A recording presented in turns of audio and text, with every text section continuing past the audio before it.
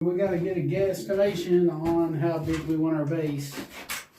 I'm just going to build another one of those wood bases for it.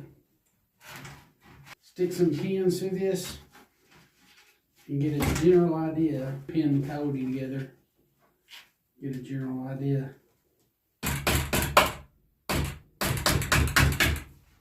Put a few pins in here. And then we can measure and get a generalized measurement of how deep I want the base, how wide, everything. The reason I pinned the two parts together, I want to get an idea of how big to make my base.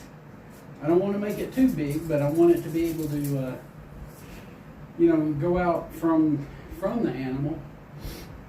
So it's a little bit of a protector too. Somebody accidentally bumps it, they're going to hit the base, not the animal. That looks like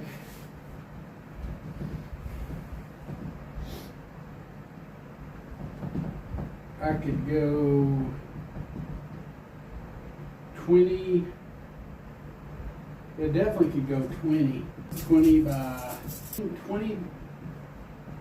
16 would be perfect. I'll cut the piece of wood out, 20 by 16. Looks like 1x1s or something. That's what it is.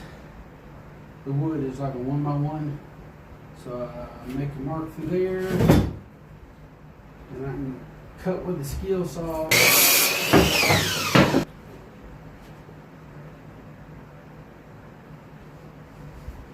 Go ahead and make my mark from the other side.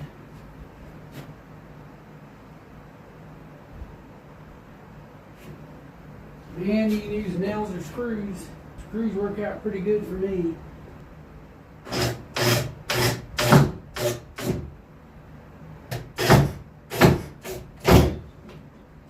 Probably about 4 or 5 on each side, probably good enough.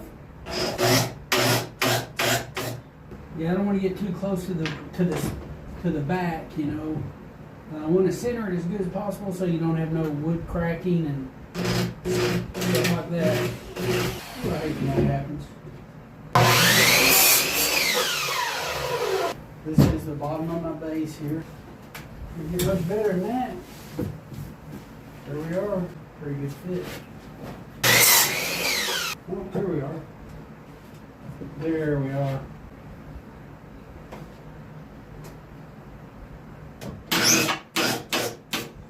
One or two more.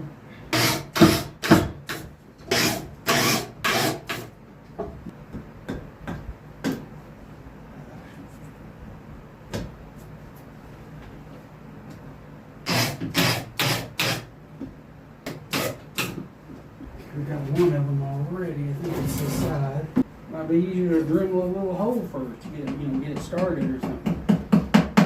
When you get it low enough, don't worry about it. We're going to get a punch on it, and a punch will help greatly with tapping it in without doing a lot of damage. By using the end of a hammer.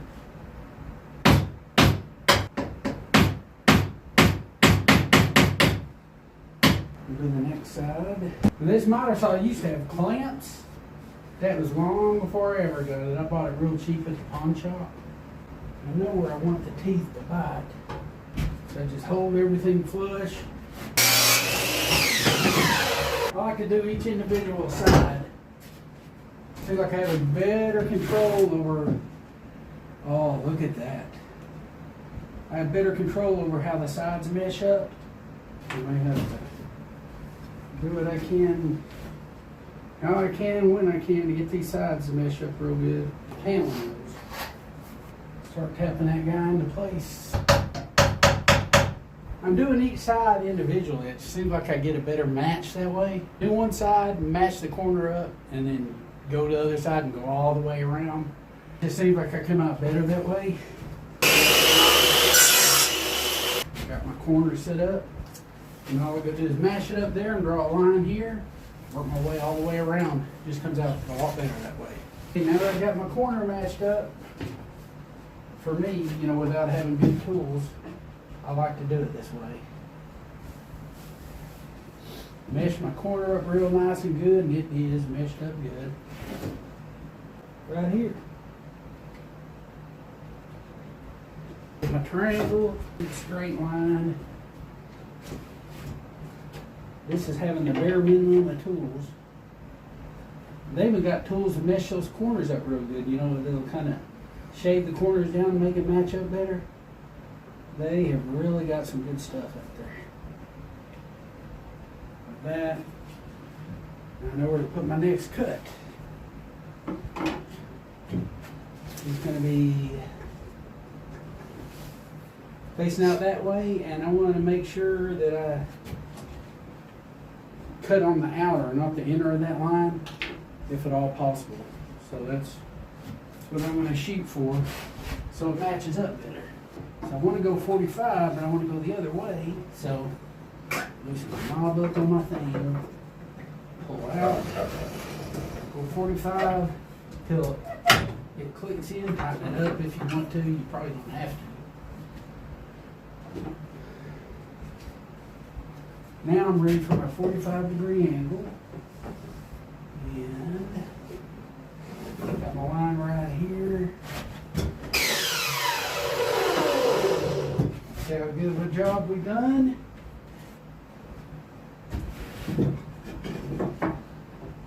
Oh, perfect. Match my corner up real good.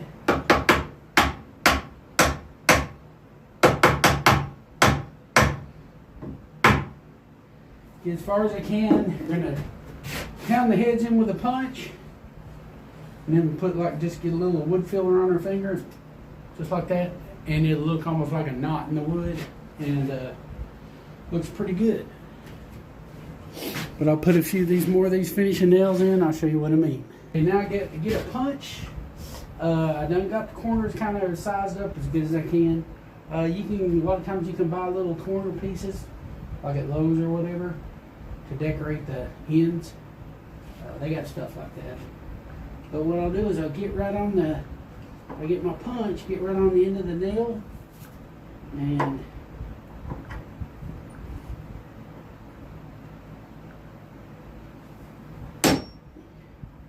tap it one good hard time, and it should get it right in there.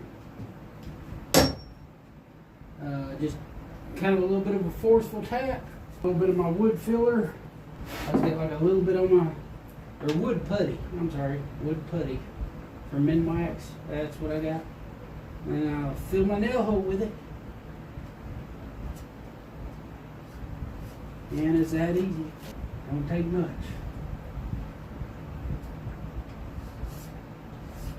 There you go. What it does, it looks like a little knot in the wood or something. Kind of has a natural look.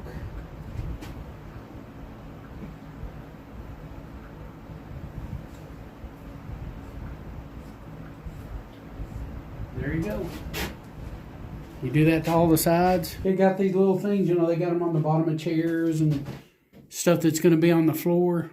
I got them and put a little glue on the end of it, and just put them down in there, and then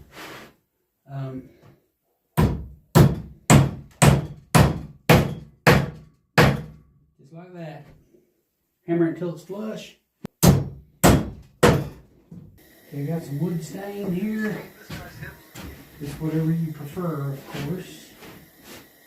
And, this is dark, extremely dark. I'll show you what it looks like when I get it done. Put gloss on it. They got stuff like stain and gloss you can get together and do it both in one lick. But I'll let that dry for a couple hours and then stain it again, and it'll be good to go. I'm going to put this layer of gloss on here. This will put a real good shine to it.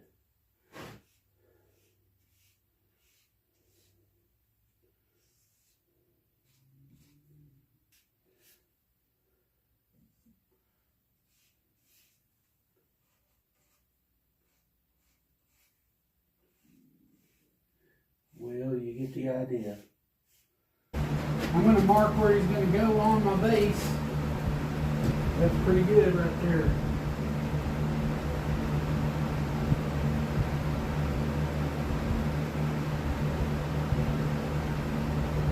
What I'll do is I'll make a circle and then I'll drill right in the middle of it.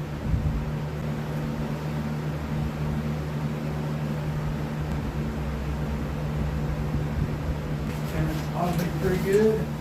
It is the closest drill bit I got. It's about the circumference of the shaft, which is it's quite a bit bigger, but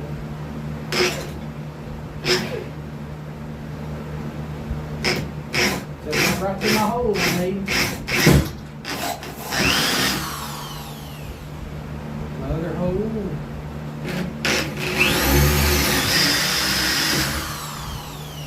Sometimes I'll take these off and reuse them underneath and glue them on or something. I'm going to get these up all the way up to the top. So a lot of times you got a little bit of foam on in the threads, and it does slow things down a little bit. So, but I'll be backing these up at least these bottom nuts all the way to the bottom of the feet, and then I'll show you what we do next. I got them pretty close anyway. Get my marker again.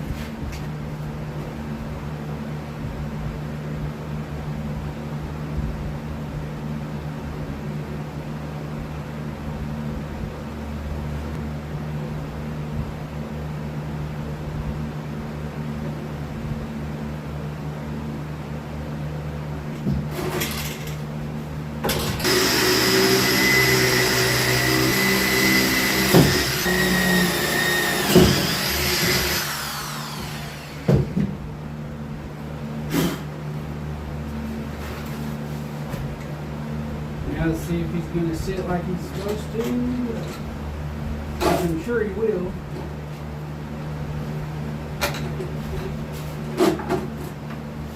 You get the idea. Then I'll back those screws all the way down until he's good and flush with it. I'll know he fits. A lot of times what I'll do is I'll put a nut on there. Because if I kind of get a thread a little bit off, unthreading it sometimes fixes it. That way you can re-thread the nut back on it.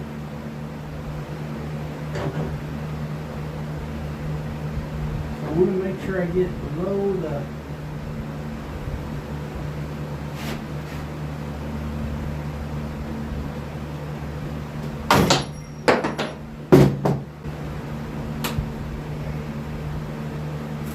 on the floor. And none's gonna scrape on the floor. Plus we got these. That adds extra, almost 3/8 of an inch. I know over 1/4 of an inch for sure. I might even get these things and then glue them back on for a little extra protection so somebody don't,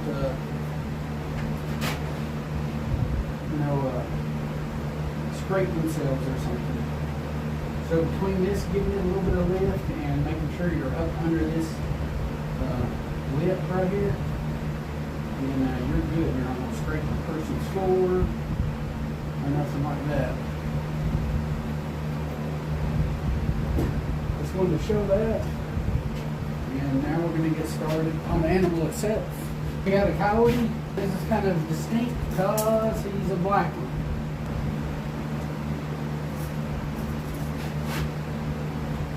Okay, my first measurement, my height of nose, I want to get that one. Looks like 4 1/4. So I'll write that down.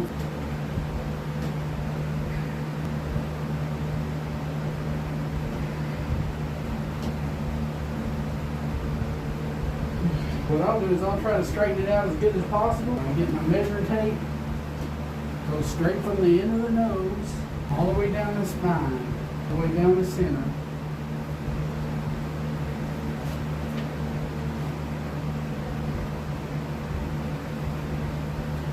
Try to get as accurate as possible.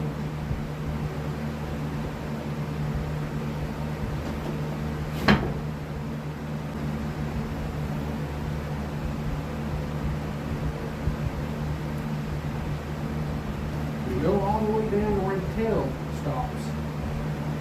Or starts on the tail, look at it. To where the tail starts actually. I got 35 1/2, so I'm going to count that as the length. 35 1/2.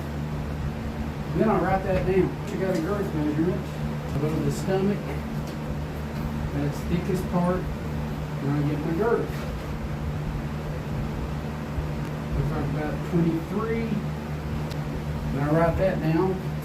Yeah, you have your measurements, so you can go ahead and order your form, but in the meantime, you can skin it out so you can, have a lot more room in your freezer. And have to worry less about freezer burn and all that stuff by the time you get to it. I like to prise the mouth open. So I got him kind of propped up where I can get to its mouth. I like to do the mouth. That way when I skin it out, I don't have to stop. And I go to the eyes and keep going from there. This is also, borax is also good for like blood control and stuff. So I don't have to worry about getting blood everywhere. This comes in handy. What I want to do, I want to get all this too, because I can use this for tucking around the inside of the mouth. So I'll go almost to the gum line with a brand new X-Acto knife blade. And I just cut around.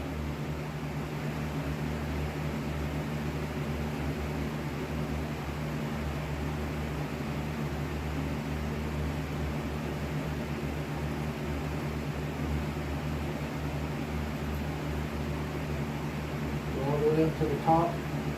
Same thing, almost to the gum line, so you got plenty of room to tuck in the front, so it doesn't hurt. On the front where the nose is. Plenty of room to tuck on your form.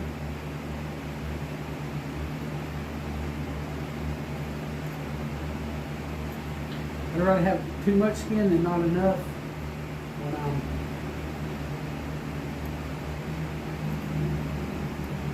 I'm mounting. I'd rather have too much skin than not enough. There's a nose bridge there. It's cartilage, you can see it and feel it. I'll cut through that. Stay close to the gum line on this side, just like on that side. And cut right through that nose cartilage.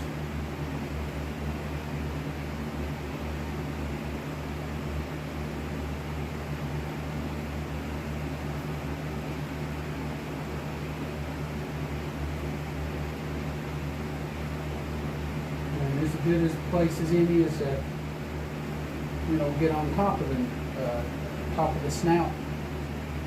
We'll go ahead and cut through this nose cartilage here.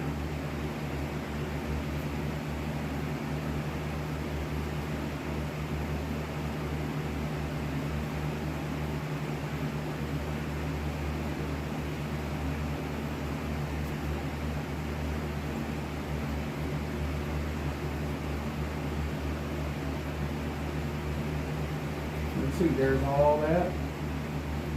Now I start working on the membrane. You pull back, you see that membrane.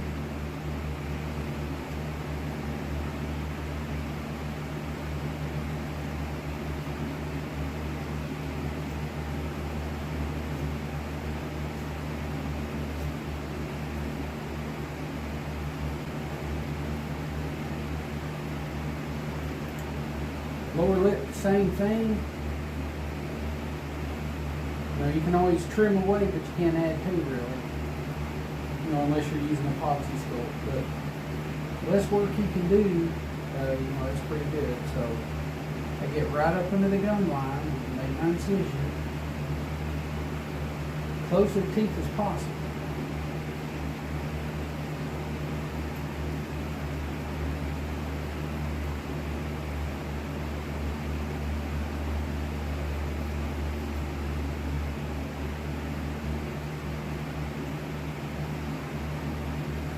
Here on the side.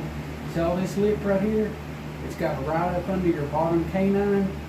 A lot of times you see that on the form even a little bit. You see a little bit of a rising, and it's where this is supposed to go over it.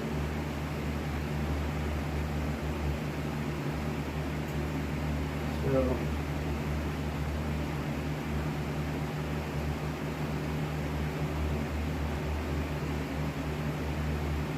below the gum line again. This will go with X-Acto knife out pretty quick, of course. don't plan on using it a whole lot anyway, so. And I got plenty of blades. See, I cut it pretty close to the teeth. That's that rising, that little flap that goes right behind the lower canine there. The lower flap on the lip. And coming up here.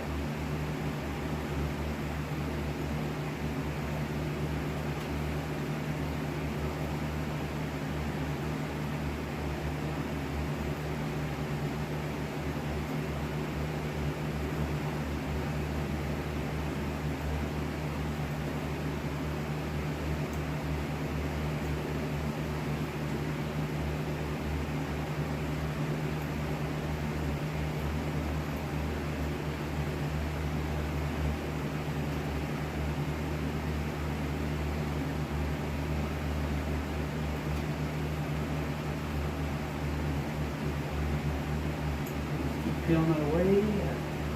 We do the other side the same way, of course.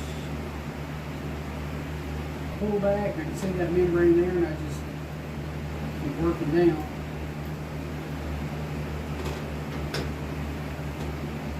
If you have a lot of blood, if your particular one has a lot of blood or something, use borax to kind of suck up the blood or whatever. I got it on hand if I need it. You can see that white membrane, I just run the blade over it. Got plenty of gum line.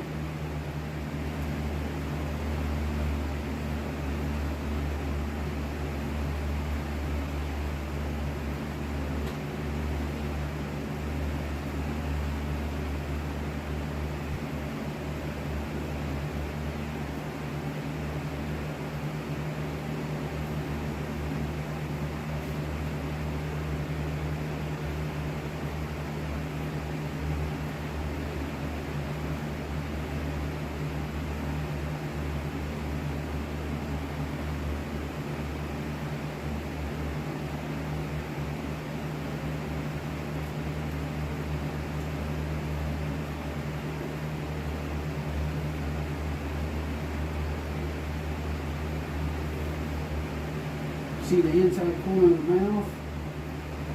You get as much of that lip. That tucks in on the inside corner of the mouth on the form. Not a bad idea to go ahead and get plenty of that too.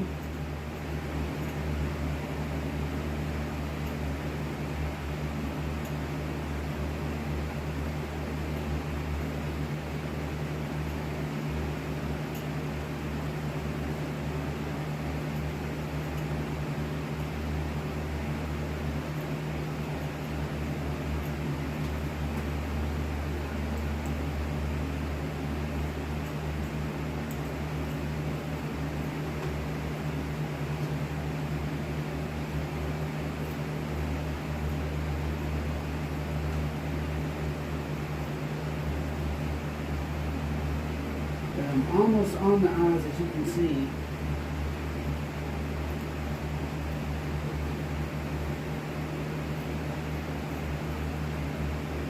I've gotten so used to skinning it out from the backwards, I probably do a better job doing it, you know, when I'm skinning him out on, like on a skinny gambrel or on your makeshift ready rope or whatever you got. But as you can see, I got the mouth skin out.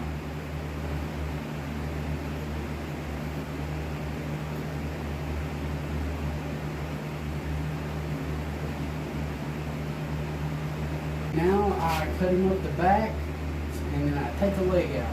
One of the rear legs is what I take out, and I'll hang him up from that rear leg and skin him out.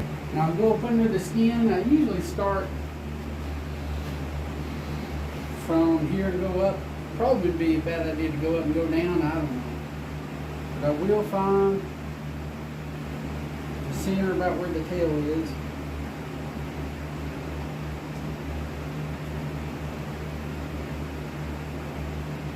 When you cut up from underneath, you lose a lot less hair.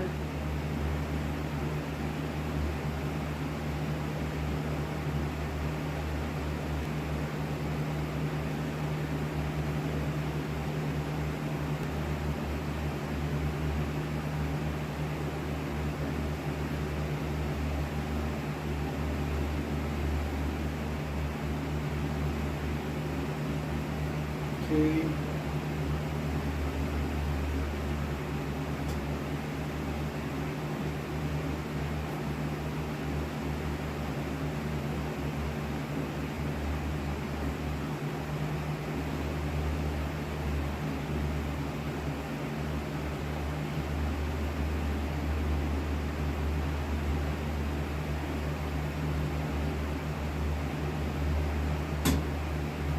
That's the spine right there.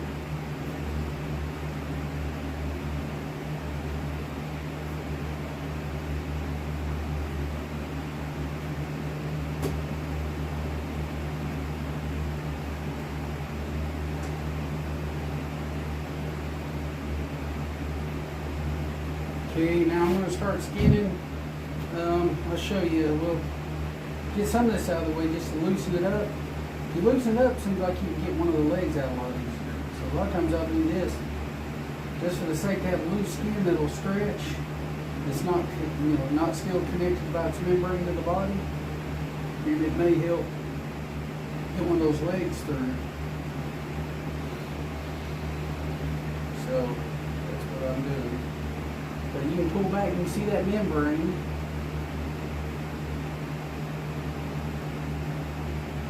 I'm just running my knife right along it.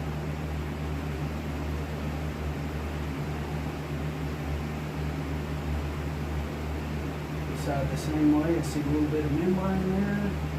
Pull back.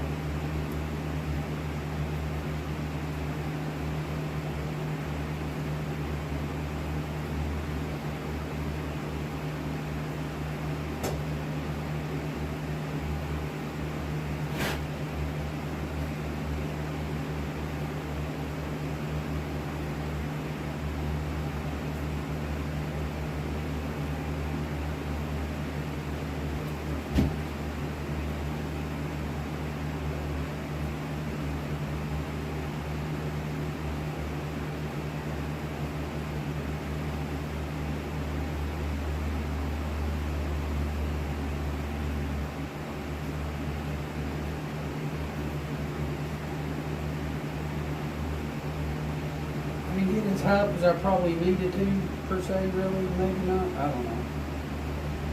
I can always make the incision longer if I need to later.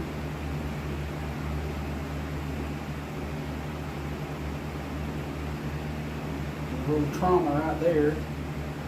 Looks like where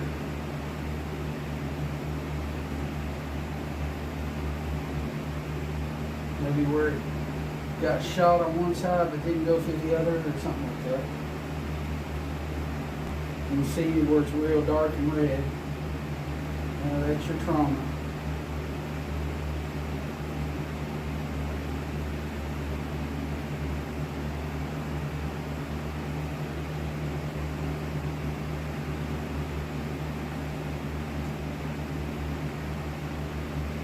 And it looks like that's where he got shot or something.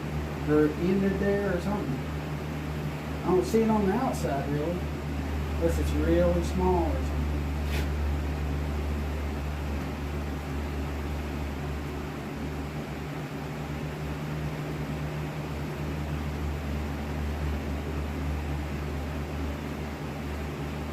I'll pull out and just break the edge of my blade over that membrane.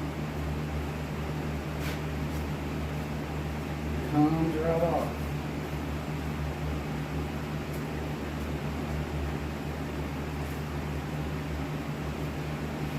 Probably gonna do the leg closest to me, I think, as far as skinning, being the first leg to skin out so I can hang it up. Probably this leg closest to me. The reason I hang it up, it's easier to skin them out. You let gravity do the trick, I guess you could say. The only thing, when a trapper skins something out, you may not get the feet on it or something. The taxidermist, you gotta get the feet. And all that good stuff. Basically, I just want him to come up through here. And now in the coyotes are something different. Usually around the bottom part of the foot, you got to make an incision because it seems like the skin has a hard time coming off, trying to skin it out, so you have to make an incision. An incision opens it up better to where you can skin it out. And I'll show you what I mean. I guess I'll get this first. I'll show you that a little bit later. You can see the way I got it propped up like it's squatting or something. There's his knee, and the bottom of his foot is down right there.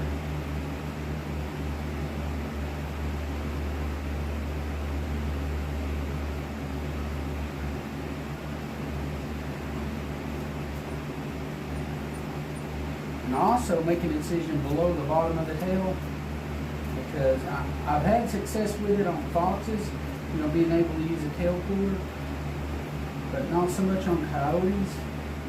Not that I necessarily try every time. I just think it's safer to go ahead and make that small incision on the bottom of the coyote's tail to let to release the tailbone where it'll come out, and then from there I can get the tail off. But I'll show you what I mean. Oops. Let me squeeze it out. Down. Okay.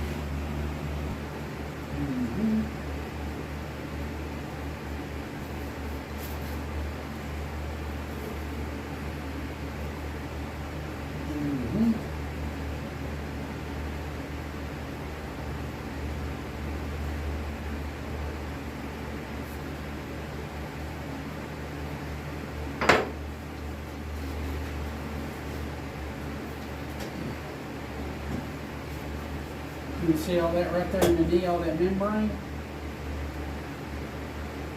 All you gotta do is that right there, and it brings it down.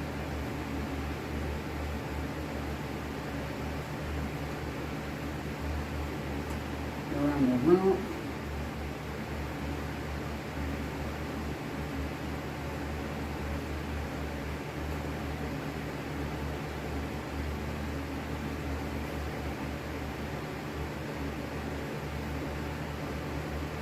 Basically, I do one leg so I can hang him up, and from there on, gravity is like an extra arm almost. He skins out a lot better, and just as you skin, he keeps dropping down more and more and more.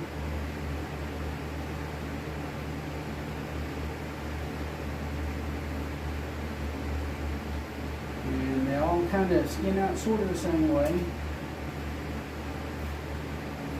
Whether it's a beaver or yeah, anything, a coon, fox, you name it, bobcat. So sort of the same scenario. Sometimes you have to do a little extra work on one to get the skin out a little better or something. Like with a coyote, I'm fixing to show you that.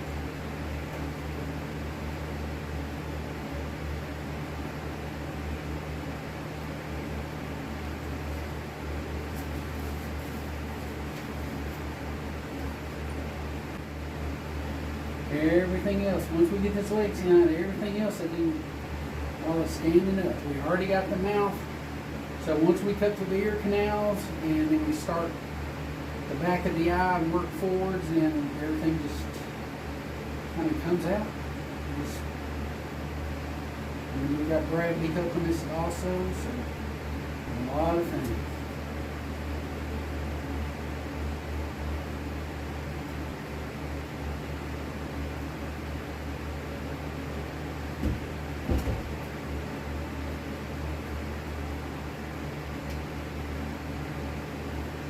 A little slick, get your borax.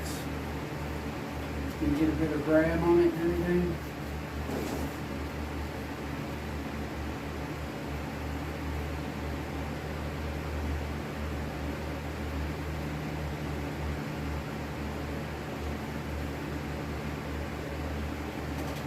We get where you'll see an opening right there where the two legs, you know, behind the calf, behind the joint there on the calf. You see that? That tends to be the first place it wants to open up. That's the back of the leg. And I go over this way. Here's the front. Still bringing it down in the front. And here's on the inside corner of that leg.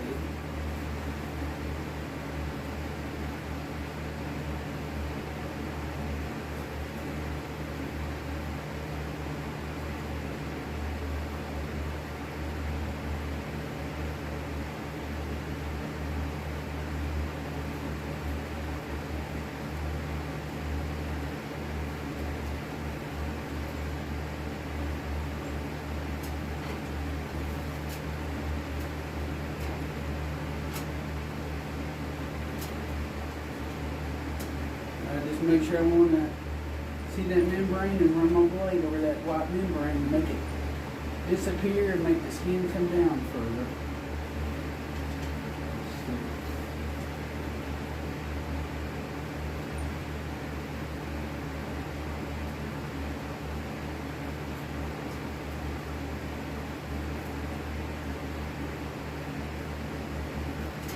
It can get tricky in places on this rump here. Make sure you're staying on the membrane side, not cutting to the skin if at all possible. Okay, we're getting close.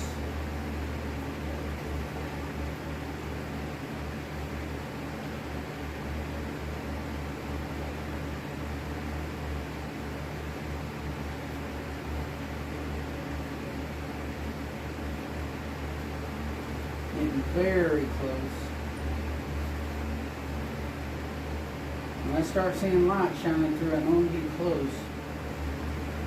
And I'm already through, see?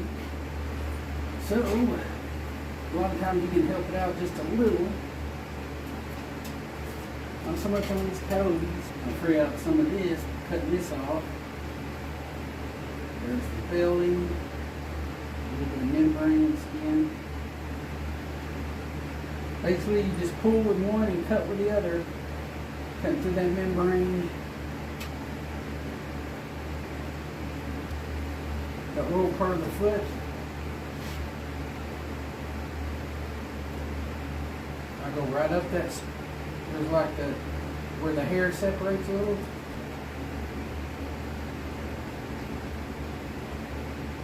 You see how that is right there? Should be all I need right there. You may have to go up to the elbow, I'm not sure, can't remember. It may even depend on how we go.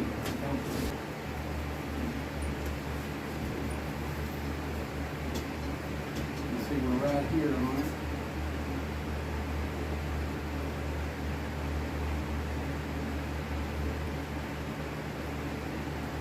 Oh, that freed it up a little.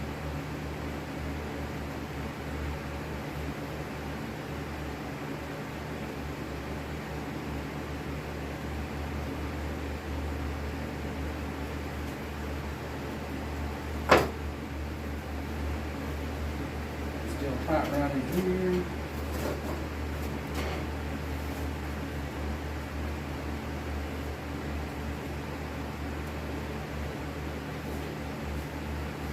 All that loose skin holding.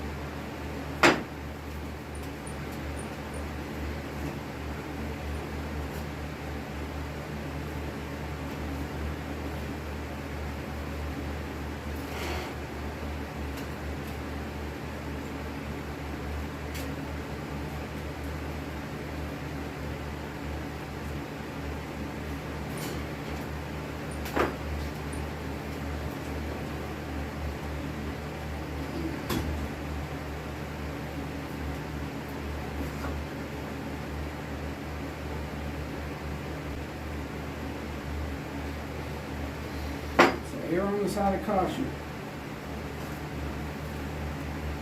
We don't want none of that stuff. Broken legs and all that junk. Right here in the elbow, a bit of tightness.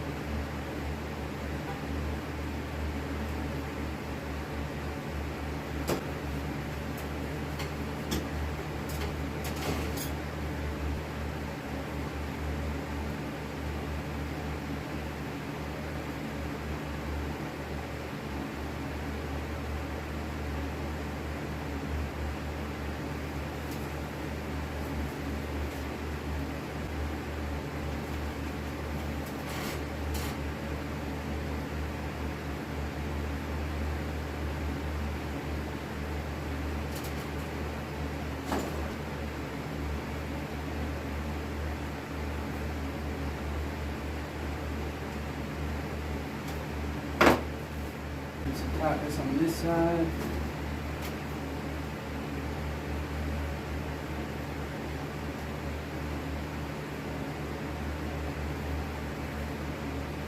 And you can use an X-Acto knife on this if you want to. A good sharp knife helps. Here you go over that membrane.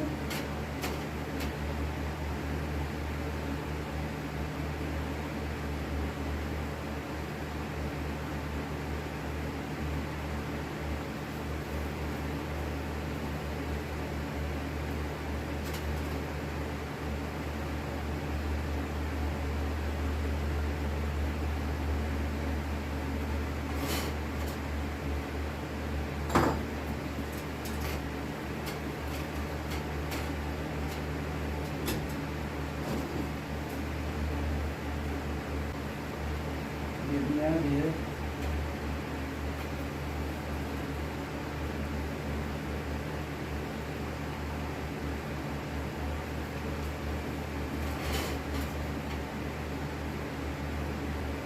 I can see the incision right here opening up slowly but surely. This makes it easy.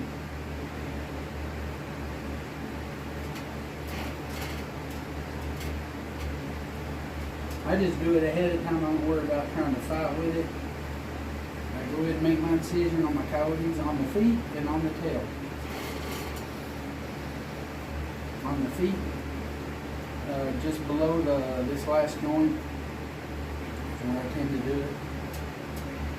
And so it's opening up real nice and good.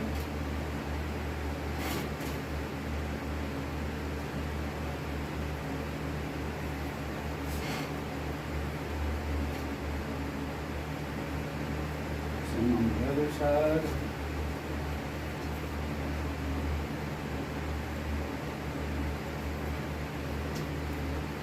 Pull down a little more.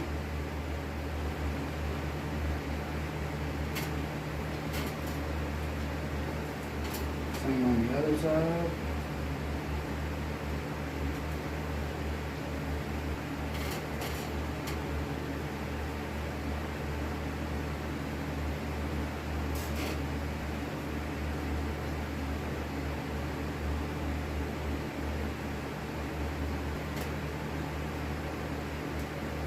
Coming undone, almost to the top.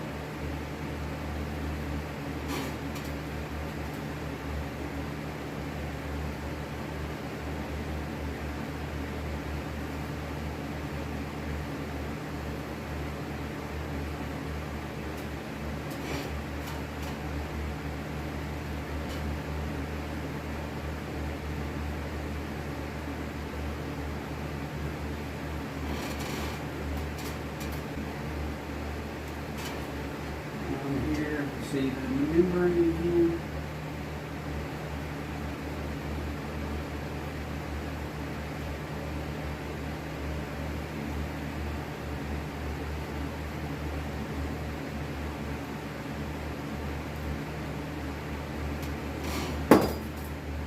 And you might even switch back to your exacto now if you want to.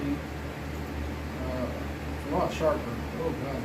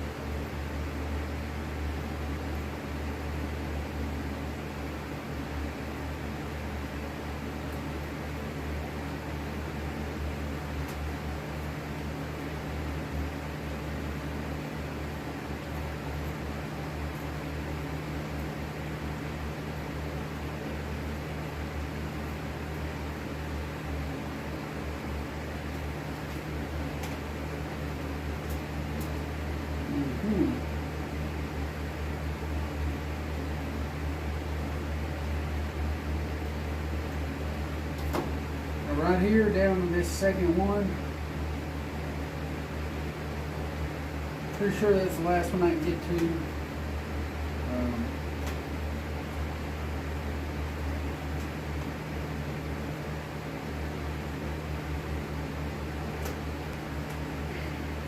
Go to the next one.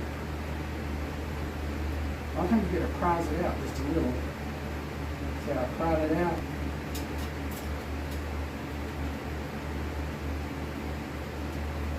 You have to stretch it, which you will. You have to almost pull that joint out. You know, see how I'm pulling it out? And I can get my shears right on it.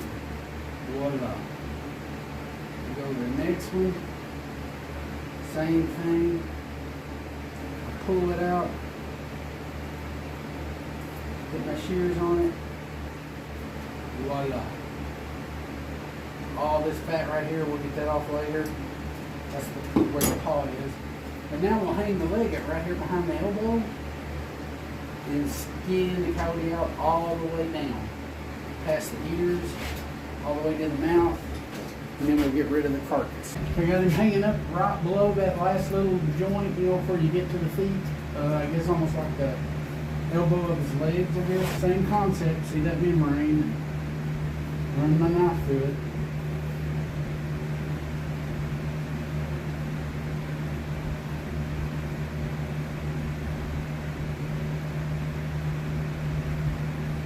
Since you know you got to do it, go ahead and make your incision at the bottom of all these legs. And you can see the streak where you can see the very rear part of the leg. You can see the way the hair kind of tufts up right back there. And that should be enough right there. Should be enough to do the trick right there.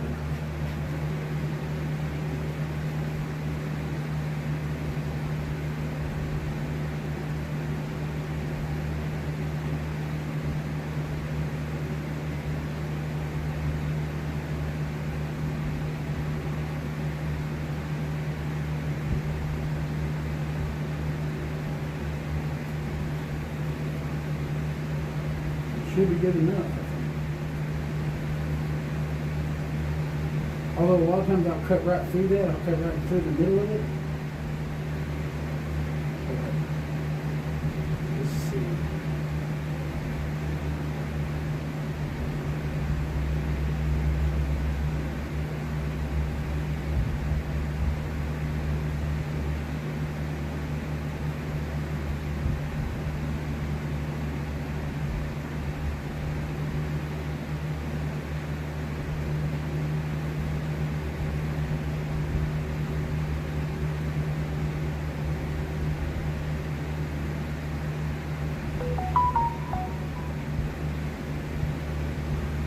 right here where the tail is, I'm thinking I may go ahead and just cut it. Where it's coming out of the body. I should be able to skin it down some.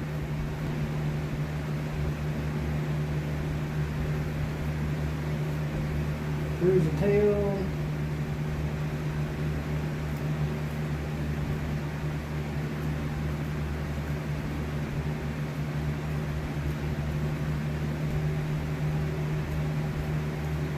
See the skin's coming down.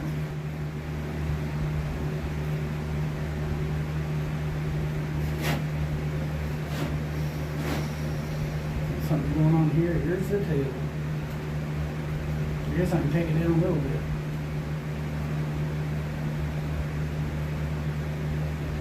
But I've learned from past experience not to try to strip it like you would like even maybe a foxtail or something.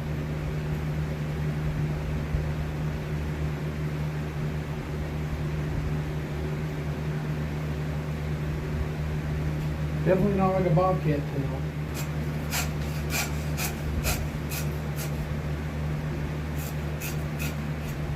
So easy it was.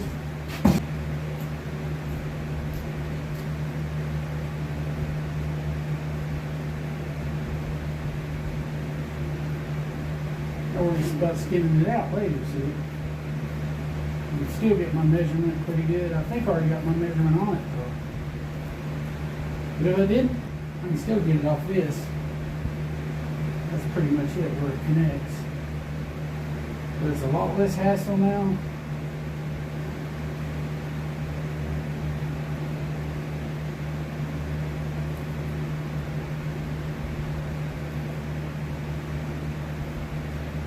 If I'm off like a quarter of an inch or something on the length of the tail, yeah, it's not going to hurt me. It's curled up anyway. It'll be curled up to the side. So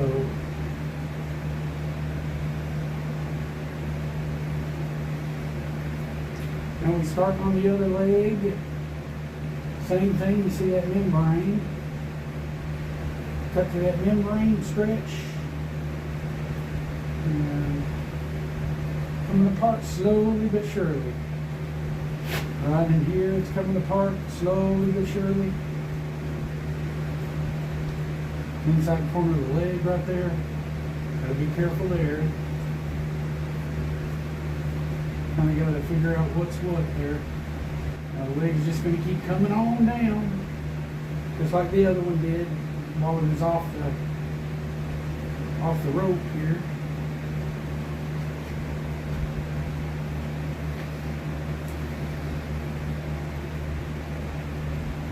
See how he's coming down, a little bit of pressure along with the gravity. And he'll just keep coming.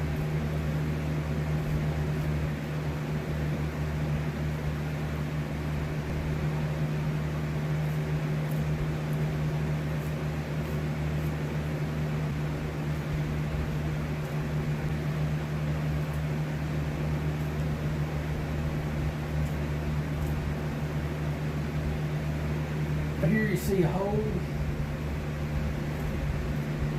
I use that to get a little leverage to pull down.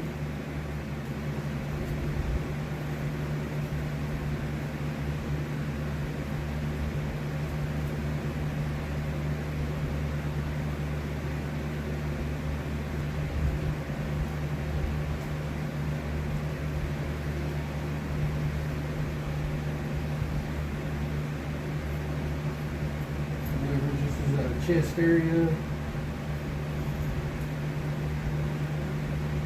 I'm gonna bring it on down.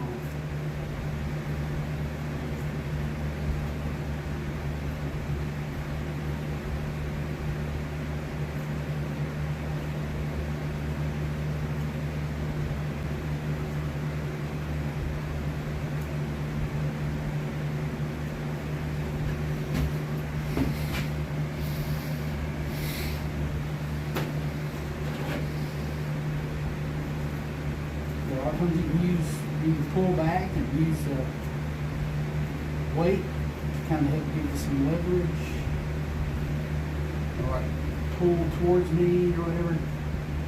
And I can pull towards me, use the weight, weight to kind of get with it. Pull here and use weight to get done what I want to get done.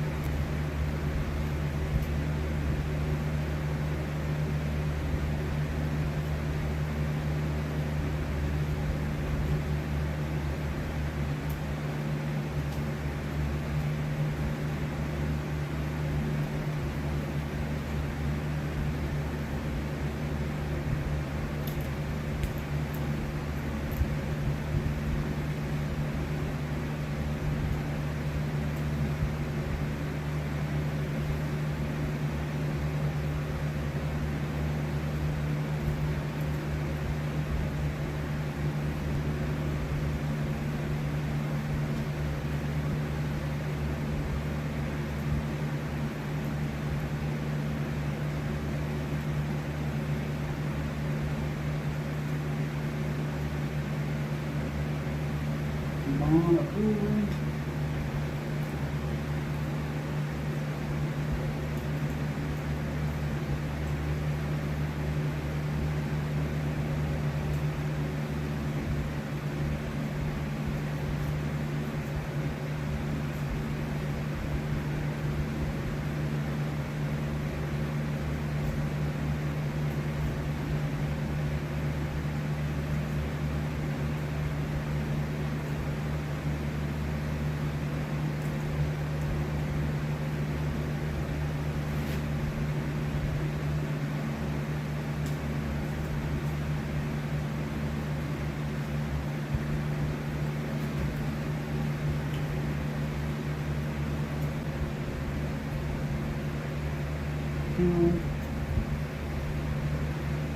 That's enough of the basic.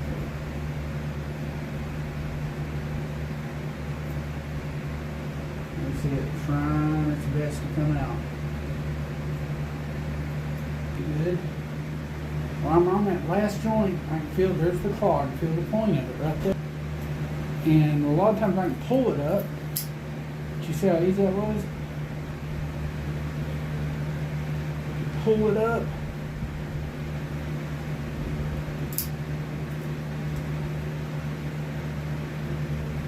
Pull it up. Look at that. No cut through the skin. You trim that down if you want to, but usually I'm about good enough when I can pull it out like that. Maybe help it out a little here. So you get the idea. Pull it out, expose that knuckle, voila. Pull it out, expose that knuckle, voila.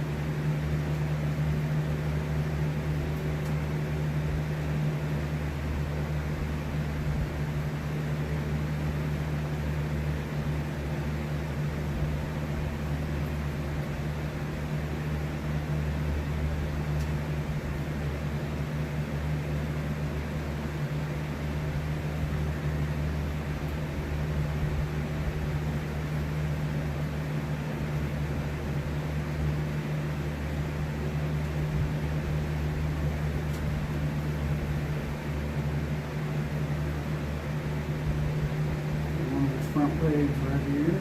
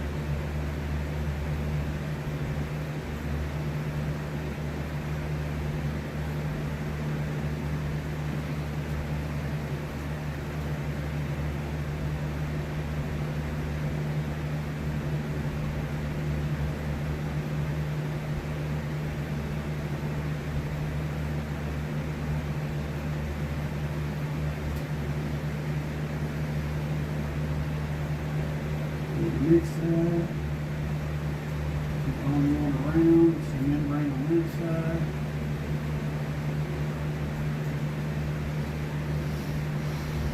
My main goal now is to get as far as I can up under the breast, chest up.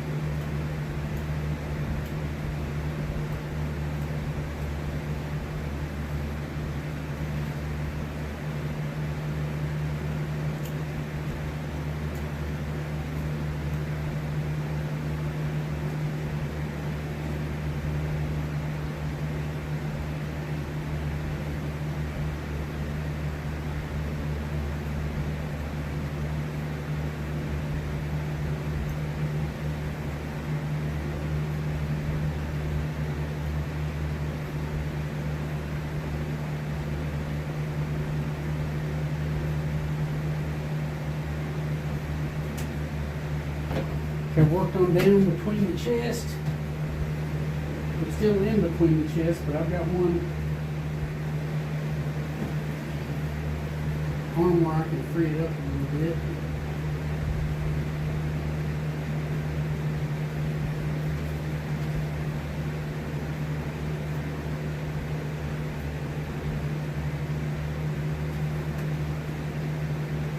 This side.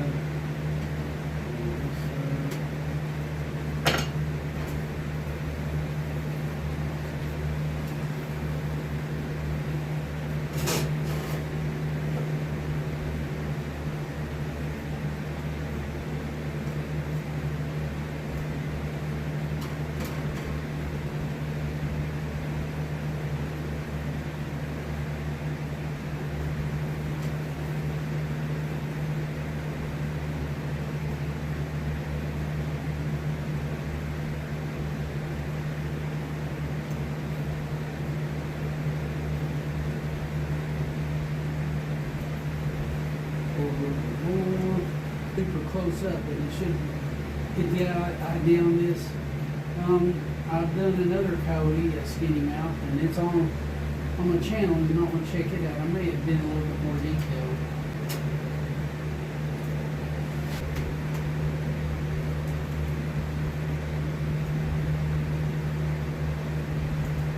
Getting close to the finger, so let's.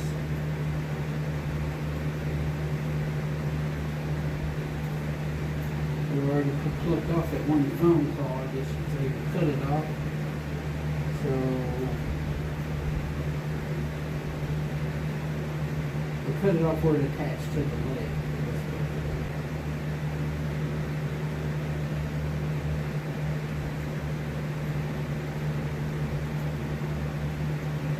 You just got to work with it and find out how to get your leverage. Keep going down. A little bit.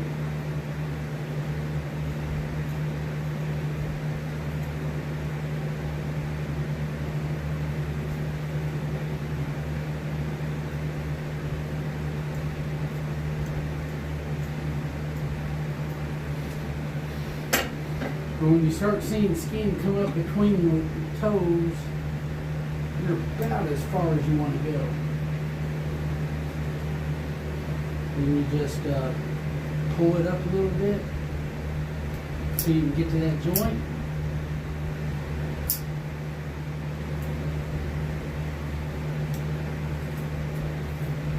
Find the joint, sneak through it. Pull it out. You can see me pulling it out. It's coming.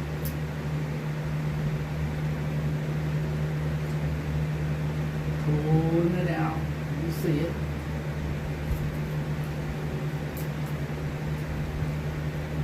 Pull it out enough where I can get to it. Snap it off.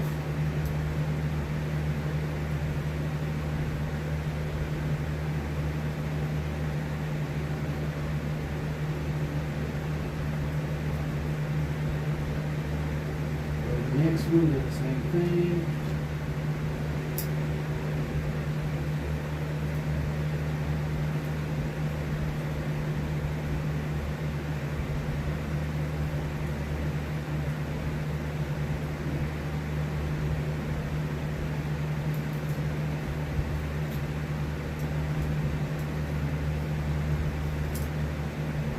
Go to the next one.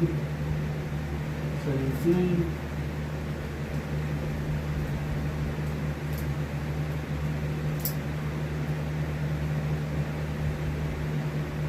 Voila.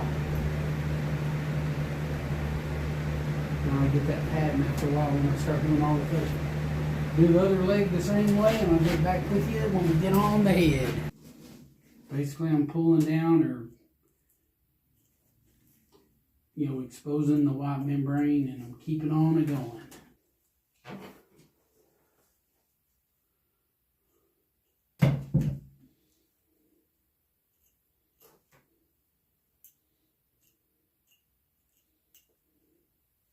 See, it's coming out.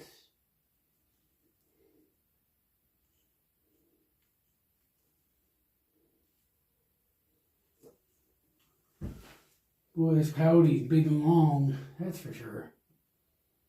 I put that sucker up pretty high and it's still almost to the ground.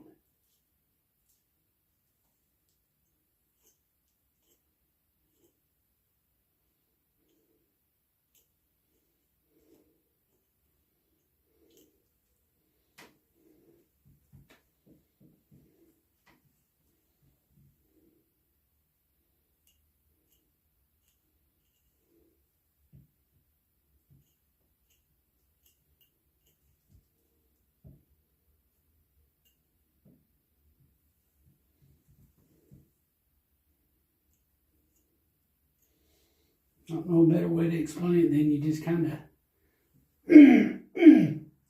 work with it here as you go, and so a lot of the membrane that don't really count with it, get it to come up with it, and then you can always trim it off later. But I do see kind of like the membrane. I've been running my knife over it. So I'm still doing that. Still running my knife over membrane and separating stuff, you know. And then eventually it flops out and everything's good. That's the way it's been working for me.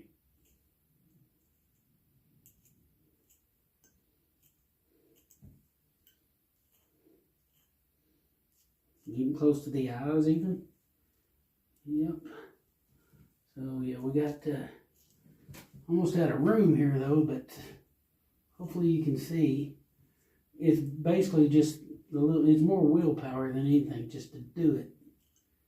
And take your time, not put any holes in it, and you'll do it. There's the ear. Keep on going, the membrane there. So that just comes right up. Other side's the same way. Top of the head.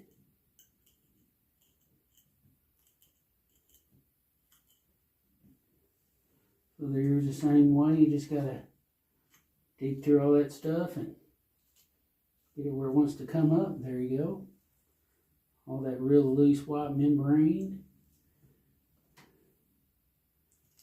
Coming close to the eyes now. And I'm glad because they're out of room here.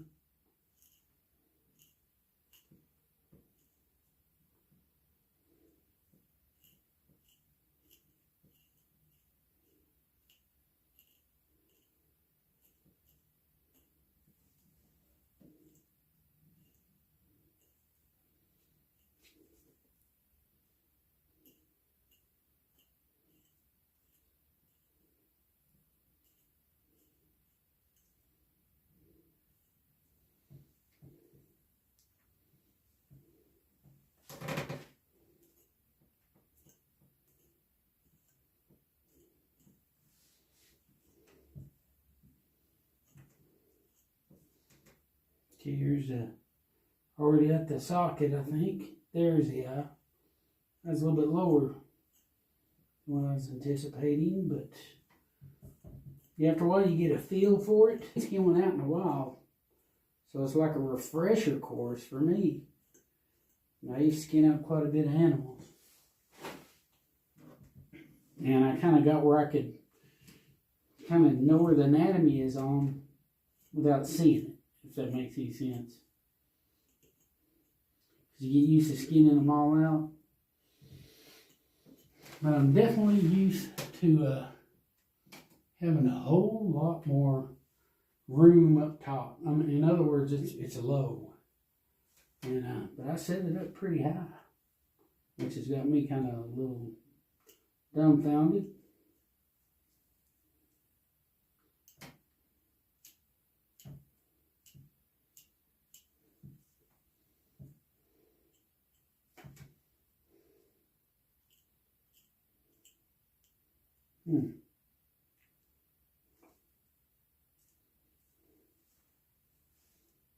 No, I don't know what I'm doing there.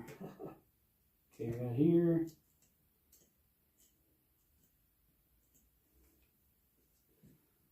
Okay, lower jaw a little bit. Now remember when we skinned the mouth out and the nose, we didn't get the eyes, which we could have, but that's not the way I do it, but whatever you think. A lot of times I can feel the eye socket and then go from there a little bit. And a lot of times I like to pull it towards me, and that's not good for the camera.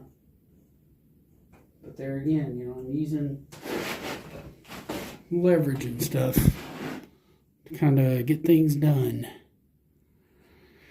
So, excuse me. Let's see, like right here. Got a lower jaw still. Things will open up here in a minute and it'll all just come apart. But in the way it's supposed to. Okay. feel the eye here.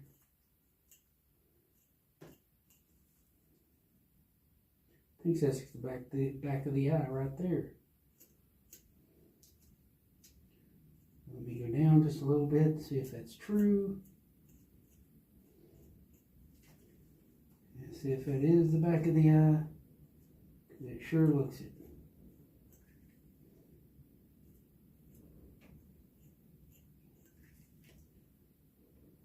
I think it is.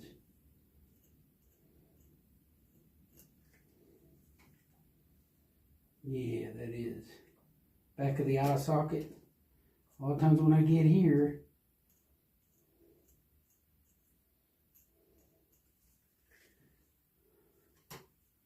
I don't want to cut through the eye, an eyelid. So what I'll do is I'll cut through the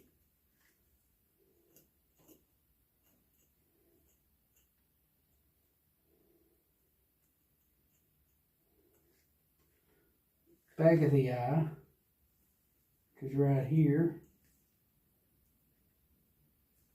okay? Make sure my blade's good and sharp. Definitely helps.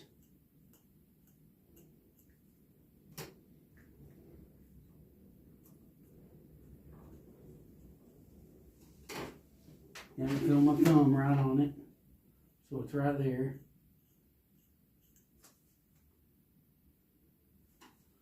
I start cutting through where I know the eyelid isn't. Very back of the eye.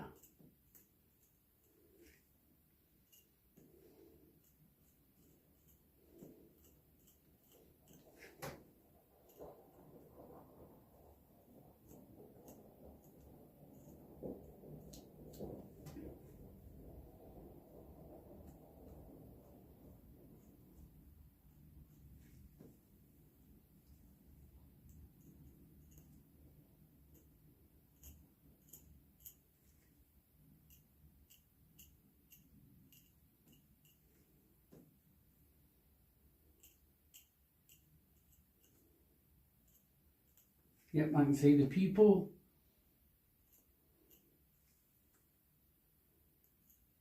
And I know I'm in the good because there's no eyelid, just the pupil.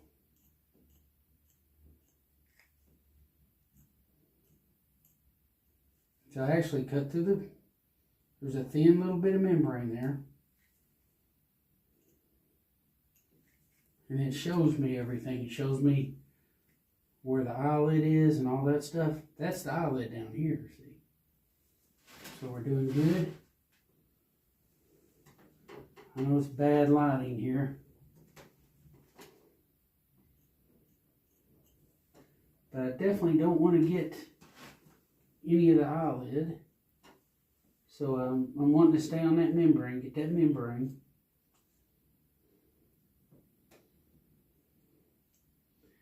Work my way towards the front.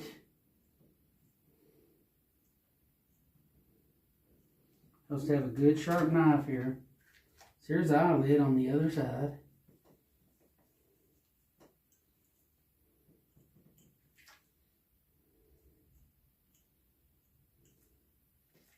The knife is dual.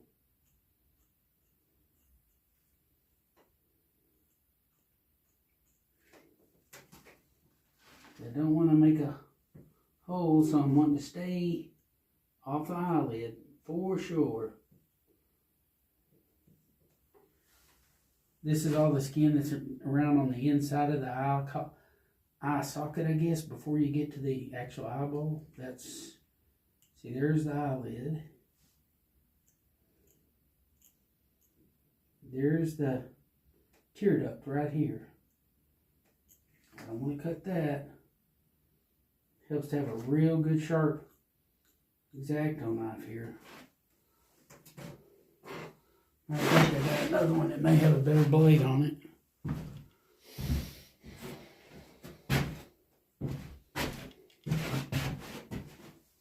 Hopefully it's a little better. Let's find out. Okay, right here. Oh yeah, it is. And as soft as all that is, I can cut through it, see.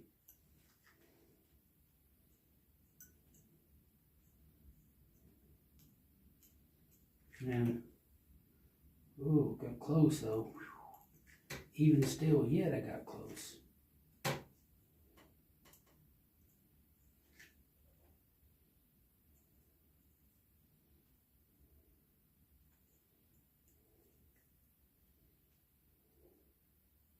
This is the tear duct. Okay, I'm out of the tear duct.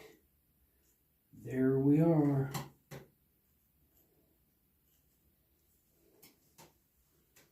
That's the inside corner of the mouth right here.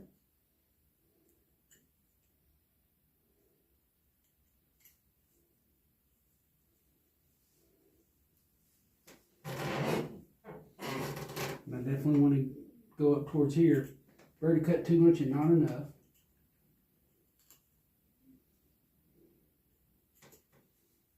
This was what dulls them real quick.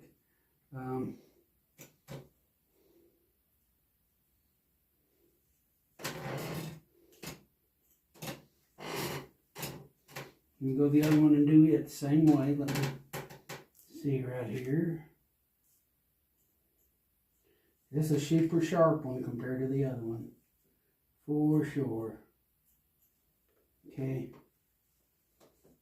come forwards a little bit till I feel that eye.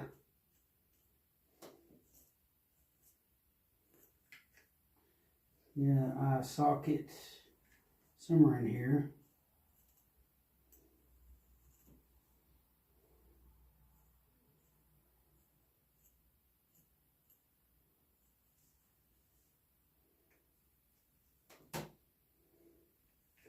Right up here somewhere.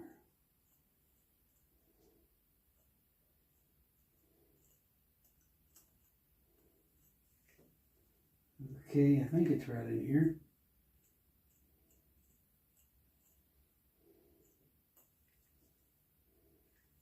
Yeah, here it is, right here.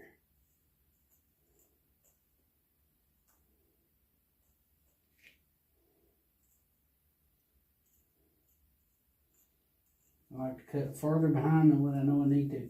The very back of the eye where I feel the, I guess the eye socket is where I start cutting down. The very back. Because it's better safe than sorry. So right in here.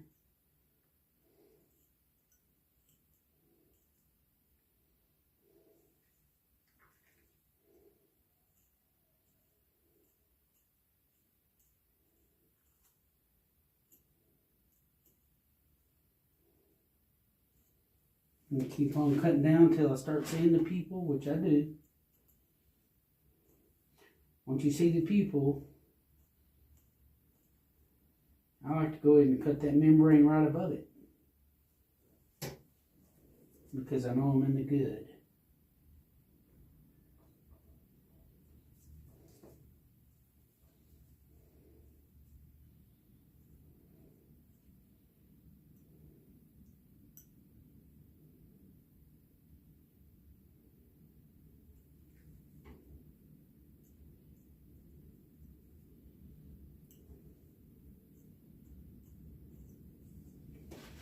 Standing sitting so low, it's making things awkward for me.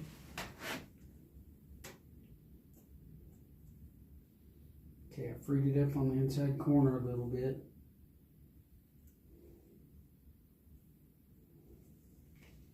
I can see the eyelid.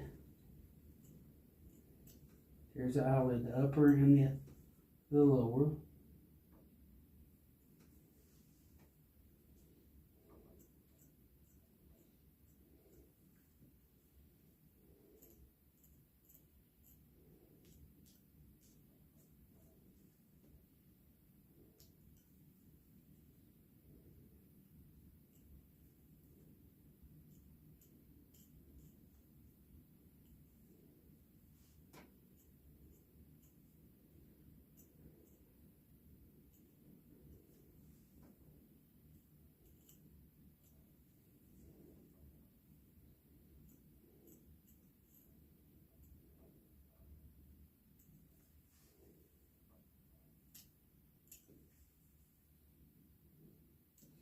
See the inside tear duct.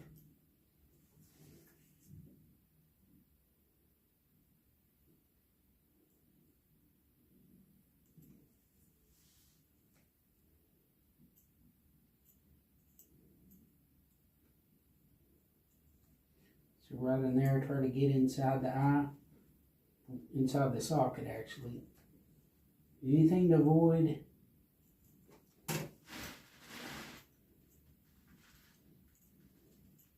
actually skin against bone right there, so you gotta be careful.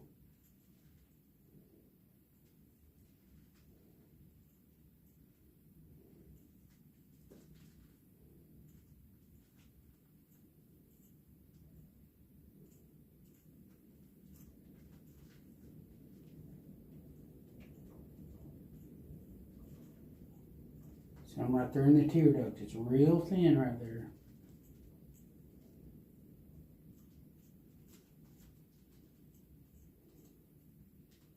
But I got it. Well, this is above the nose and all that, you know.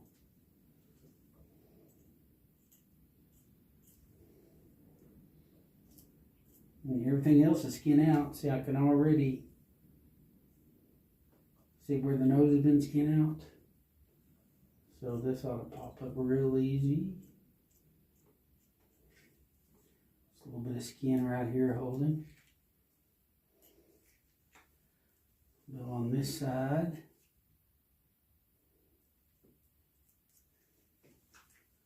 A little bit holding. Right here a little bit. But it's all really coming off quick. So there's a lower jaw and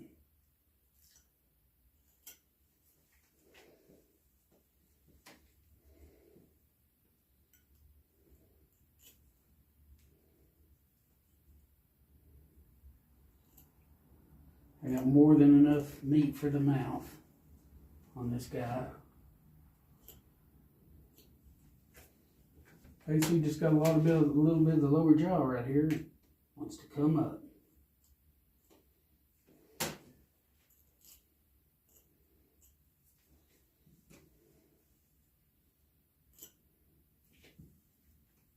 Oh, that's plenty good. Yeah.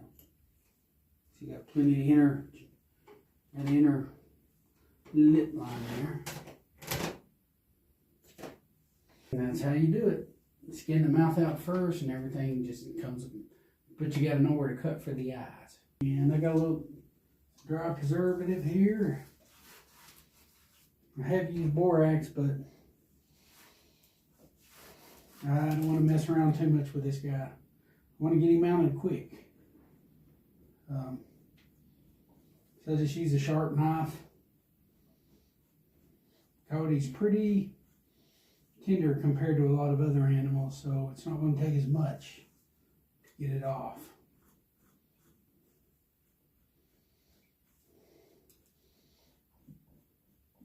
In fact, I'm probably going to make a sweep with this, and I'm going to go ahead and get the ears and the mouth.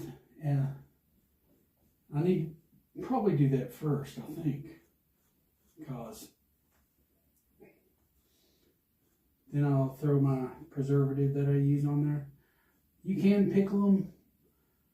I don't know if I did a pickling one on here or not yet.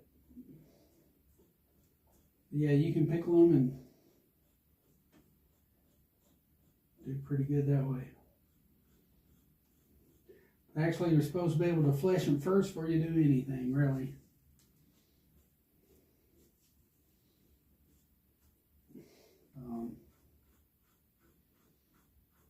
Supposed to be the first thing you do. And so I'm just kind of rolling it.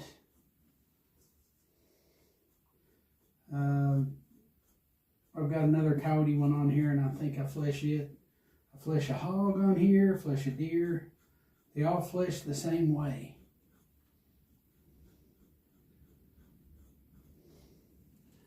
I'll make a sweep. But y'all see what's going on here. See, here's some fat right here. It's coming off.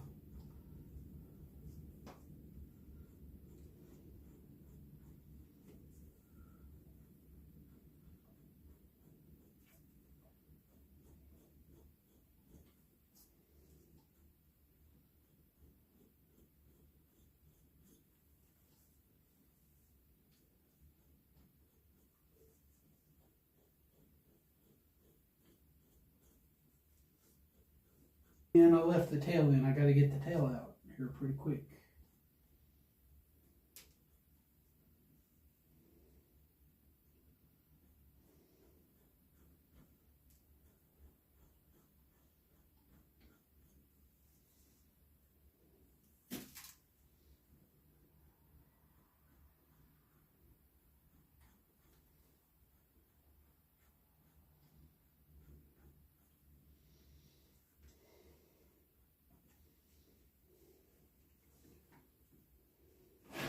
I do use borax sometimes, and depending on the condition of the cape, if you know how good it is, which a lot of times I don't. So I go ahead and use everything, dry preservative, all that junk.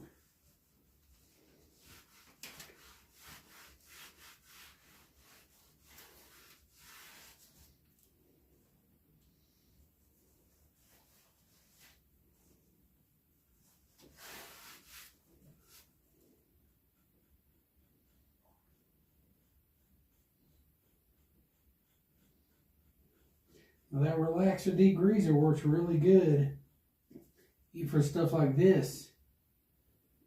I put it in like with the soap, let it sit for a little while, and it's amazing. Blood comes out of it real good. Seems like it cleans it real good, and it seems like it's degreased real good. And that's like you putting it in like a dish detergent or something, like Dawn or something. Seems to do the job though. Sure does. Seems to degrease them pretty good. I did a hog with it, and that hog was dry as a bone. Not a bit of grease on it. Of course, I did a good job fleshing it, but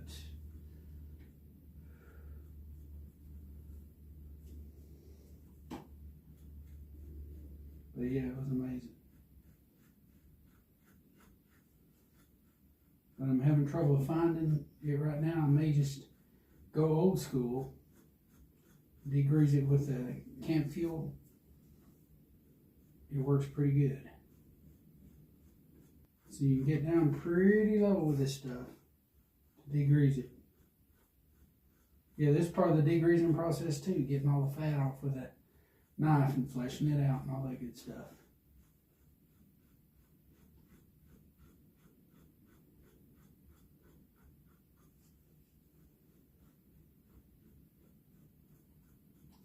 And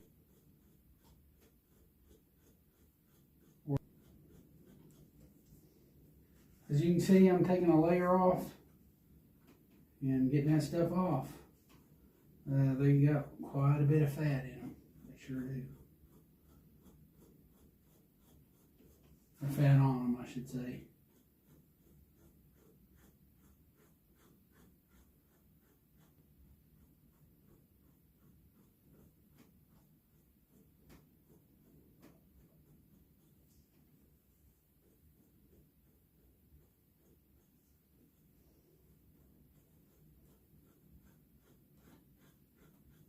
Yeah, the black color phase, you don't see it often.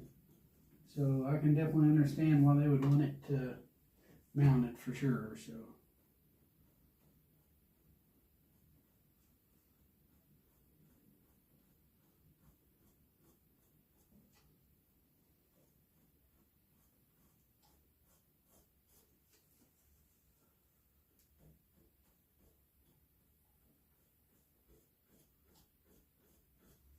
I'm not exactly sure of how fresh he is. He should be fresh, but you never know. So in other words, I'm throwing a little bit of preservative on here ahead of time.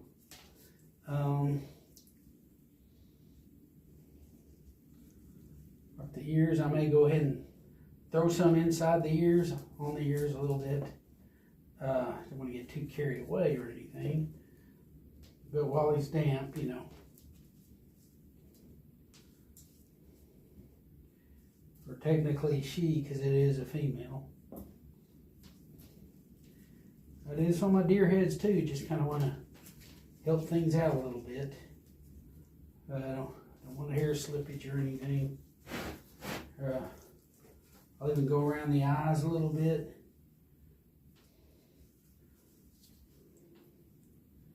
Make sure there's no slippage around the eyes. This is not the way to do it, of course. Sometimes if I don't know, I want to play it safe. The only reason I'm putting it on the ears is because that's what's fixing to get skin out first thing. You know, I'm not going to mess around. So, lower jaw, side of the face, around the eyes, around this eye.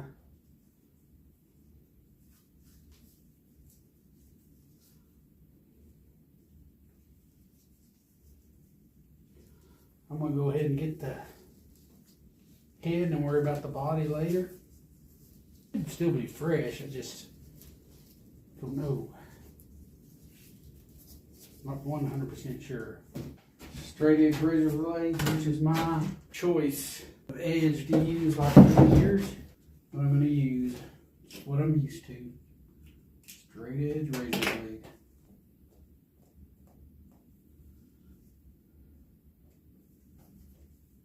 Here I got it here, and on one ear right here. Here you go, just like when you fleshed it. You pull back, and I see the membrane.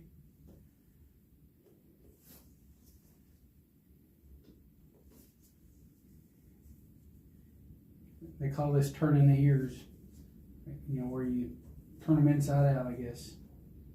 That's where they get it from.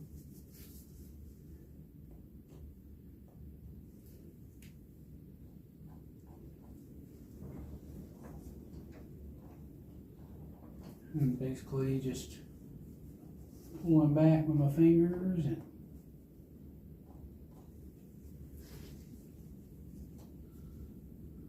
pulling it out.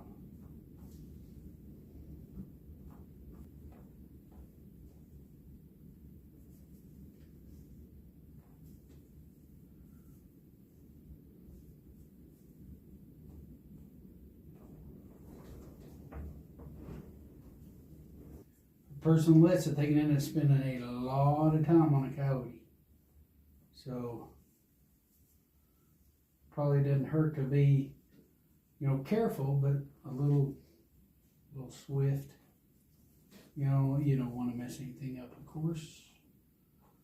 Or do put extra holes, that means more repair work in the end.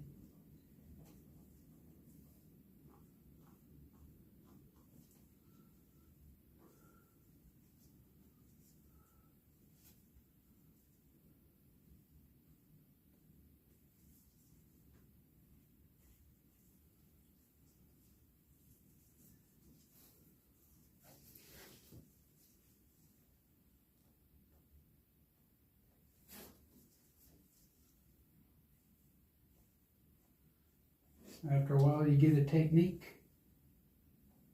You're working on these. I guess you could call it that. You get a little quicker, I guess.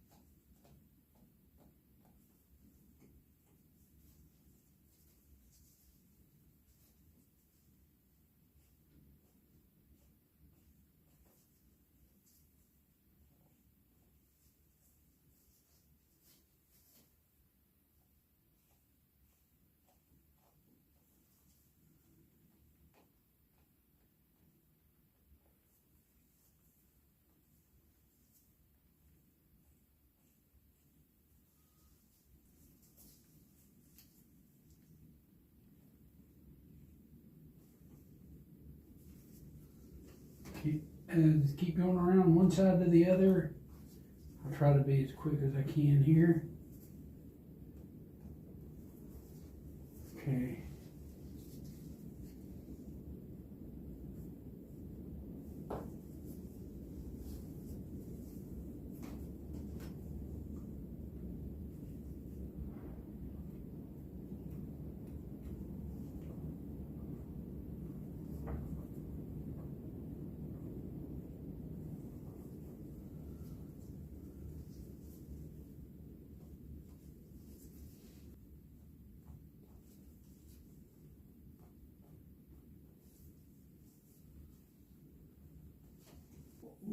of excess stuff here that needs to come off. Basically, I want, some of the ear canal. That way when I try to fill the ear with bono, it doesn't spew out all over the inside of the ear. So I actually wait until after I bondo the ears before I chop the ear canal off. It helps control, the bondo, where the bondo goes.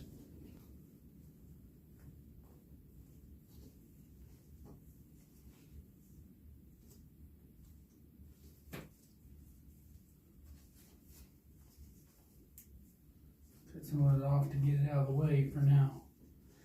That's my goal.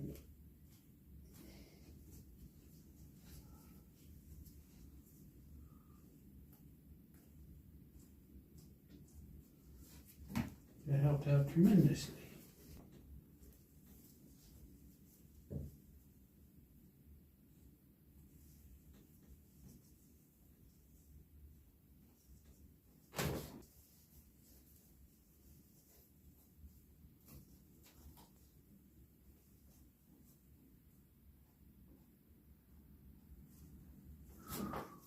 A lot of times when I turn ears inside out, I have the help of something like a sharpening steel or something. It wouldn't be the first time I've done it. So.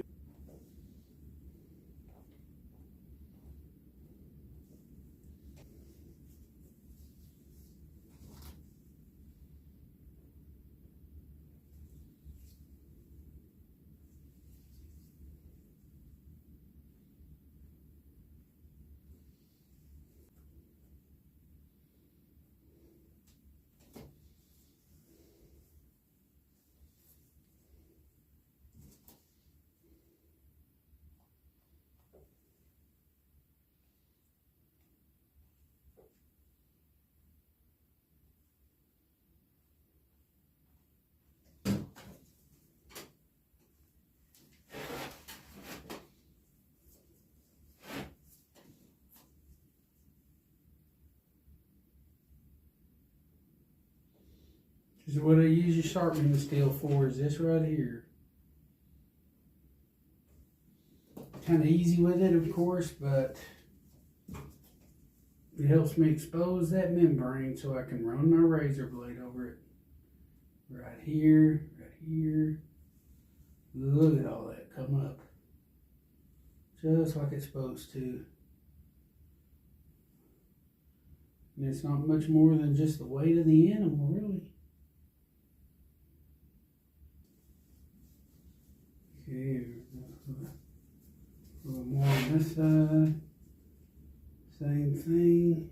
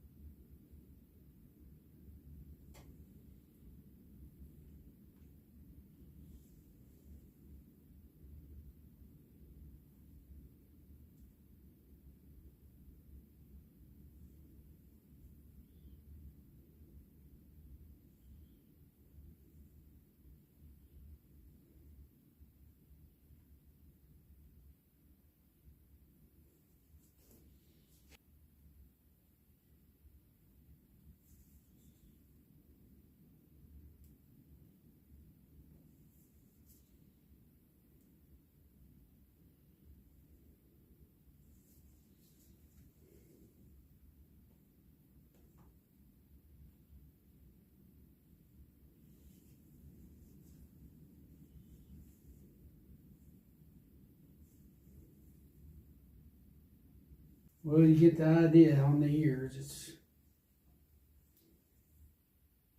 the same process.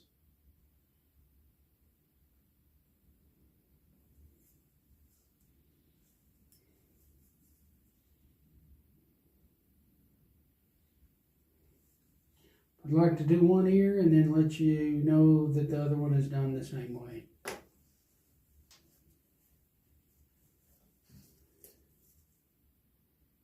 And the sharpening steel, I think I got it on the hair side. I'm being real easy with it.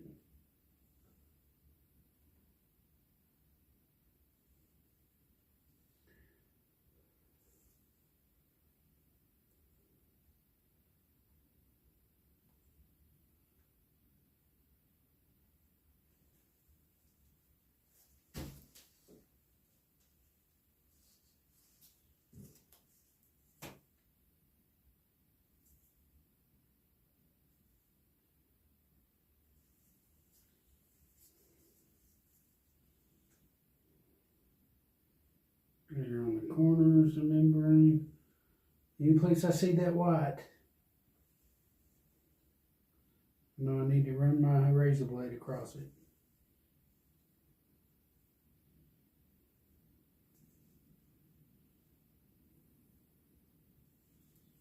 Here on the sides, we gotta open it up.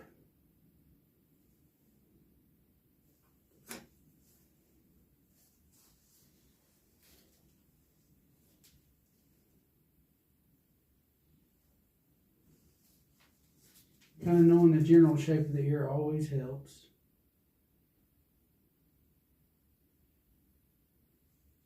See, as it peels back, it exposes more membrane. And so that's how I'm rolling. Just keep doing it that way.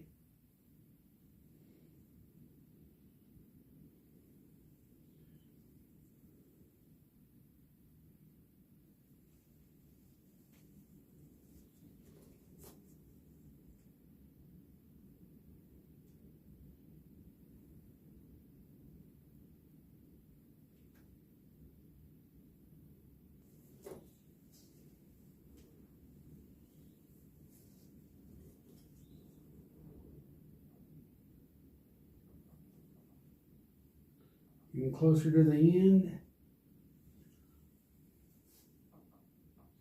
I'm not using a lot of weight, and I'm making sure the ear is fresh enough that hair is not going to be slipping off the ear also.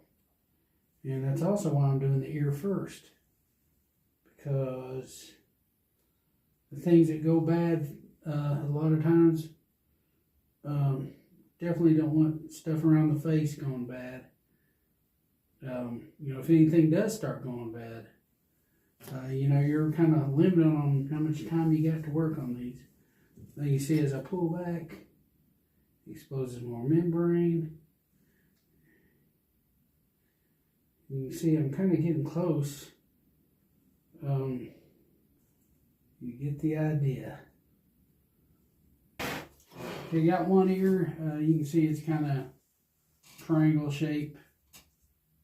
And there's some bordering cartilage I didn't get. I made sure I didn't cut it. I just want to get the red meat off. And I'll continue on to the other one. The other ear, just do it the same way. Not always using this, but I do tend to use it some. Especially towards the end when I'm trying to get the point at the tip of the ear. I'll use that to try to get some of it.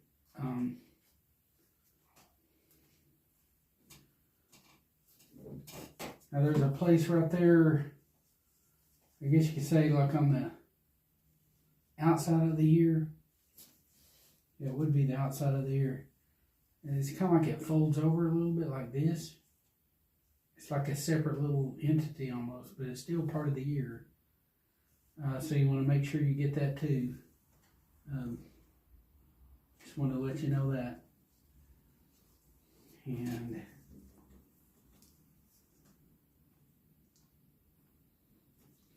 try to get the membrane, the red meat off, as good as possible.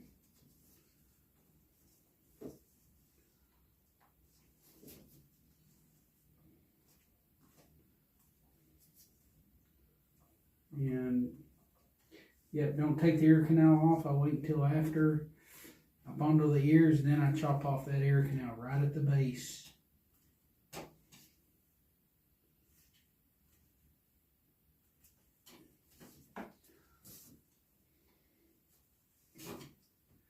But the ear, this coat is going to be howling, so technically,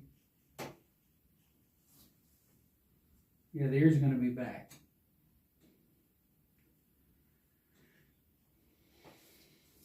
And the ears do have a little bit of an attitude. I'll show you when I'm bundling the ears. You know, when the ears hook back a little bit. Just a little, you know. I'll show you that when I do the bondoing on the ears. I use the bondo method. It's just so much easier for me. I was taught that way. I'm always trying to be quick, and it's just quickest for me is the Bondo. Before I turn it inside out or something, I'll make sure I got the preservative on it. Then when I put the Bondo in it, I don't have to completely invert the ear. You know, just enough to get the Bondo in there and squeeze it around to get it to do what I gotta get it to do. So I'll throw my dry preservative on there a little bit. Hide.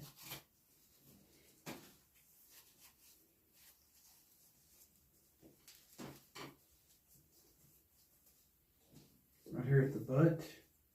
I just want to get it taken care of before I proceed forwards. Yep, when you invert it, you gotta get it started.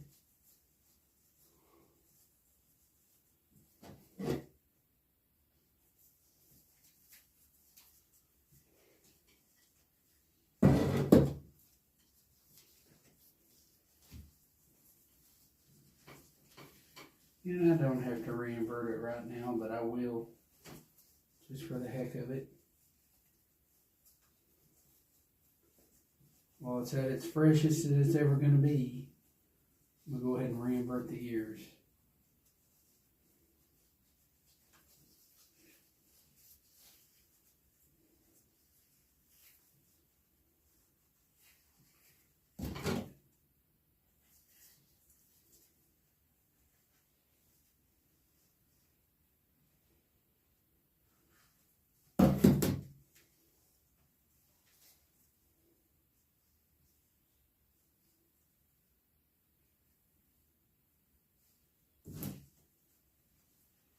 That's pretty neat. It's trying to come through.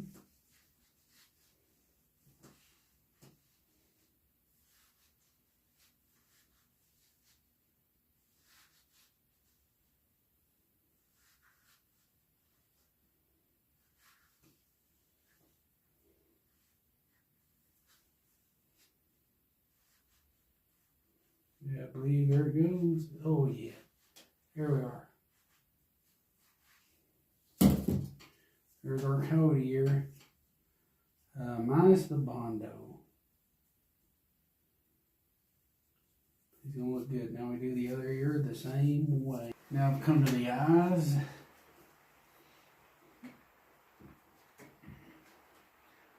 And what I'll do is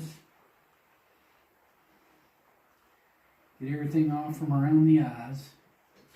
I tend to go this way, get as close to the eyelid as possible. I don't need nothing for tucking or anything. And that's not the way I do them.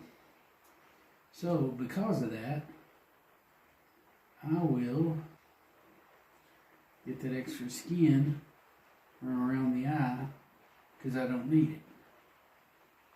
And I'll actually take it off. I'll get right up to the eye.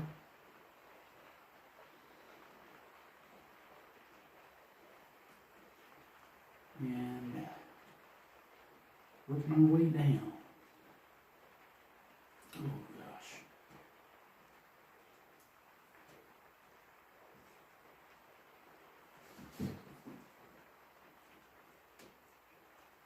It's like rubber or something.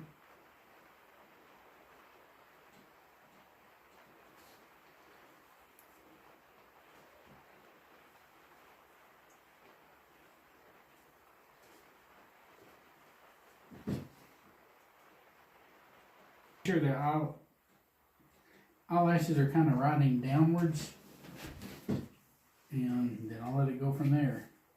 I just glue them in place. That's the way I operate on that.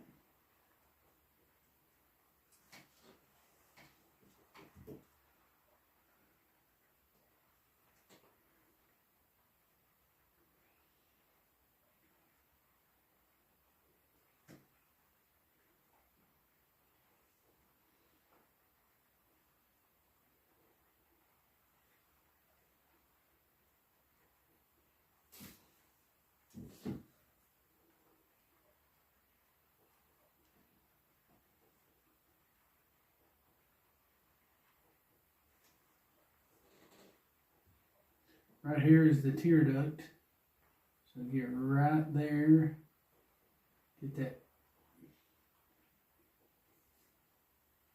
the inner eye, get as close as I can.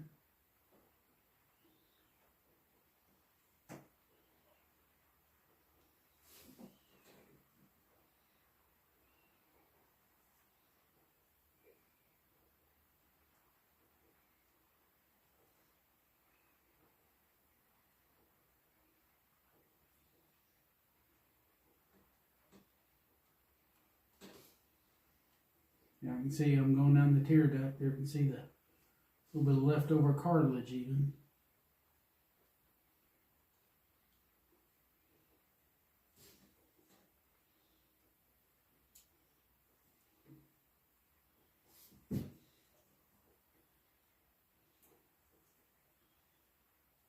Now if you're careful, even with scissors or something, you can get pretty close to the eye.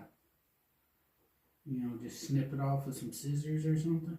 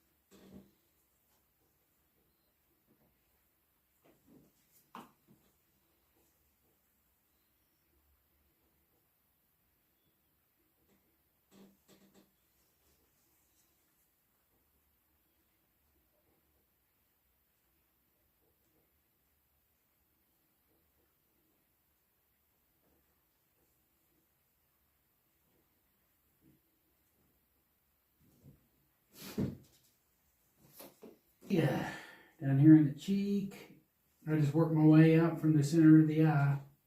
And I can go back later and get some more of that skin around the eye off.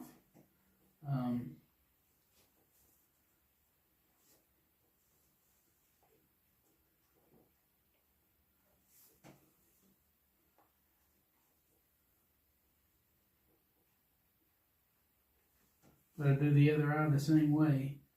Get as close as I can. And trim that eye up real good. And then I'm gonna go do the other one. And occasionally you'll come across places where you've got whiskers.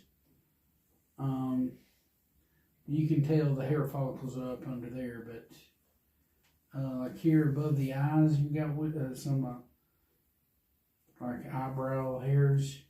You don't want to cut through the follicles; they'll come out. And then like right here, there's some on the side here. Huh. There they are, definitely big old follicles. There they are, right here. These are that right there. So I try not to cut those, you know, I get around them or even in between them, like if it's a competition piece or something. You want to get in between them, the follicles. Try to avoid, you know, cutting the follicles because what happens is the hair falls out. So just wanted to mention that. And here's what I got so far. You see I cleaned all that skin up there. Left the hair follicles here. I guess I could go ahead and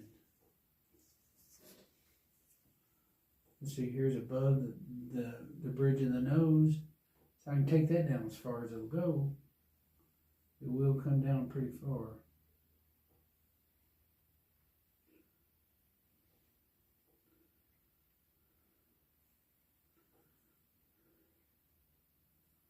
Just got to be a little tedious with the work around the head, you know. But it will separate with a razor blade.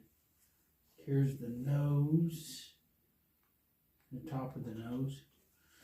What I'm going to go ahead and do is start right here on the lips, split the lips.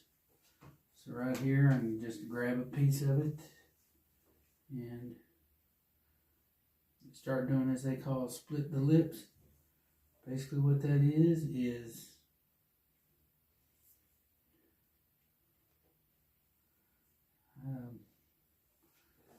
all this lip is going to be turned inside out so I can tuck it inside the mouth,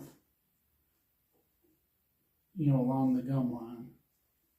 So that's what's going on there. You go all the way around. The upper and lower lip. Go all the way around both. Now I stick one of my fingers behind and I can feel a little bit of a rising. I run my razor over it until it dissipates. That's how I know I've skinned it out pretty darn close when it does that. And I go all the way around under the nose. I peel it away from the nose. All this gets done that way.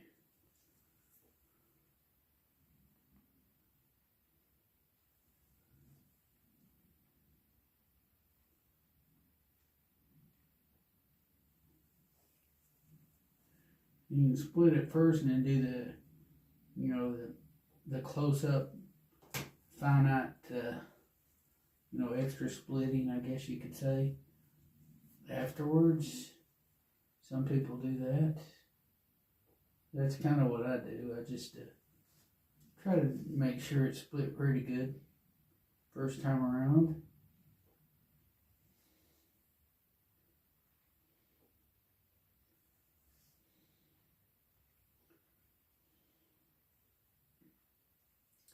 Everything is inverting good. I'll grab right here.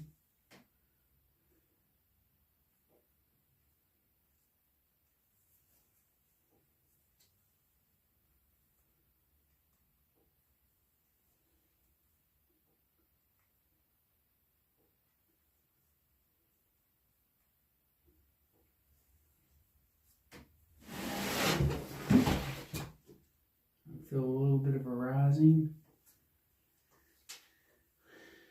I'm going to run my razor right there where I think it is. And it dissipates.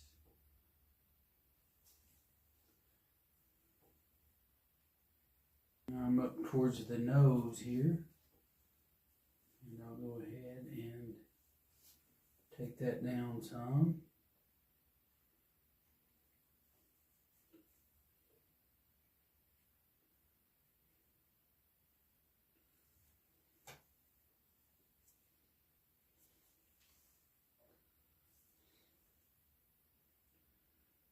Now those are the whisker follicles. You know, on a dog, right, you know, his whiskers on his face right there right behind his nose there. That's what we got going on here. You can see them, they're like little bumps. There's a couple.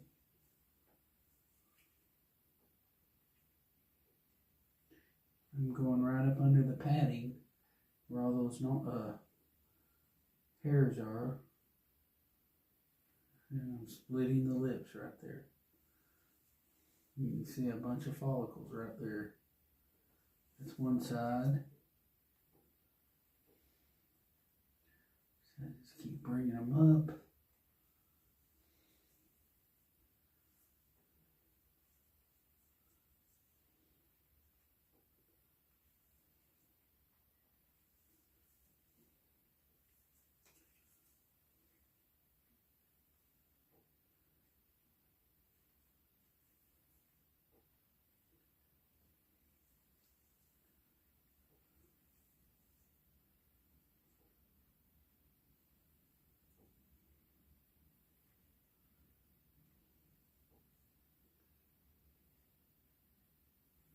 Just keep popping up.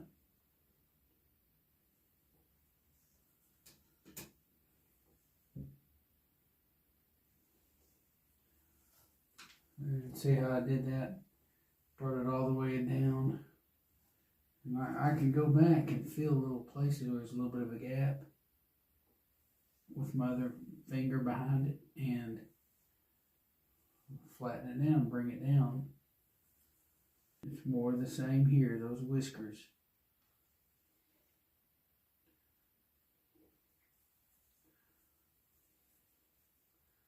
I can split this right here in front a little bit better. Right here below the nose.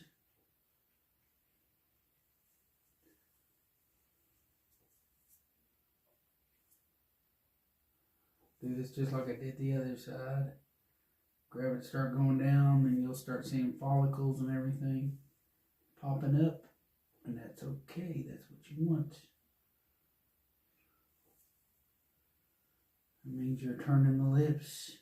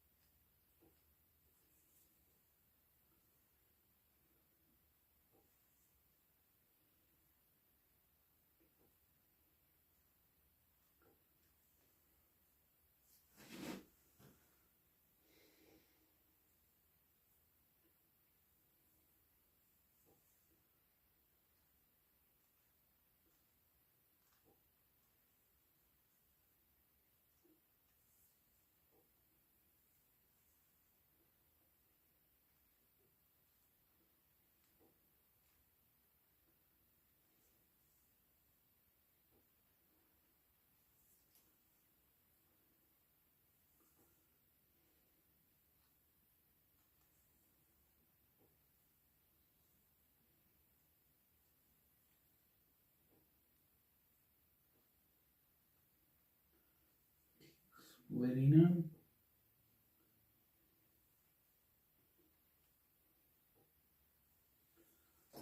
Split right here in front too.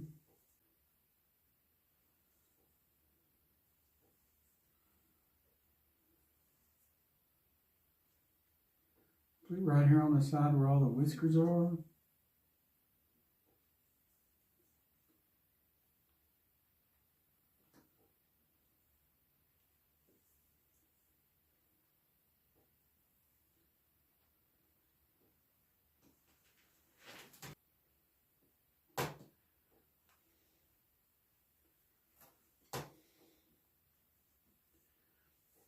Still on the upper snout, of course.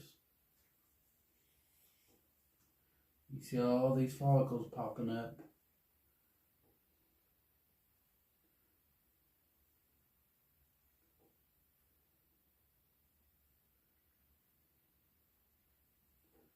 It's not abnormal to cut through a couple of follicles.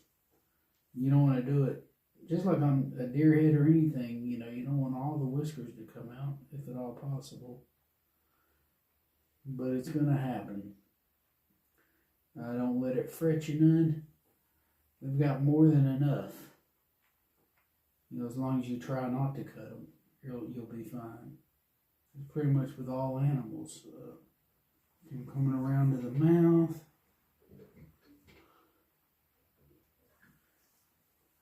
Inside corner of the mouth is right here. I saved a lot of lip right there because that's going to tuck in the inside corner of the mouth on the form. So I tend to save quite a bit there. Using my middle finger, I can feel the skin splitting apart. Sure can.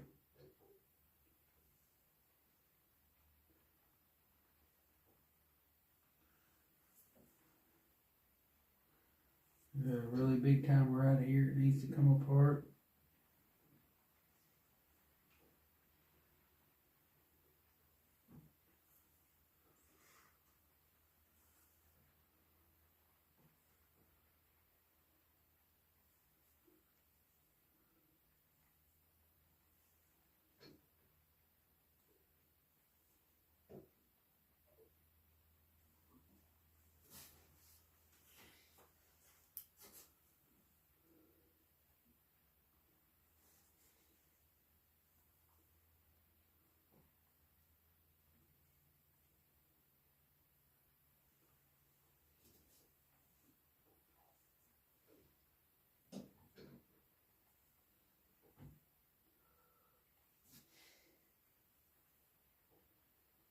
Okay, that's pretty much done.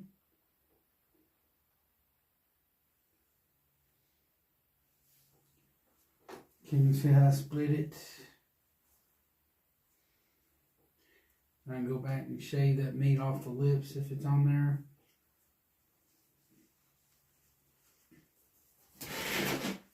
Now I'm going to the lower lip. I'm on the inside corner of the lip. Plenty of room to do a little extra flesh in here. Or skin it. I mean, it still can split. I can feel it.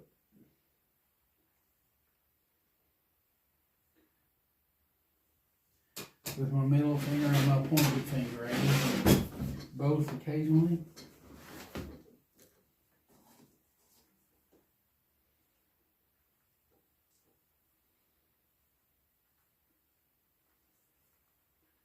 And we're here on the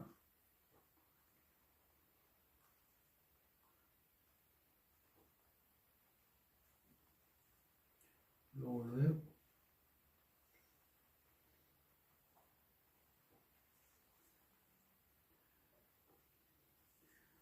It's called splitting the lips. We're not doing anything else, just splitting the lips. But we still got some, we gotta, get around the nose a little better. What's left of the nose cartilage. We want that nostril area to stay intact. I mean the dog's nostrils. We want to get as far down as we can without destroying the nostril makeup. You want to be able to look at it from outside and it looks normal. Splitting it a little bit right here. Feel it splitting right there. And here, those things that I saved. The lower canines, the lower, the biggest teeth, will ride right in front of this. And this comes up on the side. So, I think I showed you all that when I was skinning it out.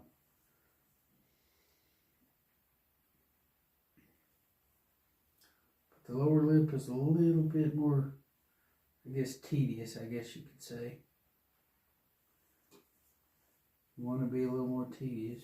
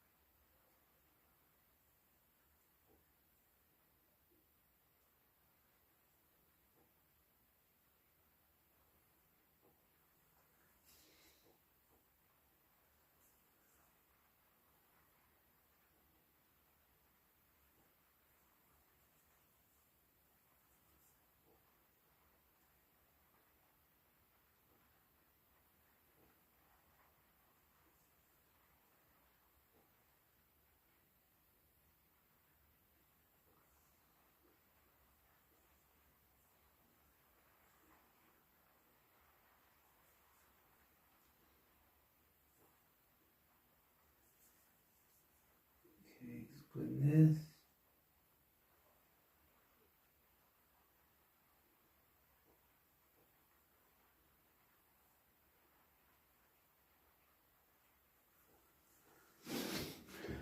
Okay, even this.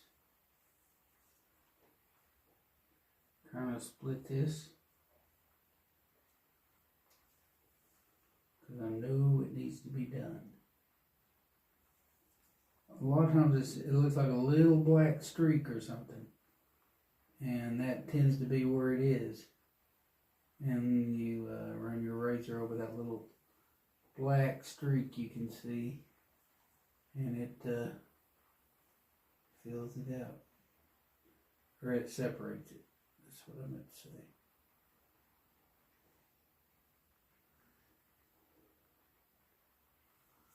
See, that's this right there. So they'll be able to tuck over and in like that. I'm going to go around first so I can, it'll be a lot easier to split the lips, peel it back, hold the tip of the skin, and then start running my razor. And then slowly I feel it separating.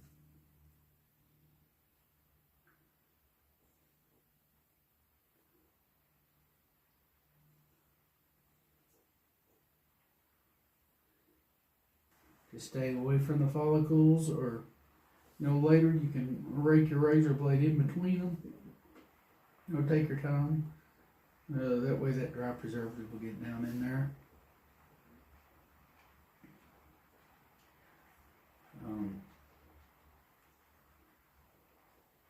That's kind of coming off. I'll flesh it first, and you can always trim it or whatever, or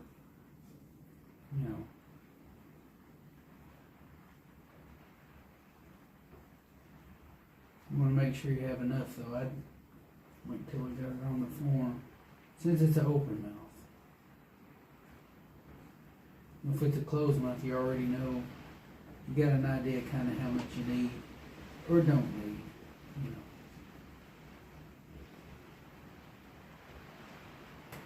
That's definitely enough. I'm going to cut right through here.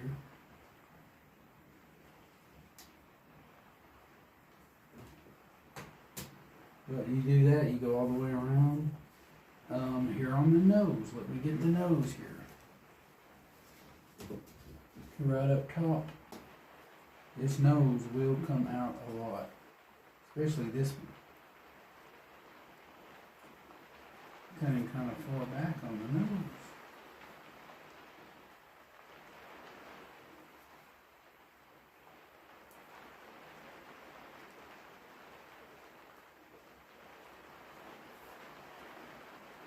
So I'll go all the way down until, on the inside, just before coming on the outside. I don't want to destroy the integrity, of the nostrils, but I will take it as deep as I can.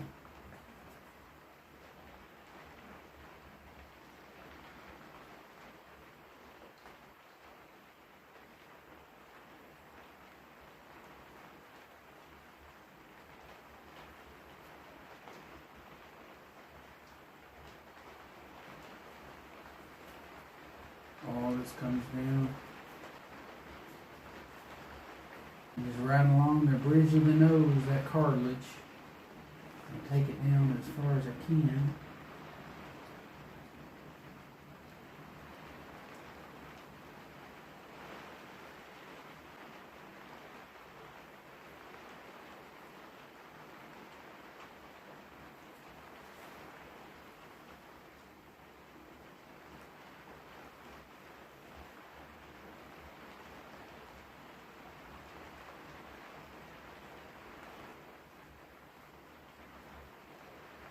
As you can see, I'm coming down closer.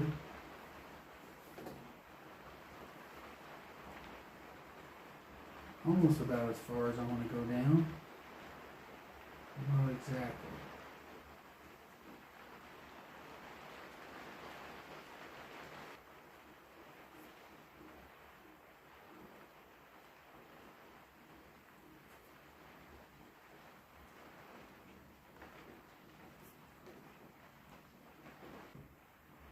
I think that's about as far as I want to go. I think so.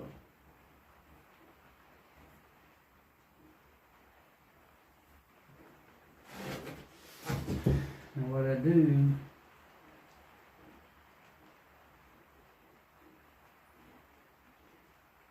I'm going to get as close as I can, but not too close. I don't want to destroy the inside of the nostril.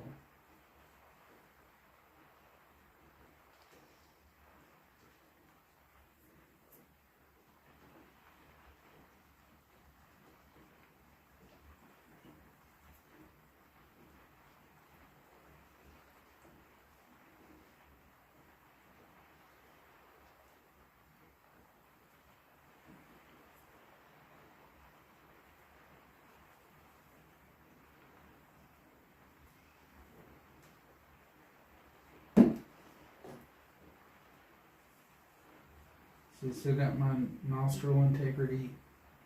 But a lot of times I want to take some of the bottom off.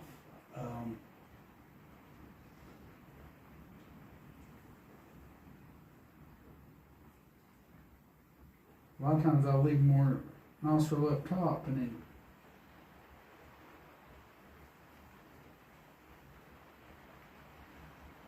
from underneath I kind of cut backwards, I guess is the right word.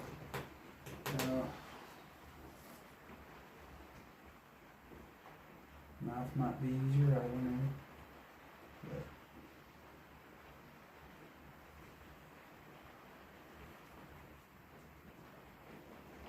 most of the nostril up top I want to leave, just what's underneath. I want it closer to the form, I guess is the right word.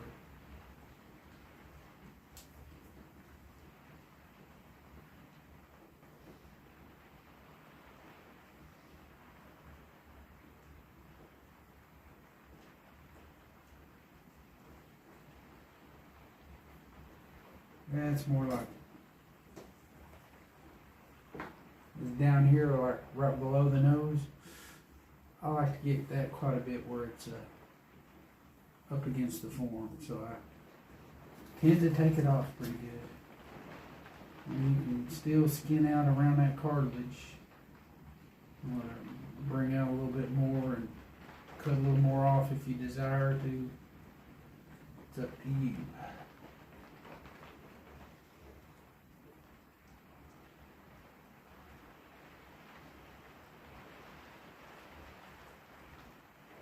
All this comes off.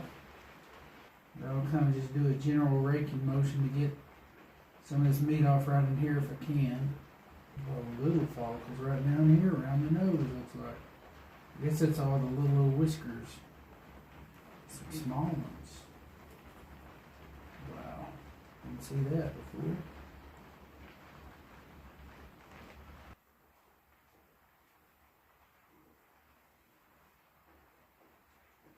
So all that's coming up.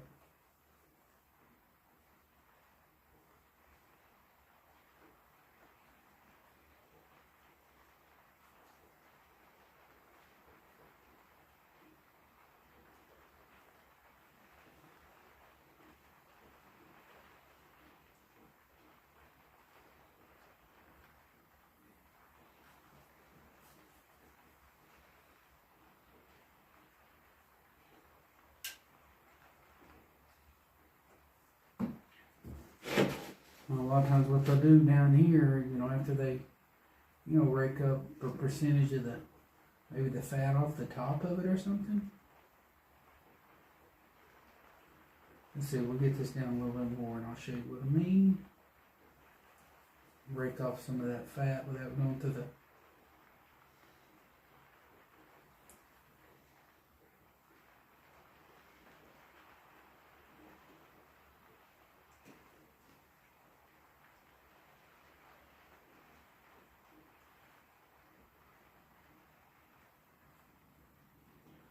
okay, like right here. You can see the follicles. Well, you can do a crosshatch pattern in between them. And what it is, that makes the dry preservative work. You can get down in there and preserve it better. And yeah, you can actually see the follicles and go in between them with a razor blade like this. And I tend to do a crosshatch pattern. Seems to work out pretty good. And you go back this way. It just seems to help out a little bit, like for preserving. Let the preservative do a better job.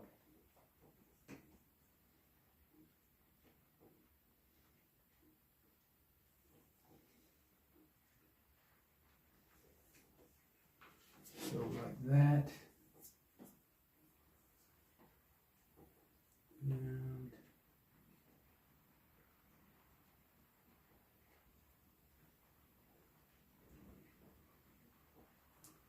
You can see the little crosshatch pattern. It just makes sure the preservative gets in there better. Let me get some of this up. And of course, getting the meat off here is self-explanatory, you know, but now you know how to do the whiskers. On the bottom, there's kind of the same setup a little bit. I'll show you that. I'll start at the back right here and work my way forwards. It's got to be done anyway. Okay. Sure if there's anything down there. Yeah, right here there is some. So I am going to run into something.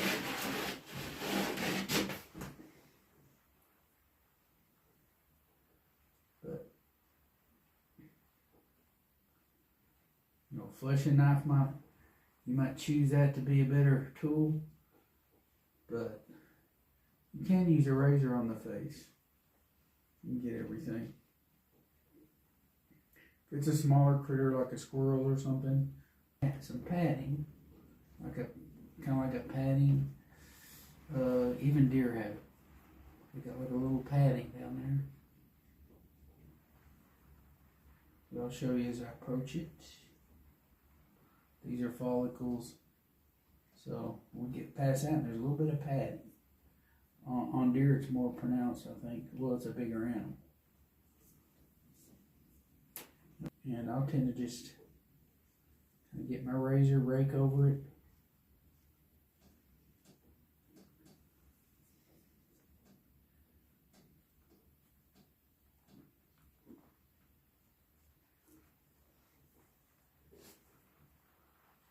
There again, you can do the crosshatch pattern, and that preservative will definitely penetrate.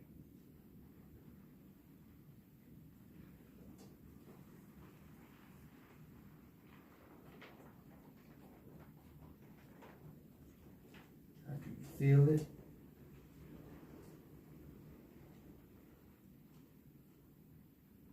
But after this, I will have showed you everything as far as the face.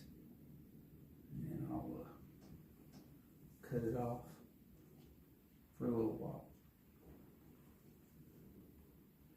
So I got something new to show you.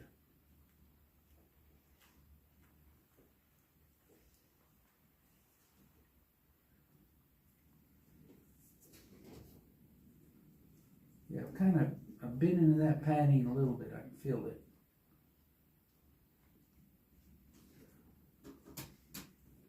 What you can do is do that cross patch pattern. Go like there, like there. Go the other way.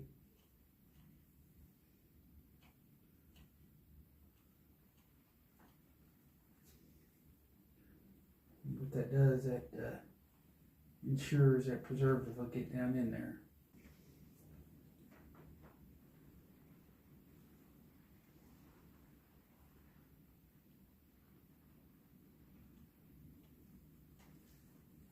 Okay.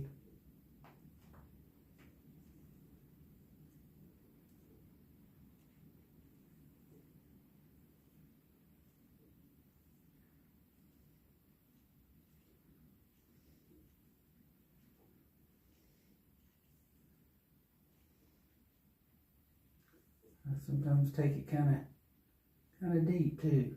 You want it kind of deep. You want to make sure it gets the job done. You can see how I crosshatch patterned it and got fairly deep. And it's pretty much all that padding. You know, you can help the preservative out, I guess is the right word. That's what it's going to look like, something like that. Well, it's much quicker to use a fleshing knife than it is a razor blade, that's for sure. Basically, I'm just getting the red meat off, and it helps to have a, you know, if you got a good fleshing beam, you know, like specifically for, you you know, maybe smaller mammals or something, that would come in handy. But if you ain't got one, you can still get your job done. Just skin peels off much quicker with a fleshing knife than it does a razor blade. My gosh, I'll be here for days trying to use the razor blade. So just peeling the meat back and getting it off, much easier with a fleshing knife than a razor blade. Razor blade is just too tedious.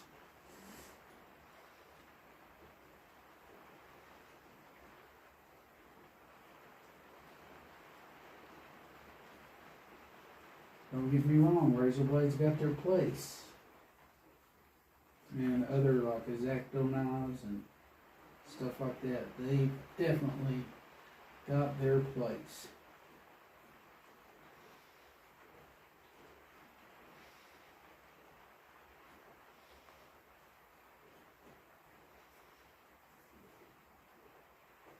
I definitely want to get the face done first. The most crucial part first. And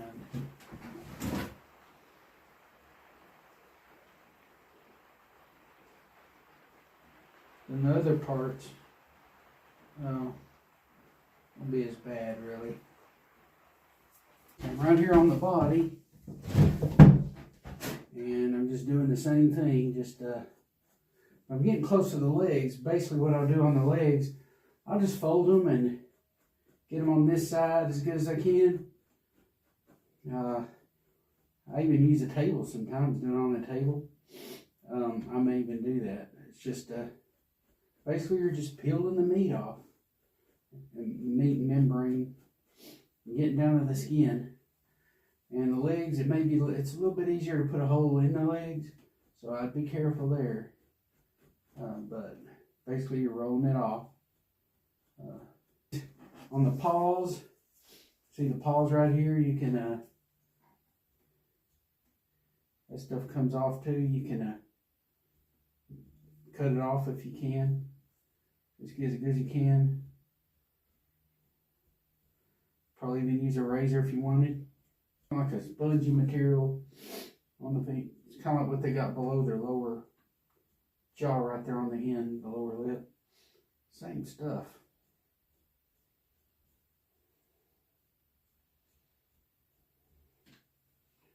And you see it does come up. But you want to do a decent job on that to get that up.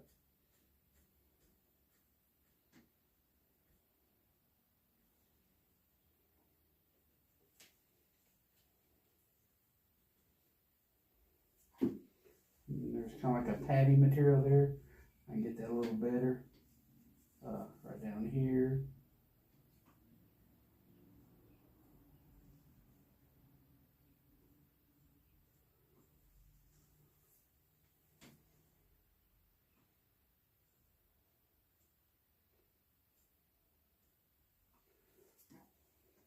Just kind of gotta do it, you know, you want to do it, so. Now that's a place that turns into grease is what it does. You know, if you leave it in there, it will turn into grease. I try to get as good as I can. And it tends to help. Oof.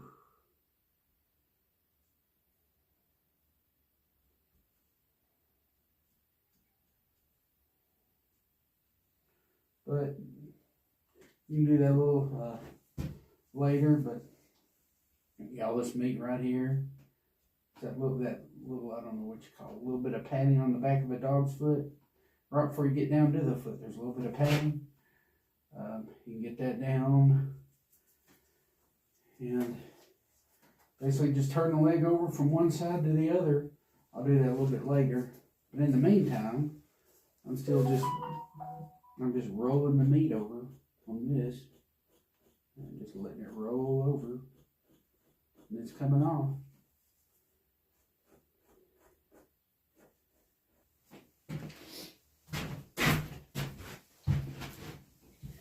Oh yeah, right here on the end, you know, like where the incision was made, make sure you get all the way to the end there. You don't want to leave none of that on there.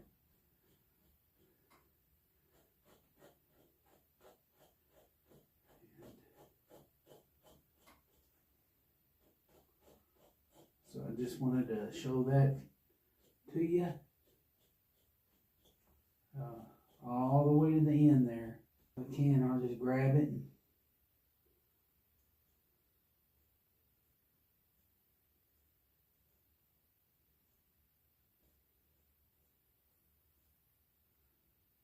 kind of do like that, you know, and get it off that way. Y'all probably already know I threw the carcass away. Right here behind the tail, you know, where the anus and all that is. All this comes up to. And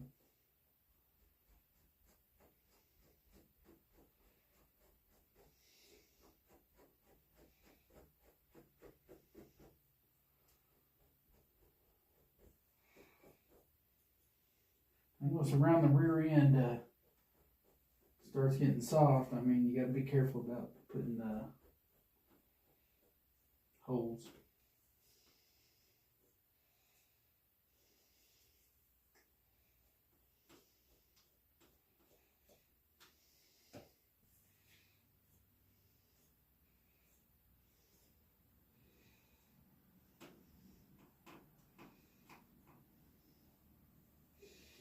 Get as close as you can to the anus.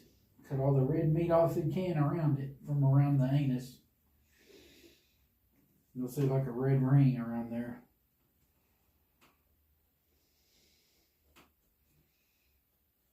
A lot of fat tends to build up around the rump. Well, it's kind of self-explanatory on the legs. I'll just use a table or something. You know, they do got small, you know, fleshing beams for different things. Guess somebody could use something like that. But basically, I just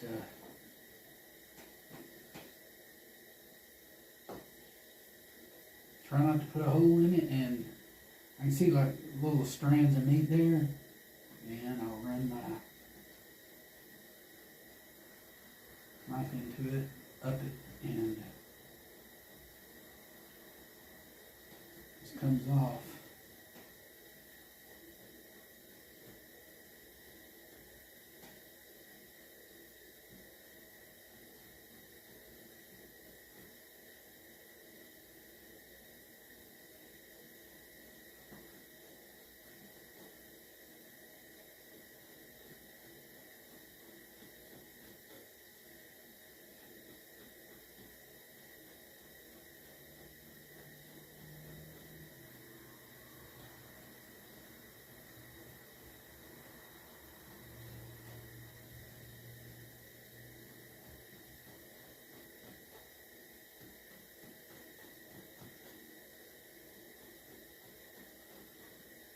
Get what you can that way. You have to turn it around the other way, like this, and get it from that way. Whatever works good for you to get it off.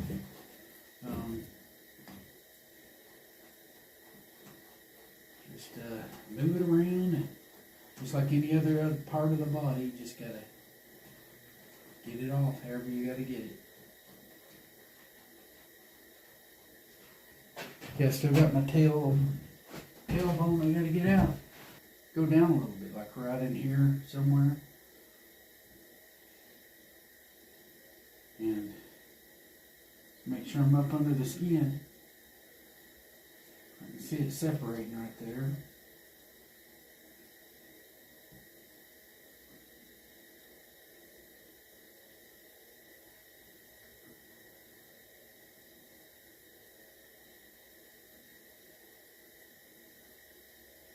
tail's gonna be curled anyway, so there's not gonna be much to be seen, you know, either way.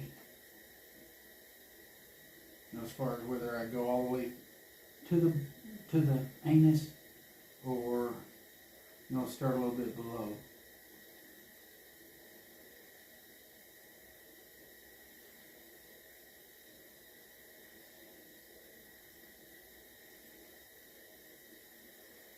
Let's see what we got here. And it wants to come off pretty easy.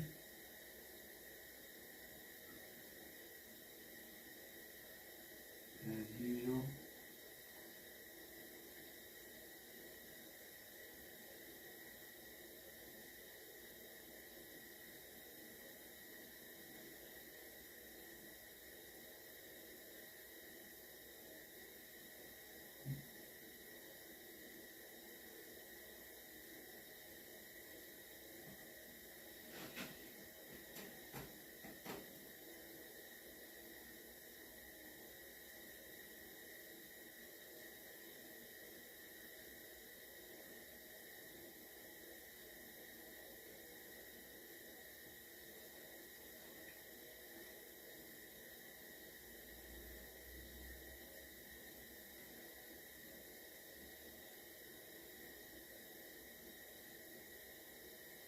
You want to separate real easy. That's good.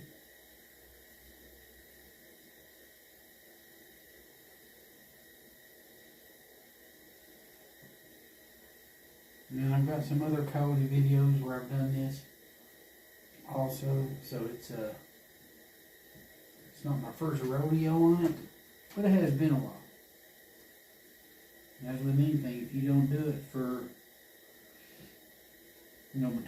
years pass between doing one and then another one, you know, you're gonna kind of lose a little bit of touch with it a little bit.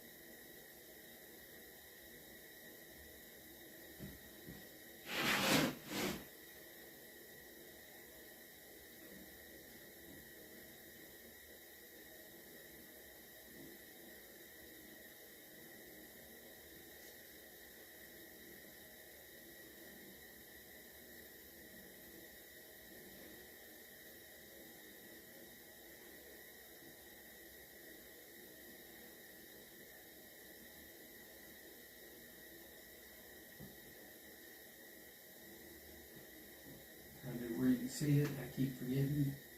Get my hands in the way.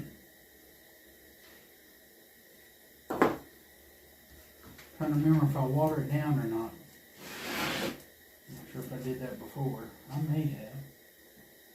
We just basically make it where it's easier to see.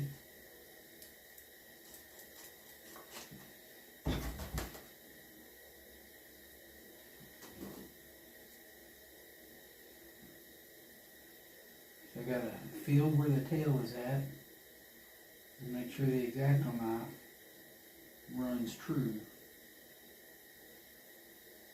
where the tail's at.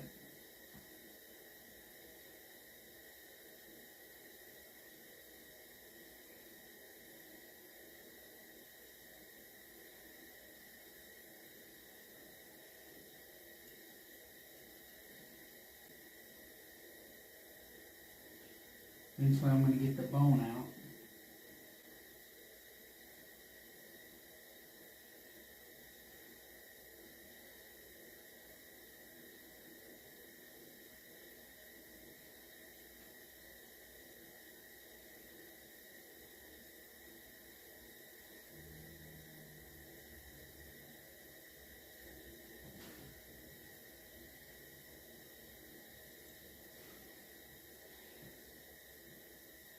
Sure, before I degrease it, I need to go ahead and get that tail out. Here in the back, some membrane back there, and I just freeze it up, and it's slowly but surely coming out.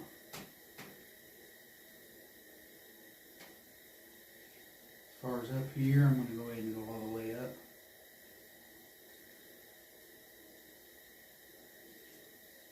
At least as far as I need to go.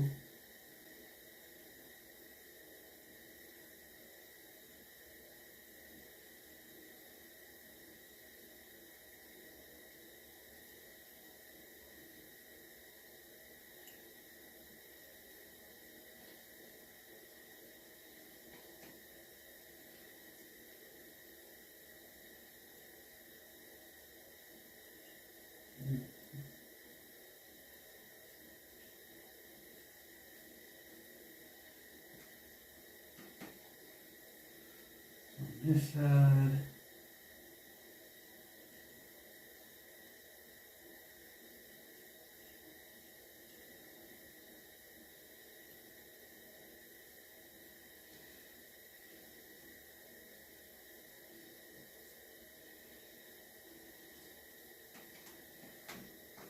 And just keep going down with it.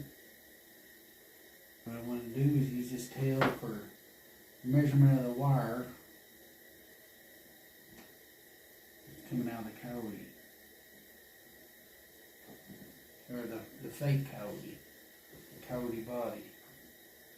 Use this for the measurement.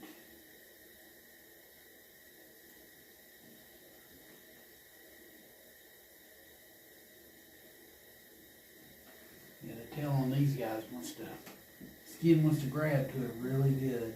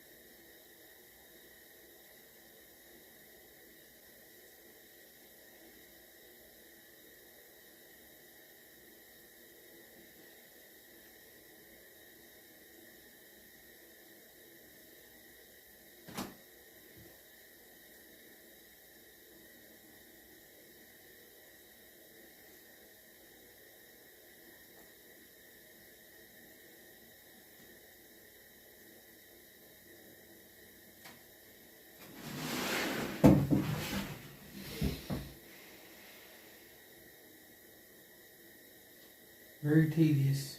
Well, not sure what's going on with my phone, but I've got 13 7/8, and so that's the length of my tail. I got 5 gallons of water. The directions say for this degreaser,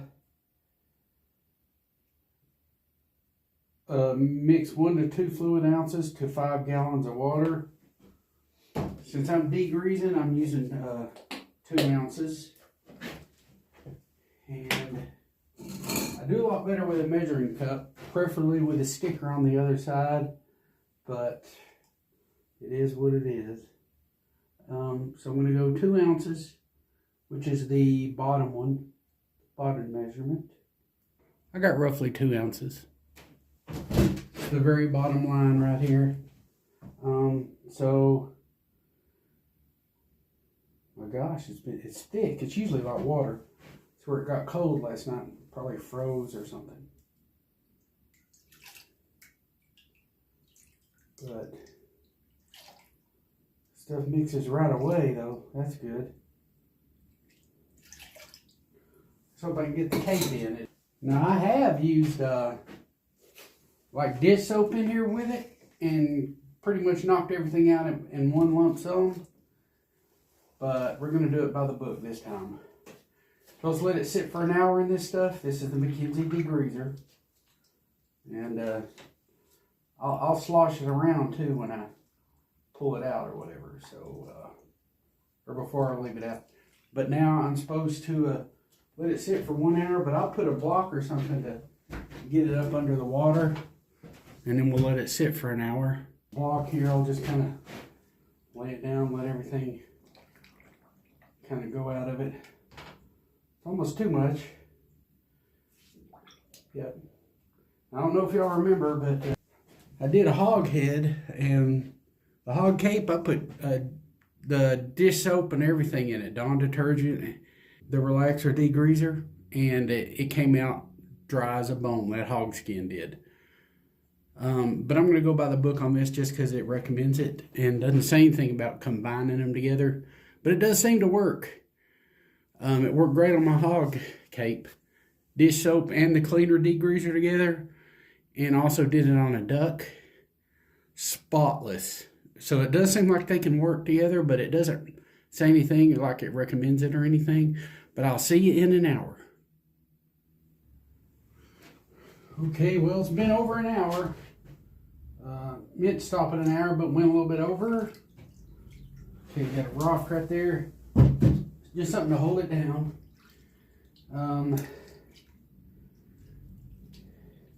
They say it don't hurt to slosh it a little bit, you know, up and down, you know, to get any residual grease out of it. Okay. What I gotta do, I gotta take this out. I'm gonna slosh it like this a little bit, and then I gotta take it out and let it drip dry. I'm gonna hang it over a 2x4 and let it drip dry. In my case, this side of my deck. So I'll do that, let it drip dry, and I'll come back in, rinse it, and then we're ready to put the preservative to it. Now I do the same thing with the soapy water, then I do the same thing with the rinse water. This is the soapy water. Just want to give it a good sloshing like this, just like I did the other stuff, the degreaser. And this is a good degreaser too. That Ajax, some of that stuff's really good at degreasing.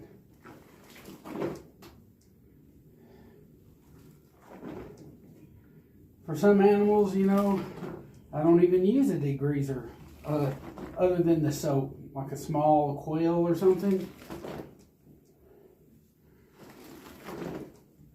Or maybe even a squirrel or something. And you know, I've sloshed it really good. Now I'll take it out, put it in rinse water, slosh it a little bit, rinse it out, and then hang it and let it dry again. I'm going to dry preservative. And basically just start preserving everything.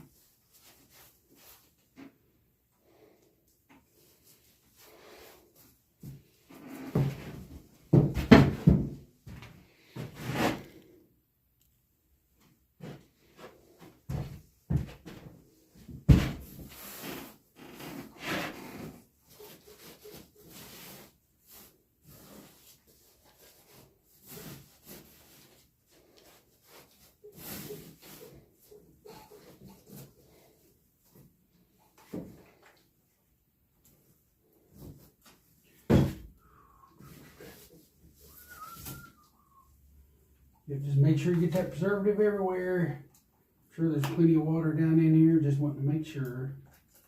There's that padding on the lower jaw.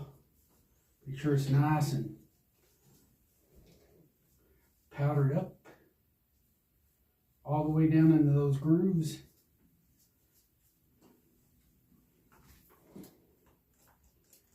I'm going to wet it again to make sure it's soaked down in there, and it did.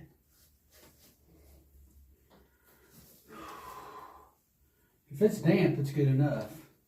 Sometimes I just want to make doubly sure. Let's see.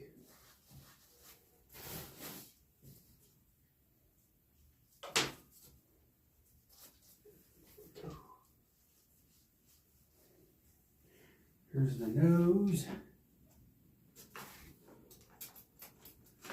That's all good everywhere.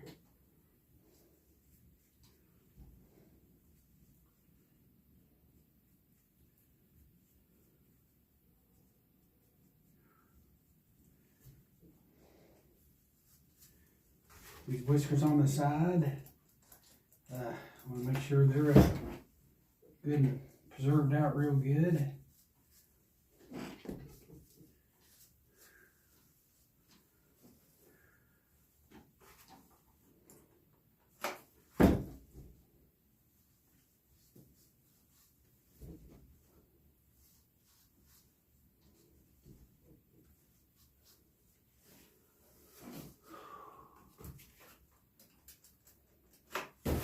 One of the eyes.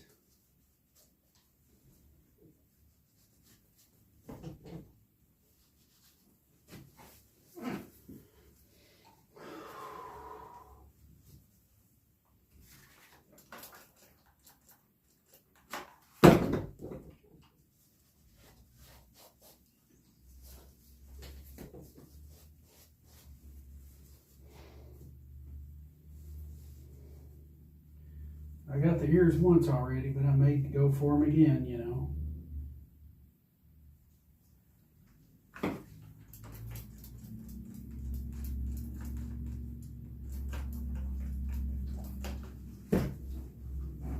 Get my dry preservative back on here.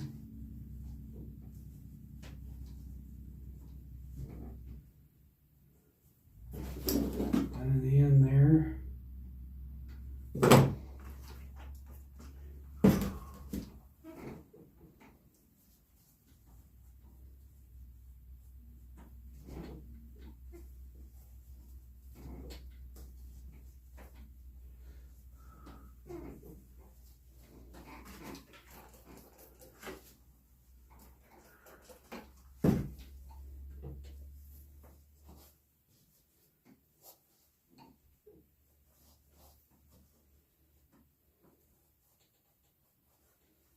A lot of times, right after I put the preservative on them, I'm ready to re-invert the ears because I don't want to wait for hair slippage to start happening.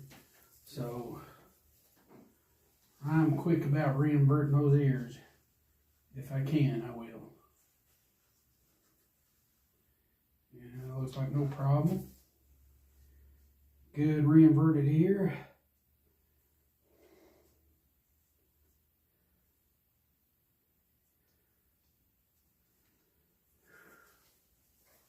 Go the other ear and do the same thing. So we've got the ears, we got the nose, we got the mouth, we got the whole head. Now we just make sure everything, even the tail, has plenty of dry preservative on it. Right here, there's the anus right there, the leg. This is one side of the leg. Make sure you get both sides. Definitely get both sides. What's extra just falls off. Just make sure you get it good and covered. Here on the end, the paw, that patty. I cut some of that padding out. Put my dry preservative on there. Here on the end where the toenails are. Here's the other side. Make sure it's good and done the same way. Make sure it's good and wet, and it was. But I get excessive with water. I make sure everything is always damp before I throw stuff on it, like preservative or borax or whatever. Just the way I do it.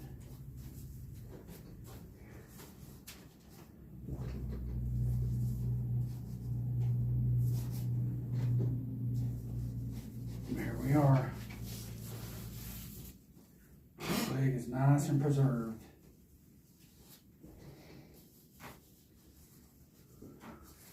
Here we got the tail. I think the tail's the only thing I haven't got yet.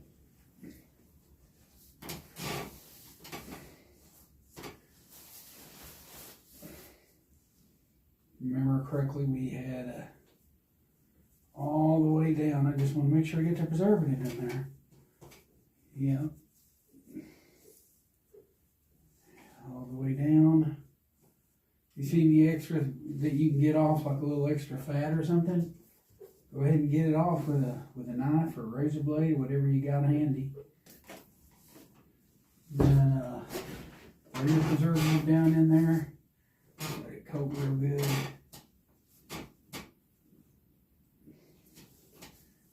All the way to the end. This again.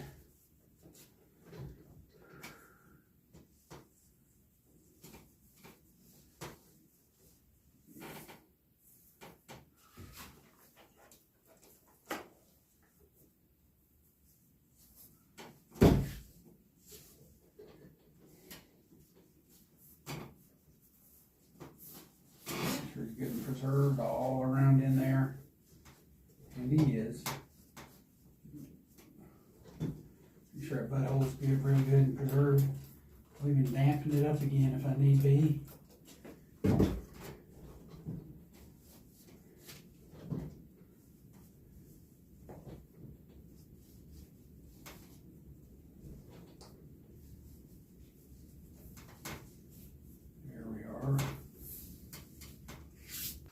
I don't want to dilly-dally much with them, reinverting them if I can. So with that being said, I'm going to go ahead and start putting the legs back in place. Let's see. I think the front ones can be a little harder, I think, maybe. Maybe. I'm kind of. But yeah, I don't want to mess around. I want to go ahead and let gravity do what it can. If it'll do it, I'll go ahead and use gravity. And then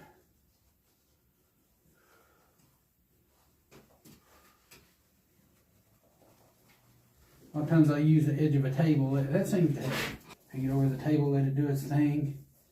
Kind of help it if I can,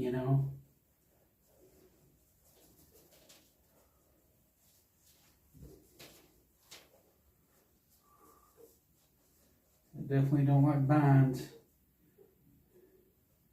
Not only that, the hair ain't started slipping yet, and I don't want it to start,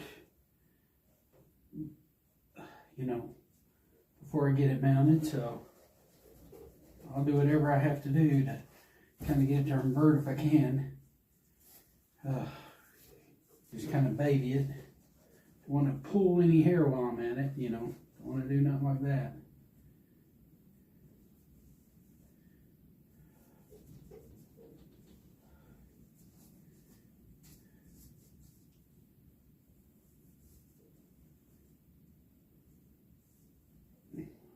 I can see it. Or grab hold of that paw material.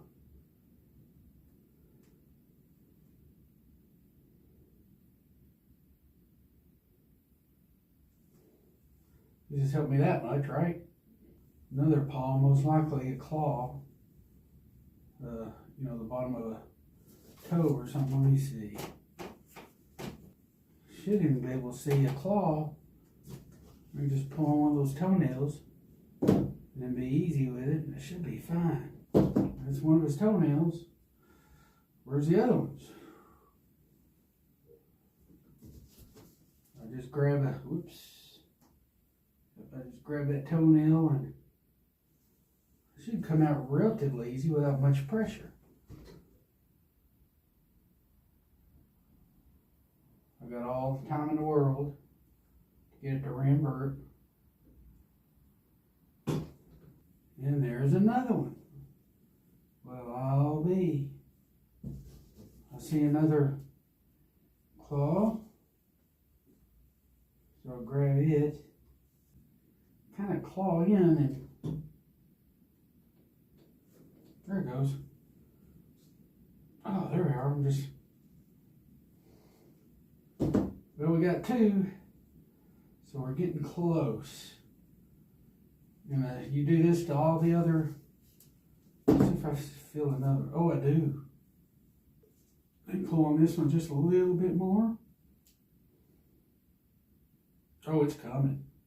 Look at that. Oh, yeah. Oh, just had to snap through. And you do all the other toes the same way. What I'll do is I'll grab a little bit of skin you know, kind of grab a little bit up top. Grab a little down here.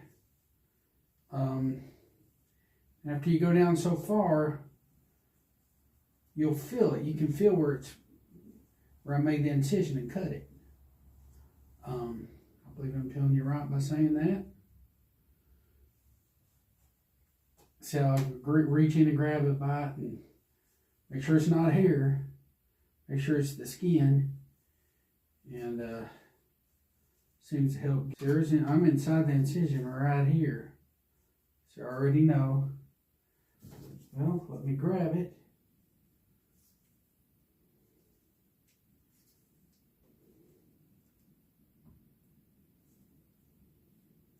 There it is. Just had to kind of look down in there. I usually, here's one. I can squeeze from behind and push. Here we are. And let's see. We're definitely going to bundle those ears. Definitely. Should just revert pretty much automatically. Not any trouble. There's the ears. There's his nose.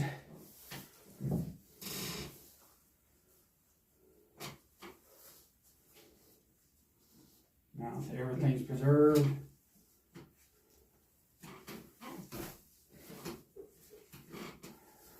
We'll go ahead and bundle the ears. I've still got a little bit of work as far as getting him to fit on the base, I think. Yeah, I may do a little bit of that, but in the meantime, let's go ahead and get these ears bundled. Get that out of the way.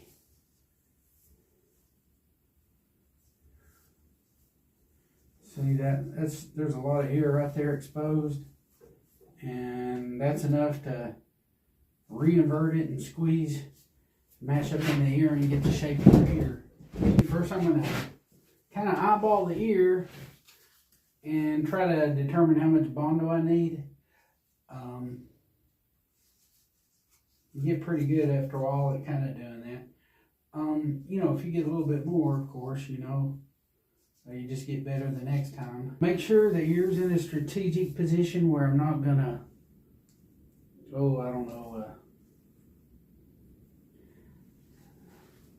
have a hard time, you know, inverting the ear or anything.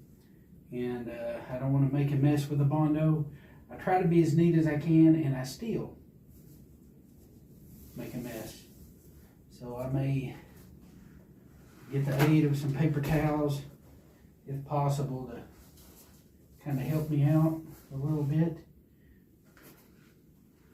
to make sure I don't get that stuff everywhere.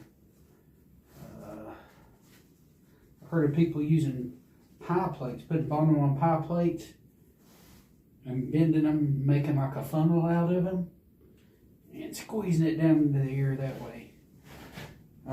It's the way they used to do deer ears and stuff. I don't want to get too much Bondo. You know, I need working time. Although I know it has been cold. Pretty good stuff. Kind of get the ear and, you know, invert it out just a little to make sure I can get that Bondo everywhere I want to get it. Tried to be neat when I was skinning the ear out. I didn't want to necessarily put a lot of holes, but I think I might have put a few small ones, as is normal for me. But right here, put some there.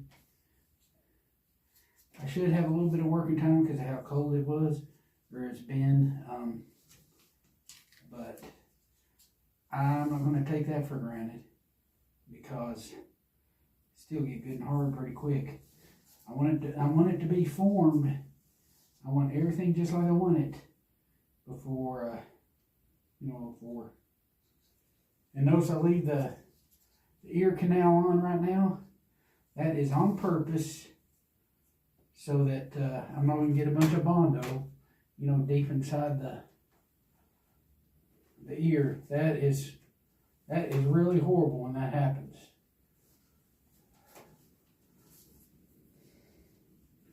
I'm hoping I can grab the end of the ear,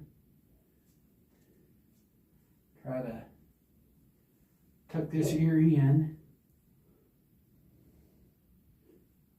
It's gonna make a mess, but pull that ear through, and with a little help, be able to see what I got here. Okay, as is what I thought. I'm not that good with it, but let's see what we can do.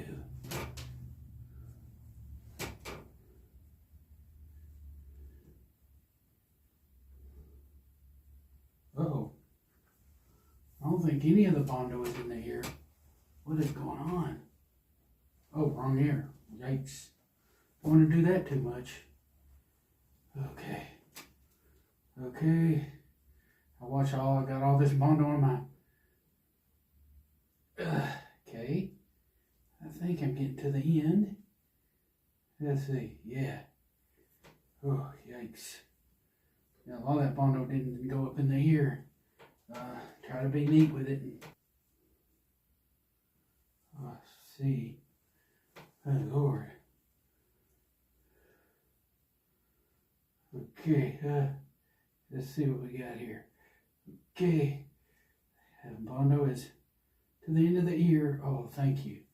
Yes. Oops, see, I got some bad spots. I didn't know I had that many, but I do.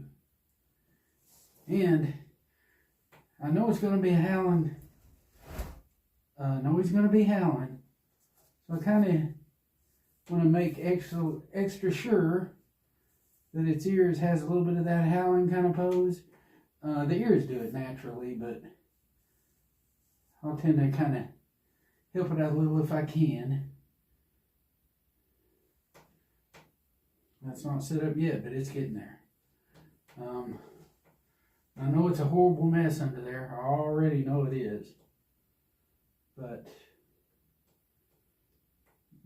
I'll let this Bondo set up a little, and then once it sets up, shouldn't be no trouble for me to... That canal is going to get cut off anyway.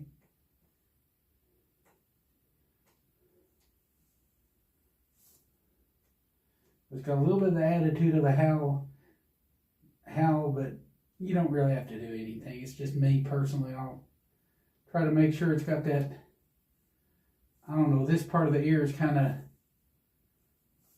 kind of straight.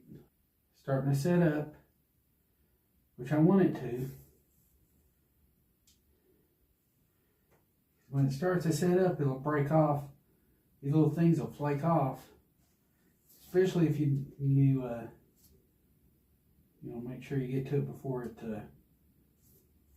it's too hard. It'll just kind of flake out. Like that. Like that. Like that. If you have to, you can put a drop of super glue on there. Nobody'll know anything. That's an old trick right there. It's on here. It just peels off because it's still rubbery. And it just comes right out. Doesn't stick too bad to the hair or anything. So, but you got to get it. And of course, I got Bondo in some places. It's on the inside, but there's Bondo in places where I have to, peel it off. So, before I get in there and start cutting Bondo off and stuff, I want to make sure it's relatively hard. Not too hard that I can't, cut off the excess. Yeah, I got way too much Bondo. That's all right. Better to have too much than not enough. Let's see what we got here. Okay. Yeah, we got way too much Bondo, but we got the Bondo that's in the ear is definitely good enough, so.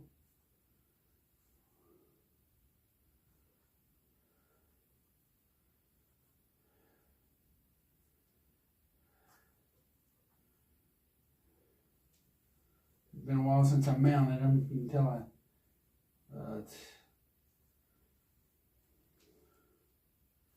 I'm the best at getting Bondo in the ear, but I did get it where it needed to go, and then I had a lot of excess. All this is excess right here.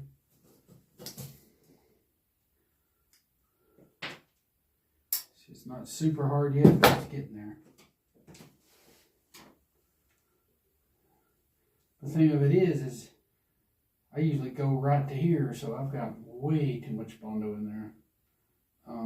Yeah, all this is way outside the ear. So, better get to pulling.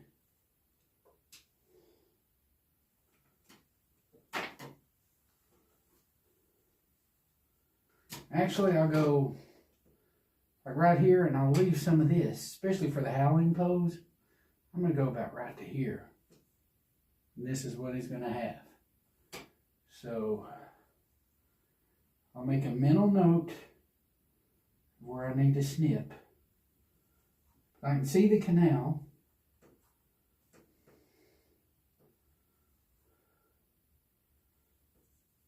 Okay. Let's see.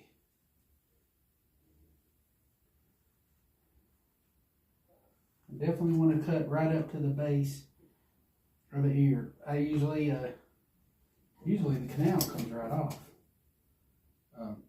I'll leave a little bit at the base.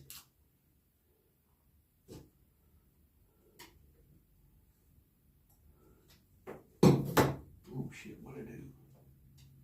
Okay, we're good. Oof. Scared me a little bit.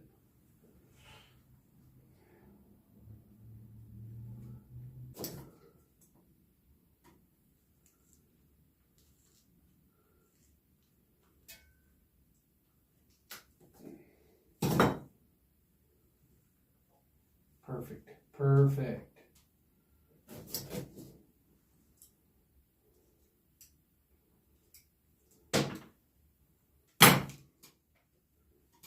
And about right to there. All right.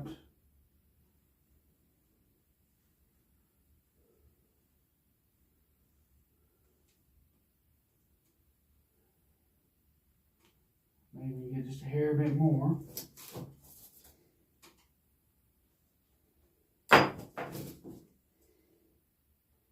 Well, it's looking pretty good right there where it's at.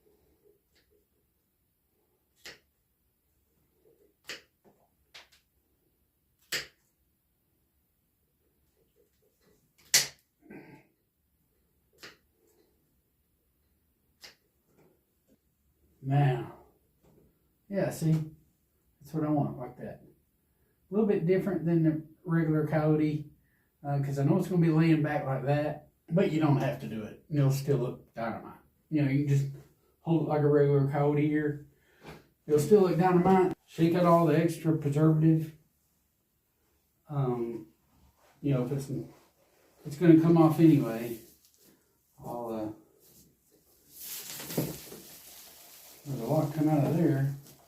I want to temporarily roll him up and mount him here a little bit later. I got to do some more base work. I'm going to put him like in the refrigerator that's almost freezing, a real cold refrigerator, just for a little while. And he should be fine.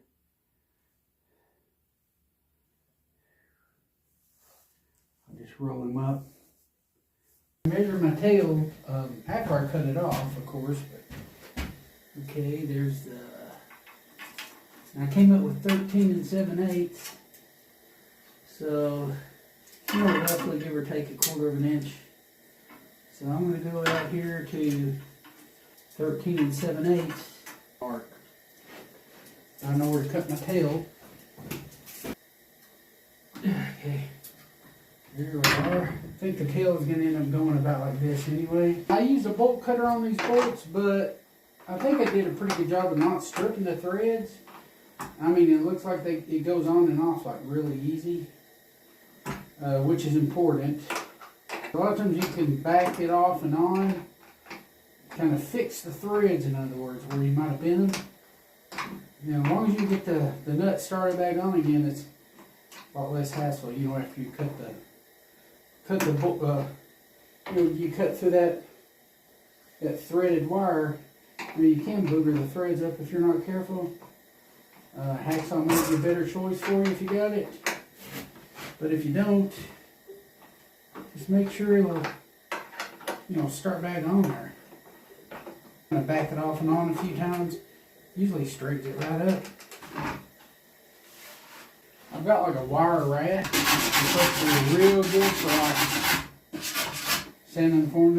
But I do have a rasp which is good for the high paste, cleaning to the form. It's actually better than sandpaper. Okay, now one is gonna be like that. I'm gonna re-drill a couple holes. The rods are angled, so it's a little bit rough, difficult trying to get it to line up exactly.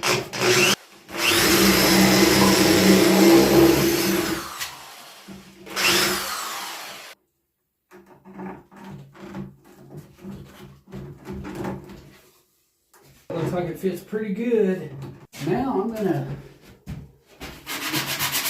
sand it real good, or use my rasp.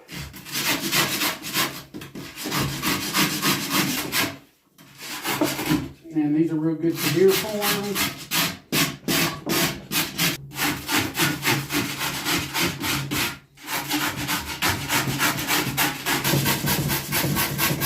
It's a great fit. So now I'm gonna start on the eyes and the jaw and all that good stuff.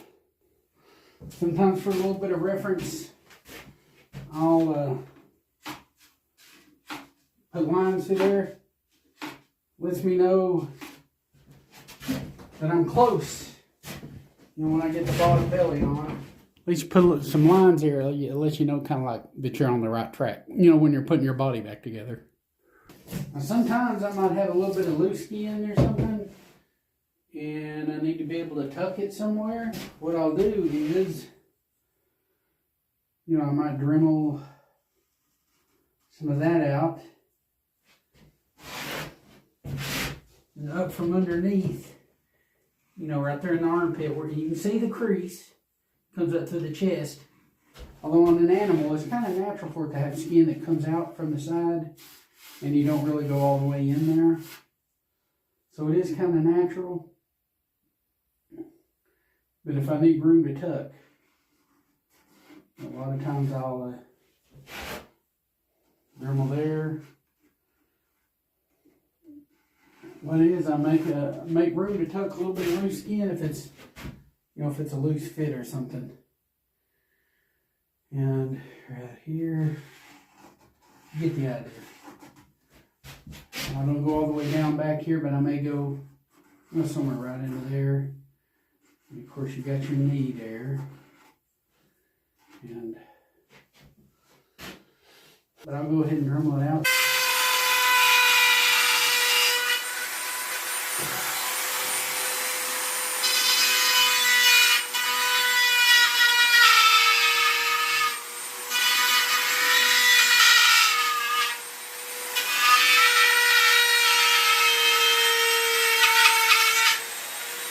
This as I go down.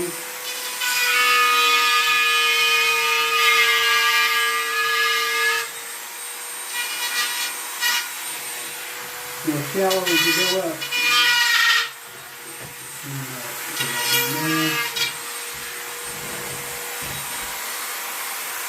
Yes, there is. There again, shallow as you go up. Now turn it a little deeper, right in here.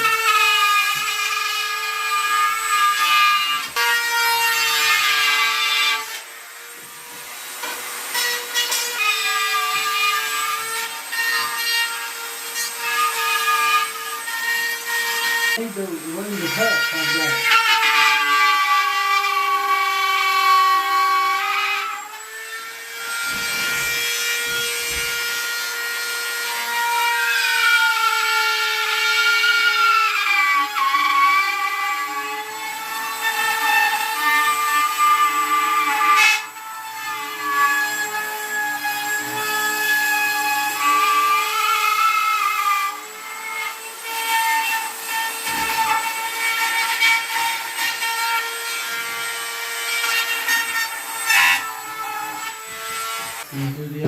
same way. Now here on the nose, I don't want to mess it up. So basically where it's shady, from what you see that shade, I Dremel that in.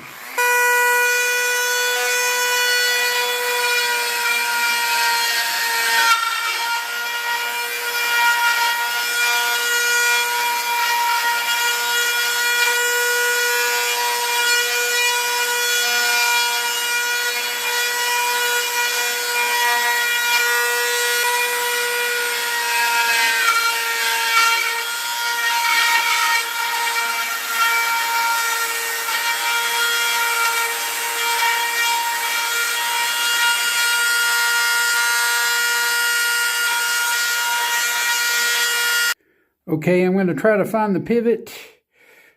In this picture, it shows, says, it is important for proper fit that the pivot point be used as the axis of the two cuts. Okay, on the mannequin. Well, that's the old Van Dyke's form, I guess. Oh, no, it's showing the picture of the diagram there. It says, on the mannequin, there is an axis marked with a large dot and the lines that will be cut. Yep, you go just above the lower jaw, and you go up from the throat area. And then you meet at that pivot point. And then you Dremel out the upper jaw. The lower jaw, it says, let's see what it says. Rough out the mouth plug. Be careful not to cut into the lip area. The foam is easily cut with a knife or rough. However, a Dremel tool and drum sander bit makes the job much easier. Okay. In some cases, especially on the lower jaw, it may be necessary to trim the lower jaw itself to get it to fit properly. In other words, you run out of lower jaw, you run out of foam real quick. And before you know it, you've got a hole in the bottom of your lower jaw. Sometimes you got to Dremel the gum line down to get it to fit proper. Okay. Kind of let that kind of determine as far as, you know, where I make my cut. And you can see there's like the pivot point where the lower jaw, I guess, meets with the, see the lower jaw actually has a place that kind of, where the lower jaw and the upper jaw, where they meet, that's pretty much it. And so make sure you're in that area. Yeah, I know I've got like a pivot point or something I need to find. You'll kind of just open it up and get an idea, you know, the way they relate together, the way, let's see. Pivot point is going to be,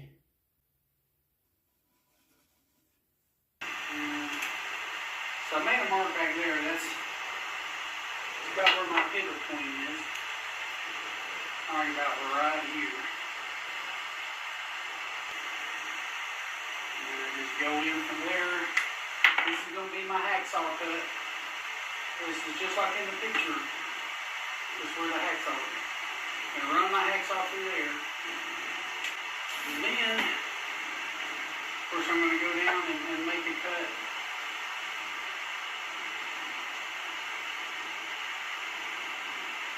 Down there. But, yeah, you got one.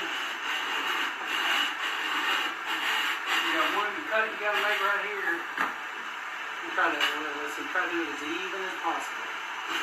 Right there.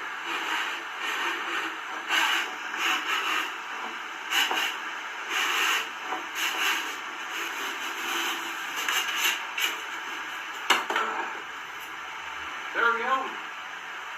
Now we can just Dremel all this stuff out and Dremel all this down here.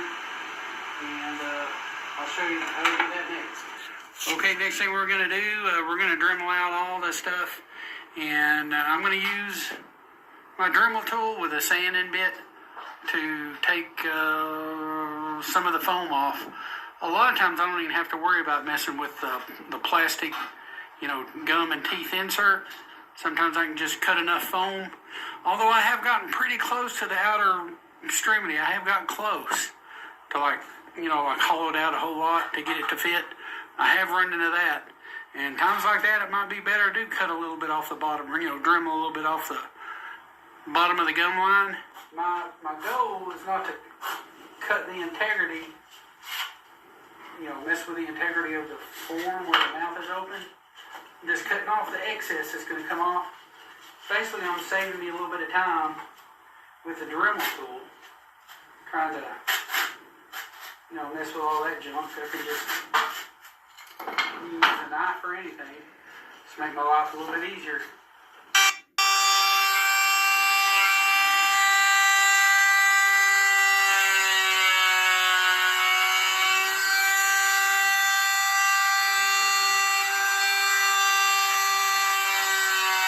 I just want to add, you'd want to go, it's probably better to not go far enough than to go too far. But if you did go too far, like your gums are down too deep or something, you feel, you can always build it up with epoxy sculpt. I mean, you got ways out of it, but if you can eliminate how deep you go by just periodically checking every now and then, just checking how it fits, you'd probably be better off in the long run. You want room to tuck the skin, so I'm going to have to widen it a little bit, I know. But basically want to get once I get the gum in place, then I may go ahead and trim a little extra out for tucking reasons. Two-part epoxy, in this case epoxy sculpt. They've got Sculptol and maybe something else out there. But I just mix these two together with lacquer thinner and gloves and just make it where it's real soft and pliable. And then I put it up underneath the jaw. It'll elevate it a little bit and I can kind of push it into where I think it needs to be. We'll use lacquer thinner, maybe a Q-tip or something, or my finger if possible, and then kind of blend it into the form itself. Got 2 equal parts of both parts of that two-part epoxy. It comes in 2 colors, your darker gray and then your lighter gray. Then I get my lacquer thinner and don't take much. I start working it together like this. And you start working it, and the lacquer thinner softens it up real good. Like by tomorrow, it'll be super hard, but it gives you plenty of ample working time to get your jaw set the way you want it. But I want it to go on the bottom of this. Put a bead up under there.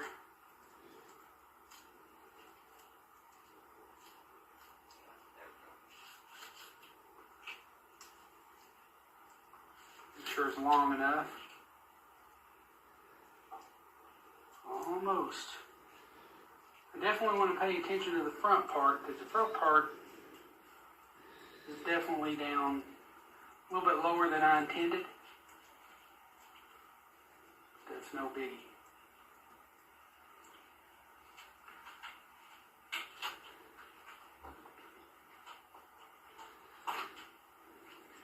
Just put it right there on that end where it'll push down into it. And it's easier to work with than super glue. According to these directions, you can use super glue, which I usually, not super glue, just hot glue. Which I usually just use hot glue. But there again, it's not a super necessity, I guess is the right word.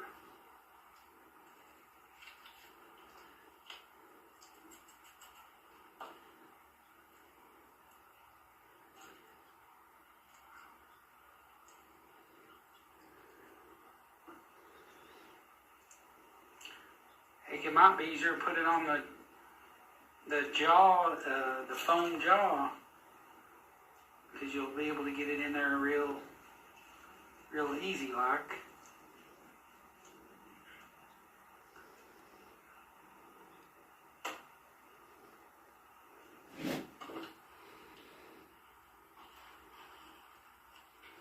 Leave a little room for tucking in the front.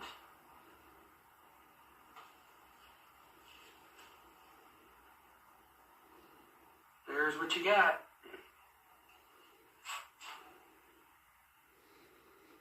I'm going to Dremel a little bit more in the front so the teeth can move forwards a little bit. They need to come forwards a little bit. So just going to take that off, drill a little bit more in the front.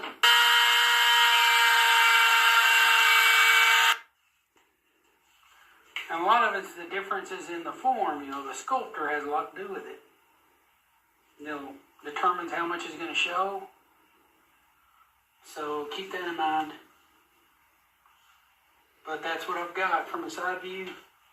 That's what you can see. I'm going to clean that epoxy sculpt up. You want just a little bit of the gum line to show. Plus you've got skin going over that. So the skin is going to take up, you know, a lot of what you see right now. But I'm happy with that right there.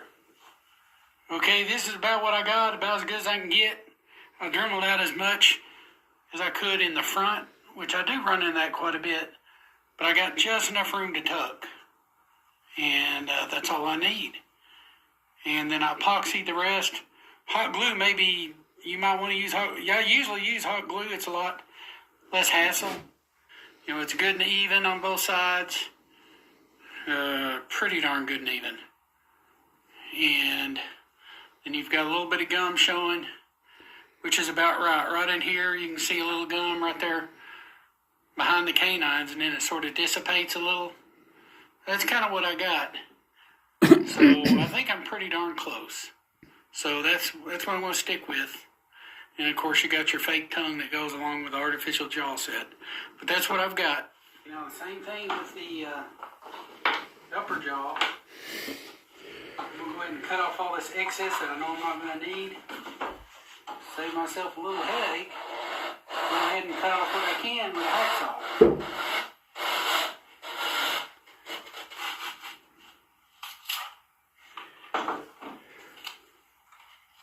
Pretty good enough.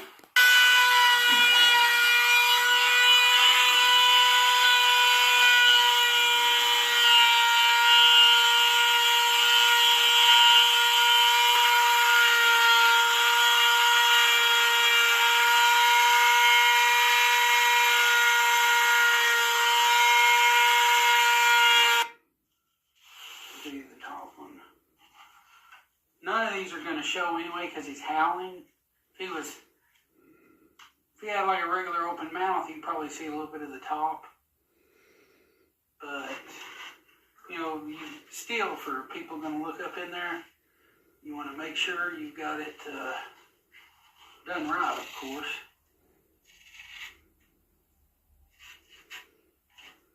So it's something to keep in mind. You're just kind of using this as a template.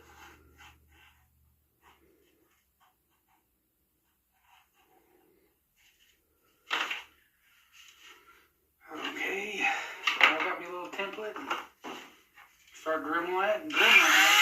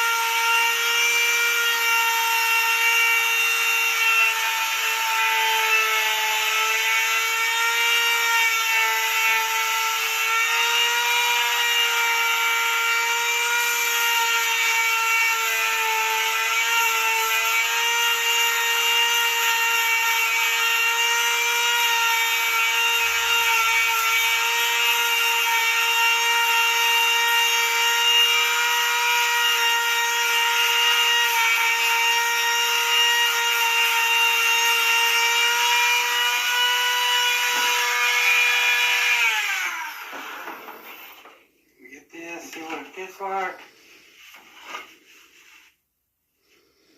Definitely got to go a lot higher. Let's see how many we've got. Yeah, you just got to go way forwards. This jaw's got to go up about right in here.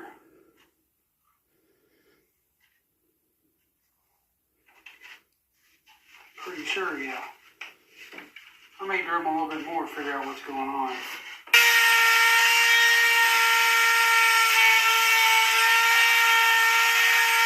Okay, I decided just to leave the jaws. They got like a little connection piece. And I like the way the teeth line up and everything.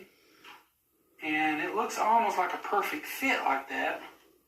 So I'm just going to leave the jaws together and then determine my dremeling from that.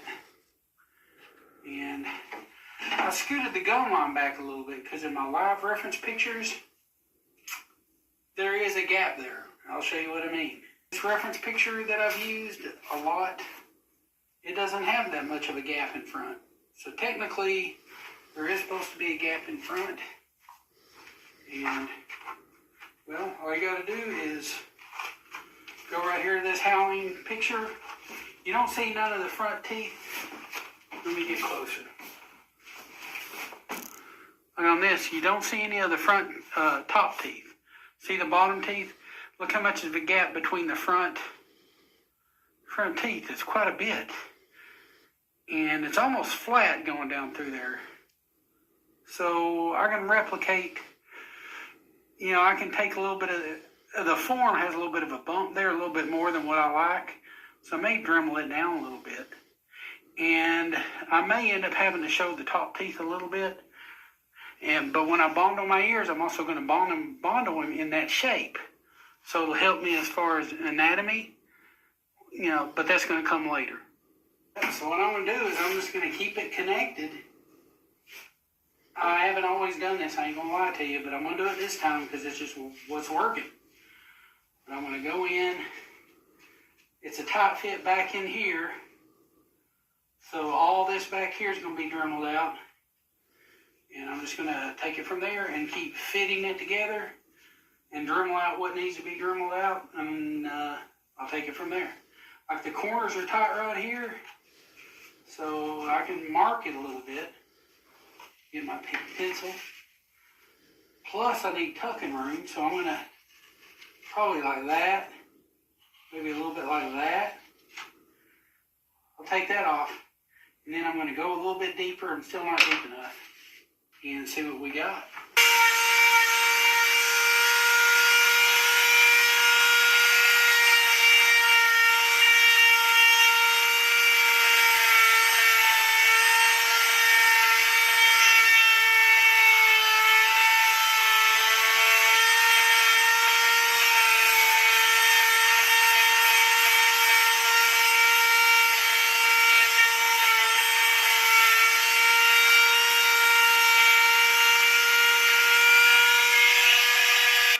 You probably don't have to worry so much about the middle because it's a little bit deep anyway, the jaw is. It's got like a little bit of a hollow area, so it may not be super important, but now I'm going to do another test fit. I like the idea of leaving them together. I may have to take them apart, but so far this is what I got.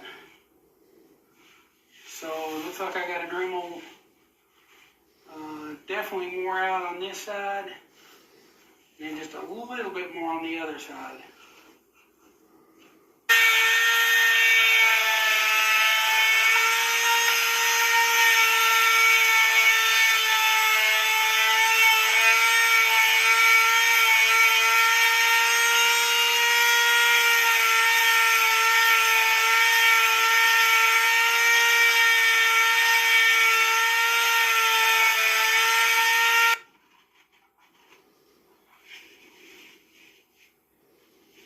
That's in there.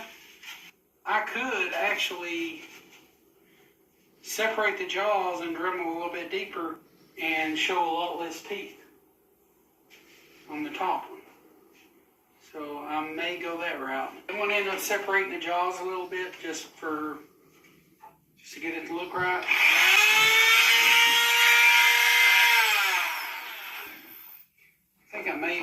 slice off in the back right here. Just a little bit. It's not going to be noticeable anyway.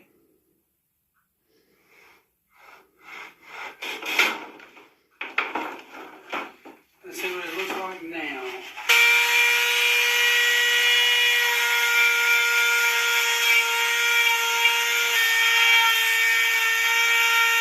Right here you can see a little bit of outline and where I got my pencil.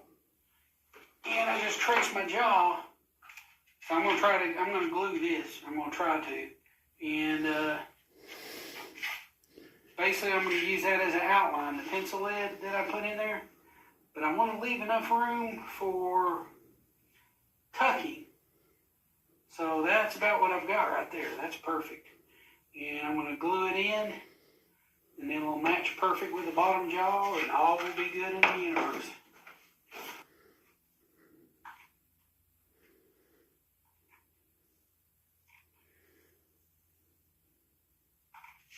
We go in there, we match it up real good.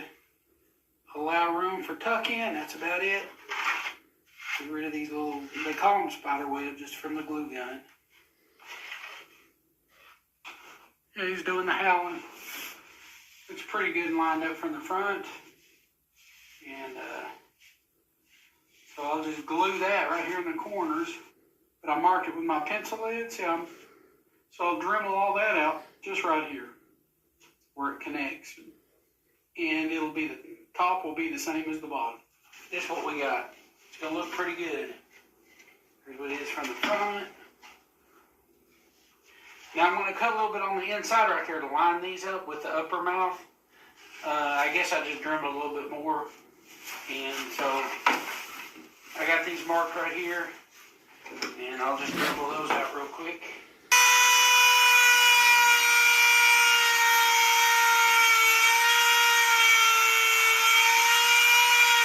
Just want to get it flush right here where it's not so noticeable. Which it won't be. It won't be that noticeable anyway.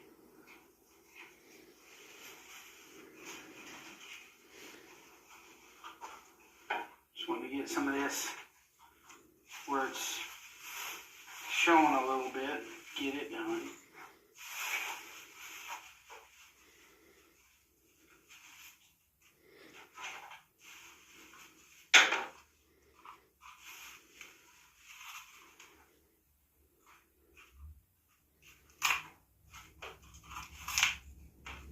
Even better, actually.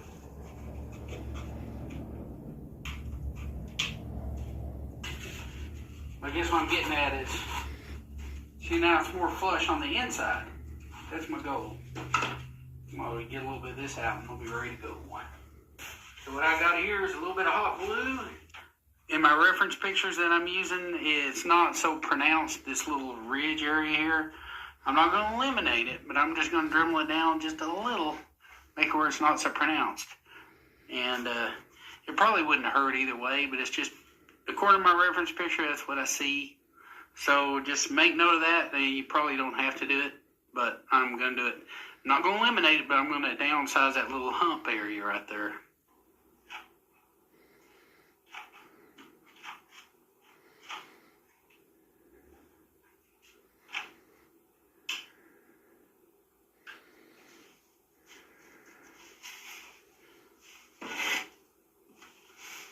There we are.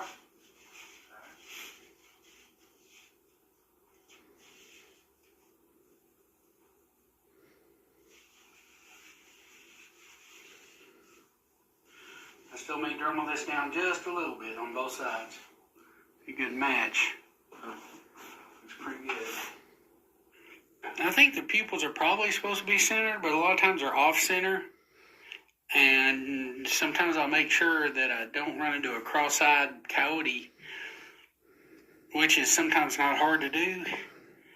So I want I guess if they're not perfectly centered, a lot of times the side that's got more space, I'll tend to put it on the inside, so I don't have to worry as bad about having a cross-eyed coyote.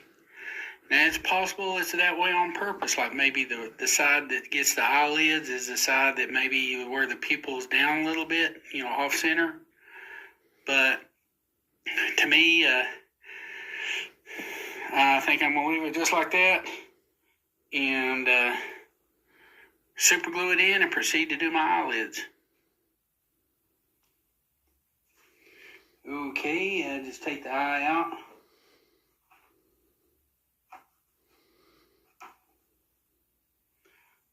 I like to use super glue, get a little bit.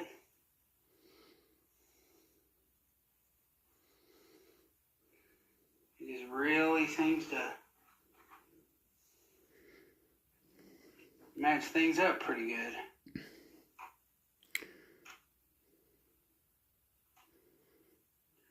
There we are.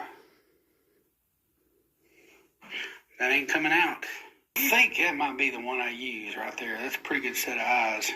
Yeah, my goal is to mimic that as much as possible using clay. Basically, just going to kind of like making an eyelid and then the bottom part of the eye. Basically, just going to make an eyelid and fill in enough clay to where it looks a little bit like the eye shape. And that's how I do all my animals, and they look really good. I've got some, I guess molding tools for clay, a few sizes, but I had better luck with just like a little screwdriver, I guess, because it's got a flat end and a pointy edge, and I've learned to utilize those where I've used a screwdriver so much. It's kind of hard for me to change. I'll take any gaps that I have, like around the eyes. Let's see. And I know it's not going to interfere with what I'm doing, and I go ahead and fill those in. It looks like a piece of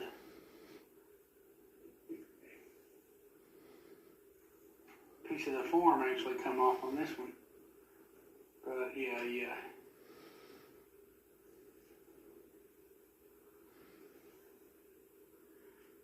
And even the inside corner, all that, if you put too much, you can always scrape it back off.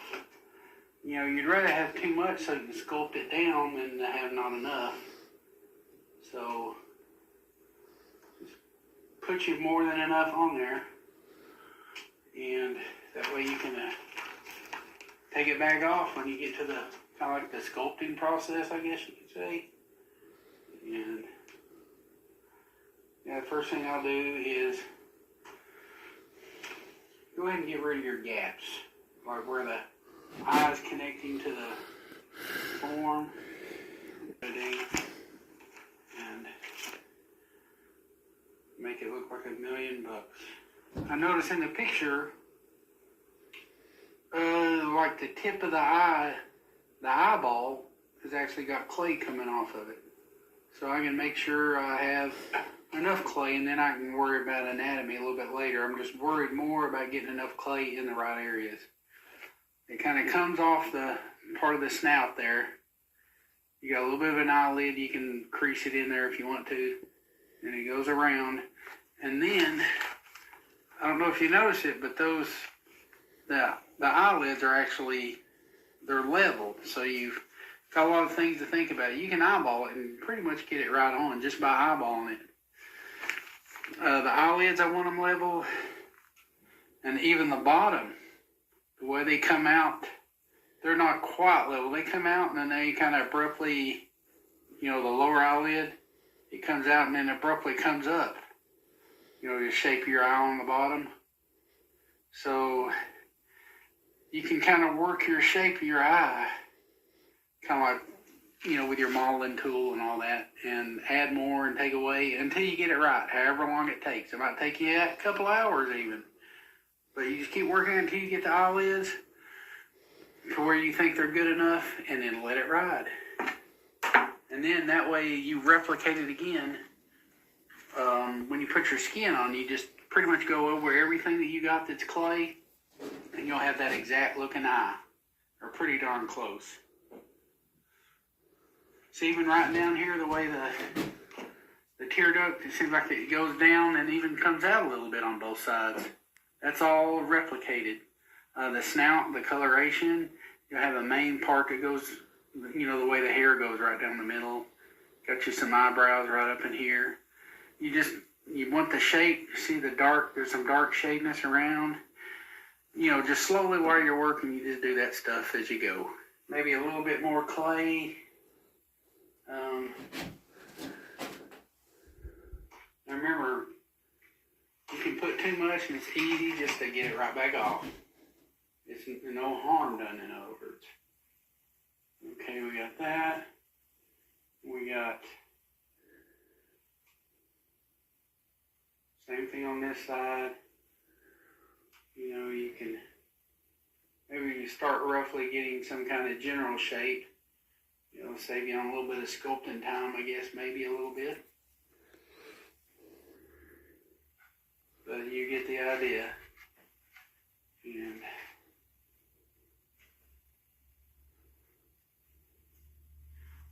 so I kind of go periodically between using my sculpting tool and a brush with water, and between the two I eventually get what I'm looking for. And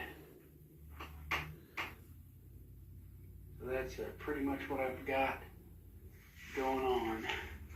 Now we can start using my mauling tool. Sometimes I've even used an X-Acto knife, and I just replicate as close as I can that picture.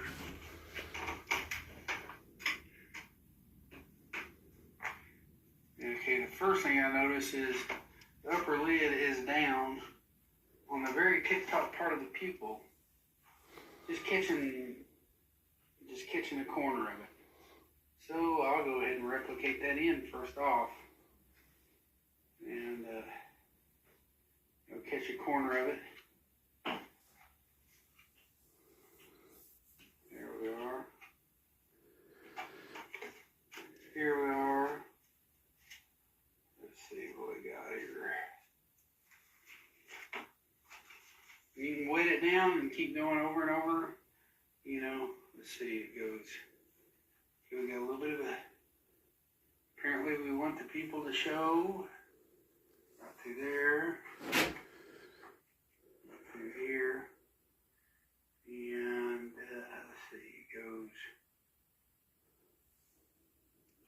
pretty good and round all the way through here. Looks like the bottom shows a lot more than the top will. Okay. And I'm going to spray it down with water so it's a little bit, it doesn't try to peel off or anything.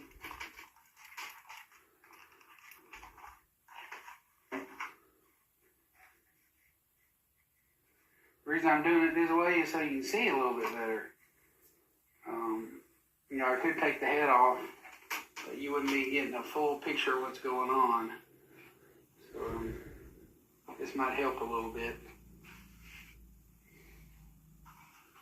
And just periodically keep doing this, and then use your brush. Even eventually, I'll use that. Okay, so I'm working on the right eye first, and I know you got your snout right here. So this is where it starts, right there. Somewhere right in there, yeah. So you go.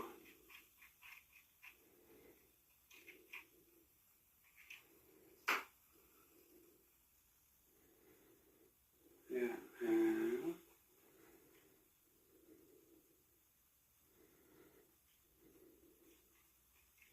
Most of it is the lower eyelid.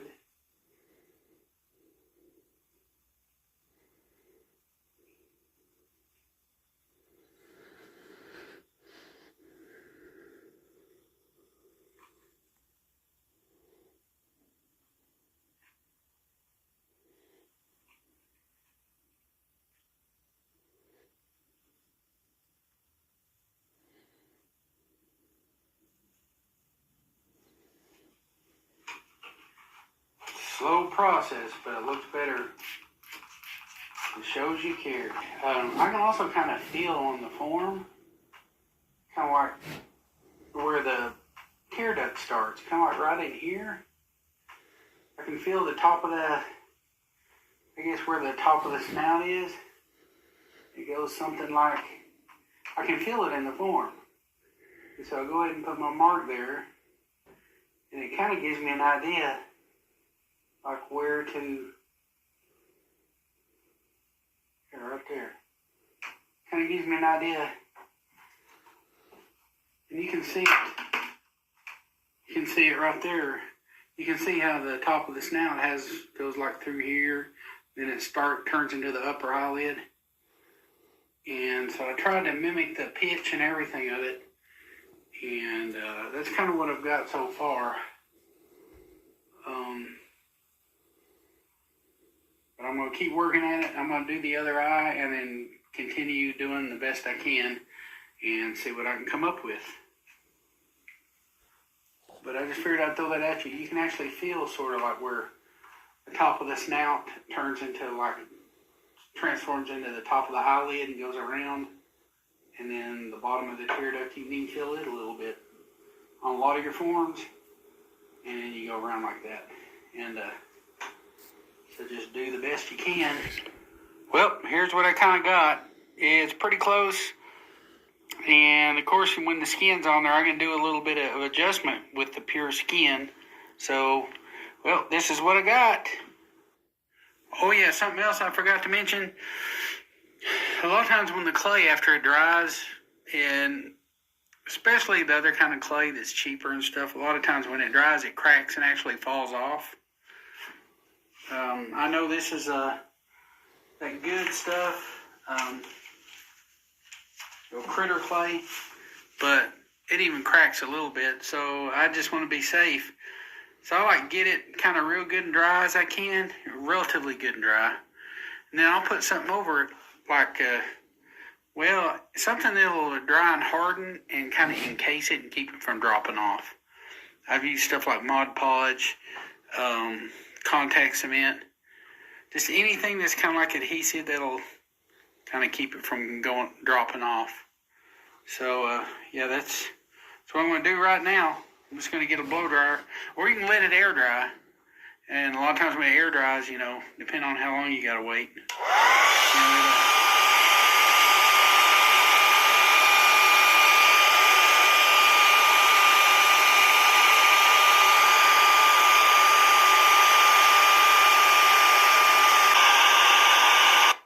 I'll get a little Mod Podge or something, just put it over the clay and kind of keeps everything from falling or cracking and coming off. And it works good for me anyway. Just go around and do the other side the same way. It'll stay on there. Okay, I think I had a little bit of a mishap, kind of. I've got a Howling. Notice the Howling, the lower teeth don't show much either. The lower teeth and the upper teeth. Pretty much all you see is just those lower canines on a Howling. And I'm going to go below this lip line. I'm going to drill them down as far as I can, and I may possibly have to take some off the bottom of the gum. But what I'm going to do is I'm going to get it right where I got to cut the lower jaw back off and drop the teeth down where they're not showing so much, because I want it to look like this guy. And that's the Howling, and you don't see just a hair bit of teeth. I'm just going to take a little bit more. That is about good enough. You figure the skin on it. I'm going to go down just a hair bit more.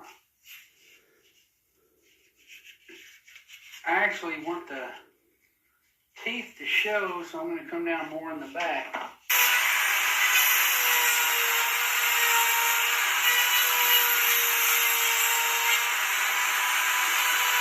We just keep test fitting. That's what we got. By the time we get the skin on there, Let's see, how's it gonna look?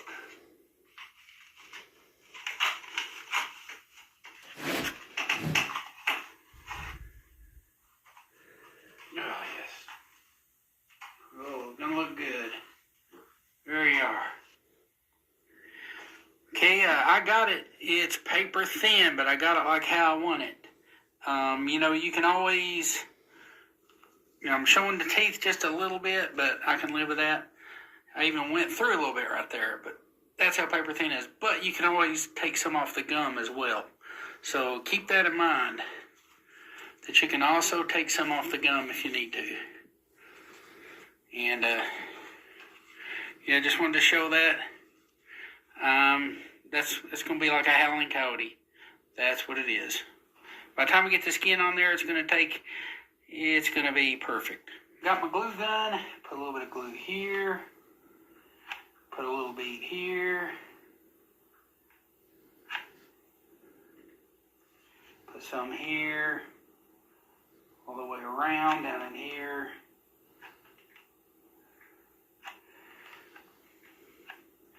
Up there. I'll line everything up. And contact. Now he looks like he's supposed to look. And what I'm getting at is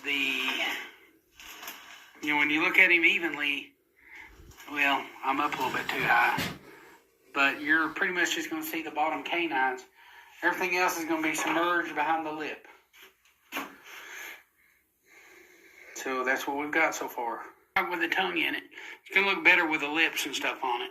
Well, I thought I might as well mention, even the tongues are like different. For a howling tongue, it's going to look about like this, as opposed to like ripply and all the way down to the end. So that's a telltale sign that your coyote is howling when, the attitude of the tongue. So I figured I'd tell you that. Yeah, like here's for one that's it's not howling. See how the tongue rides right up there behind the front teeth? But since this is howling, it goes back about like this, somewhere in this area. So he's howling, the tongue don't even extend all the way forwards. So that's something else to keep in mind a little bit. Is that's how it goes. The tongue don't even come up close to these bottom canines. It stays back about like that, which makes sense for howling, and the reference pictures will show that. So I had a little confusion. I had two tongues and didn't know which was which. Now also in this form, you don't see that lower lip rising up or anything, because in the true howling, it doesn't show that much. It's just kind of smooth, and you're going to see the lower canines a little bit. If you look at some reference pictures, it'll show you that pretty good. Yeah, like in this howling pose, you can see the lower canines, and that's it. Everything else is just kind of up under the lips.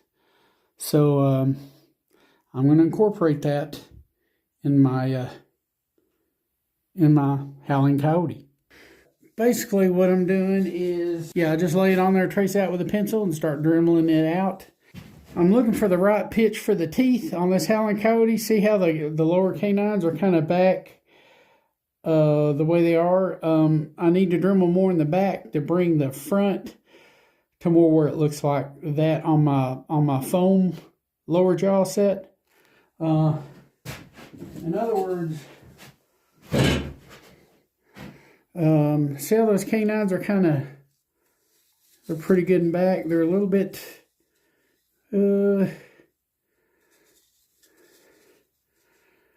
pretty close. Yeah, pretty close. But you get the idea. I've got to come down quite a bit so the teeth aren't showing. Plus I need tucking room, which I haven't done yet. I want to get the general shape and depth, and then I'll just add a little bit of a gap for tucking room. So that's what I'm doing. Well, it's still a little tight. So what I'll do is,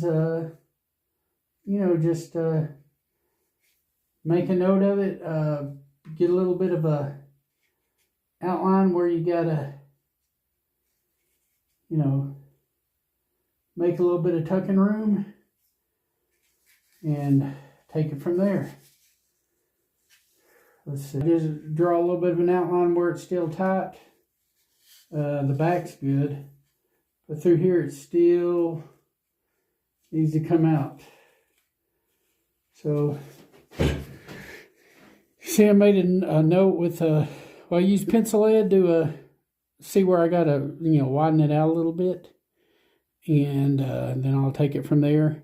I could always add a little bit more back with epoxy sculpt or something, but definitely want to go down just a little bit more where the only thing that's going to be seen is those lower canines, because this is a true howling, and that's what the reference picture shows. I got my mouth and tongue where I want them. I dremeled out in there because there's a little bit of an extension, and so I wanted to make sure it would fit. And look at that. It does fit.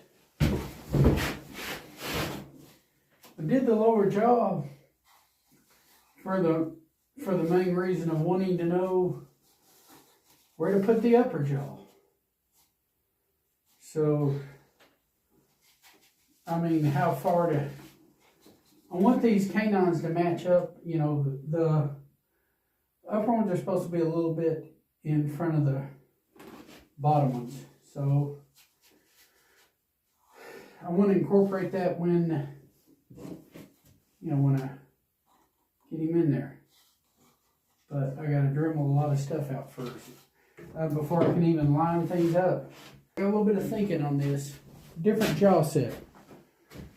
But I like it for this reason. The jaw set is already super thin, which means I didn't have to worry about accidentally grinding too far into the lower jaw. So that's a plus. I mean, it's already thin anyway. Well, for the sake of showing you guys, I think I'm going to line it up as good as I can, center it as good as I can. And I know I can't go wrong with the jaw set if I do that. But it goes...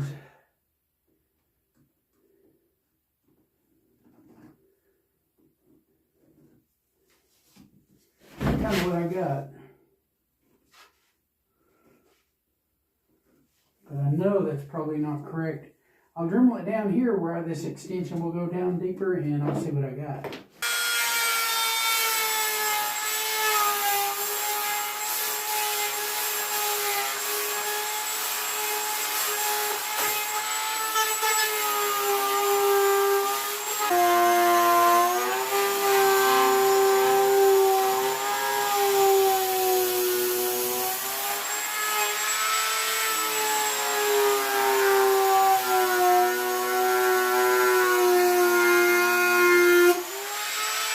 So this is just for starters, just to kind of get a general idea of what's got to be done.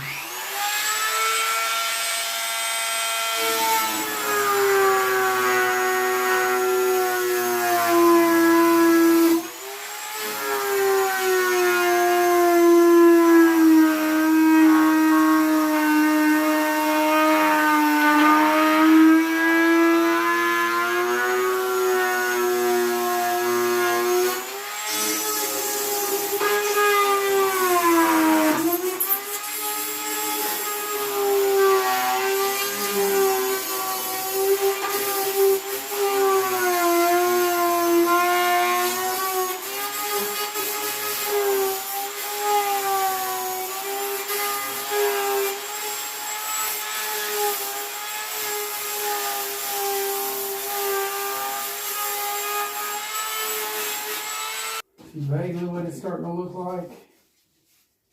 Let's see. Yeah, that's we're gonna Dremel a lot more out. See what's going on. You can't even see the upper teeth anyway, so even if I didn't have teeth in it, it'd still look good. as long as I don't destroy all this. But I'm just saying that. I mean, of course you're going to put the upper teeth in, but I'm just saying, like, from a side view, you wouldn't even see the upper teeth at all. So maybe just a little. You know, I'm sure they all don't have the same way every time, but in general, according to this reference picture, you're not going to see much of the upper teeth, if any at all.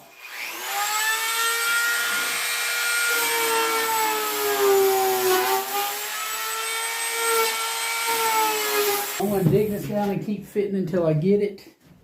And then I'm going to make sure I have room for tucking. I definitely need to go up more. But, yeah, I'm just pre-fitting to see what's going to happen. And it's got to match with the lower jaw. That's what I'm trying to really do right now. That's why it looks a little goofy right now, like I'm not going up far enough. But it's got to match the lower jaw. And so I got to Dremel a lot more to determine what I got to do to match it up. How high to go, how wide to go, how deep to go. So I'm just all doing it kind of three-dimensionally, but a slow process so I don't dig too much out or something. But I'll get back with you here in a little bit. I was going to let you see the process. I showed you roughly how I did another coyote open mouth. There's a different jaw set. This one needs to meet up with that one. So it definitely needs to come up a bunch more. Okay, well, I figured that much. All this needs to come up at least to there.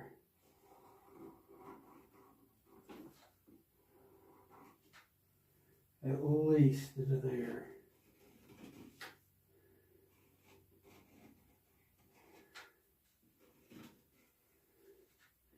Let me take just a little bit more off the sides. Dremel that out, and then I'll test fit it again till I get it just like I want it. However long it takes is how long it's got to take. A lot of dremeling to do. Still don't want to fit right. I got to widen it out for one. Decisions. I'm going to keep working it down and test fitting.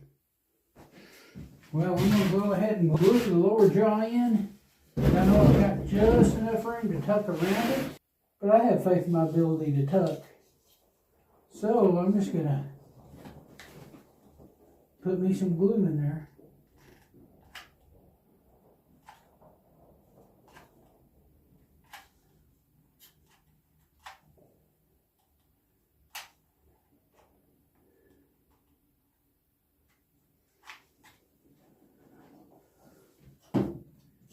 Go through glue really fast.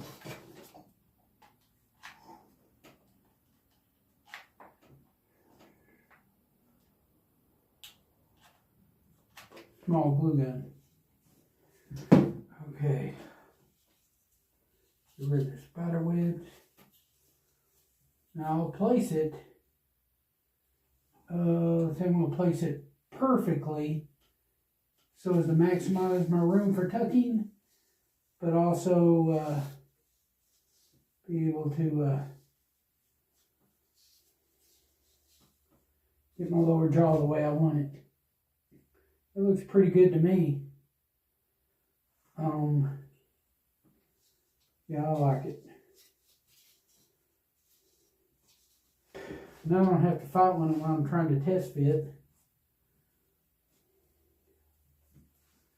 It'll come out a lot better.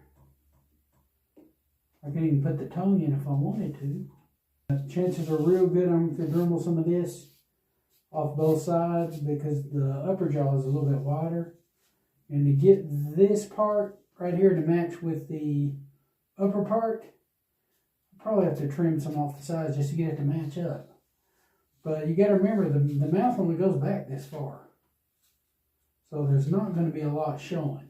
But now, see, when I try to test fit and everything, I don't have to worry about the lower jaw slipping. I know exactly what I need, and proportionately wise, I know exactly how the top jaw has got to go to match the bottom one. Yeah, it goes like that. There's that little gap there. That's where the upper teeth go. They sink down just like that. I think you can see it a little bit. It seems like the upper jaw is always a little bit wider than the lower jaw, and you have to match them up so it looks even. So I'm gonna have to, you can see where I marked it with my pencil lead. I gotta Dremel that out right there to get them to match, you know, with the upper jaw. For some reason, yeah, it comes out looking that way. And I just stuck a pin in here to show you, you know, so I could leave it without it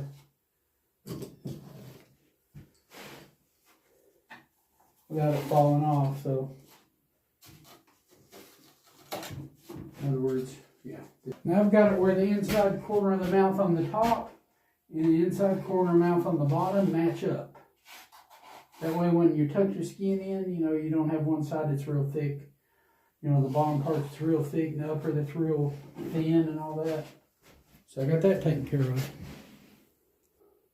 Well, I've got things lined up pretty good. Just have to Dremel more where those upper teeth don't show. And then it's going to be about like my reference picture. So I just got to dig a little deeper. Yeah, from the side view you can kind of see what I mean.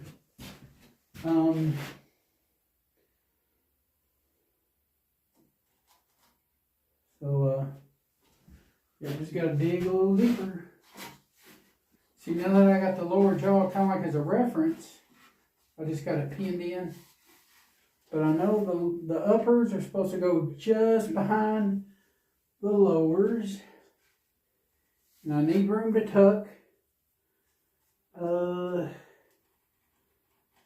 age-old problem with these canines being the place where I don't have much room to tuck. Okay.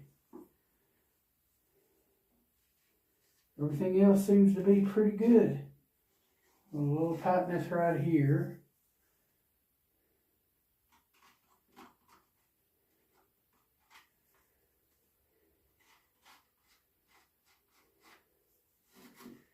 And now I know where to dig and where not to dig with my Dremel tool. And then it's all over but the howling. Right here.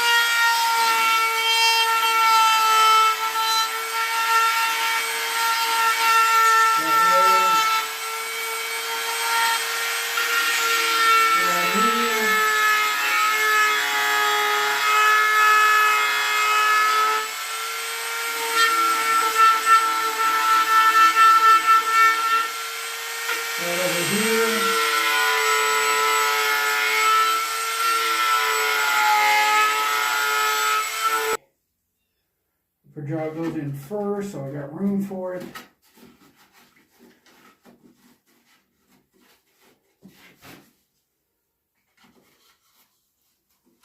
Lower jaw goes in.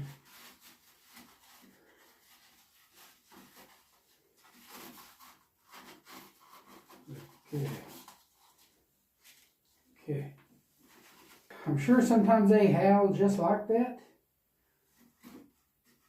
And the teeth show a little bit. In fact, I'm sure of it. But I'll go ahead and take it off and go just a hair bit deeper.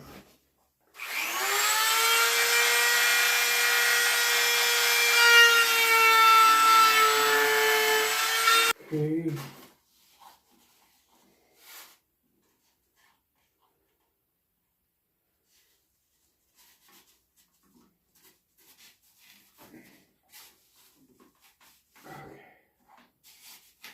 Okay, see what we got now. I'm gonna call that good. I mean, they're barely just out of sight anyway. And they are just that. Another thing about a howling is, if you're slightly off proportionate wise, I mean, his mouth is open. And you can't see his upper canines. So technically, it's gonna look good regardless. I just wonder if the tongue is gonna fit, which I'm sure it will. Oh yeah, look at that. Now, if I wanted, I could go ahead and mount him first. Tongue's no problem. So I guess that's the reason for With a coyote howling, his mouth is going to be open, the tongue's going to be a little bit further back, maybe down a little bit, and you can see deeper in the throat. Not going to glue the lower jaw yet. I just want to determine exactly where the upper jaw needs to go.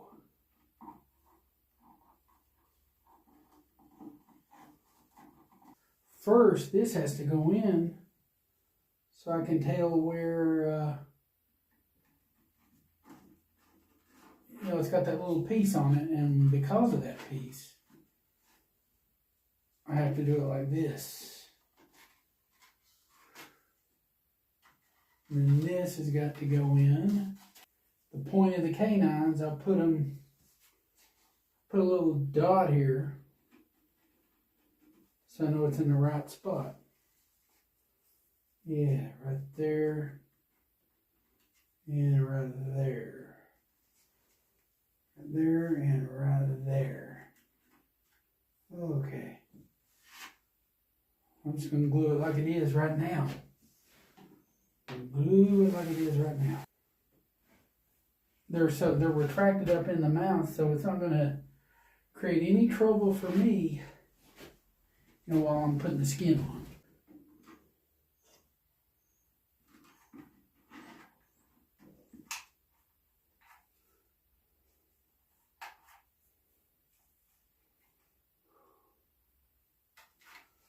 Okay, a little bit of glue on this side. That's definitely enough for that.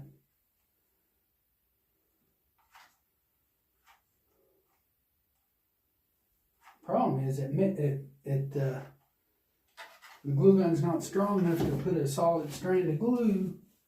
It gets too hard to do anything too quick, if that makes any sense.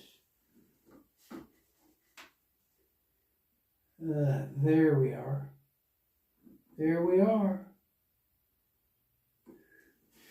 Now just hold it in place. I know there's some glue under there touching for sure.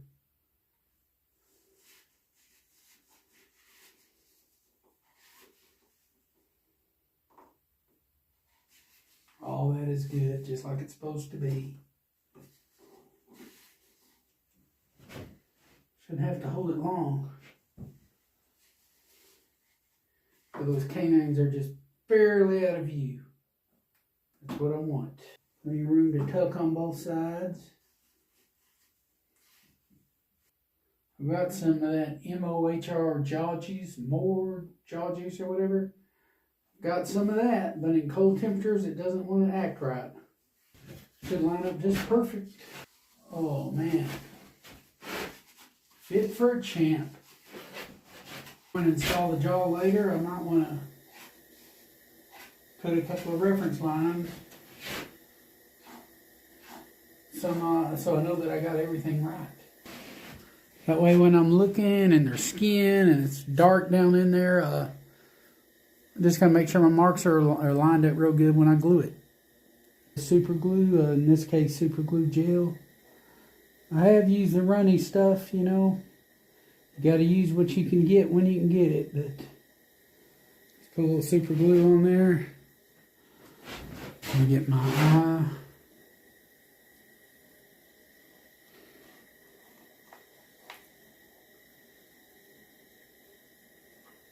Perfect fit. I had to use my Dremel tool just a little bit. I'm not gonna lie, but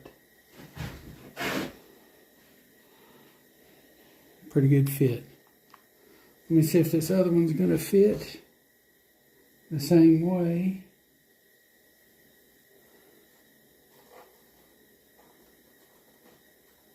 It's a little bit too. I gotta take a little bit out with my Dremel tool. They used to not be this way this much.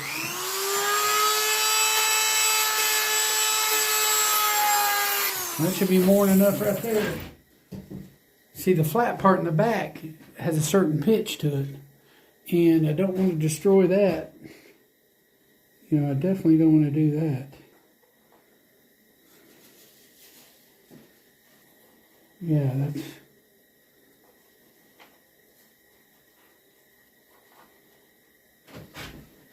It's that inside corner there a little bit. Just take some of that off.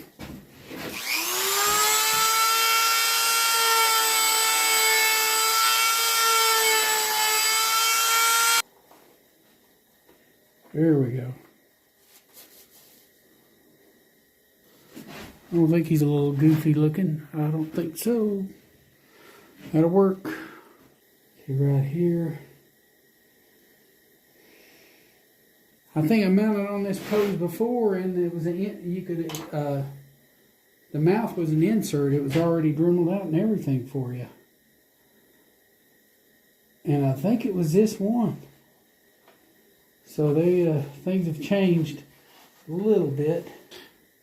And of course, it's going to be the reference that I want to replicate for my eyes.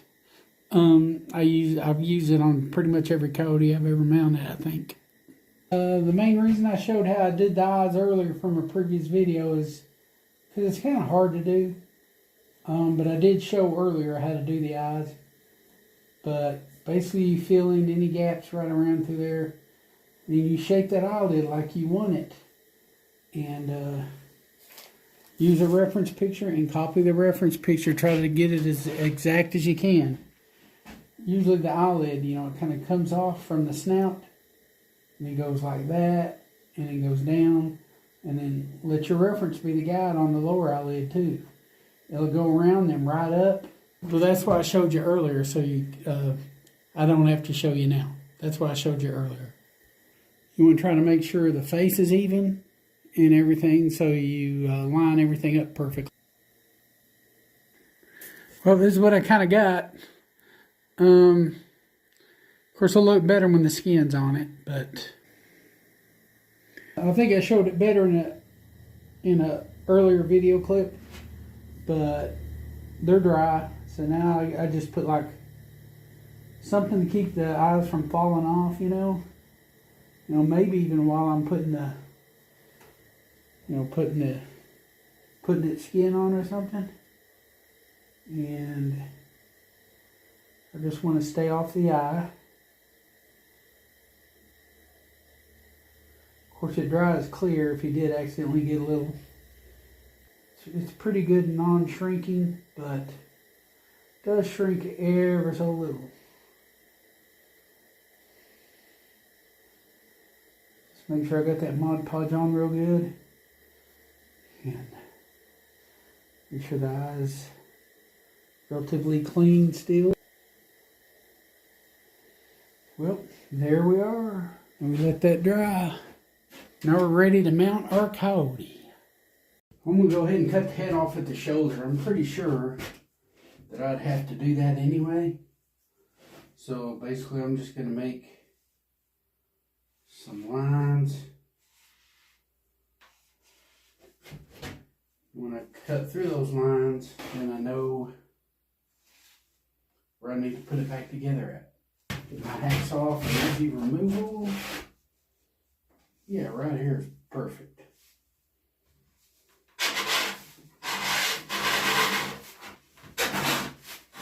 No harm done.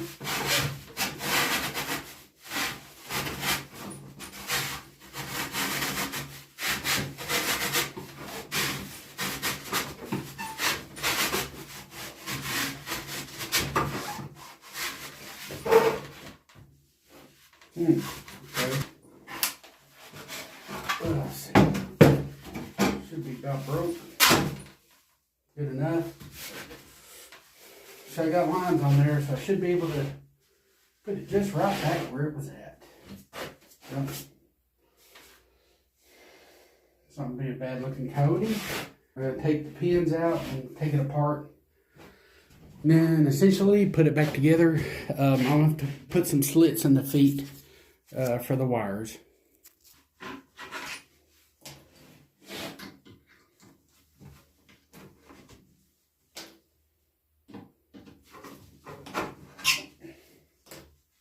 Okay, I'll put a bunch of holes.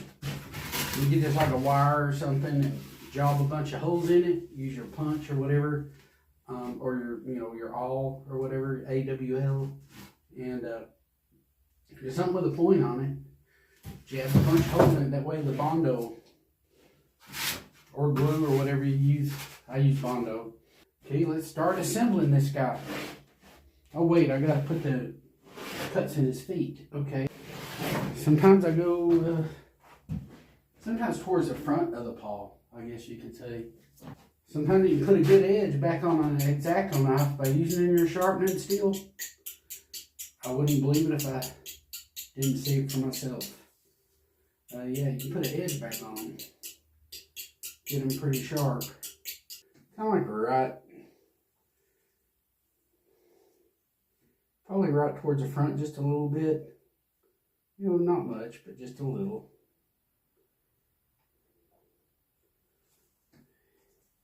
Just enough for that pipe to get through.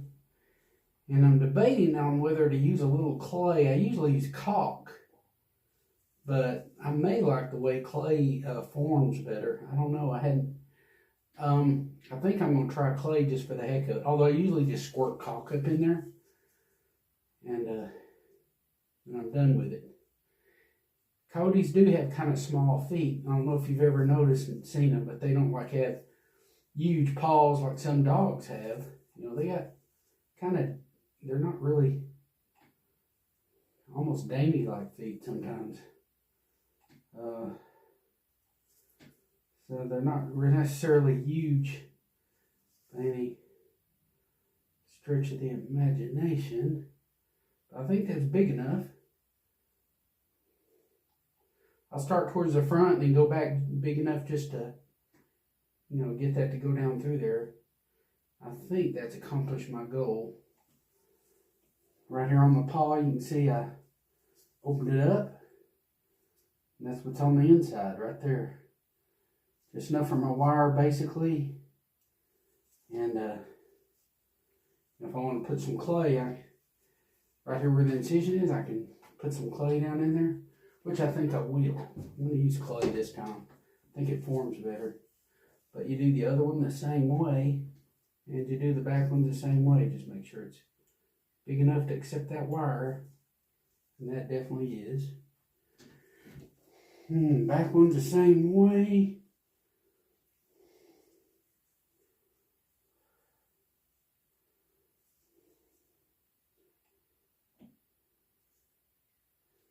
Okay, we got the wire looks like it's coming out slightly different on both sides. Let's see. Okay,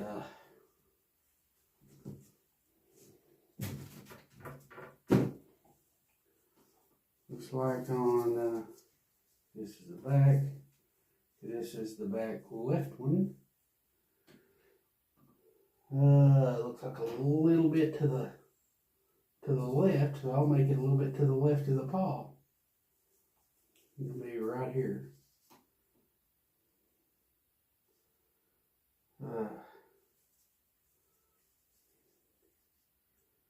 Although I don't know if it matters that much, but see where the wires come out of the foot slightly different on both sides.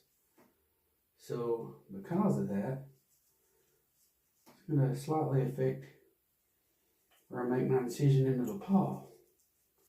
Definitely. Whoa.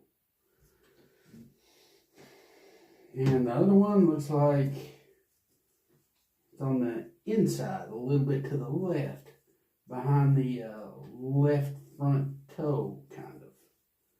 So as far as the paw goes, I'm going to go about right here.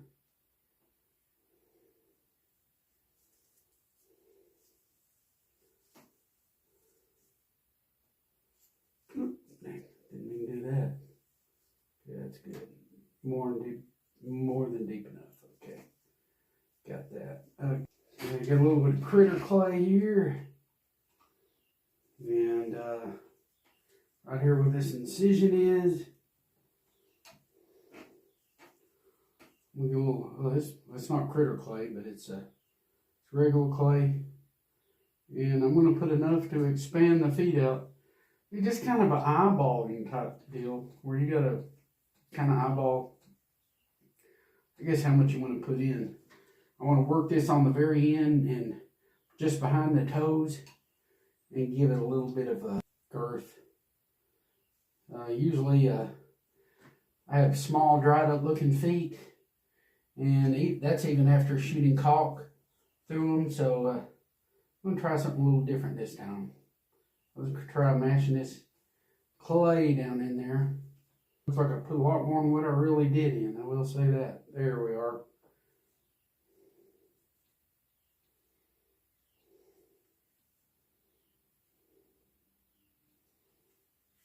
It's already where it needs to be. That's 1 foot. Other foot. About the same amount.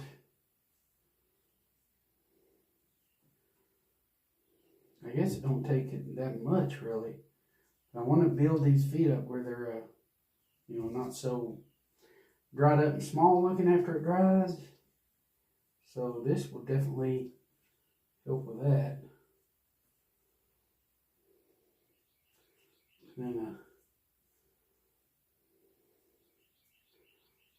a semi-soft bead of clay down in there, big ball of it. And that's in there.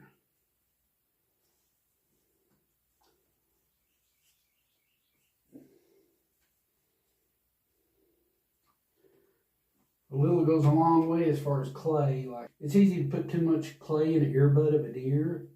So I'm thinking it's kind of like that a little bit, you know, with the feet. If you're not careful, you can, you know, put too much clay. It's, of course, I'm sure you could spread it out and work it out anyway.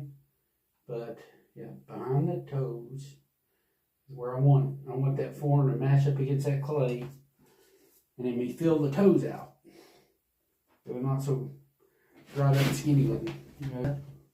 Just kind of eyeballing whatever you think is best as far as eyeballing. It should work. I'm going to put the rear end first. I don't think it matters where you put the front end. It's all kind of come together, and then you probably want to put the head in before I put the front part of the body in. That's my guess. Okay, that went through the, make sure I went through the tail, not the butthole. That'd have been a little bit of a mix up. There we are. That went through the tail, by George. Okay, now we got that out of the way. Now we got the legs.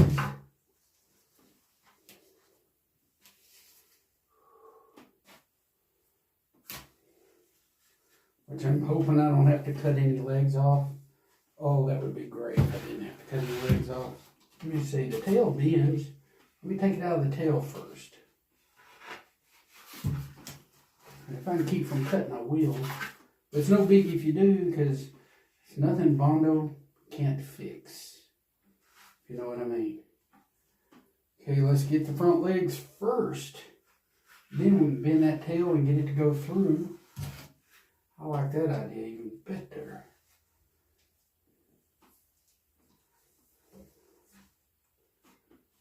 Okay, probably even both legs simultaneous is not a bad idea. We'll bring this one up so far and go to the other one and bring it up on that side. Let's see what we got here. Okay, here we go.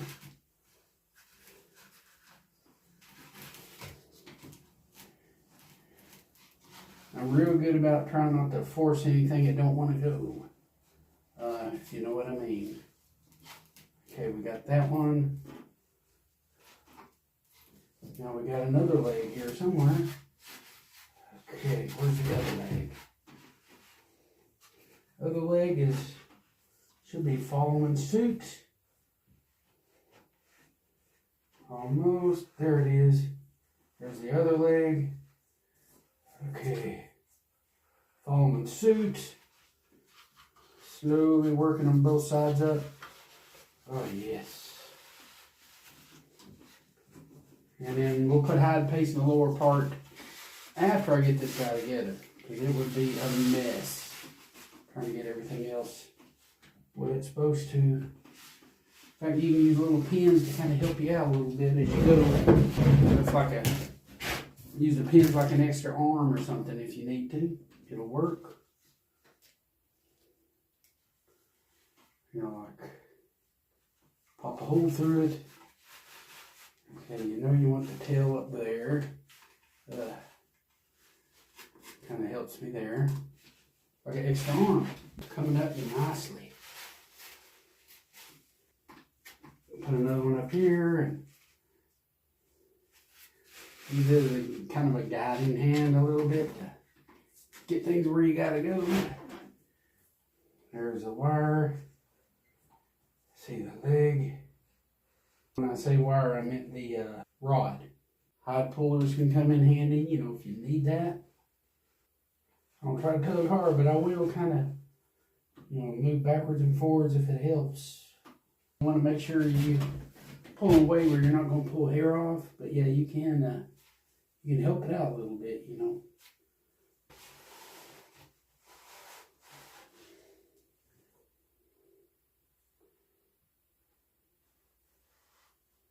So all that's coming up, yeah, that's what you want. Well, you see, I'm just kind of working everything up so it'll fit. This actually goes through the foot, but make sure the clay is in front of that, you know, front of your foot here. Yeah, like that. So you can work it where you want it to go, of course. Looks like the head goes in pretty easy, which is always a good thing. Of course, I got the lower jaw off, and that was on purpose to make it easier. So,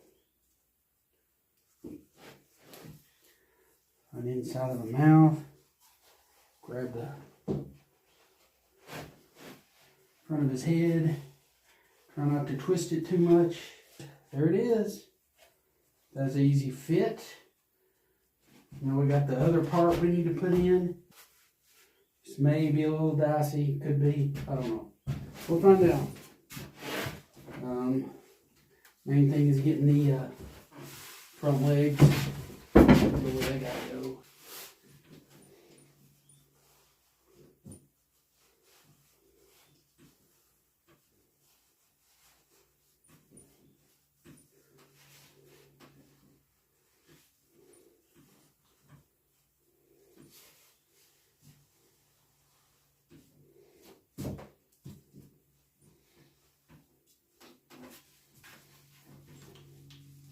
I can keep from making an incision, I will, making a bigger incision to get it to fit or something.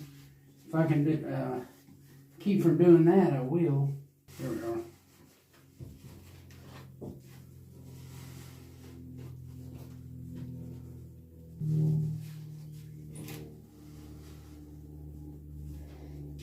Well, it kind of fits for the most part. This is kind of a pre-fit too. But you see these wrinkles around the feet? It's because the legs are too thick. I've got to shave them down a little bit to get the feet to fit right. And front and back.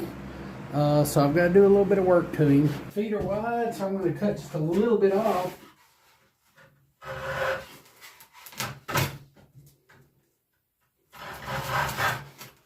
It's not really so much the feet as it is right back in here, but a little bit. Probably shave them down.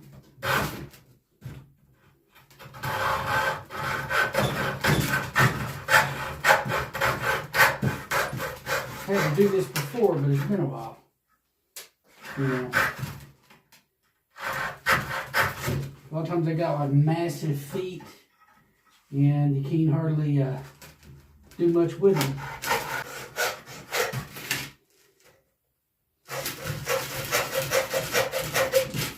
Back here was a little bit too much for it. Take some of that off.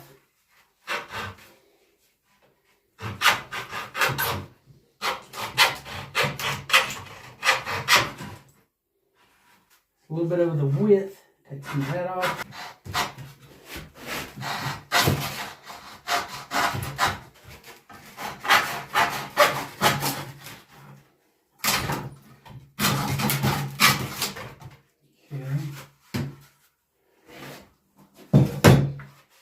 Make it look good with a sanding block or something like that. Got a Dremel tool. It's going to help me kind of shape and smooth everything.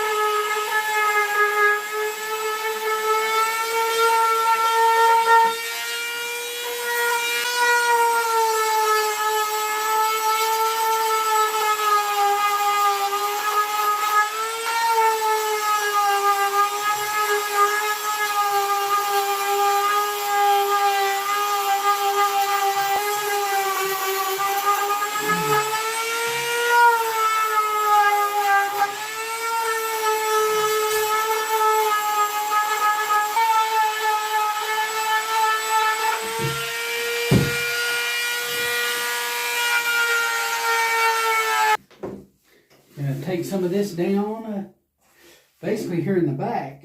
You know, it'll still have the little elbow there, but it's not going to be as pronounced.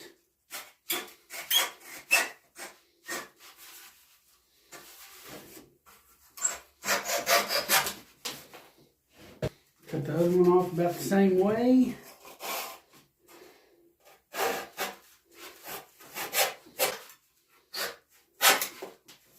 I'm taking the width off, front and back, and on the sides even. There's the elbow here. I don't want to get rid of the elbow. I'm going to trim it down.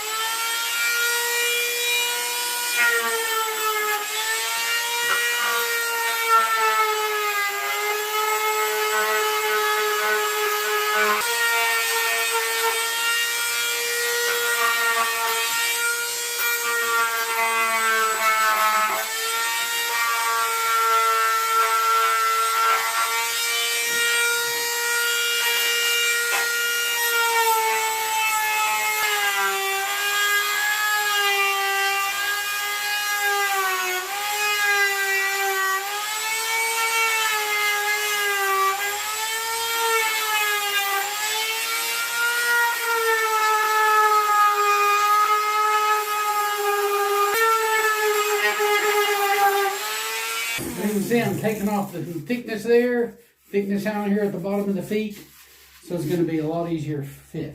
Well, you can see where I mashed them, took the sides off where it will slide down a lot easier. Sometimes you got to do that with the feet. I think it's a female coyote, and form might be like more for a male or something, you know, where it's got bigger joints or something. I've run into that before with other animals. They got me some Bondo. This stuff gets really good and hard. I like it because of that. It seems to really set up real good. What I'm going to do is I'm going to go ahead and Bondo the middle section so I have a little control over it. Put it back on the base so I can have a little leverage, you know, for putting his head on and stuff. I really like this stuff. It's pretty good. I'm not saying the other is bad, but this stuff is extremely hard. Doesn't even want to come off the hands very good. Just the color difference, I guess.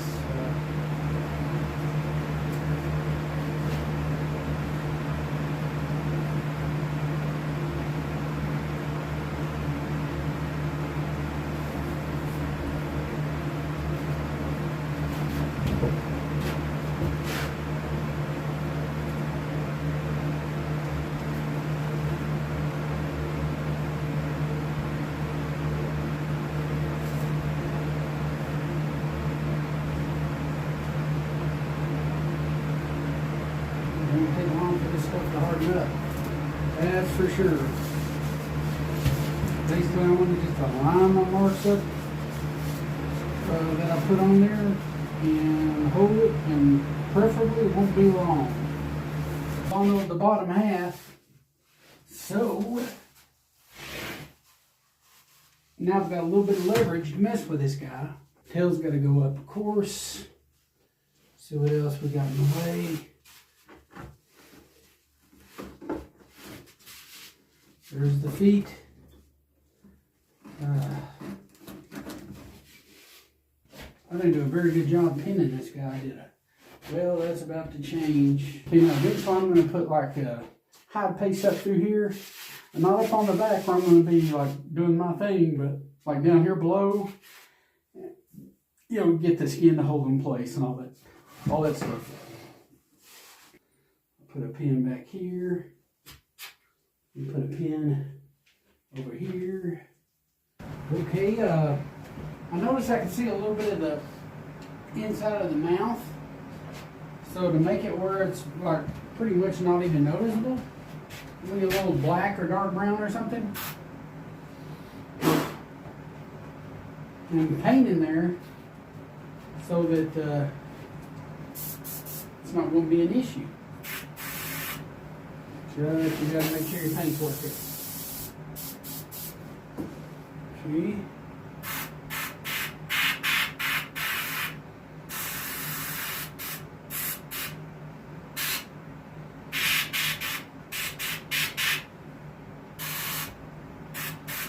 Yeah, that's going to hide real good.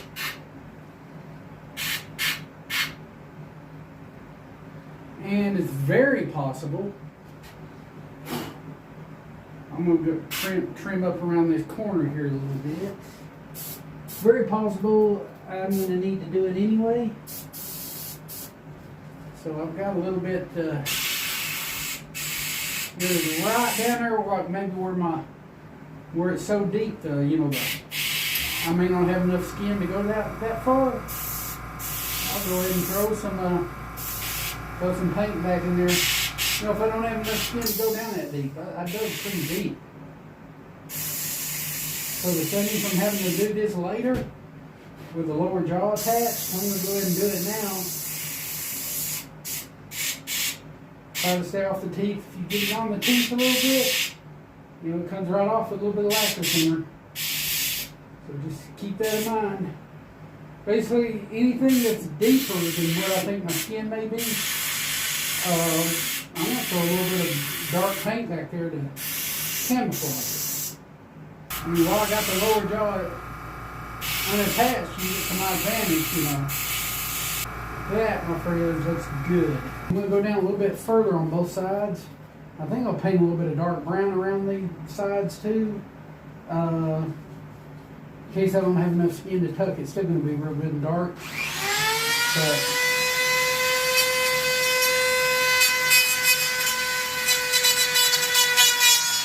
I'm going to get it way down right beside the gums and the teeth there.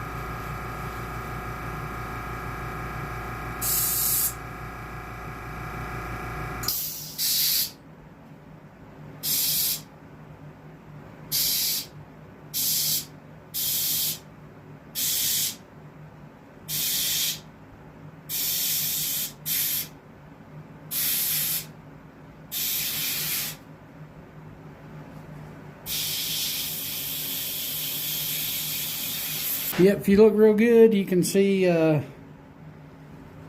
like, if I run out of skin, a little bit of tucking room, it's going to be so dark, nobody's going to notice anyway. And that's kind of my purpose for doing that. But it just helps. I'm going to go ahead and glue this lower jaw on.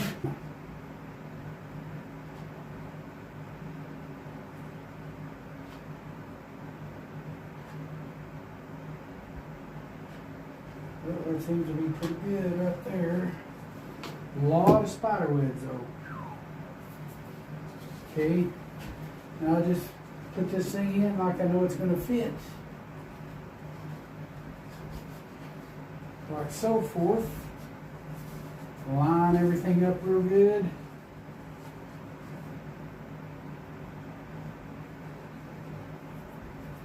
And it's a match. I pulled up a bunch of loose skin. I wanted to make sure I had enough room to tuck and all that stuff, so I pulled all this up. And could even pull it up a little bit more. So everything's, the last thing I want is a tight looking mouth. So kind of what we're dealing with. Even before I glue the head on, I want to make sure I got everything, legit. I got plenty of loose.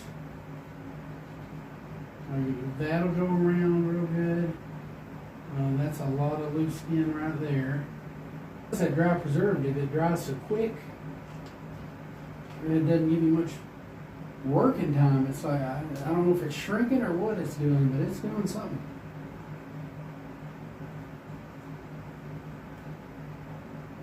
So I'd rather have, you know, a little bit of loose skin as opposed to not have enough skin to work with. So pulling up all this loose skin and sticking a pin in so I have enough to do all my tucking. That's kind of what I've got going on ahead of time, what I'm thinking about. Plenty of slack around the eyes. At least I think so.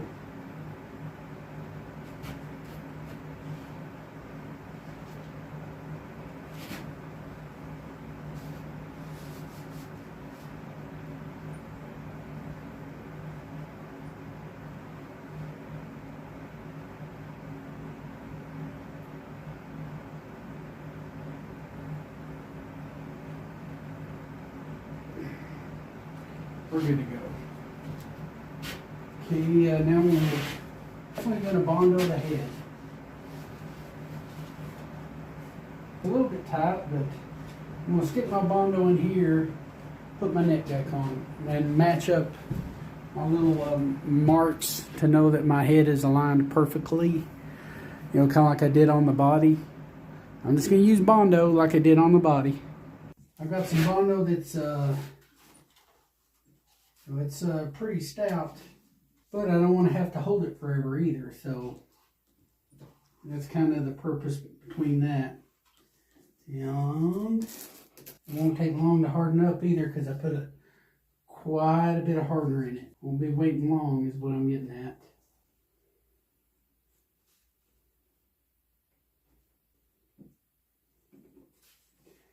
That should be pretty good.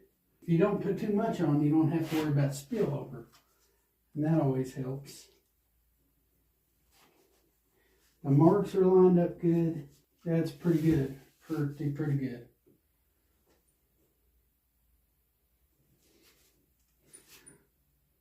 I didn't take long at all. It's already hard. I put a lot of hardener in it though. It's got a little bit of stuff right here to pick off.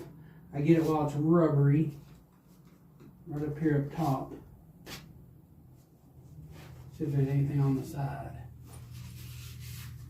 I didn't put like a super bunch. I didn't want to run into a lot of issues, you know. I actually had pins that I actually put in the way to keep the skin back where you could see it better. So I'm taking those out. What I like to do is temporary pin everything in place. You know, there's a color pattern that goes right up the back, so I want to make sure that that's where it's supposed to be and all that good stuff. And, you know, a lot of times you can even line up these markings a little bit. Let's see.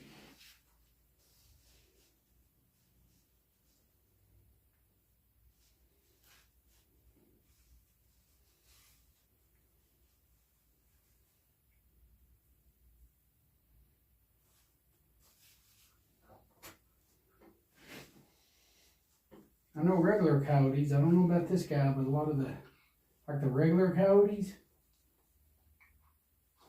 they got distinct markings that you can follow up their back, kind of, I guess is the right word.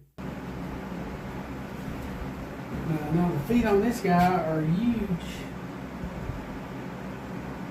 On the form, I mean. Yeah, here we are. Didn't need them anyway. Okay.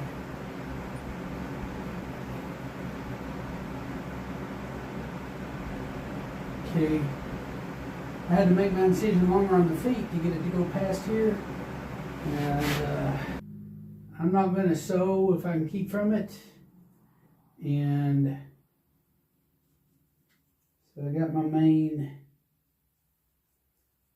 it's just a reference line, so I know where to put my pin to. Hopefully it'll show up under the glue. This is the McKinsey Extreme Epoxy. It's a two-part. It's like headlock and all that other stuff. It's kind of like that. You can use it in the same places too. Got got extreme bonding power. And so what I'm going to do is use it and pin the legs together where I made the incision so I could skin it out. I'm going to pin it back together instead of try to sew it. It's hard to get a needle through all that stuff. It's pretty hard to sew. So I'll pin whenever possible. And this is a lot like headlock and killer glue. It's along those lines, you know, pretty much. It all looks the same, even the same color. So put it right there along the seam.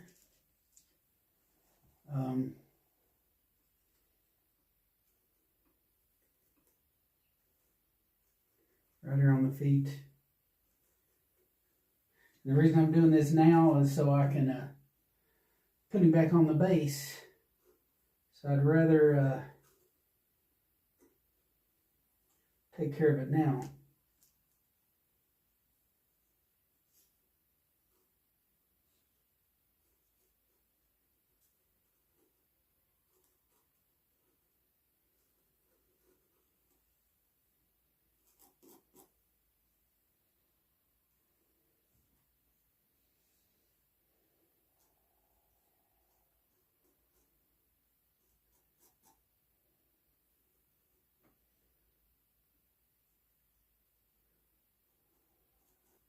And right here on the end here.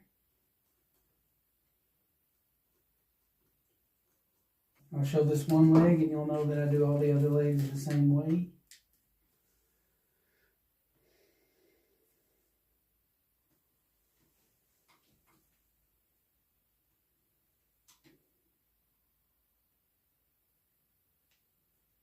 So going on that side, put a pin in. Going on this side, put a pin in. There's a metal rod through there, so that may interfere. A lot of times it does.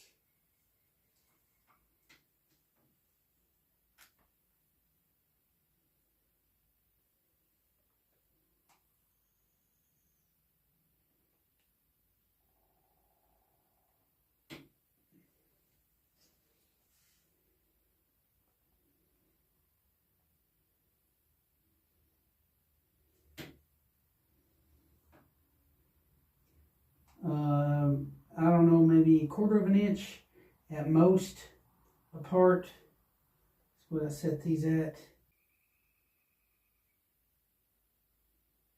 But you get the idea.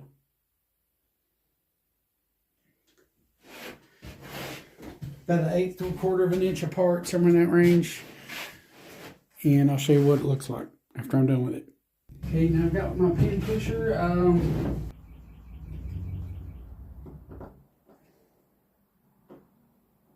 push them in if I can.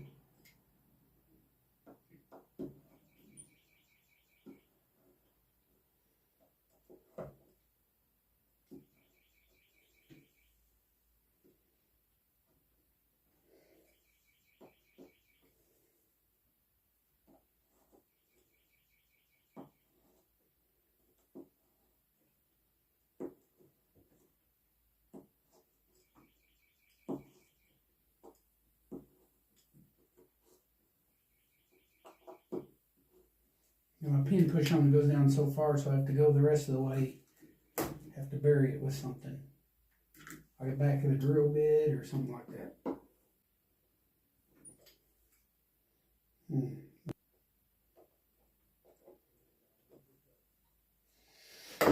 Now,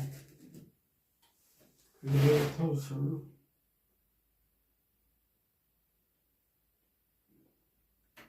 Run them in. Make sure no hair's in the way.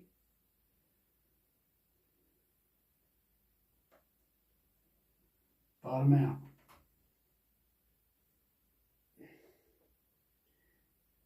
You get the idea.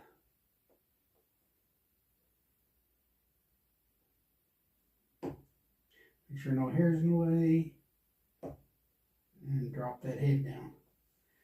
Helps you use pins that are thinner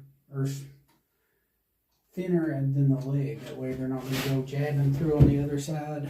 In this case, he's going to be sitting on his back feet. So none of this is going to really show anyway. But I'm just going to do it like that. They're short enough pins that they're not poking through. And you do all four the same way. And I know I put clay in the feet already. The super glue's real good. Like if the padding's a little bit too open, get your little super glue in there on that padding, and just mesh it together, and it'll hold. And that will never be a problem again. See, now you brush that tuft of hair up right there anyway, and you can't see nothing. So, yep, you do all four legs that way. Okay, I've got a little clay here. And bird necking material, I've used that. I used it on the last coyote I done.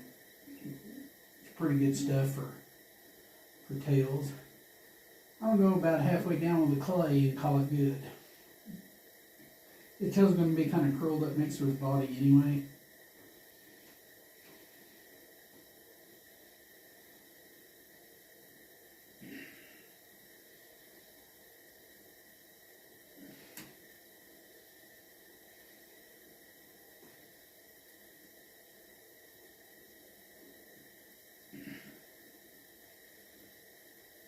And their tails are quite bushy anyway.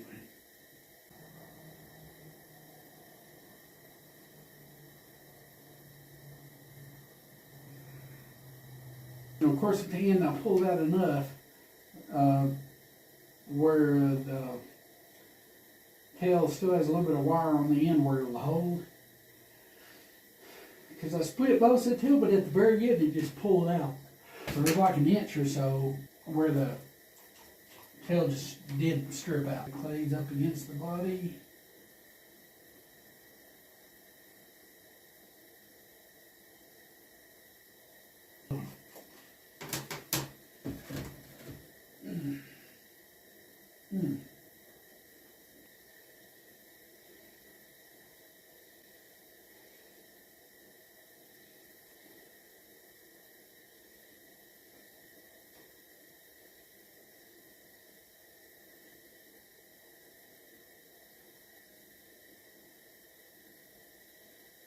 I get a little of my good old super glue. Put right along the corner there, where it'll meet up with the other side.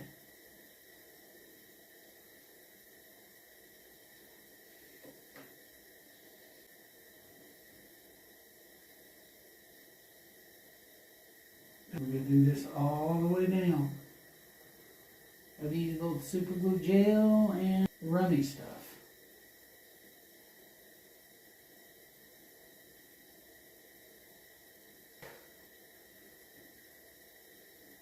Got some more super glue here.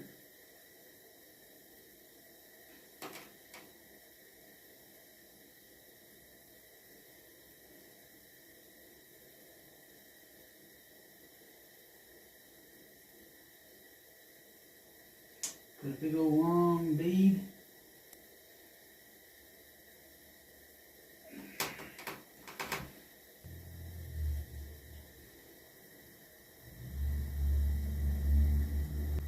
I probably should have cleaned all that preservative out of there. That would have sticking together. For sure. There you go. And that's the bottom of the tail.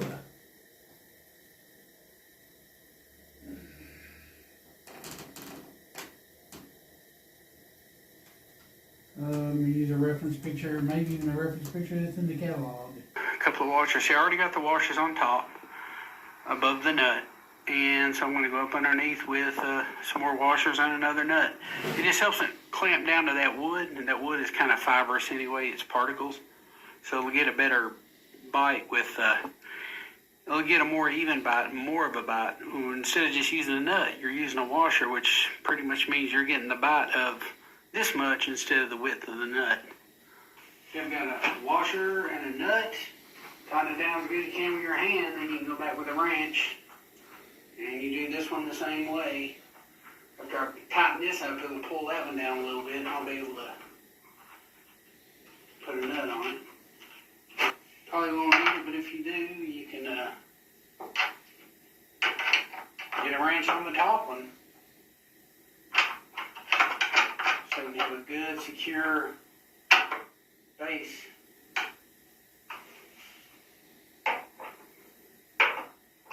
I don't want a tight fit. I'd rather have a little bit of a loose fit. I'd rather have a loose fit on the face, and if need be, a tight fit on the neck or on the back or something. In other words, I'm going to pull the skin up.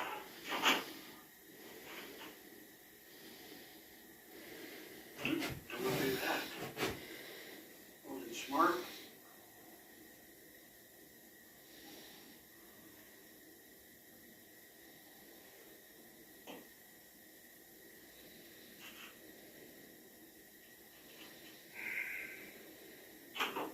It's the pen. It's got something on it.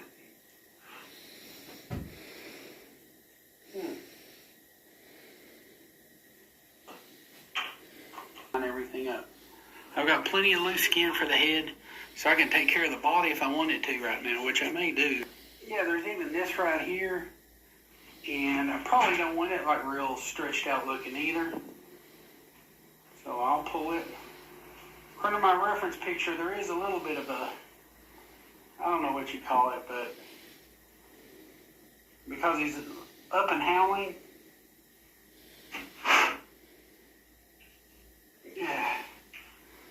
that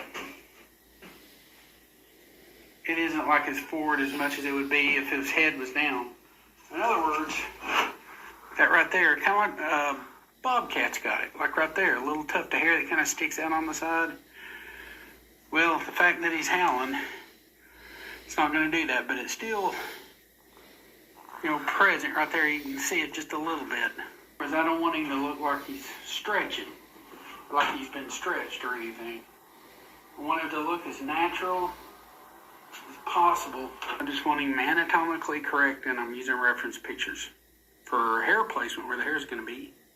And this and the hide paste will help hold everything in place. Mainly the body and like the upper part of the legs. That's where I done it. Yeah, this even shows how the hair on the rump looks. I usually use clay as far as building up the base of the tail. You can use a straight wire like on a bobcat or something, and it's not even noticeable. But on like a coyote, I like to give it a little bit of body, save the original tail for reference.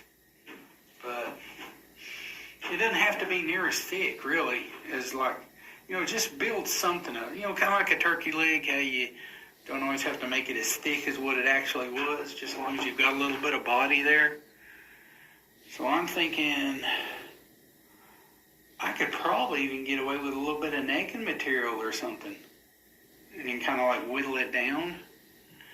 But I think I could use polyfill and wrap it with string. But I think I've got an idea. I got some pins holding open the tail hole a little bit, a little bit easier access with some T-pins. For the base, that's a pretty close match. So I'll probably use this to start with. I use some necking material, wrap it with string just to kind of round it out a little bit. Well, I dremeled out a hole, about as far as I could go. And it should be good enough. I'm going to try to center it on the wire. And success. Super glue is real good for holding this stuff. But I got so much of this glue left, I might as well put it to good use. Just put some on the wire. And it's something that the necking material can adhere to.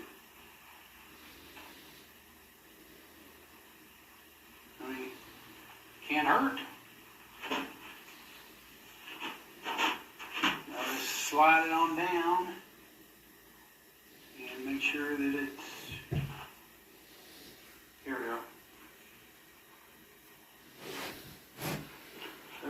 start. Next piece is this piece. Here again, I centered it as good as possible. Save some of that glue put up here. There we are. Now we got this piece, and that will probably be impossible. I may cut down the side of it and then try to just sleeve it on, and then wrap the rest of it with string, and we've got it. And we didn't have to worry about using clay or anything.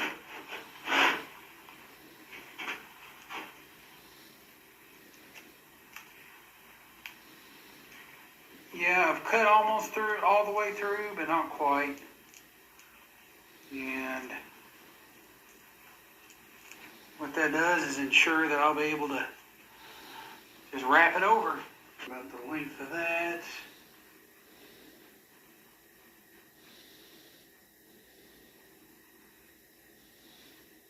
You know, even the wire in the middle probably adds a little thickness. The wire and the, of course, the drum on the hole out probably didn't do much for it, so that way. Then down. Now I'm just going to try to kind of super glue it a little bit. I guess I could do a little bit of whittling and try to flush things up like on this tail here. Although it's a perfect match down close to the body. So I'm not going to really be needing to do this any. But there you go. I'd rather undersize something a little bit. Have a lot less hassle.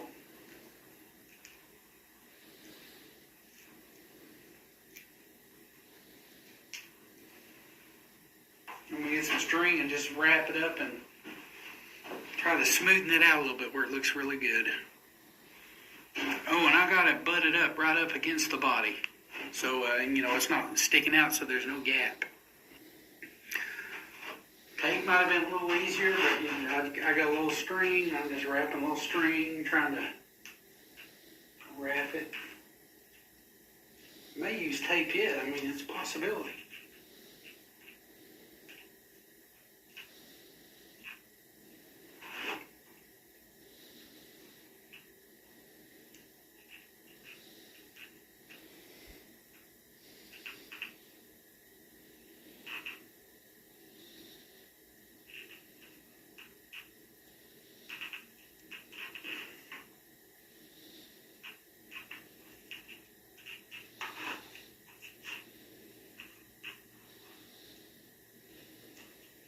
So we already know the base of it, pretty much the back part of the tail is a perfect fit. We already know that.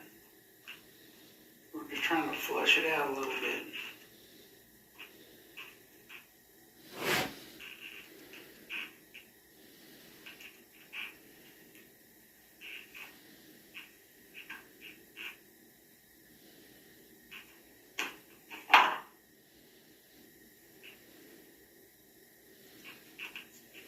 Put my string in a little bucket so it doesn't go tumbling everywhere. Seems to help. There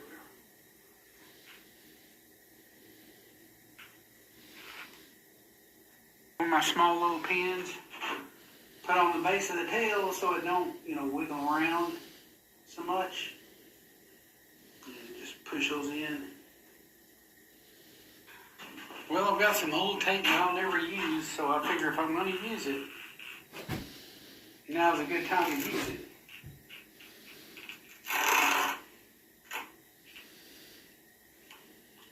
It's just regular, this 3M brand, but it's like gauze tape.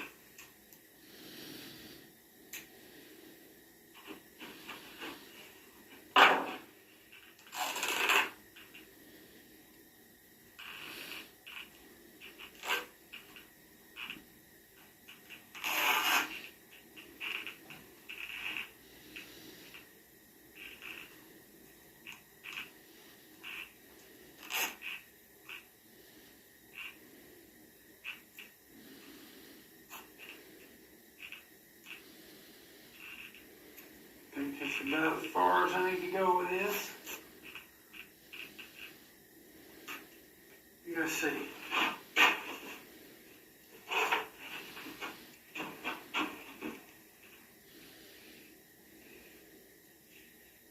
I could actually go a hair bit farther. I'm going to get too carried away.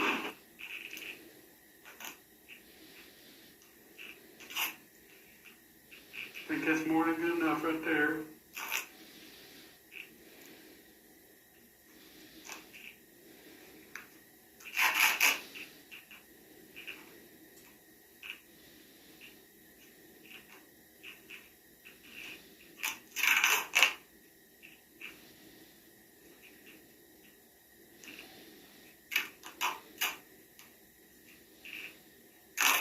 This should be able to smoothen out some of the bumps, that I've had in the,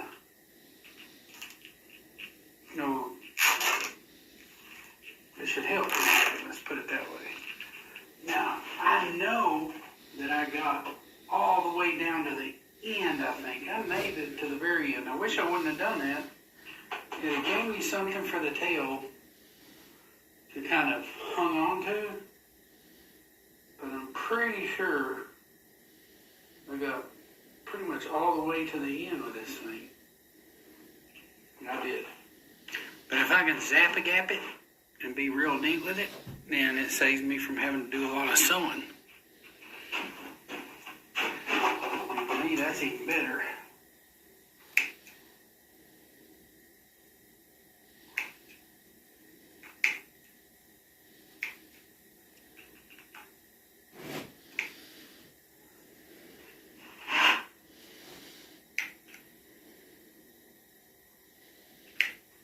Try to thread this thing on right. I got my zap-a-gap. Try to be real neat with it and go down one side of it.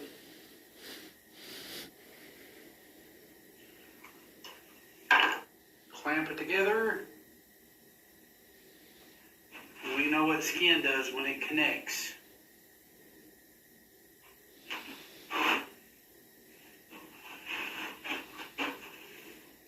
The thing of it is we want this tail to be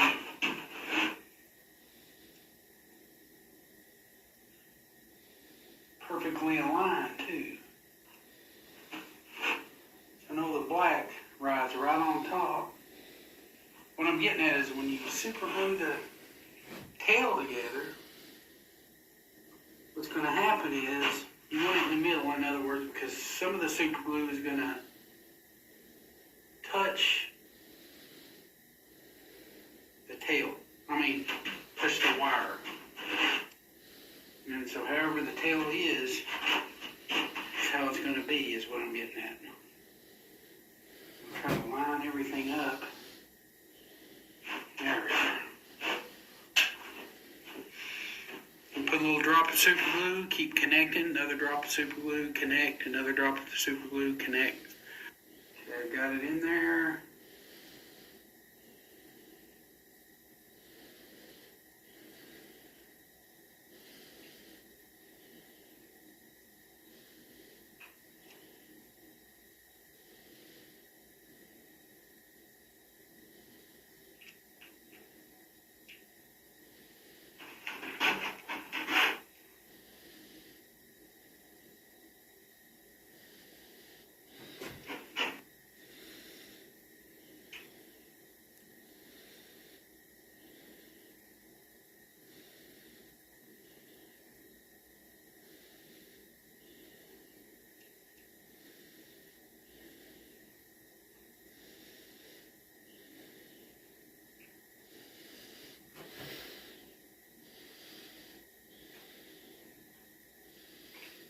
That's pretty far.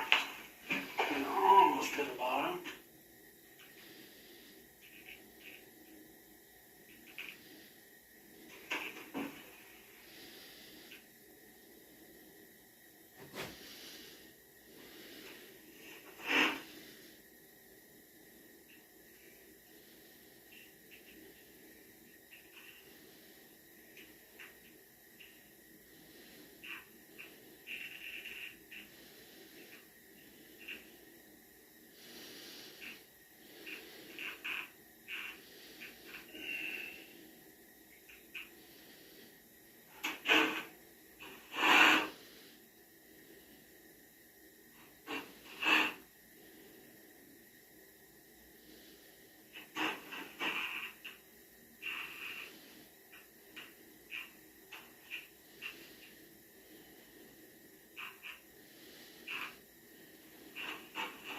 I like the way that tail is. That just looks so natural. They do it so much. I know the feet look a little bit puffy, but I know they'll shrink down. At least a little bit. I noticed like color patterns, like there's like common on coyotes. Reference pictures show all this, even the color patterns. There's one that comes off like above the shoulder. There's another one that comes off like right here in the back, kind of off the shoulder, and the front, I guess you could say, third of the body, kind of like behind the shoulders. It kind of comes around like a little bit of a, I don't know what you call it, but there's a coloration. And you match that on both sides, and there's even some more colors that kind of match up. And I try to do that. It just makes for a more realistic mount. So we've got a big old bullet hole here. And I like to wet the hair around it so I can see what's going on. Kind of helps me know what's going on, where the hole is. That's a big one. It goes all the way down here. And I get my pin pusher. I start cinching things up. I know one side has a lot more slack than the other. The side with all the slack is the side I'm going to pull about right here. My pin pusher doesn't go all the way in, but it will push them in a little bit. And but that's good because it lets me know where my pins are and where they're not. You know, if you push them all in as you go, it can create a little bit of a issue there. And of course, I want to be neat as possible with it. I don't want to. If you got any hide paste or whatever, make sure it's not there so you can pin, and plus you have to get it out of your hair and all that stuff with a little bit of water. So that's if you already got hide paste in that area where your bullet hole is. Just something else to consider. And you may, I've showed it on deer, but a lot of times you got to kind of like cut some of the excess meat off just to make it so it's easier on you, so you can cinch it back together without having like little bits of skin, you know, that's longer than other pieces that you got to deal with and all that. It can be a little bit of an aggravation. But I'm going about 1/4 of an inch apart, somewhere in that range, maybe less. Maybe a little around 1/4 of an inch or less apart. Just trying to do a real good job pinning. Now the good thing about these coyotes is they've got a lot of hair, so you can cover up a lot of mistakes that way. Because the hair, you know, when it fluffs up with a blow dryer and all that stuff, you're not going to be able to see a lot of this. So that's the good part.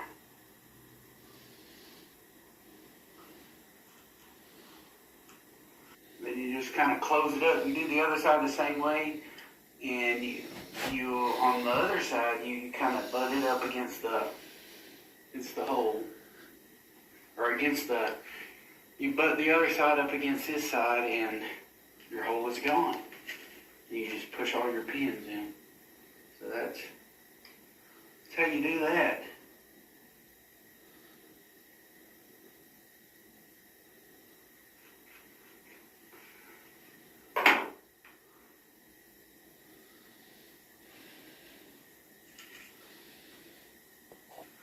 Sometimes you can put everything back, or a jigsaw puzzle even.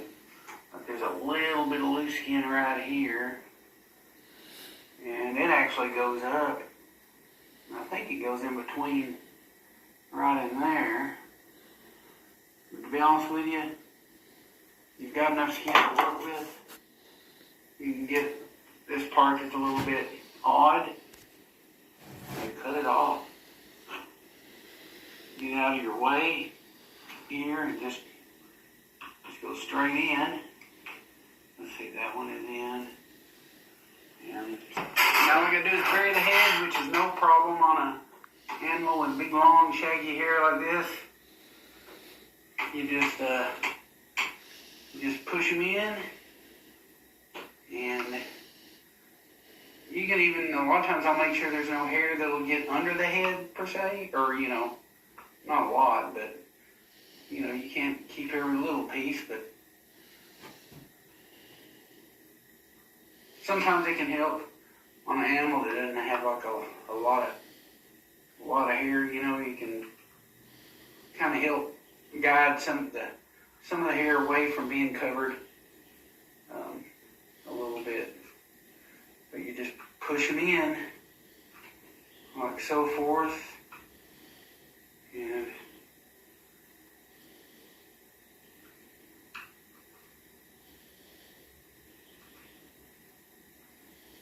kind of helps a little bit to hide it. Make sure the hair is not all buried up under the... Well, that's what it looks like right now, but after all this hair gets all blow dried up and going right up against it, you're not going to be able to notice it much. It's just everything is flat on it.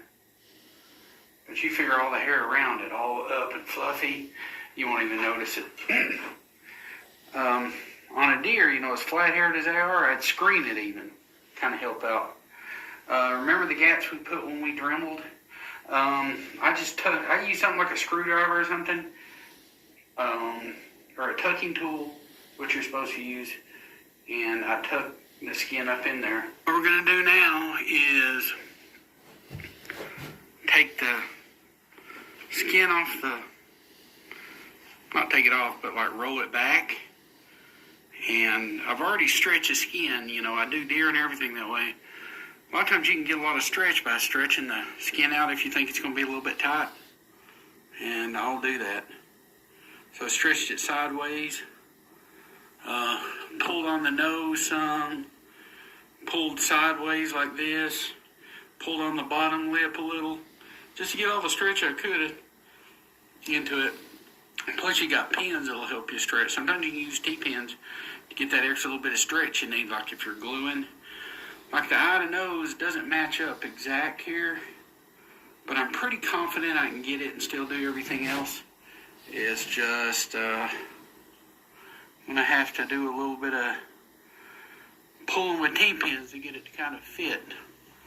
The eye to nose on the animal, in other words, was not quite as big. And I did leave a little cartilage.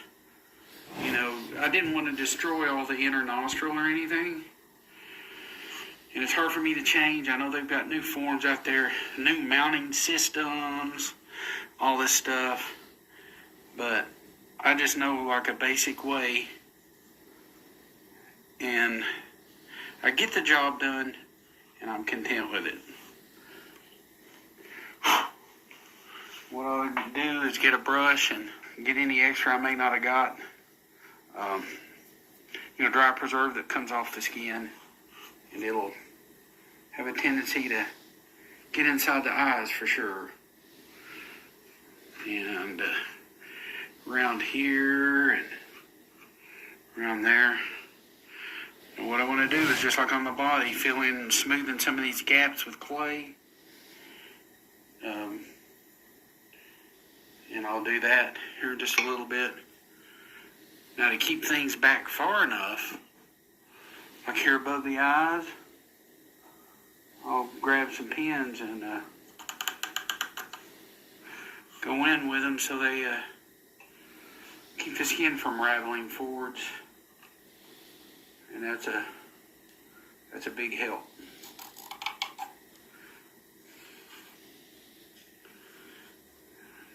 Here where I glued the jaw on, I want to cover that with clay, so I'll put another pin here.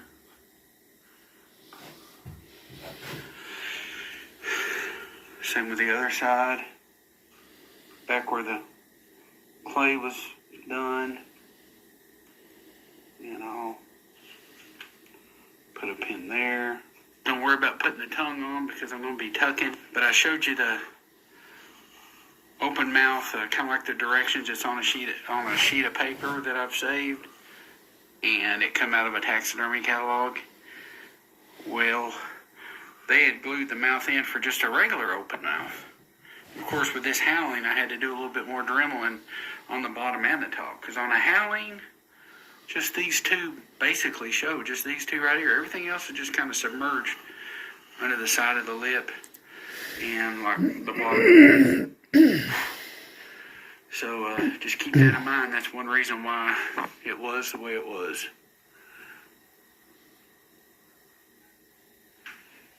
Okay. Made a few little mistakes with when I was cutting him with my hacksaw. Let's see, there's one.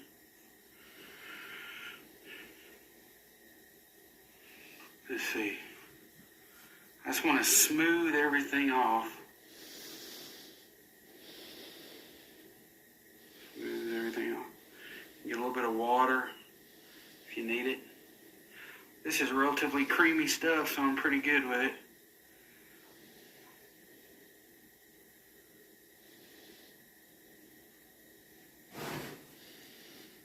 Now, as far as the eyes, I use critter clay. And, you know, you can get cheap local clay, but not as much shrinkage with the critter clay. Plus, I put something over it to kind of seal it a little bit. I think I put contact cement. You can use anything, nothing worse than working on something and then find out your eyelid fell out or something. You got to resculpt and all that stuff. So I'm not a big fan of that, you know. And even right here, probably not super important, but there's a little line where, I guess where a person could super glue the other nose. It even leaves a little bit of something, like a little bit of a gap there. Well, you can take care of it too. Just put your little clay in there.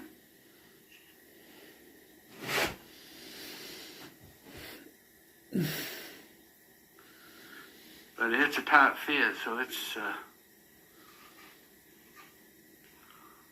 gonna matter a whole lot right there, I don't think, but just any of the places where you think you need it. And we're gonna have some glue on here anyway, but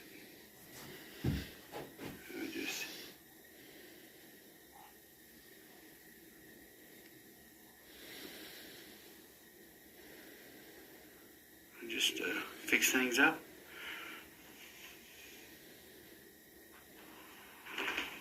I don't know if you can tell it, but there's like a very slight little bit of a...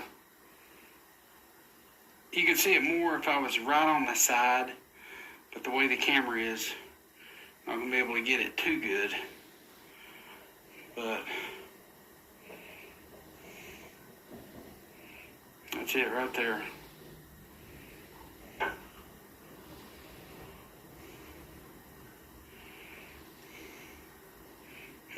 Actually took some of it back off. Okay. That's it right there. A little bit on the other side, the same thing on the other side. Just kind of a little bit there.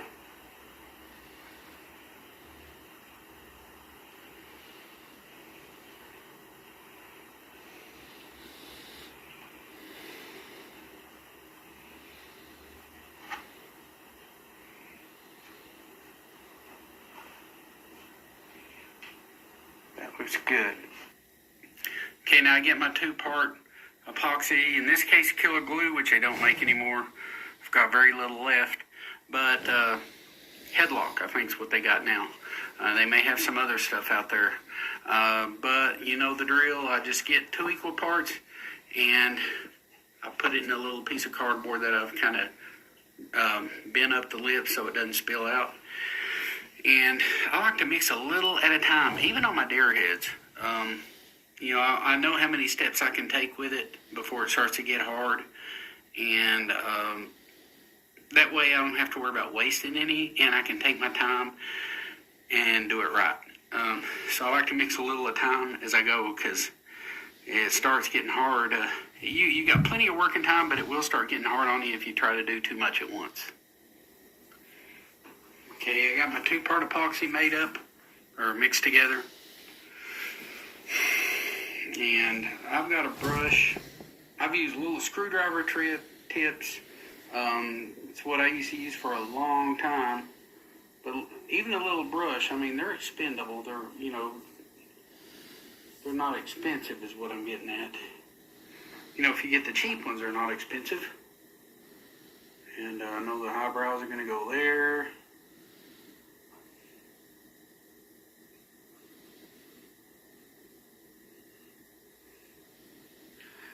You can use a little brush. It just seems like things are a little bit more smooth flowing, I guess.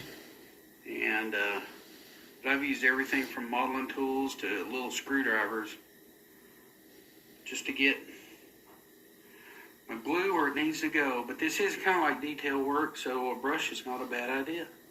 A small brush. So just whatever you have on hand to apply it with is good.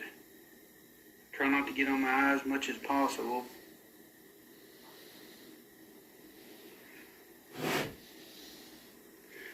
Although it's going to happen.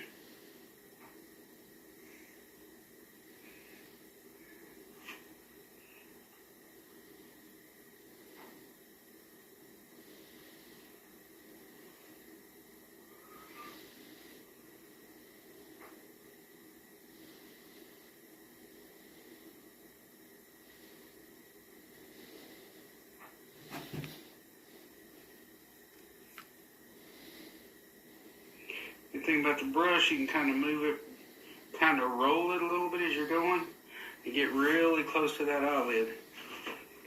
And that kind of helps.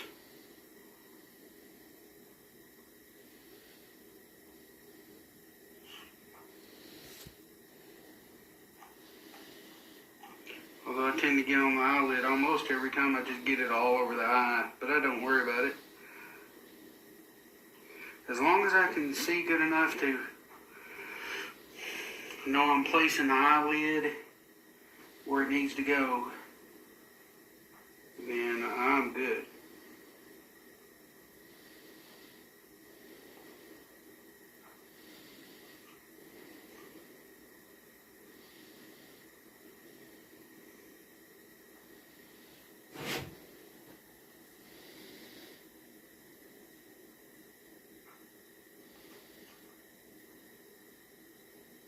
And usually, see, I've got a little right there, I'm not even worried about it. Usually I'm definitely not this neat with it. Plus when you put the skin over, it's going to push it down a little anyway.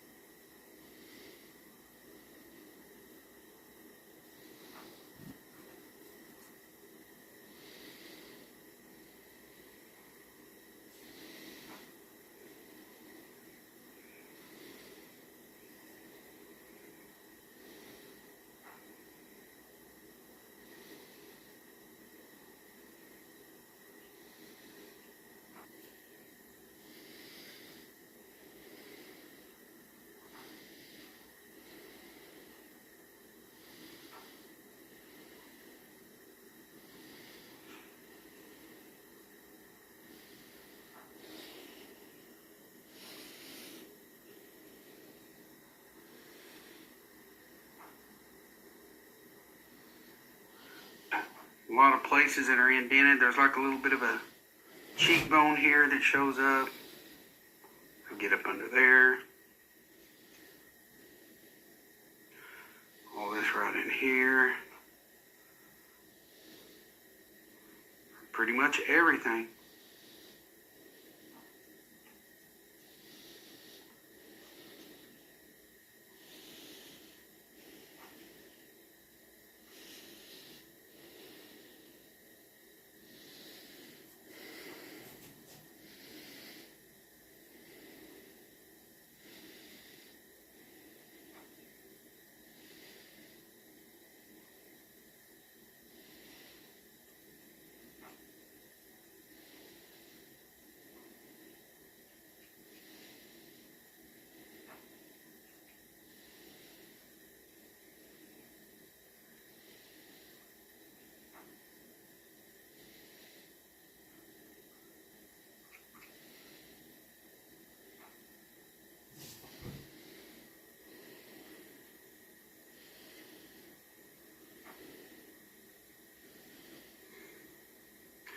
If anything, that'll keep the glue from drying.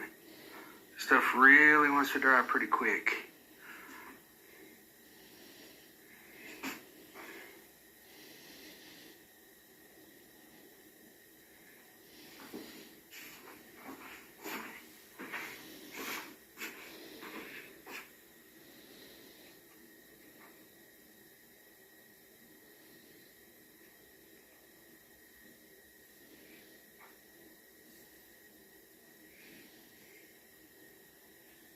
Any place that's indented really good is I definitely want to make sure there's some there.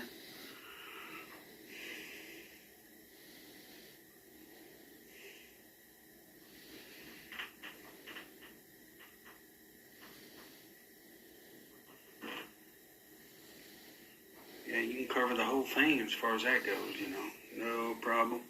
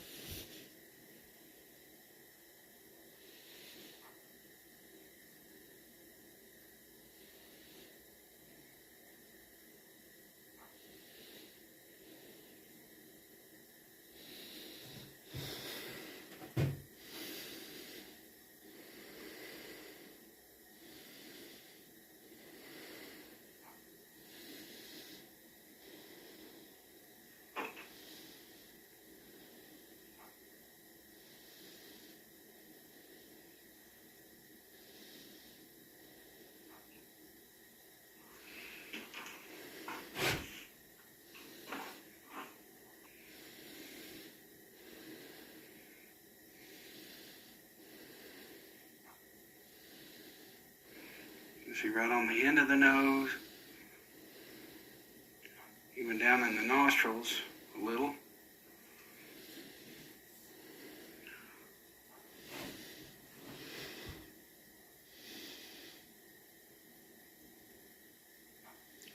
You want that perfect round nostril hole, you know. Just like Cody's got.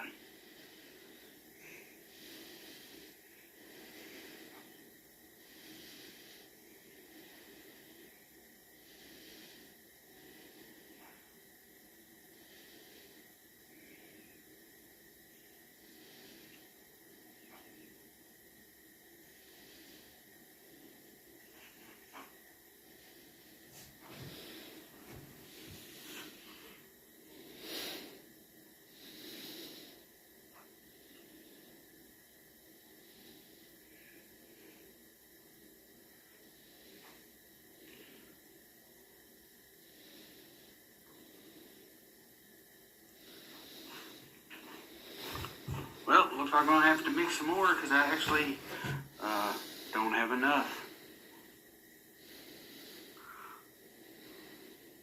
But it just takes a second and no biggie.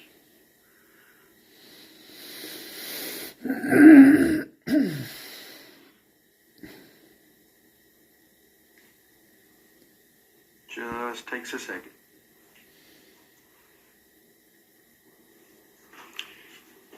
Okay, we got more of my glue mixed up, and I know the inside lip, the inside corner of the lip, I've got a whole bunch of skin there.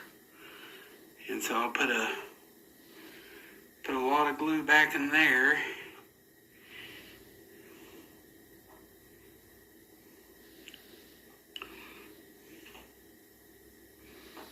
Of course, I'll go all the way around the inside. I like to do it that way. That way that skin, when you tuck it up in there, it's not going to ravel back out, is what I'm getting at. But even if it did, ravel out a little bit, you've got epoxy sculpt to work with. And it's, kind of blend it in, build it up. So you've got ways to do stuff there. It's going to be a little tight on the inside corner on one side. Tooth's a little close. I should have maybe dremelled it out a little bit more, but I think I can make it work. Should be able to. And so I'm just getting up underneath, making sure I've got plenty up in there, depending on how much skin I've got, I try not to get it on the teeth. Try to be a little neat with it, but easier said than done.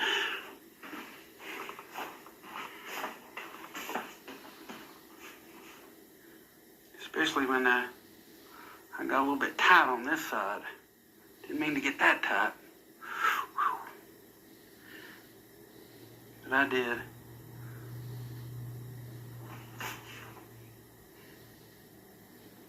But there's a gap between the teeth, and I think you know what I'm talking about. In other words, I try to make a gap all the way around so I wouldn't run into complications, but sometimes I'll fall a little short doing that and still run into complications because I didn't do it good enough. And then this is a case where I didn't allow enough gappage, I think.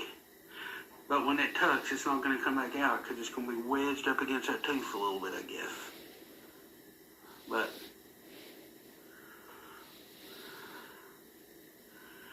feel free to put that glue as far back as you think the inside lip's going to be. And it's probably going to be back pretty far, if I remember correctly. And I keep getting this stuff on the teeth. It takes a little bit of a steady hand to make sure you don't get any on the teeth. It'll save you from cleanup work later if you're like super neat with it. Easier said than done, though. But you just go all the way around, inside corner, down as far as you think you need to, as far as the lip is.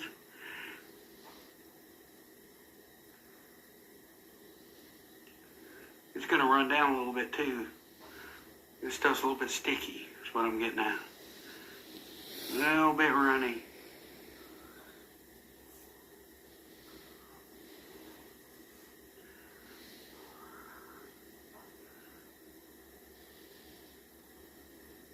There we are. Plenty in there. Okay. That's plenty. That's plenty enough that it's not gonna want to come out, that's for sure.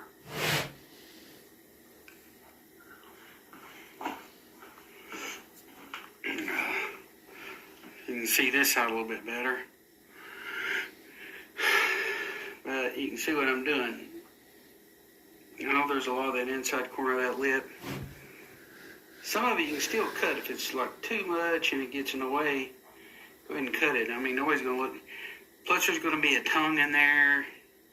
Nobody's going to be looking all the way down the throat area.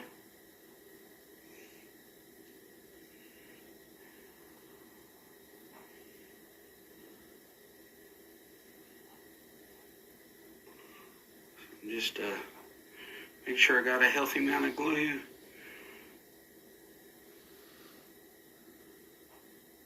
All the way around.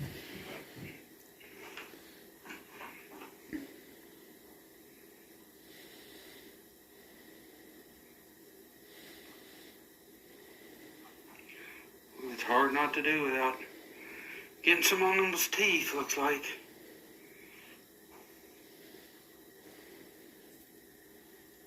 Now here in the front, I don't have a whole lot of gum left. I could have done a better job skinning out to leave a little bit, get right below the gum of the teeth. And that would have allowed me a little bit more tucking. Maybe. But you can still make it work anyway.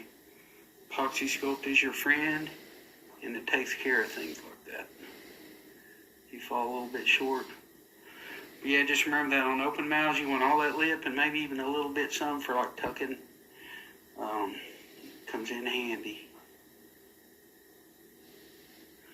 Yep, I'm close all the way around here. That could be a problem. I mean, not really, because what's going to happen, skin will tuck in there and it won't be able to come out. But I got a little bit of glue in there anyway.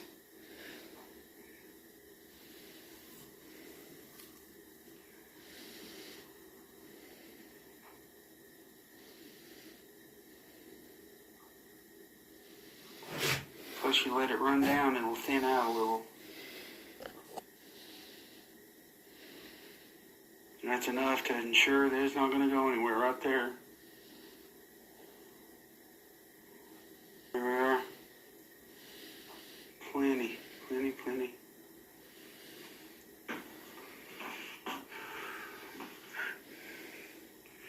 And so I got it all the way around by the teeth, everything. And now I want to go ahead and go on the outside. So you've got lip, you've got that lower lip, and you want it to kind of balance and stay in a certain area. I guess what I'm saying. So you cover the top, and let's see, down through here. Now, some people use this all over the body. In that case,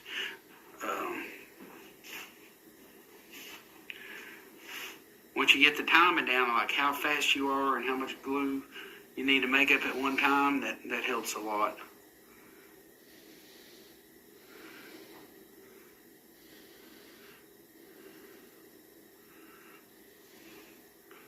Like even if you're working on like the body and stuff, so keep that in mind.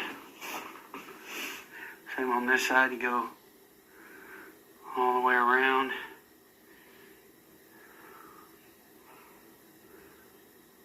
All the way around.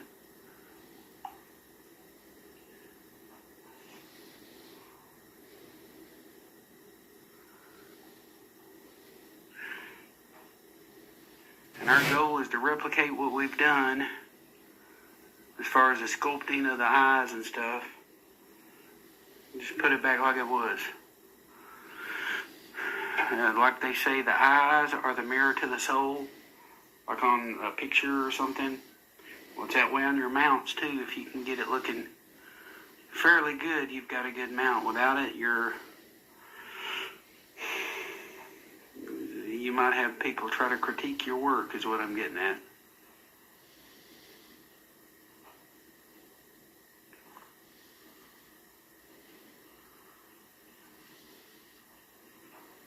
Well, that goes for deer heads or, anything else you do for that matter. You can do the upper mouth the same way.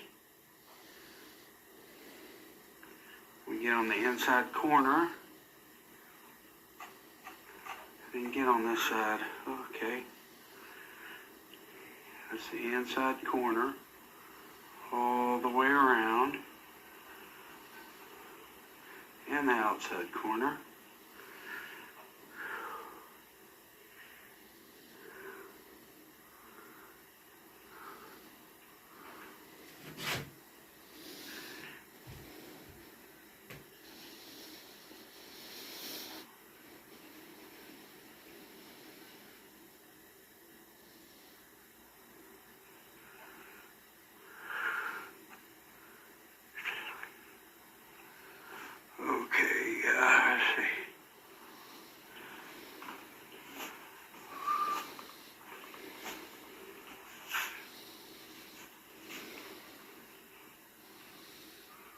And not only am I getting the inside corner, but I'm trying to, here, let me go down with it a little bit so you can see what's going on. You can sort of see what's going on. I'm just making sure that glue is all the way around like I think it needs to be.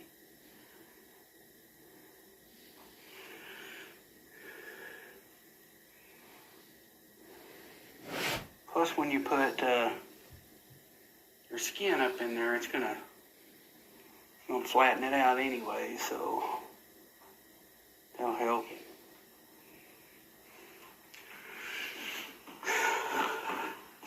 Yeah, it's real important you get it everywhere in there, so everywhere it needs to be, I mean, you know, so.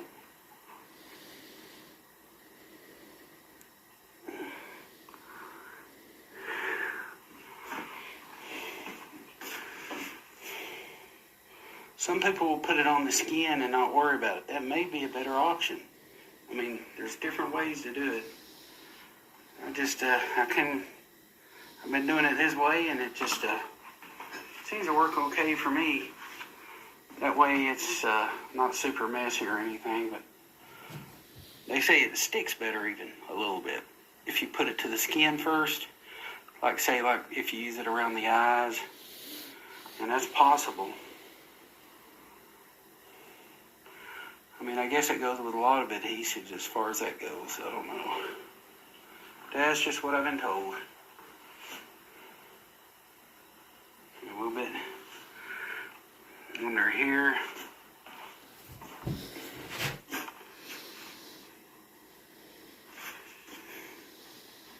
Put what I can right there. Got a little already there. Okay.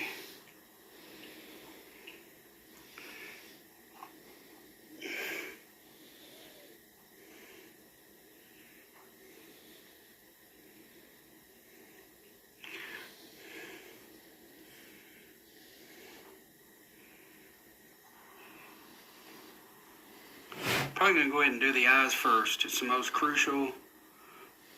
And so I'll probably do the eyes first. I guess you could sort of pin things in place to kind of keep things going like how they need to be. I'll just use a couple of pieces of wire for like the nose to kind of keep things where I know they need to be. Let's see, there we are.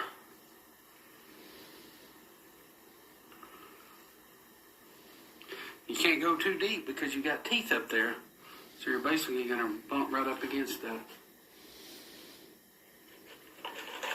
teeth, so I just figured I'd warn you there. Got another kind of pre-cut one. Find the other nostril. I think that's it. That's as far as they're going to go. But that's okay. They don't have to go that far. In other words, probably the gum line, probably the gum they're hitting. Probably. Something like that. Okay. It's going to fit real nice.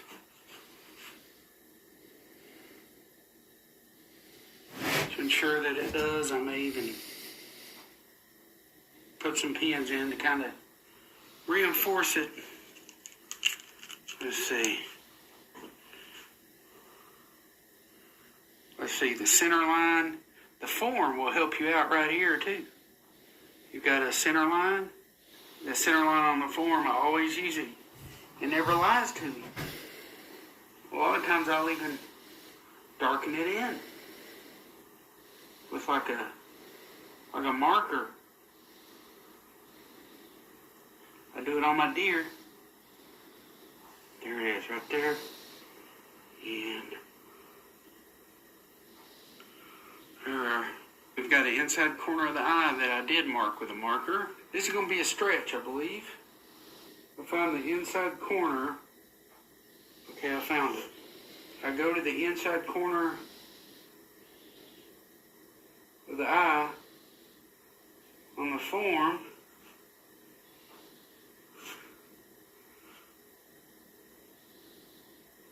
That's It's about right there. There's the inside corner right there. Oh, it's a tight fit, but it goes. You can see where I made the mark there in the inside corner of the eye. You can just see it barely. And, well, so what I'm doing is finding the center of the tear duct. You can see the marks that I made barely, but you can see them in there. You know, I made them with my Sharpie pen.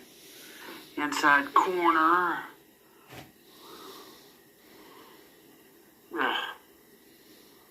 Inside corner is right there. That should be it right there. It should be the same as the other side. I think I'm pretty close. But you kind of get what I did. I'm sorry. It's a little bit shaky. But we'll get it from the front and let you see what it looks like from the side. It's all about the shape of the eye and stuff like that. That's what I'm concerned about. Could be wrong. It's tighter on this side than it is the other, which is odd. Now, I use the exact same reference picture that I used to sculpt the eyes. I use it again. I pay attention to hair colorations where everything matters. The hair patches around the head, realism of it.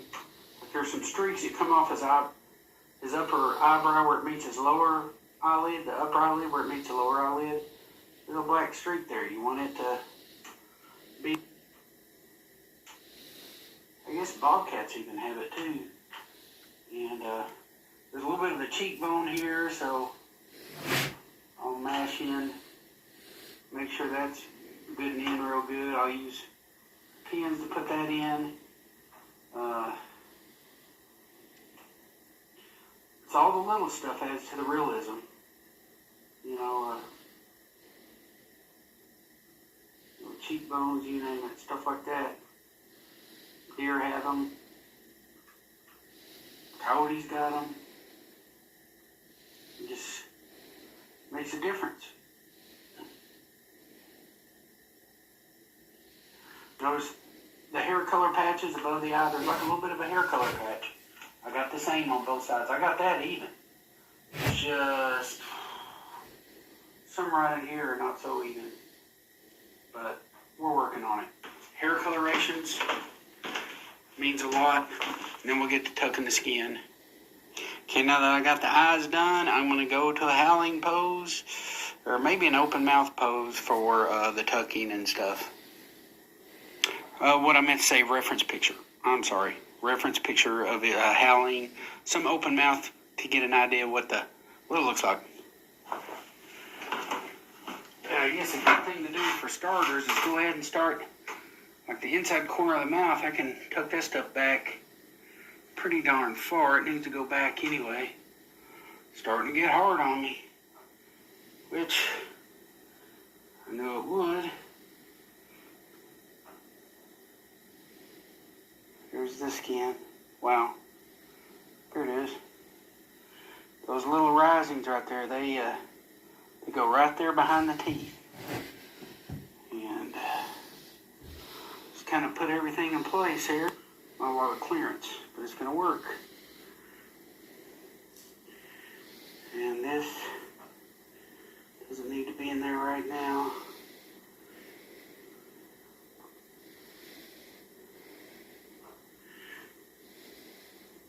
Sure that's centered pretty good. That rides right there. For some reason it's wanting to stick. But what it does, it's supposed to go down like that. I know from experience, there's like a little ridge line, you can see it, of like little risings, I don't know what you call it. You want that up on top. Yeah. You want it straight up. Those little ridge lines or whatever. That's them right there. But now we want to make sure the center of the mouth is where the center. There's little bits of hair there that sticks out. It needs to be correct too, so we're not done as far as anatomical accuracy goes. But now this This is just like getting us in the ballpark. And we can make our adjustments. That goes there, behind the tooth. That fit pretty good. Let's see. This got to go behind the teeth. Okay, there we are. See? It's pretty darn close. Already it's close. Which is a good sign. This side over here, you want it to goes right behind there, right behind here, right behind there. I'm a little excited because it's coming together. But I think these need to get lift up a little bit. That may be due to tightness. Let me see. Reference pictures, in other words, is what I gotta look at. Well, I figure it's better to show you from the side. Looks like in this picture, that stuff, or whatever, that dark coloration comes off the top snout. So that's kind of how it needs to be. So in other words, it's a way bit too far down. This stuff right here is supposed to be straight up. So as long as it's straight up, I'm good. It's straight up right there.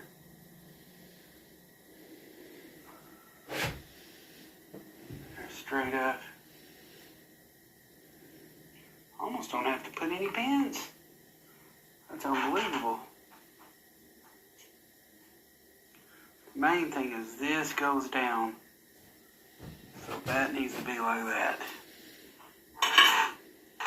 You need to put a pin up top even to sort of just keep everything the way it needs to be. There. Okay, it bends around a little bit. It needs to come up right in here. Yeah, back to this. I almost forgot what I was doing here. Okay, that rides. You want this all to ride up on top. Basically all I'm doing, it's tucked down deep enough. I just,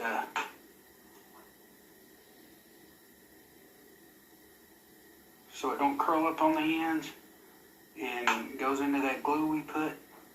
I put a pin in it like that. Don't want to go deep at all because it's very thin right there.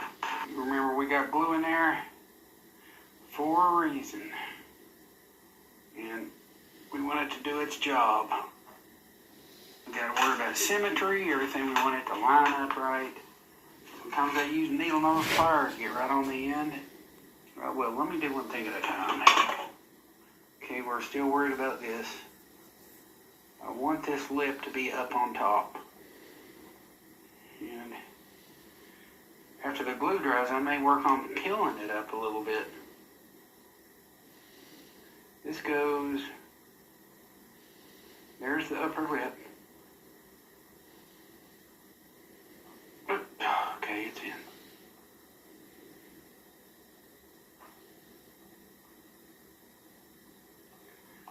Okay, it's in the form actually, on the very top. Now we just, a short pin would be great for that. Yeah, you can bend these pins too to get them to do what you want them to do. And they'll hold. Yeah, right here. So that bends around before it comes up. This is kind of just not doing it. But that's no biggie. See, I can work with pins and stuff and get it to do what it's got to do. I want it to bow around, and yeah, this has got to go up. Yeah, right there. More of a howling posture that way. So I want this right there. This goes.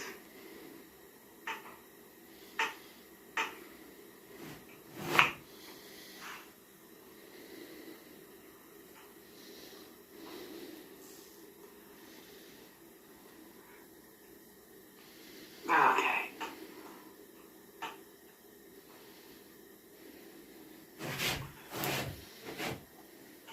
so I may need to come out and go back in.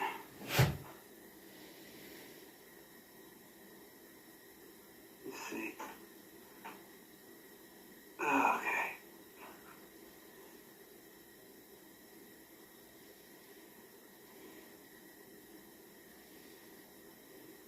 There we are. That looks pretty good. That's more like a howl. It's not perfect. But to be honest with you, the mouth is not wide enough. So, that's pretty close. That's what we're going to deal with.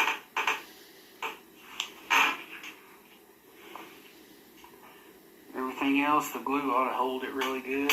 Okay, the inside corner of the lips, you know how they go all the way back here between the upper and lower mouth. I go ahead and just put a pin in to sort of hold everything. Once the glue takes hold and dries, everything will be great. If you look on the inside corner of the mouth, I think you can see it just barely. But what I do is I grab my pin right on the end, and we already put glue back in there. So I'll just hold it, go into the form, and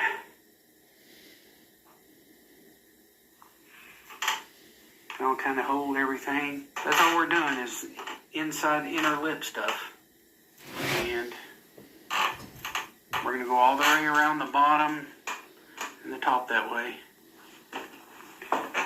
Now it'll take probably multiple pins in the inside corner of the mouth. What it's going to do is you don't have to do any work later as far as trying to cut stuff out and rebuild it up with epoxy sculpt and all that stuff, because it'll all be tucked in nice and holding well. Make sure it's in there good, and it is. Tucking tool is real good about now. But all this has got to be put in before that glue dries. And when I have to use hemostats or something like that, then I've got them on hand. Okay, we got the upper to do. You can see a little bit on this side. Well, small price to pay as far as pins. But, yeah, just do the same on the bottom as I did on the top.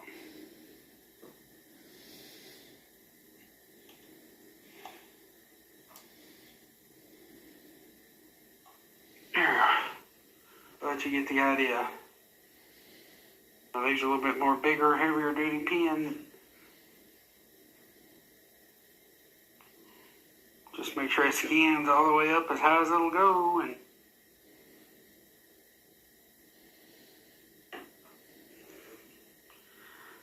get me a good little pin,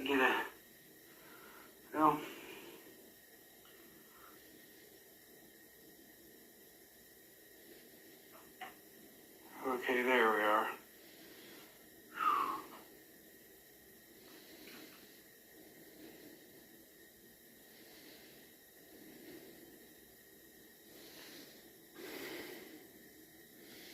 Well, and you just keep going up through there like that. Now you can always bend it back, but it will make them, it'll make them weaker. But you can still get more usage out of them. But go to my next one here. Yeah, about right there's a good spot.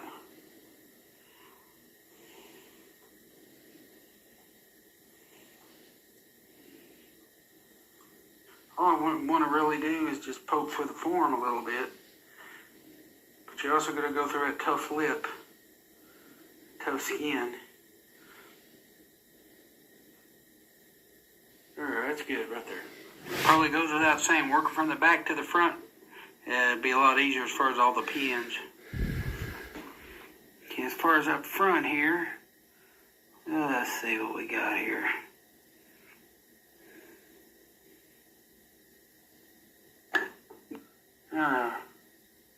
It's in.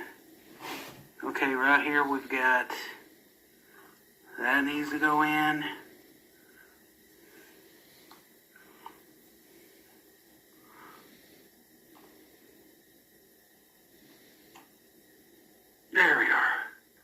far as the upper lip, as far as it's sticking out, it's almost good enough the way it is. Just on the inside, you know, that's all I want. Probably if it was kind of even flat, it'd be good enough. But yeah, I'm going to go ahead and just tuck it out aside a little bit because that's going to look good. Little lip hanging out right here.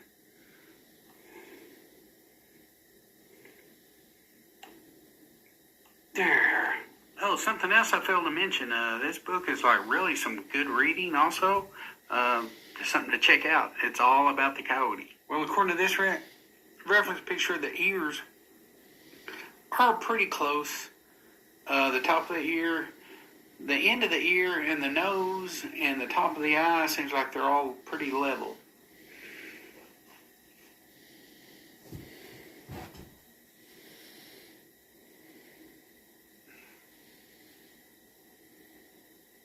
There we are. That's it.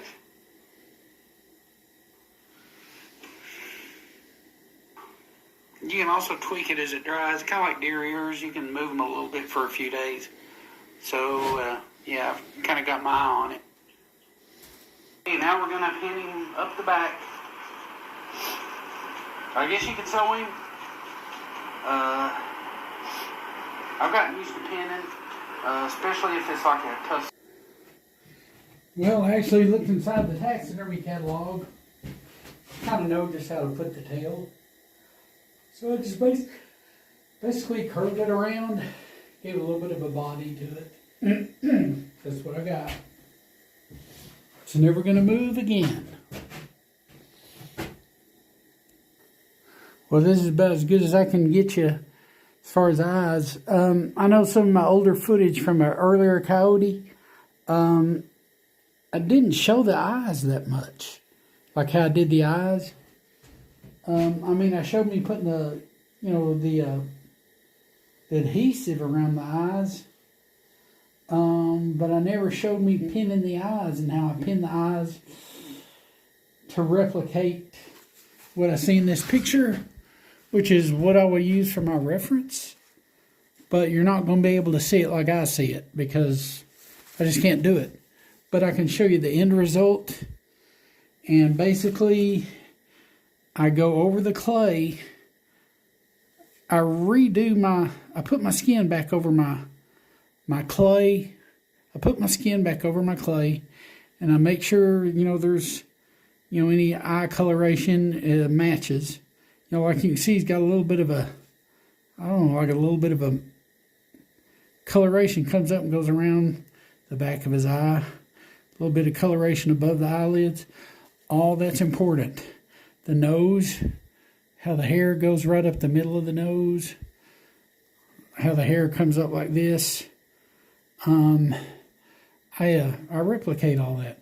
I make sure I got enough skin. If you got enough skin forwards, you can have all this and replicate it all. And you don't want no tightness in the face. You just can't, just won't look right. But I'll have to show you the end result because I think I tried to show you a little bit, but for some reason, me actually pinning the eyes around, you know, over the clay, somehow that didn't take. So I'm going to show you this time. I've already showed you this from my previous, you know, like where you put the glue on and stuff. I'll brush the eyes off real quick. Dry preservative, it gets everywhere. It sure does. Just the glue, I go around the eyes. A lot of detail up here. You can see kind of like where the eyebrows go even. And get this down as close as I can. Try not to get it on the eye, but if I do, no big deal.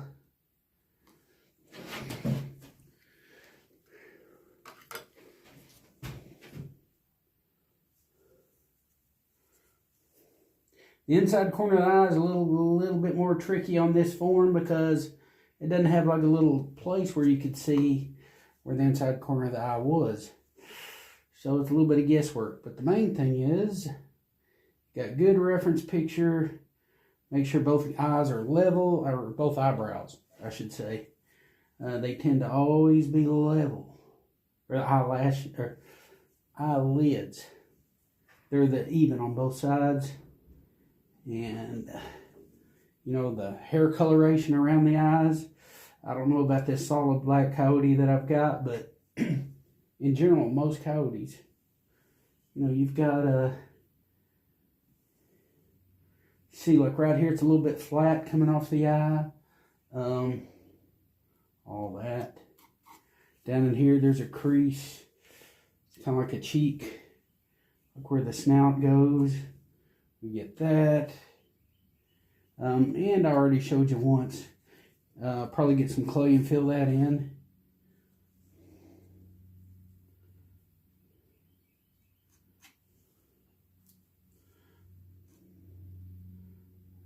All that. They call it headlock, and probably for good reason, because it locks everything in place on the head. The skin, all that stuff. So I just put everything kind of like the way it's supposed to be, and pin it if it don't want to stay. If it'll stay long enough for the glue to set, you know, you're good. So right in here, here's some. Let's see, right here.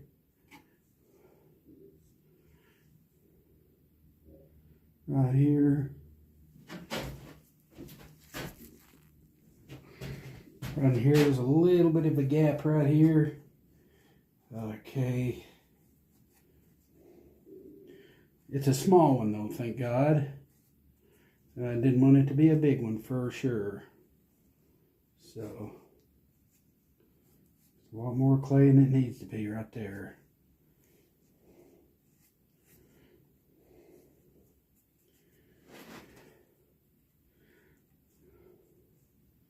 Some people use clay and they just like to add, you know, add stuff with the clay. I've seen people do that.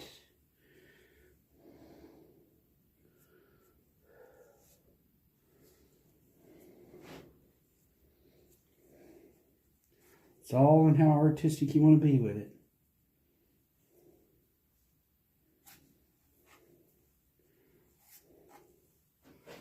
But you get the idea.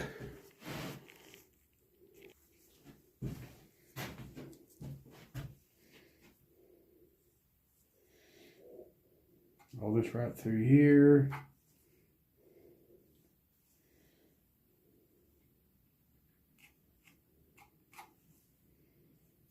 This is headlock. Killer glue used to be good, but it's discontinued. They no longer make it. But headlock is basically just like the same stuff. So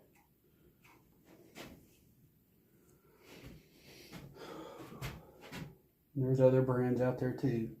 McKinsey has their own brand.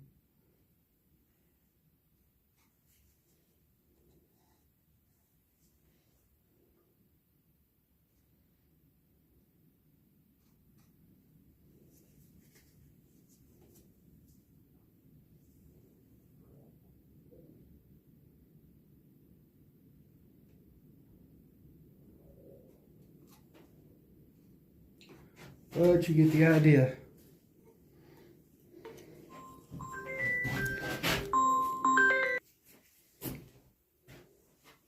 Of course, I go inside of the mouth with the glue, and don't want to go too far down, but I want to go far enough to make sure I get, you know, glue in there.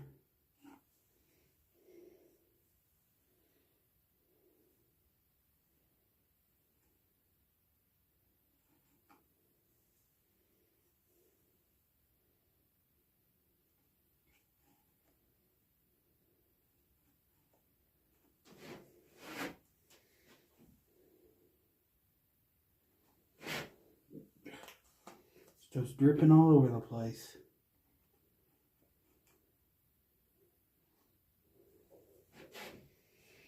But I think I already showed you this too. I go all the way around the mouth with a decent, not too much, but enough to, when you get that skin scooting down in there, it's going to go down. The glue is going to go down with the skin when you tuck it down in there. And that's the idea. But you go all the way around. Not sure exactly what you can see, but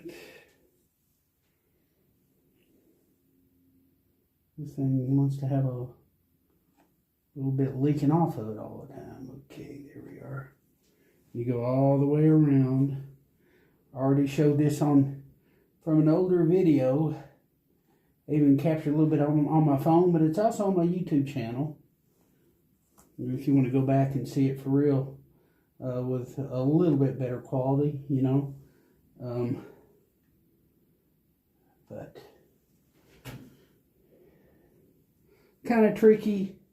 Probably ought to be sitting down to do this, but you get the idea. Go around the inside of the mouth, all the way around. You can see where I did it there. Plenty of glue in there, Now push the skin over the side there and tuck it down in there. It's going to push that glue with it down into there. That's the way I roll. Do my deer heads that way and everything.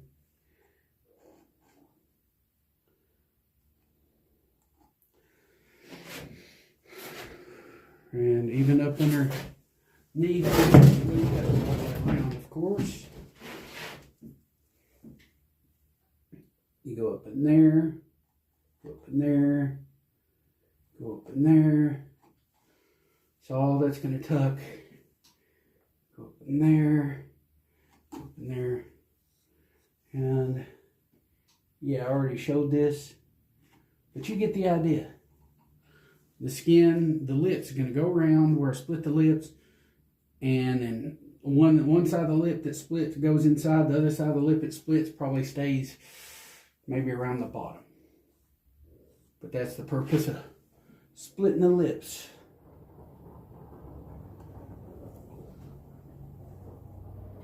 But I'll get back with you when I start tucking the skin and everything. Also important to go around the outer lip. I showed this on the older video too. I put it on like this because it's more controlled. I don't want to be just slopping it on there and getting it on the teeth and all this other junk and not going where I don't want it to go. And that's why I put it on kind of meticulous like this.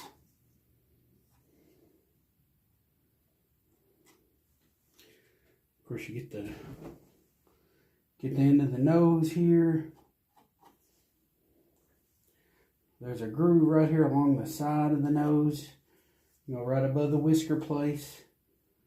Even the whisker area, you can pluck those whiskers out and they'll hold, because you got glue there. So that's something to think about too. Although you could probably, yeah, you get the point.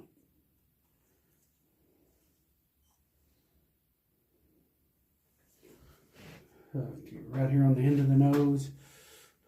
Of course, the mouth. All around the nose.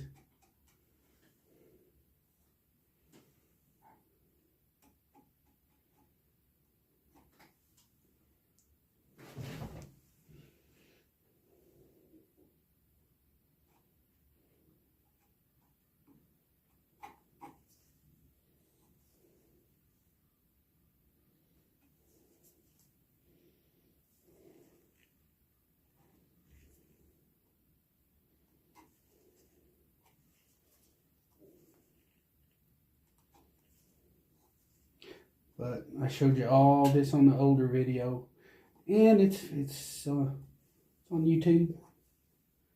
It's all there.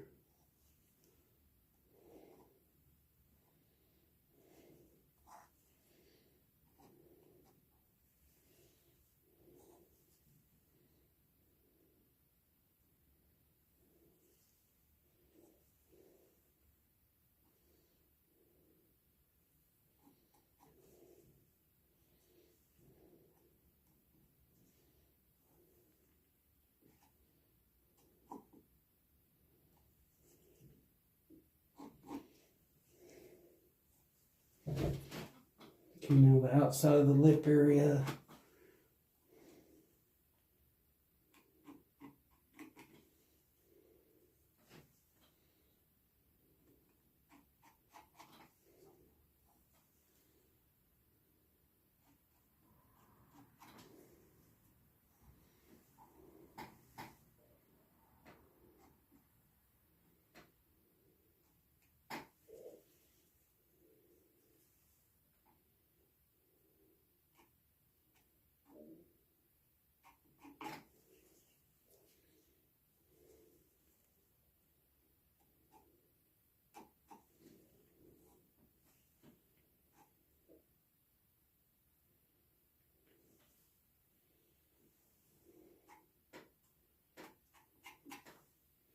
Right here on the outside.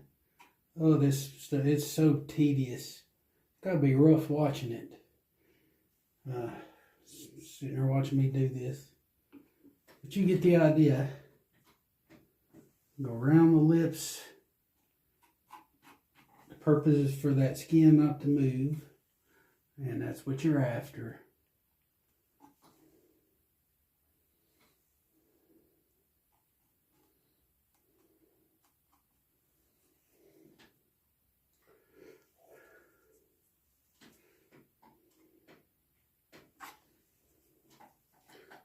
And some way down in here, you know, I'll get some down in there.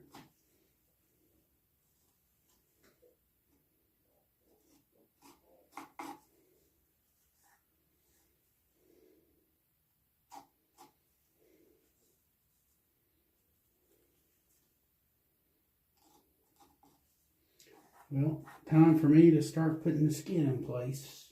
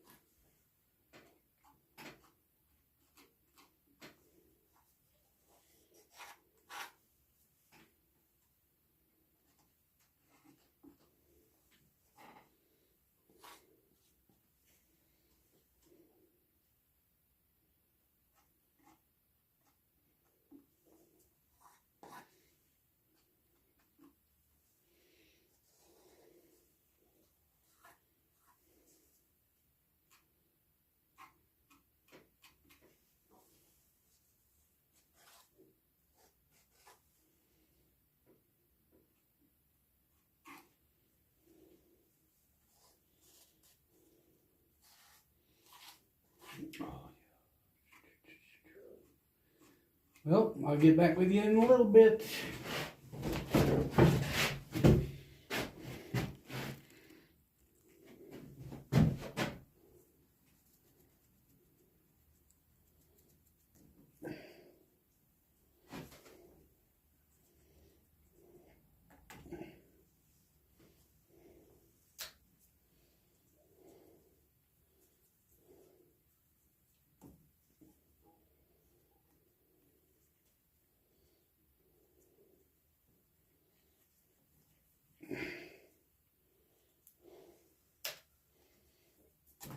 Okay.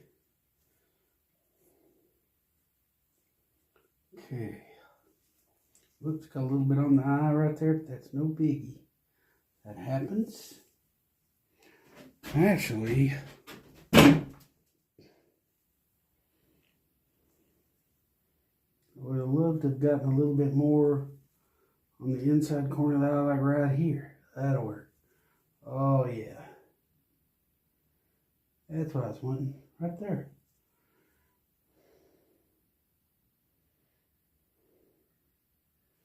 Close enough.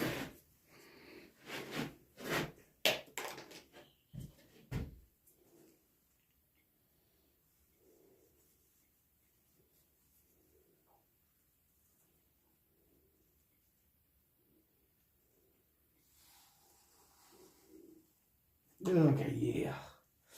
There we are.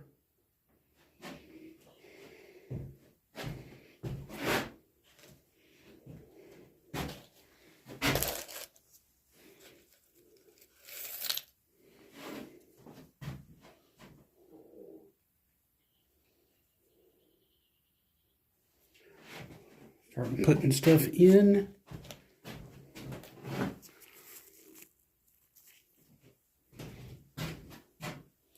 Okay, there's a nostril here. I want it good and open, so first thing I want to do is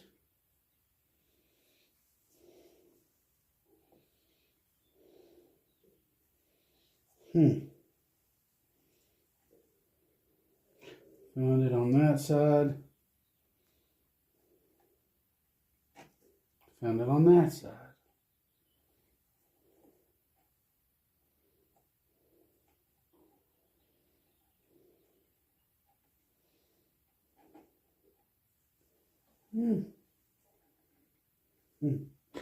There we are.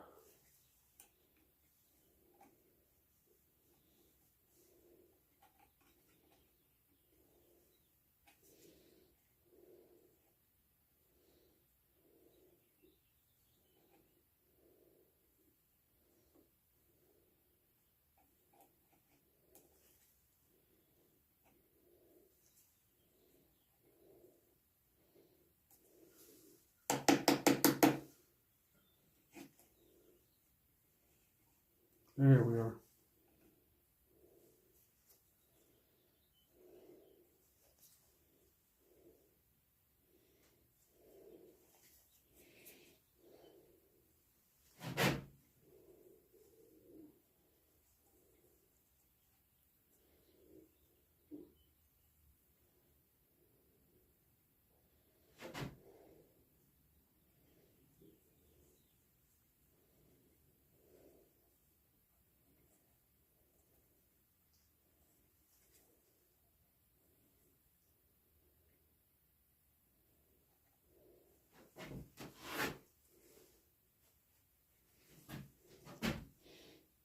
Yeah, just kind of semi-sticking it in for now. It can be adjusted later. I just want to make sure I can bypass the teeth real good. Up there. Well, that's a good fit. Yeah, this Howling pose always tends to be a real good fit. I've always liked it because of that. It's always been a real good fit. Tucked by the teeth real good. Plus, I mean, well, that's me because I made sure I could, of course. So that goes in there. Sometimes if it's a little tight fit, it even helps because the teeth, you know, if it's a tight fit tucking, the teeth will actually kind of help as far as making sure everything stays the way it's supposed to be. So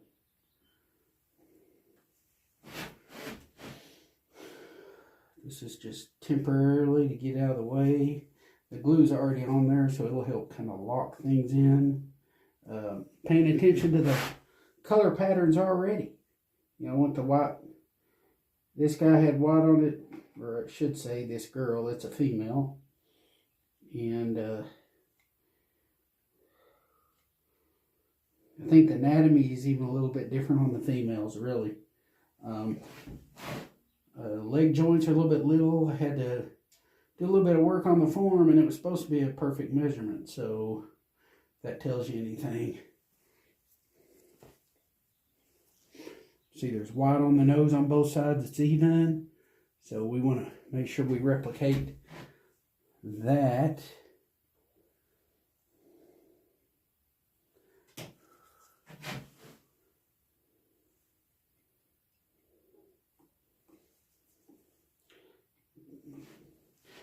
And this is just for now.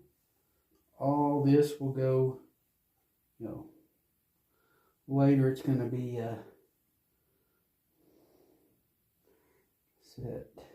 set perfect.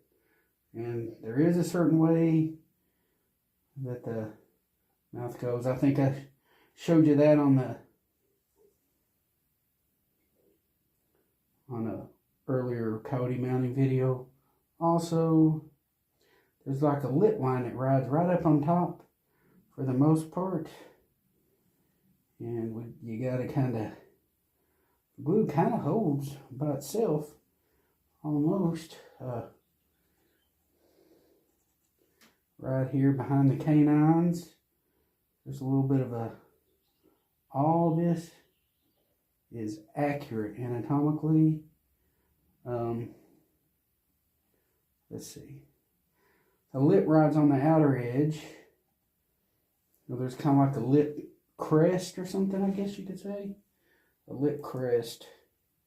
If you look real close, you can see it. And that's what I'm tucking in between the teeth. And letting the teeth do a good job of kind of locking things in place where they don't want to move. Kind of. So this side's the same thing.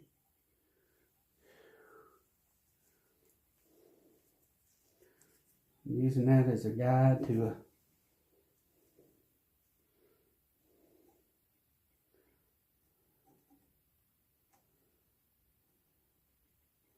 make sure everything is the way it's supposed to be.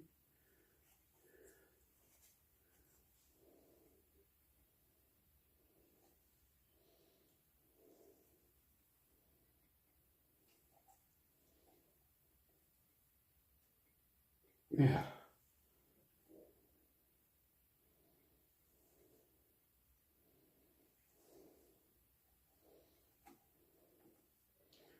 And that's already worked wonders where I painted the dark brown down in there. It's coming really in handy right now. So I'm tickled to death about that.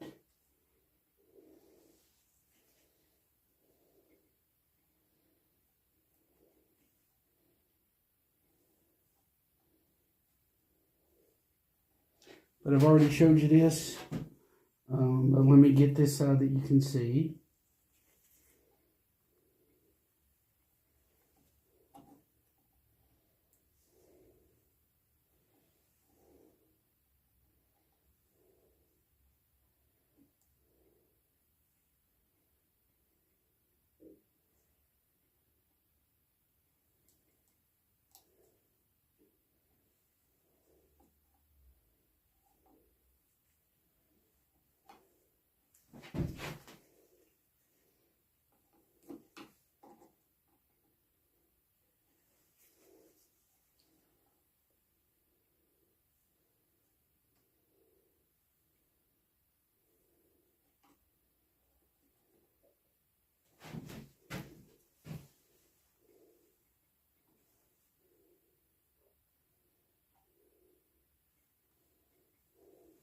See that lip line? There's a little crest that rises up. Well, that it's got to be on the inside to be correct.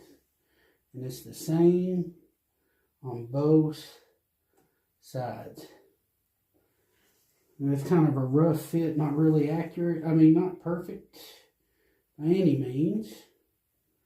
We'll go back later. Right now, I'm going to do the eyes and get the eyes looking good. As you can see, it looks pretty good already without the eyes. So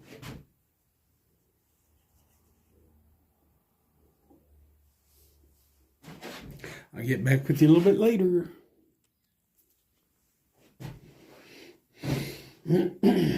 Using my good old trusty reference picture. Let's see what we got.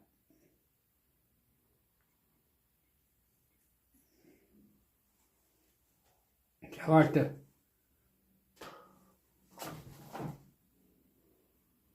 like to pin in a way to make sure I got plenty of loose skin. So I guess where the ears are hanging down, it's pulling all that stuff back. So, I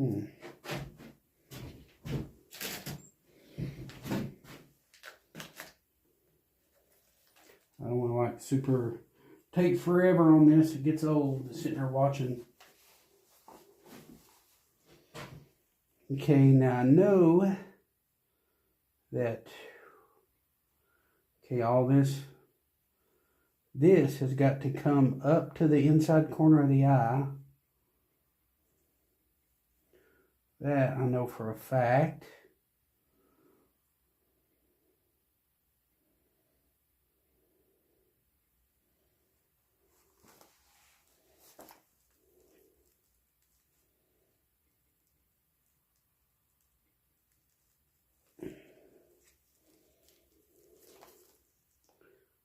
Okay, got that right there.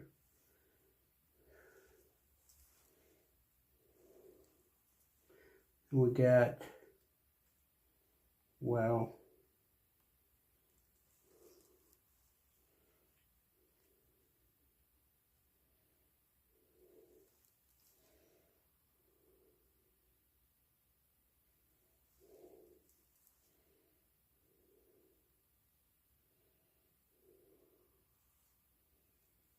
Okay, we go around the eye. Oh, I put too much on there. Gobbing out all over the eyeball.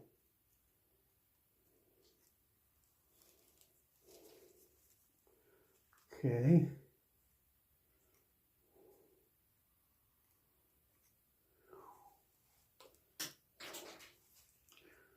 Way too much. Goodness gracious.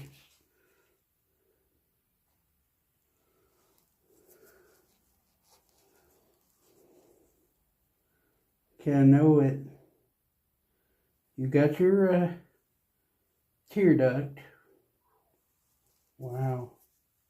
Way too much. I can't even see what's going on.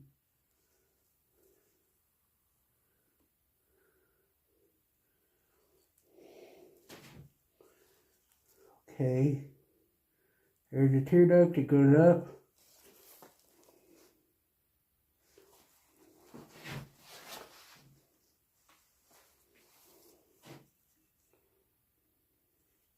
You got like an eyelid. You want those eyebrows down.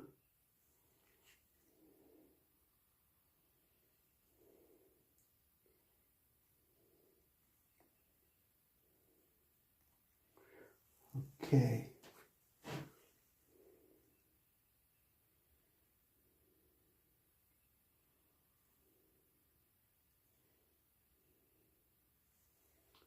Okay, it goes around like that. They all have that black streak. Well, not all, I guess you could say, but a lot of them. Like a little black streak comes off the back of the eye. And the Howling pose shows that. That coyote happens to have a good black streak. You can see it. A little black streak comes off the eye. Looks like it's coming down. You have to kind of get that good if you can. Go on about where it needs to go. The eyebrows, you want them to go where they got to go. I think that's it.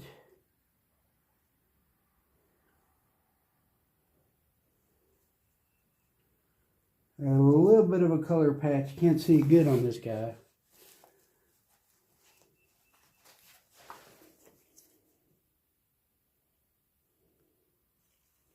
But this all needs to come in. And then it goes around.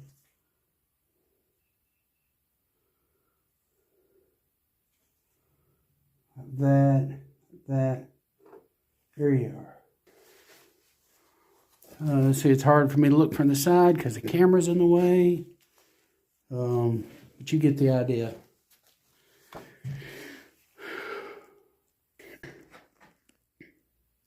Well, here's what I got for the eyes so far.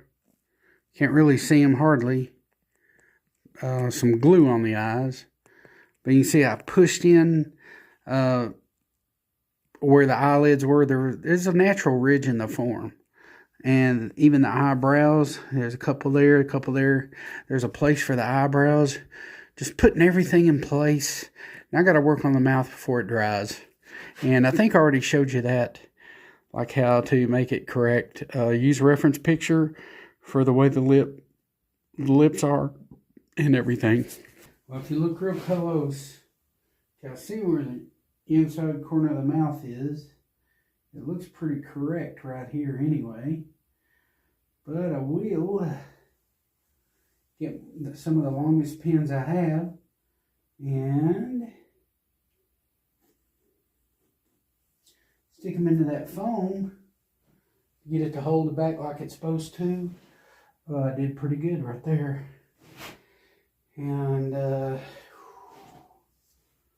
On this side, it needs to come in a lot. So I'm going to grab me a piece way in the back. Not too far in the back, but enough to get a good bite.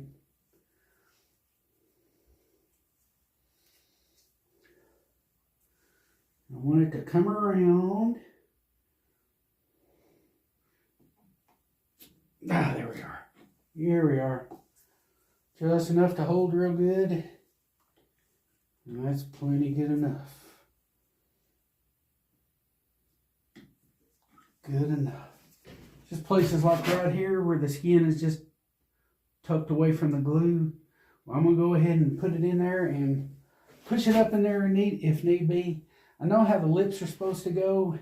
You want them to ride kind of on the inside if at all possible.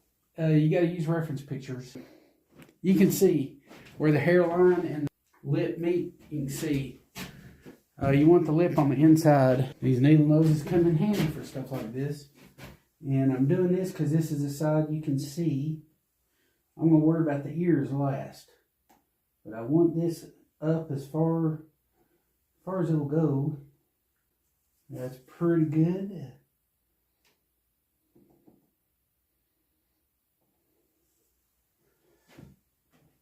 You get the idea. You just want to pin it up against the lip where the glue is, where it won't move.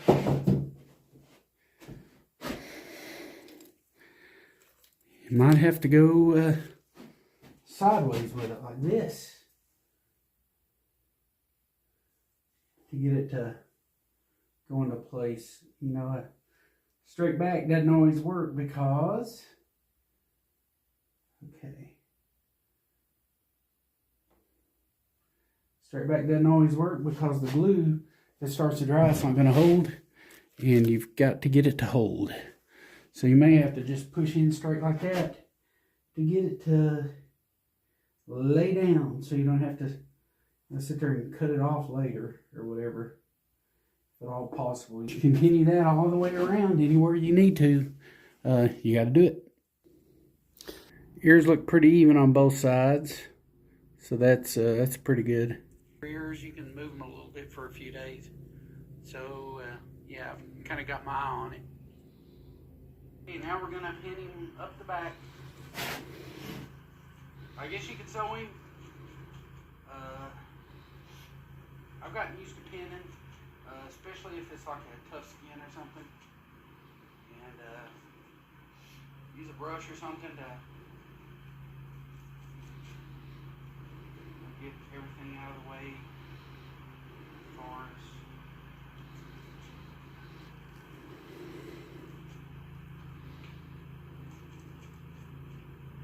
making a nice little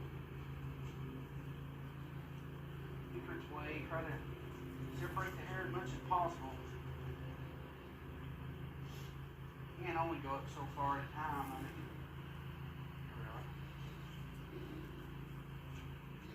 make sure I don't put no hide paste up here, because then you got to try to get it out of the hair, and you don't know the condition of the specimen and all that stuff. Yeah, I like using the center line of the form. It's real noticeable on this one, but if, say, it wasn't, I mean, I can see it. I don't know if you can see it on the camera, but if it wasn't, you could get just a black Sharpie pen and make a line right along the crease of the form where the two molds went together. A lot of times it's centered perfectly, and I use it as reference even, you know, for centering when I'm doing work on the head, as you've noticed a little bit, you know, like, you know, the center of the form, the center of the head, and the center of the body. I mean, you got your crease, that's where I do my pinning, right there on that crease all the way up, and I know it's centered good.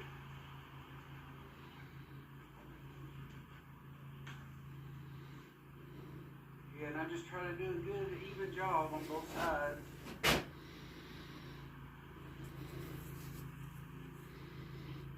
There's even like a hair pattern along the back that you can kind of go by to kind of help you out as far as,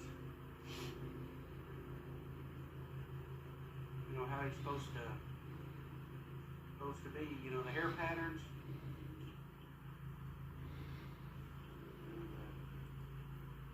Go right along that crease along the form.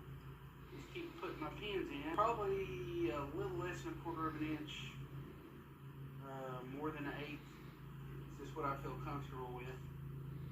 And I just start pinning right up the middle. And I don't, some people just pop them all the way in as they go. It's whatever works out good for you. I like the idea of being able to see where I'm pinned. Then I just go back through the whole thing and just start popping pins in. That's how I roll. So you go up so far on one side, and I like to leave the other side a little bit and draw it together. Pin the other side. You may want to go all the way up on one side. It's probably what you are comfortable with. Something else I want to add is, in all the reference pictures, a Howling Coyote. This is a Howling Coyote. In all the reference pictures of Howling Coyotes, you can't see the upper teeth. And I've done that on this one. But the way the anatomy of his mouth is, maybe the upper teeth could have showed a little. But I don't know, would it be a traditional howling? So there's a little bit of judgment. There's some judgment calls, I guess, is what I'm getting at on some of this stuff. I'm sure there's Howling Coyotes where teeth show them, but the book doesn't have any. But maybe yelping would be a different story. I don't know, but it's definitely a Howling Coyote. That's what it said when the form was ordered. Oh, I thought I just want to add, the last thing that goes in is the tongue. So it's it's going to be the last thing. I mean, I'm going to finish him out and everything. And the tongue then, I'll put it in. It'll cover up any work that somebody could look down in the mouth and see and all that stuff. Depending on how tough the skin is, of course. But you can always just use your fingers.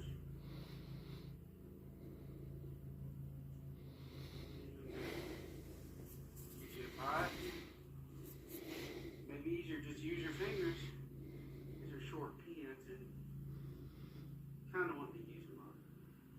But on going, we're going to do that all the way up the back. It's putting in some time. There's no doubt about that. In other words, the skin's going to butt right up against each other. And I'll leave it. Sometimes I'll go and do this.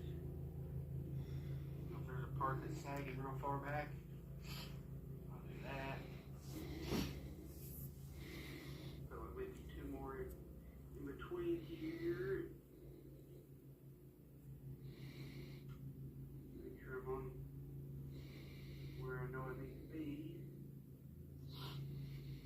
That's good right there. Then go to the other side, get the same thing there. Get my distance that I'm comfortable with. Butt right up against the skin on the other side. Push down in there. And when you butt all that up together, and then you put a little blow dryer on it. A lot of times I'll blow dry before it even dries. As soon as I pin it up, I'm going to blow dry it because the hair follicle, they'll have a tendency to want to lay it a certain way if you let it dry a certain way. And, you don't want to just fold it over as it dries. Exposing all your good work as far as pinning.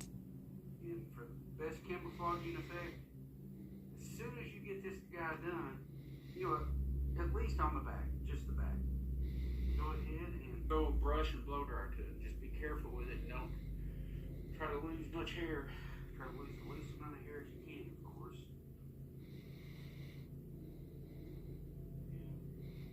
So everything is butting up together real nice. And you do this all the way up the coyote. I try to pay attention to color patterns and try to keep them.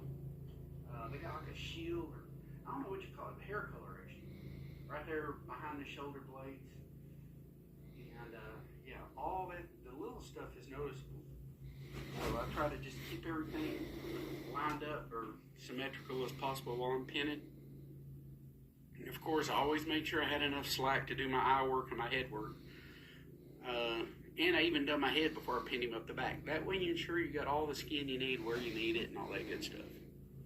You see little bits of dry preservative and all that? I don't worry about that. I just go pinning and just bypass it. It's all going to brush and blow out anyway. So yeah, I don't even worry about that stuff right now. Well, here's what I got so far, and just keep with it. Whichever way you want to start, I like going from the rear up for some reason, but yeah, we'll go all the way up, and I'll show you what it looks like. Yeah, what I do if it's getting hard to see that midpoint, yeah, I got my Sharpie pen. I'll go right down the middle of it. Like that. All that's pinned up to there, but you get the idea. Okay, I know it's definitely not perfect, and the camera's at a slightly different angle. And you see this kind of goes around like that. I try to line what I'm getting at. I'm trying to, there's some stuff goes around here. I guess what I'm getting at is I try to make a conscious effort. I know it's not perfect, but I try to make the markings, I guess, along the back. I mean, you can get them to line up pretty good. I mean, it just takes a little bit of a conscious effort to get as close as you can. Well, here's what I got so far. Just got a little bit in the neck. Yeah, I was just thinking you might not want to wet your incision too much because it may affect your,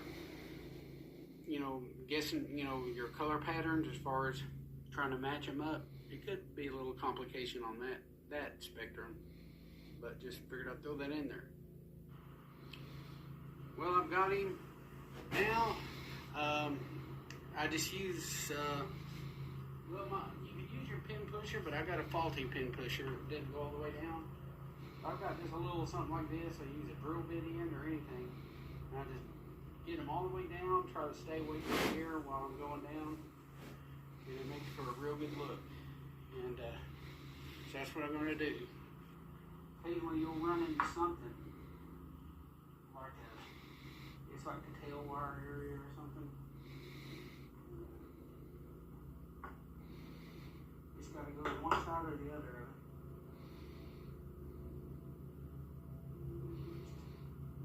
Keep going. Make sure there's no hair in the way. Bury the head. Make sure it's flush with the skin down there. Okay, now I've got everything pinned in. Now, if it's kind of iffy, like as far as, the condition of it, like it's, like maybe it's starting to go bad or something, by all means leave it be. But if you can do at least a little something like, just fluff it up where, what I'm getting at is when it dries, you want it where it's not noticeable that much. So a lot of times, like on bobcats and stuff, and foxes and coyotes, I'll blow dry the seam that I just pinned up. I'll do it first, and maybe even leave everything else. It seems like it hides the pins better if I do that. But if it's like iffy, like if it's starting to noticing little bits of hair slipping here and there, you might want to leave it. But here's kind of what I do. I just let it blow without heat, and I'll put it on a cool setting.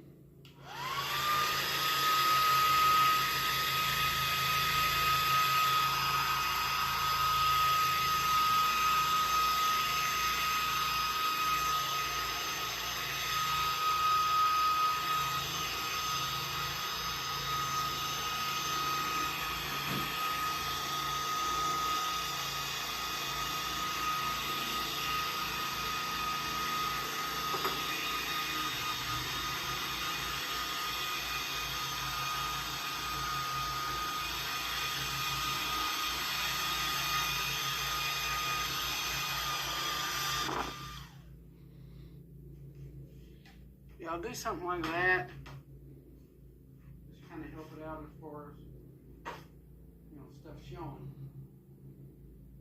It already looks pretty good.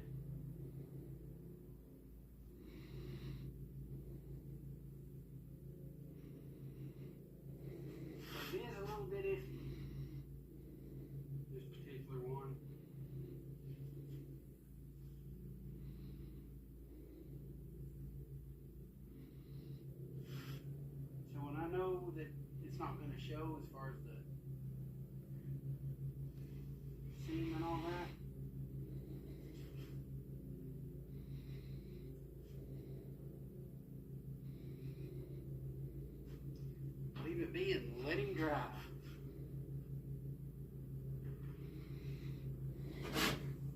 noticed the ears were a little bit too far forwards. So what I've done is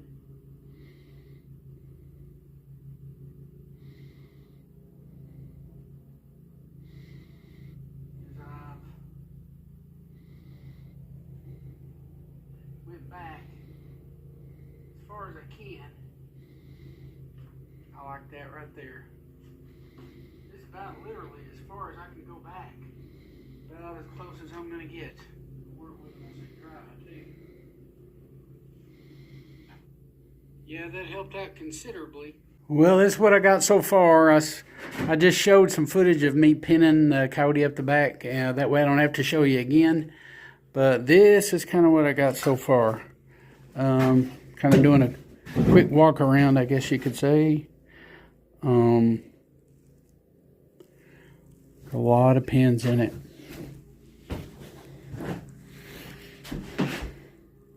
Ears are pretty close. May have to work on that a bit. Just going to pin him up the back. Hope you feel the need to pin the feet, like if you got a toe that's sticking out a little wacky or something. Feel free to throw a pin into the plywood right next to the toe to kind of keep it in control. Yeah, the rest of them look fairly good. I use clay instead of caulk. I wanted a little bit of a broader foot, if possible. I mean, they're kind of small-footed anyway, from what I've seen. But, you know, just kind of do what you got to do for his feet. I tried clay this time. I hope I like it better. I've got all my pins I've got to take out. So it's a slow process taking all the pins out. I'll take all these out and I'll get back with you. Now, since I use dry preservative on this, it's got a lot of like preservative powder on it and stuff. And to get all that off, we're going to use a brush on the hair. But for the intricate stuff, like here in the ears and stuff, I've even got a toothbrush. And we're going to blow that stuff out and use the aid of a toothbrush. And we don't need warm air, that's for sure. So, around the eyes. You might have to use a little wire brush in some places. Yeah, it's possible.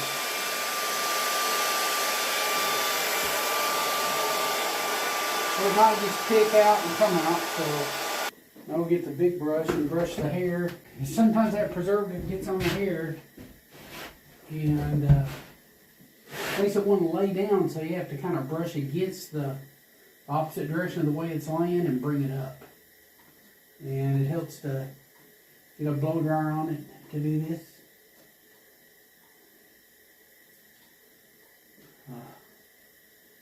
You can also just kind of rough it up and then get your blow dryer on it and get all that powder and everything off of it at one time. So that's another way you can do it.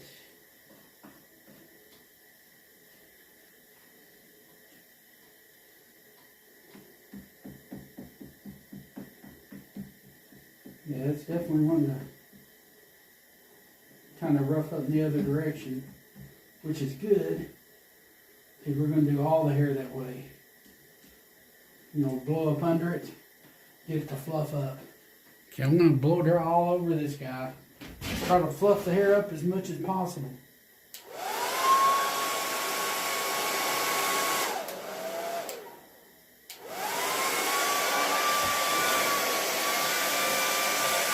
See all that powder coming off of him? Got a popsicle there, I gotta get that off. Sorry, should have already done that, but I didn't.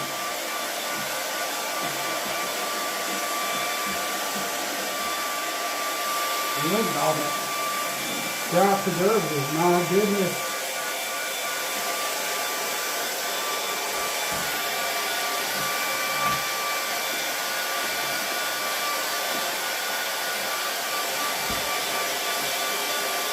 Give him a face.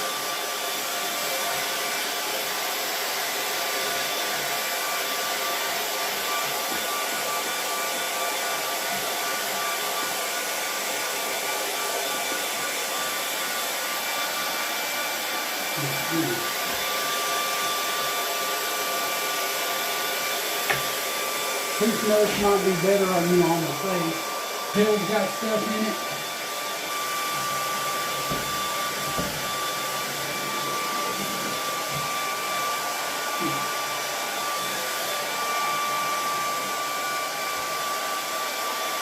All that dust coming out of it.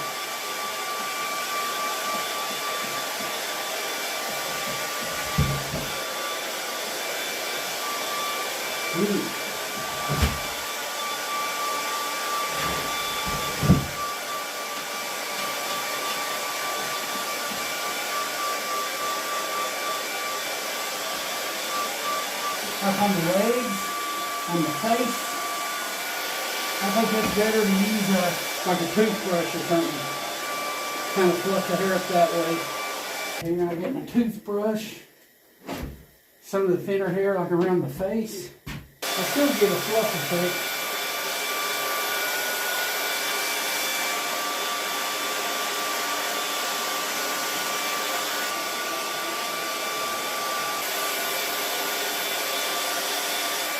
Legs. Feet.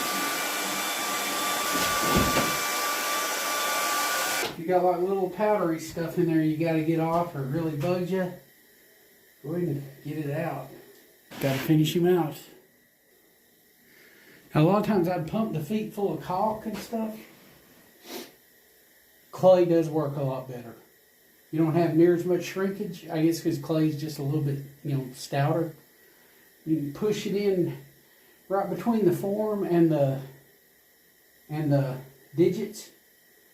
In between the form and the digits, you kind of work it in there, and it doesn't shrink as near as much as caulk does. I noticed a lot of times with my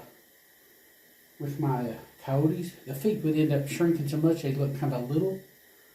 And it's the caulk I was using, it shrinks, but yeah, clay works better. It does. You can see, even though I pinned it real good, there's places inside where the gum line kind of raveled over.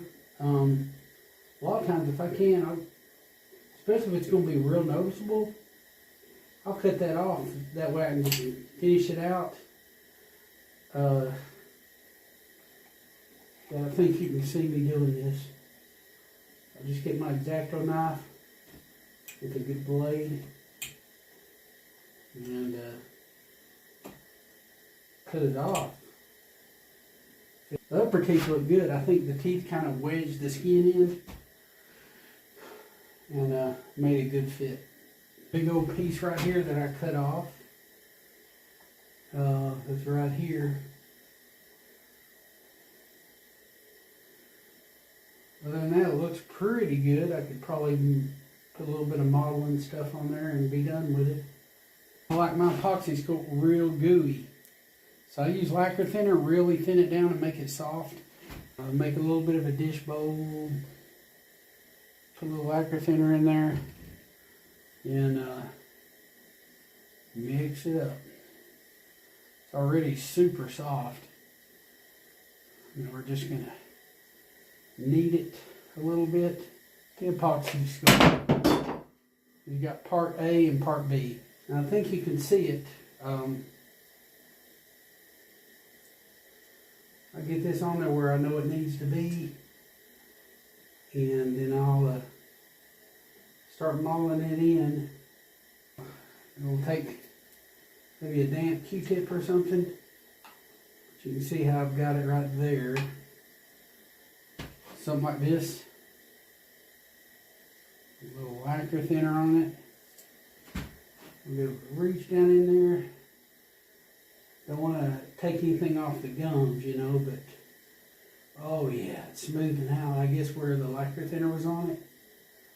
You can see it really smoothing that out. And I'll put a little bit of dark paint back there and blend it in with the brown gums. And we're in business. But you can see kind of what's going on. You see, you just blend the gum line in with the side of the form. Paint it brown, nobody will know anything. What else I like to do, I got my eyes pretty good, but I get a little lacquer thinner on a Q-tip. And I'll daub it on that eye and let it soak up in all that glue that's around it. And I do have a lot.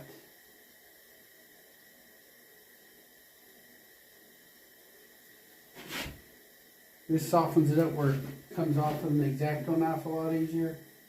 If you gotta do a little bit of reshaping, you know, maybe, make sure you look at a reference picture.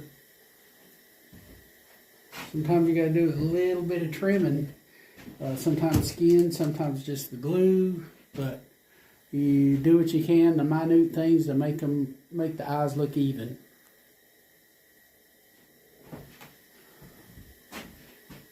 Yeah, lacquer thinner kind of makes the glue where it just wants to peel up a little bit. And that's pretty awesome.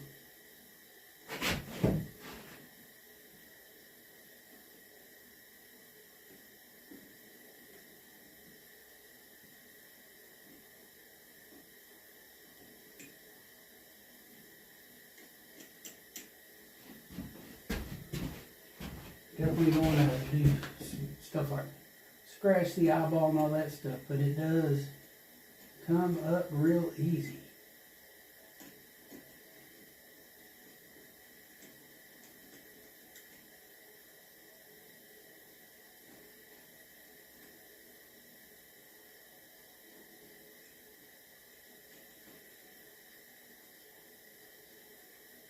But you can see how the eyes have got to be. He's going to be howling, but you get the idea. Okay, use my reference picture to the best of my ability when cleaning, and yeah, even cleaning you can use a little bit. Shows you how much to cut off on one side or something, and got symmetry in mind. And then the course finishing with the epoxy sculpt I use a reference to. Sometimes you can like shapen the eyelid, just the eyes just a little, you know, within reason. I'll let you see a little bit from the side what's going on. Do a little of my epoxy sculpt. Take a little bit off. Start molding it around the eye. Like how I know it needs to be.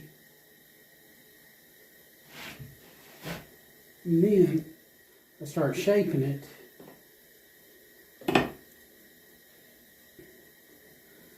I'll get a Q-tip with lacquer thinner on it.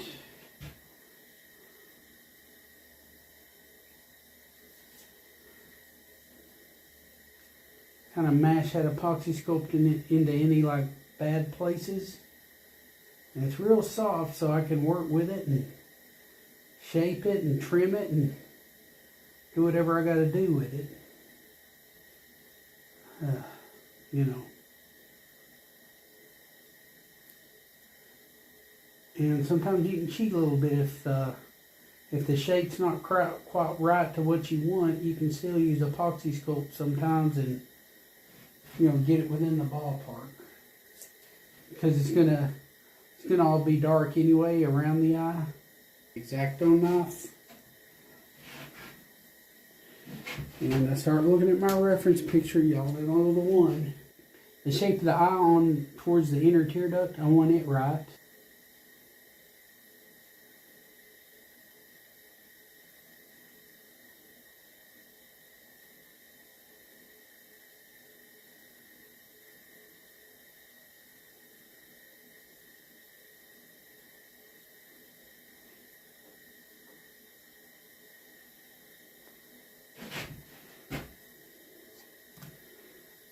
So starting to harden pretty quick. I get my lacquer thinner again. Try to smoothen it out before I shape it. And then after I shape it, I'll be about as good as I'm going to get.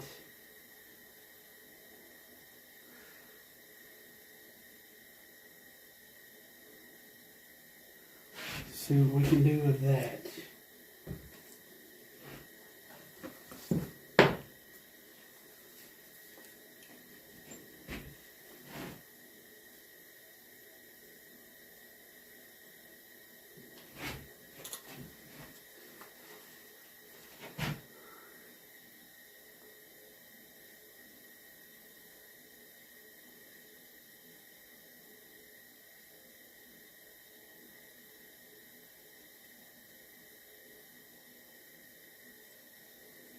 That's pretty good.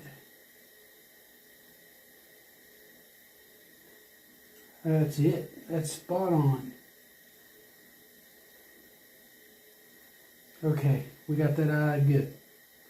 Not even going to touch that eye anymore. I can't get no better than that. Now I got to do the other one the same way. I'll show you on another video where I had a better, better view of both eyes. Okay, I've got a little epoxy sculpt I'm going to put on the nose. I'm not going to do much, but like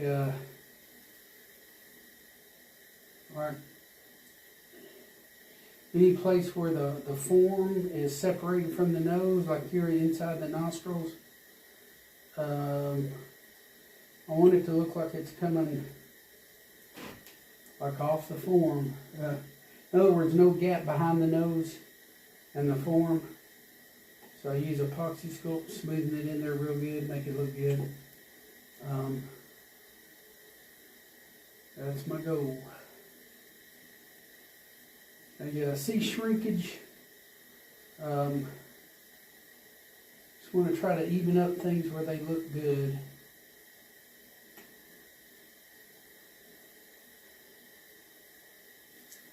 This dry preservative is kind of tricky. Things tend to want to move quite a bit. But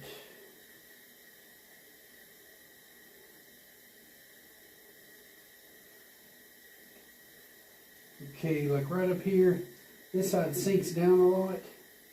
In other words, it's making the nose uneven. So I'm just going to add more up there. In the past, I put too much, and it really does mess stuff up a little bit. Makes them look like their nose is too long.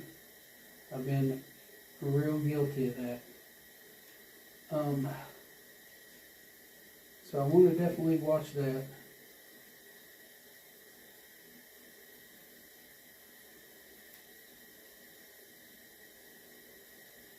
So I'm going to roughly get it right now.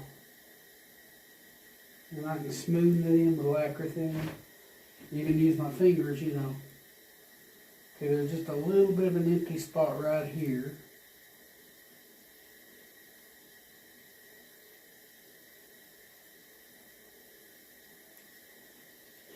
Oh, it's going to look good.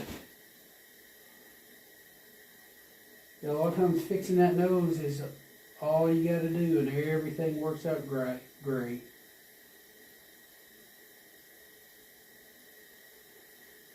There'll be an even nose. Everything else is uniform. The nose is a little bit off on one side, but a little bit of paint, and nobody will know nothing.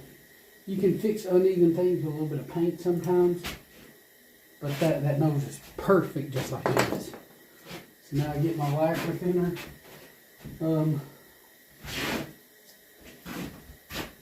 Guess we'll go ahead and get the shape of the nose up here.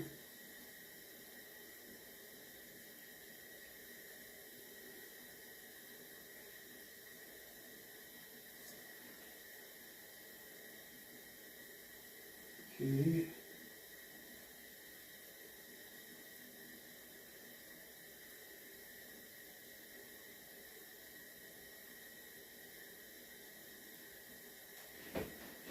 Oh, it's gonna look good. We have a cool looking nose. Or she, I should say. It's definitely a female.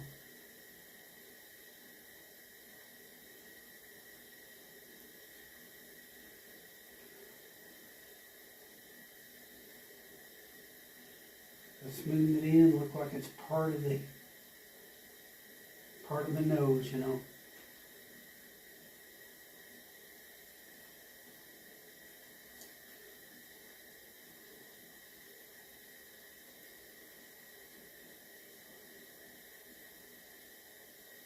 don't worry so much about texture as I do shape. I like the texture it's on the nose. I never worry about that stuff.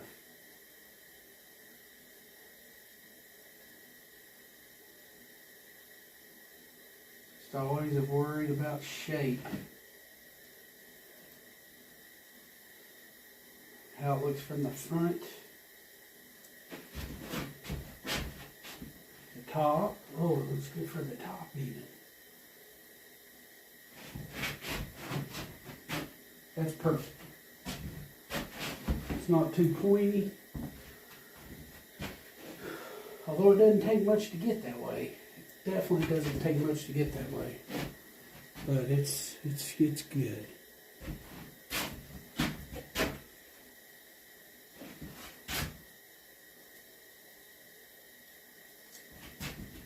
And definitely here on the inside of the nostrils.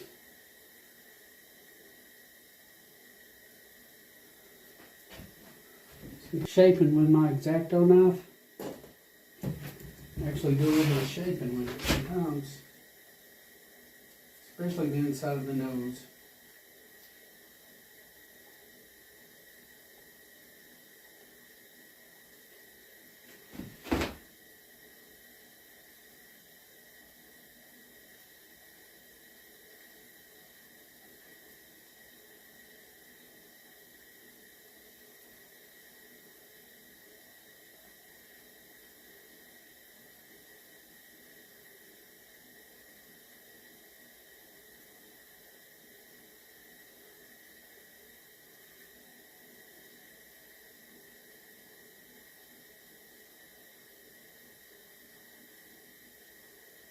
Okay, that looks okay.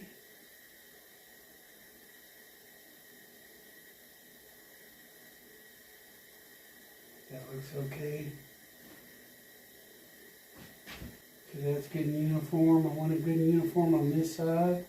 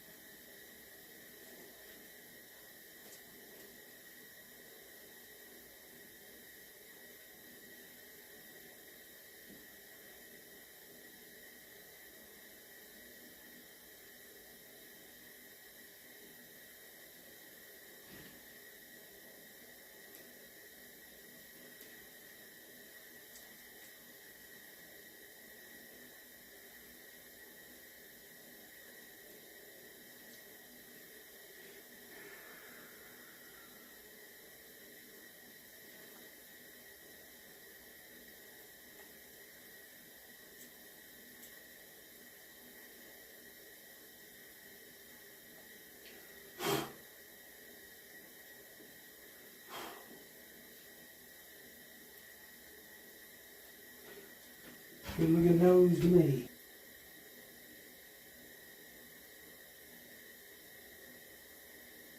Okay, if you look at the nose,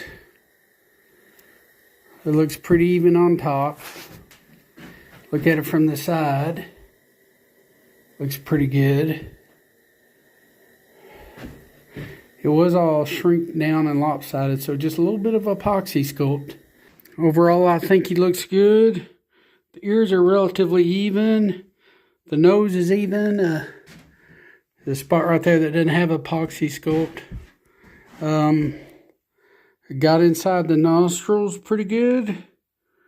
When it gets painted black, all that's not going to look pretty good. The eyes are okay. I think they look okay.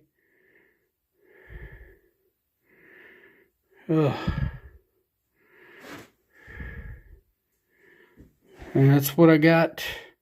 All I got to do is use dark brown, darken the nose, darken around the inside the mouth. Yeah, and it'll look good. Then, of course, gloss the eyes. And, oh, got to go around the eyes, too. I just use dark brown. That'll get the job done. Then we'll add a little bit of base stuff.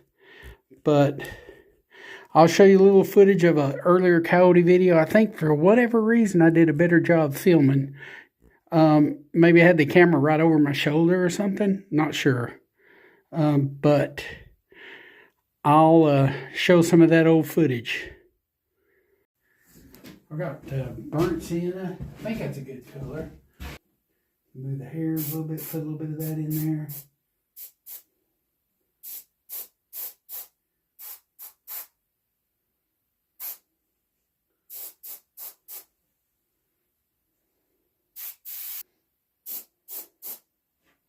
Maybe a little bit along the lip line or something if you see it. I've got natural flesh. Basically what I'm doing with this is toning down that burnt sienna color a little bit.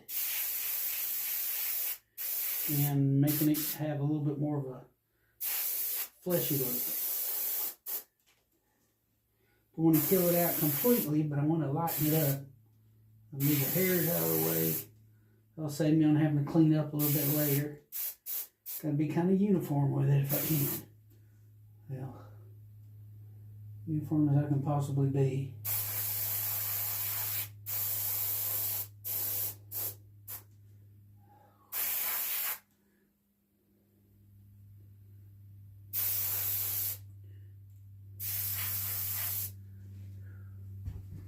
Looks a little better. Now we're going to go over it with dark brown, and that'll look a lot better. You know, you can brush it off, you know, if it's one to come off with a brush. Sometimes you got to work with it. You have to let it dry good first. But you can also use like a lacquer thinner and get it off the hair that way too. A little bit of lacquer thinner.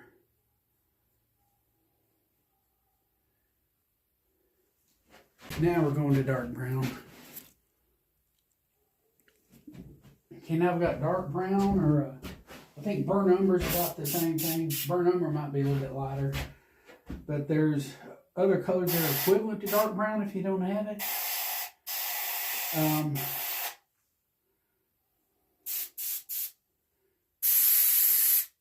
Based on painting that lip line, everything that you see, this is the lip. If you get a little on the teeth, a little bit of lacquer thinner will get it right off.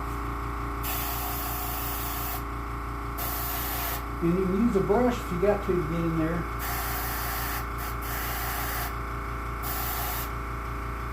So you should be able to see that on the outer lip, you know.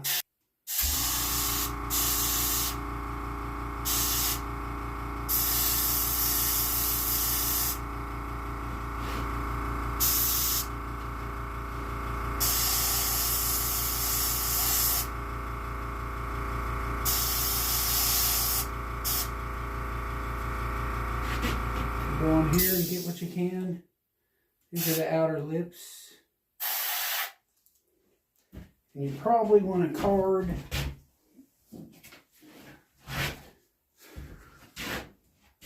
If you can, to keep from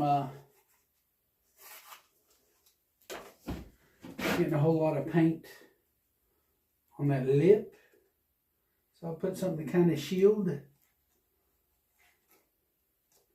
Preferably in between the teeth and the gum.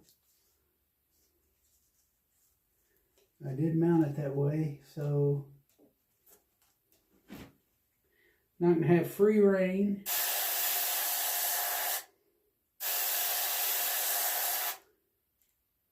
Okay, whatever, gotta be dark brown, dark brown.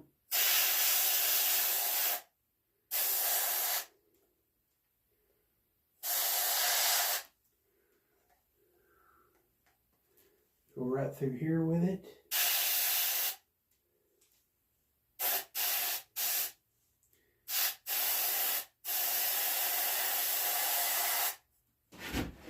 Oh yeah, this works. There's something to keep from painting your teeth.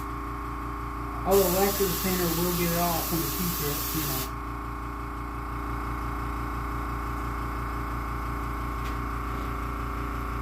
Just use your reference pictures and all that good stuff. It goes a long way.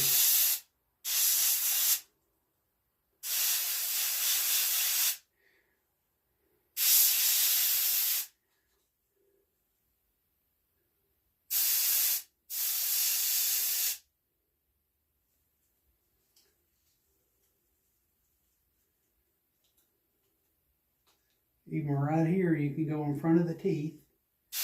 Look at that. paint that lip line in front and make it look spotless. Oh yeah.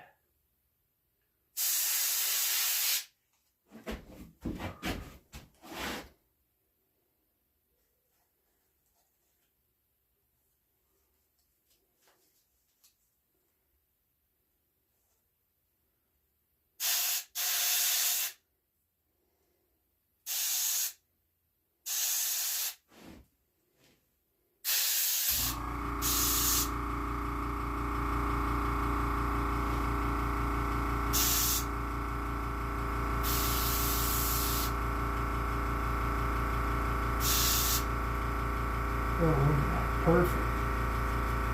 This big tooth is going to be hard. Well, not really. Right around there.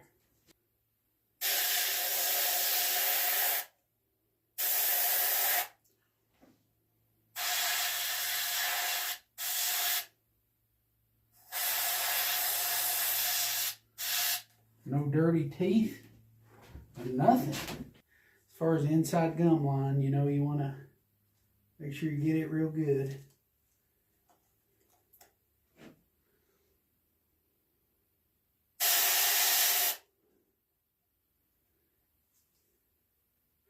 That's perfect.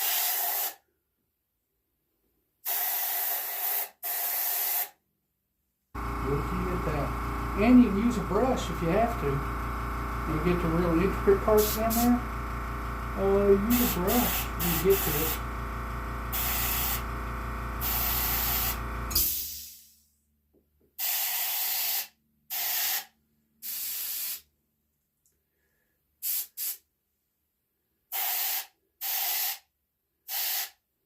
And it can save you on a little bit of messy work too. And then clean it with a lacquer thinner, you know.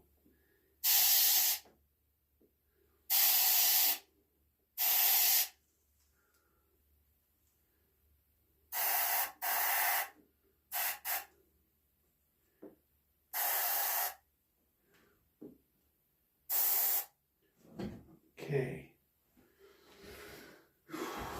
The upper lip's the same way. I don't know if you can see that. You probably can. Maybe a lip. No, I don't think you can. Okay. Basically, all this on the inside is painted.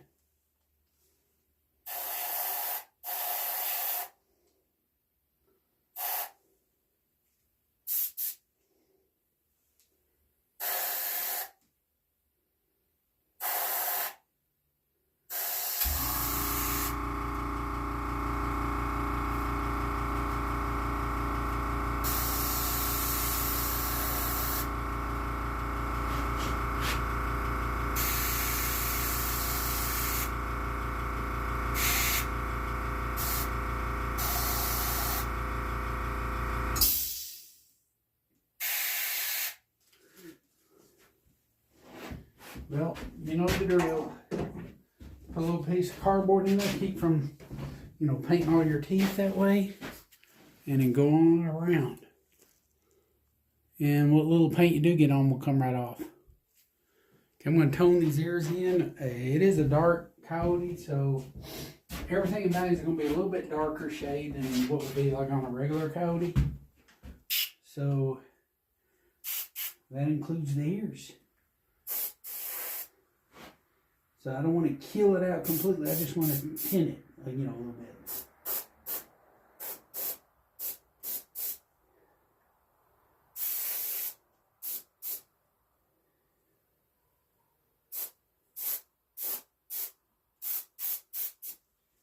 Basically put it back like it was, I guess. Except now it's got paint over it. So.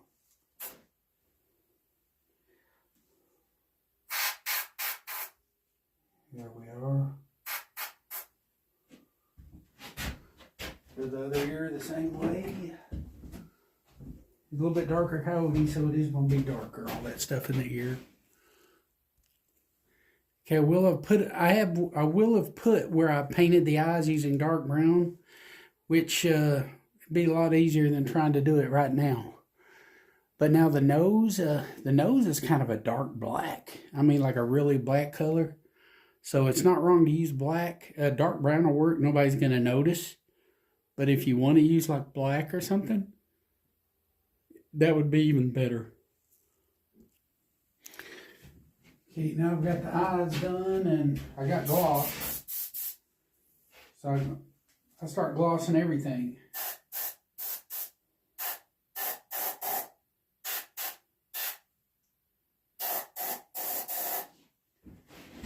You know, the teeth.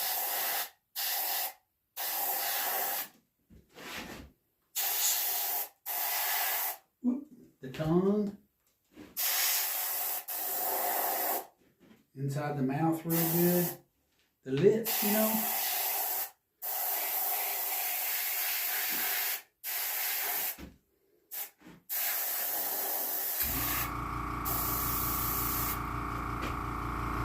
Well, let me check something here.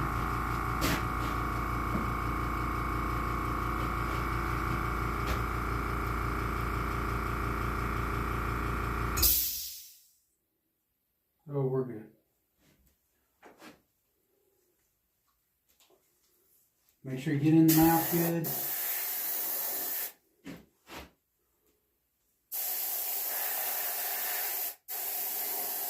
Want that good wet look.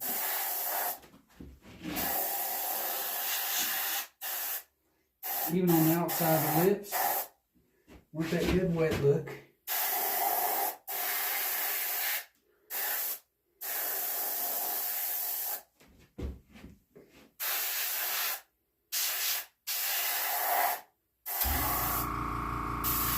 Nose.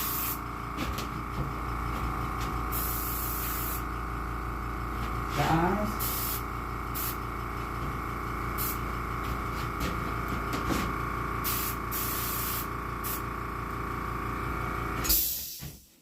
Even the ears just lightly. Base coat sealer might be better if you don't want a lot of glossy color in your ears, which I wouldn't blame you. That's it. I'm done.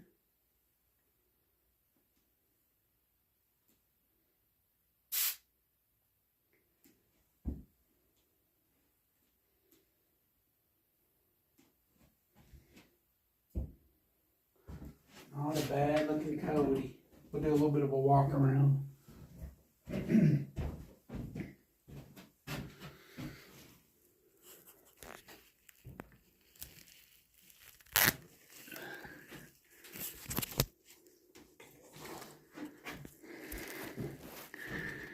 Yeah, this is a particular one. He's a howling. Got the ears back. Have to go down on it. Oof. Here's what we got. Yep, there we got. Still got to build some habitat from the back.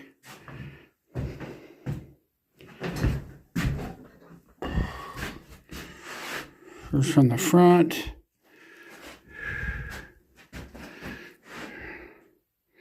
Not a bad looking coat.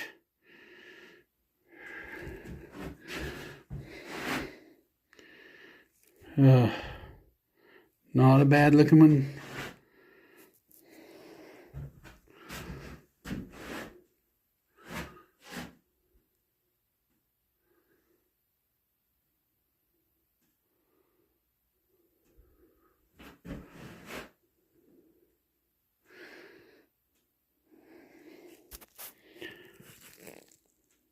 Sometimes what I'll do is I'll get a little bit of lacquer thinner on a Q-tip.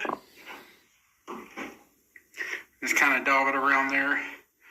What it does, it breaks all that glue loose. So I can just pick it off. It helps a little. Okay, I'll kind of try my best not to scratch the eye or anything. And usually I don't. Glass is pretty durable. But get the glue off. I still got my reference picture on hand. If I need it, I've got it. you know, so I've still got it if I need it.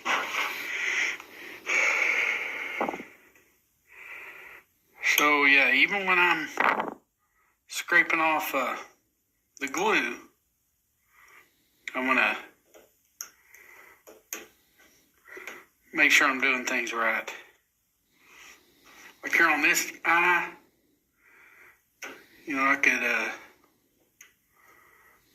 the overall eye shape on the picture is pretty close.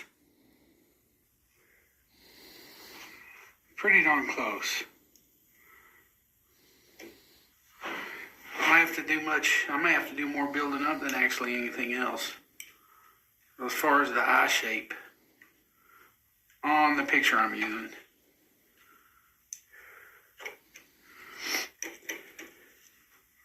So just keep all that stuff in mind.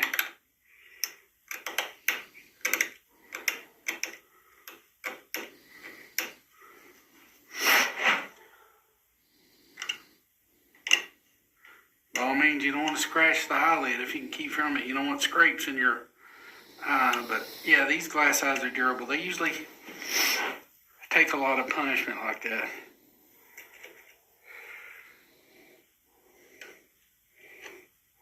Get all that glue residue off. Hey, even, you know, like using my reference picture a little bit. If you see little impurities in the shape of the eye, use your epoxy sculpt to go over it. And then get a little lacquer thinner to kind of get things the way they need to be. I snipped off a little bit of the inner tear duct because it was sticking out where I pinned it, and it was sticking out real bad.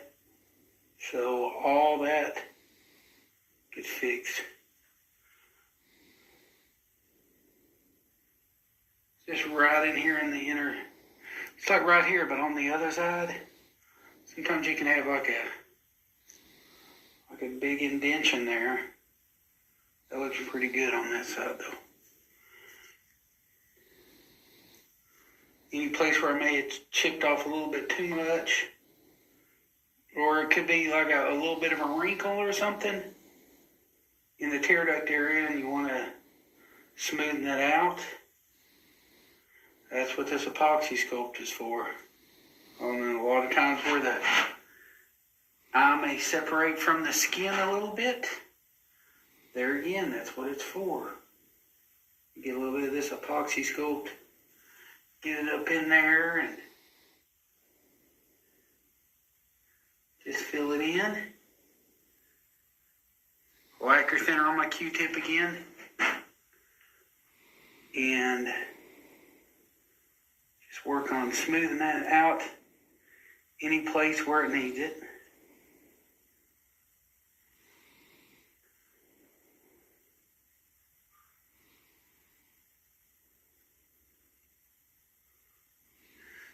And the excess comes off with the X-Acto knife again.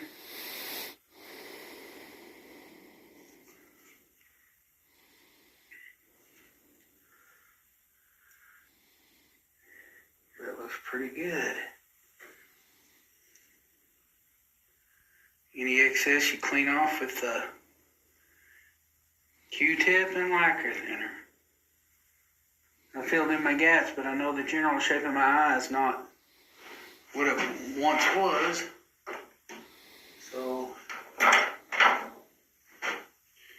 here again, I get my X-Acto knife, look at my reference picture, and kind of see what I need to do as far as reshaping. And this one,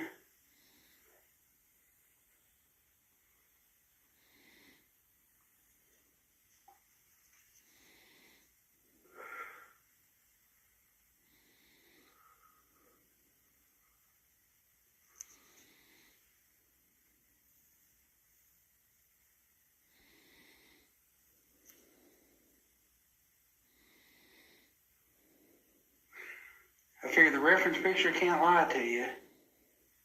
So it's always good to go The reference picture, if you can.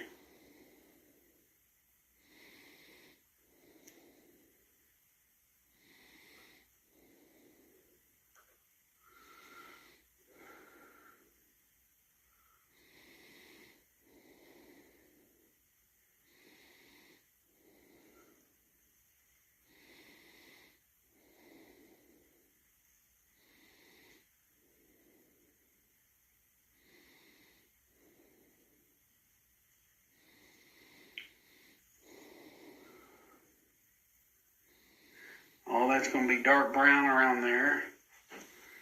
This side needs a little bit of work. Looks pretty good. And you have to take into account all this is going to be dark brown too, so that it has to kind of figure into everything. So I don't know if you can notice real good in this picture, but the nose has got a little bit of a, kind of stays straight and kind of pointy up on top. And then it kind of rounds off like towards the middle of the nose and all that stuff. I guess what I'm getting at is, well, I'm going to bridge this up a little bit and make it more like it's more straight up on top. And now the middle part is right. I'll show you. The nose is pretty close, except it's kind of dented in up here. And in my pictures, it keeps going out a little bit more. It's like a sharp drop off, not a bend. It's right in here. It's rounded off, and it should be almost level with.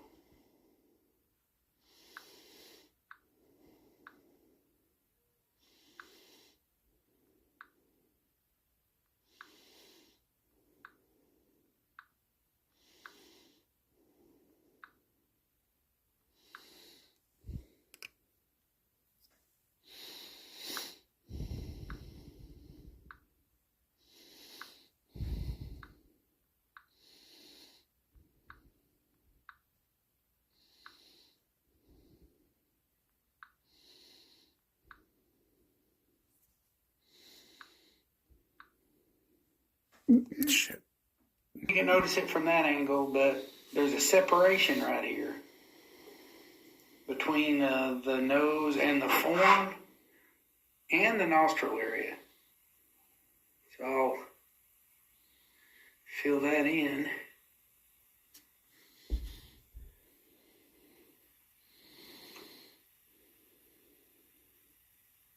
But there's a gap right here.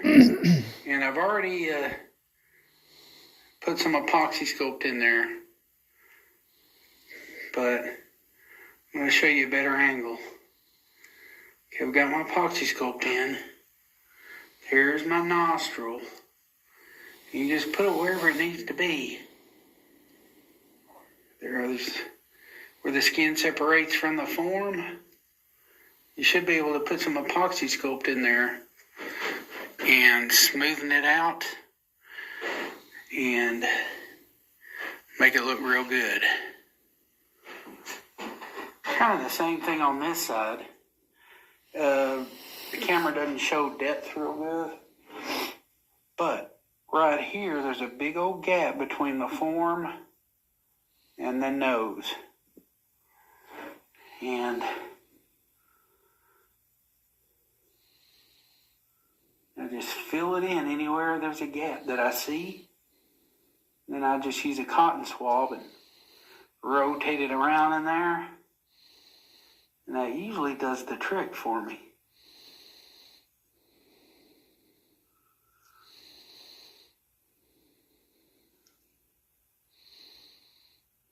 But you get the idea. The other side looks pretty good. Blacker thinner on the Q-tip. And they're just kind of smoothing it out, and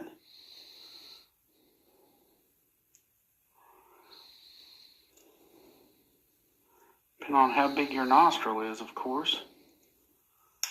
But usually, well, not so much this time, but I'll do the other side the same way. That looks pretty good right there now. That'll work.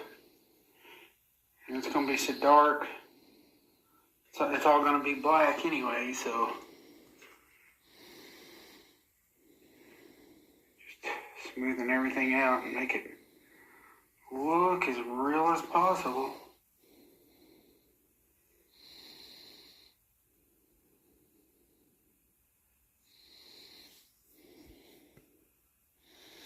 Get that with my fingers.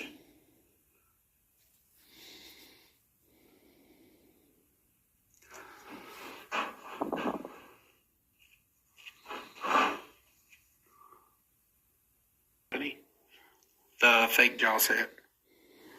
Oh, I forgot to mention, there's places, along the gum line where you might want to put some epoxy sculpt. And, like right here is a good spot.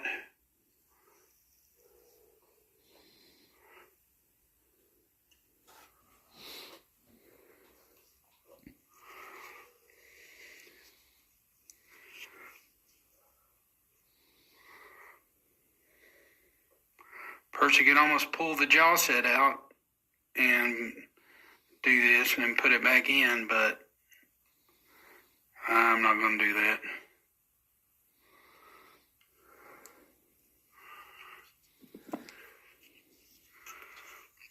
No, that's going to be dark brown in there anyway. I guess a person could use black even.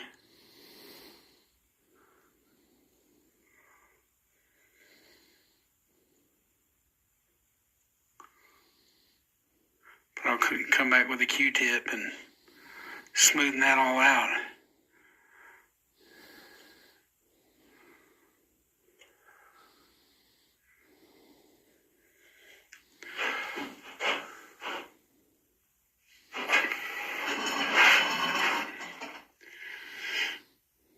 You figure all that back in there, the throat area, I'm going to paint that all dark brown too, or black, whatever you decide to use.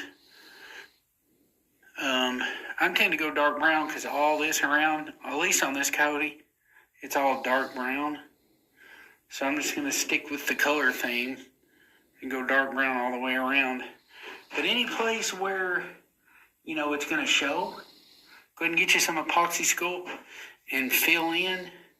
And the upper lip looks good, but the lower lip, didn't have much room down here. What it was, I didn't have a whole lot of lower lip, so I'll probably fill that in. Looks like maybe a little bit of a gap down in here. It's really not going to be that noticeable, though. It's pretty deep.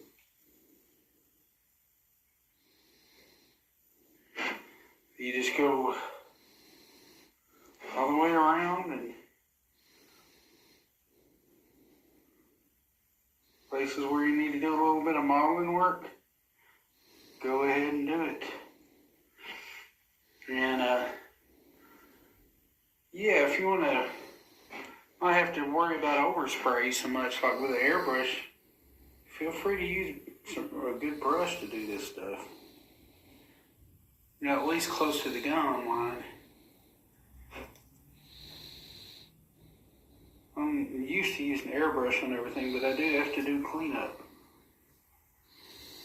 So, you get your brush or something, kind of smooth out that epoxy sculpt down in there. A modeling tool is perfect. Here's a modeling tool. It's got a little bit of a bend, and it's just one size, but it can help. It can help like getting into places. They can come in handy. This dark brown covered that epoxy sculpt nicely. Good shape. I think I'll go ahead and spray down there as deep as I can in the back of the throat. Yeah, let's see, go down, a little bit more. Yeah, about like that.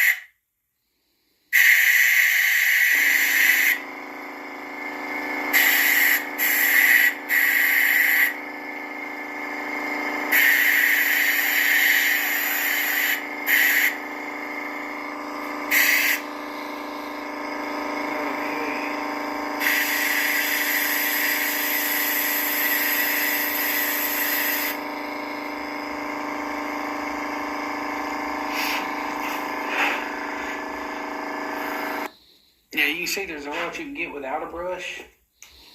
And feel free to go ahead and get it.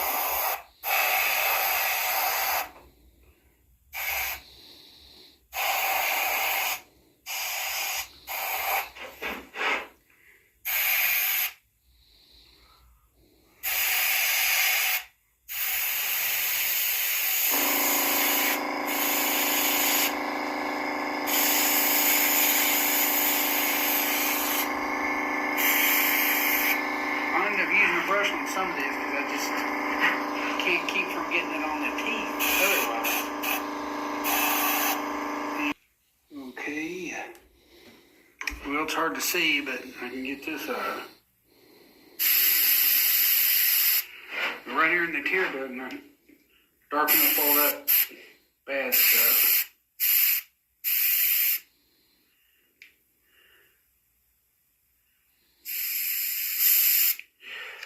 Now, a lot of this will come off too. I mean, if you overspray, which I always do,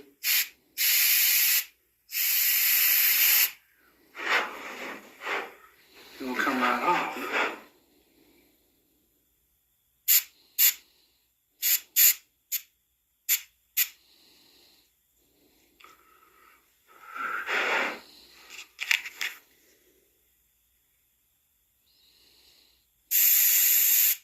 You might find using a regular brush is easier.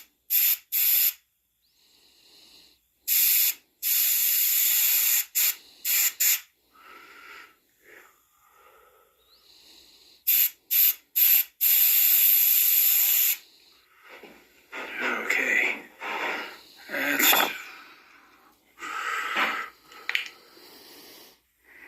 I'll try a regular brush on the other one and see what it looks like. Got a little paint on my brush. We're going to try this one.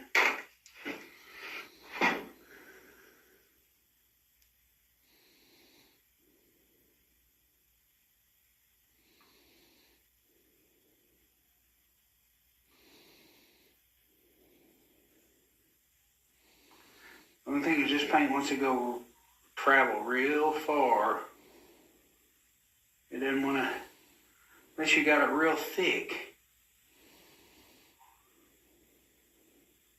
But that can be done.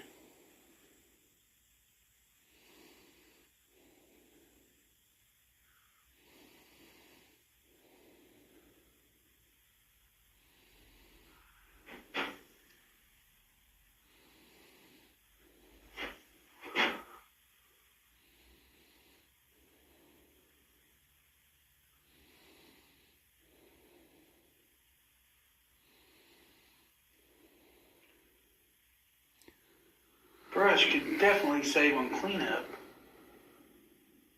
but there is something about the way the airbrush, I don't know, the way it goes on, it's just hard to beat as far as realism.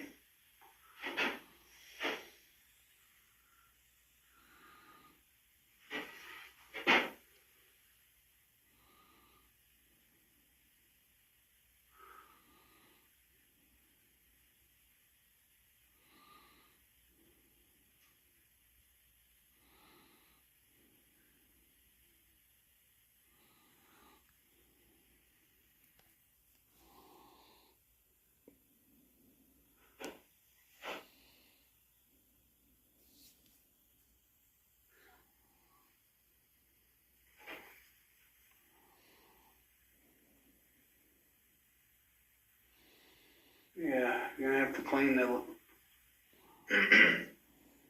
clean the eye off regardless.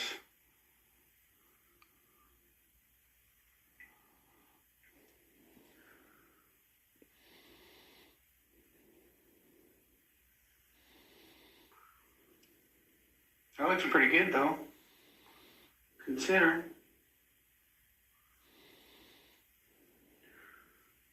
I rub a Q-tip in certain areas and kind of make it where it's not so fake looking, I guess.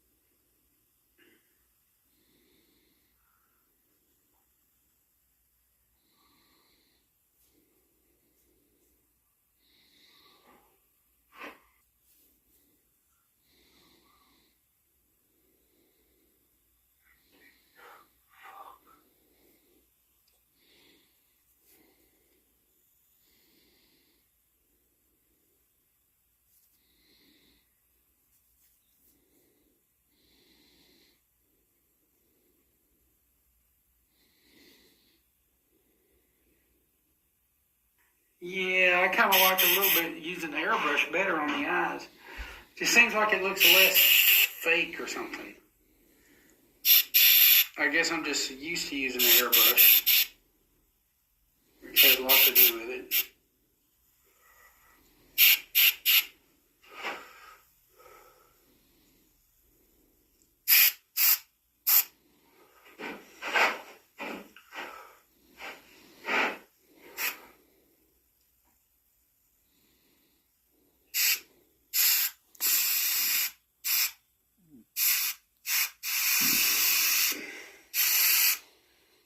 Yeah, that looks good.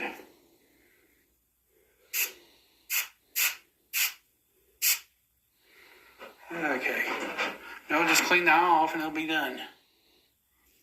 Okay. Also down here, there's these little paw things.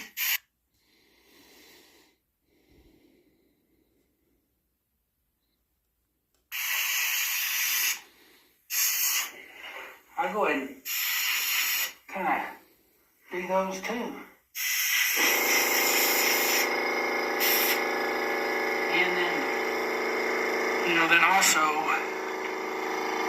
if your bottom of your feet are showing good, paint those. You might want to tape it off or something. But yeah, just, there you go. And that's pretty much all you do. And so usually we get a Q-tip and go around there and get some of that excess paint off, which is what I'll do. And brush even, just kind of rub lightly with a brush, and it'll take paint off too.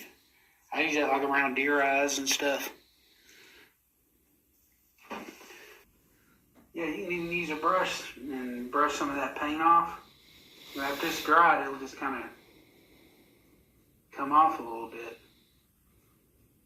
Well, that's if you get a little bit too happy with the paint, then yeah, you can do that.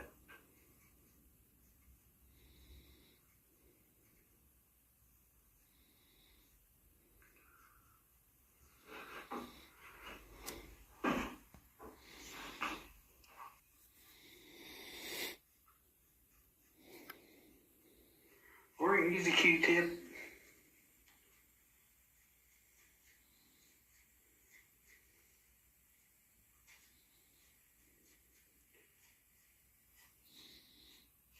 Douse it in lacquer thinner, and I'm going to get the excess so I don't want it dripping everywhere. And I'm just going to work on getting it off the eye.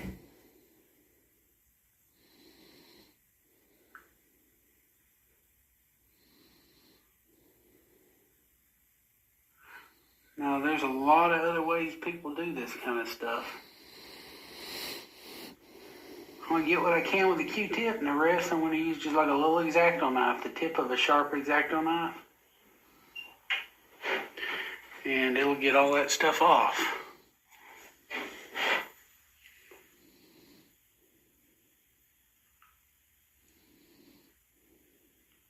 Sometimes it helps to flatten the end a little bit so you can get a little farther back in there. Another little tidbit of a trick. Just flatten the end of the Q-tip a little bit. And then when you douse it in lacquer thinner, you can reach back there a little bit farther.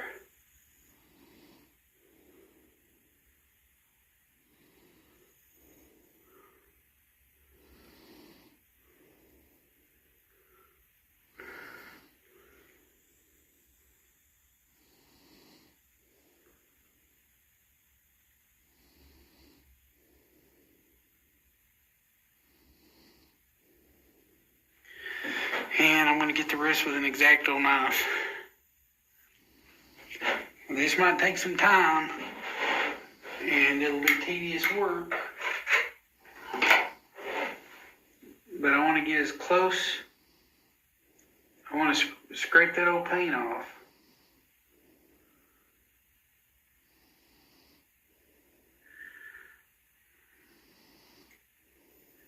Get all this old paint off. You want to get as close to the outer edge, where the skin meets the eye. Get as close as you can. And that's for realism. You want him to look real.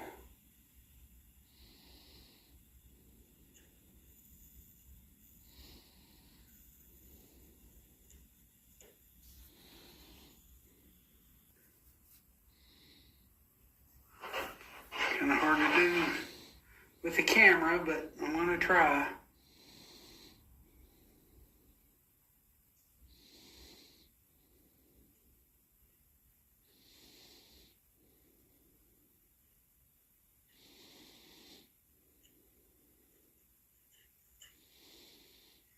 You see what's going on.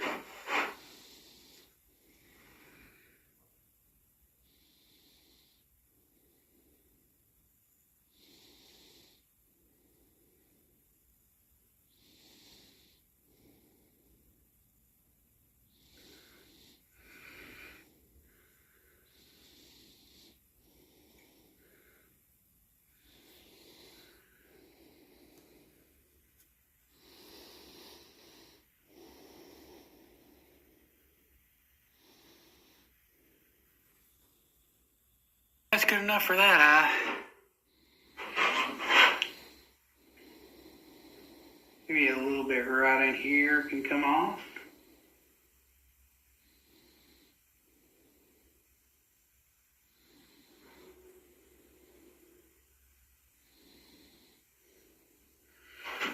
That's pretty close.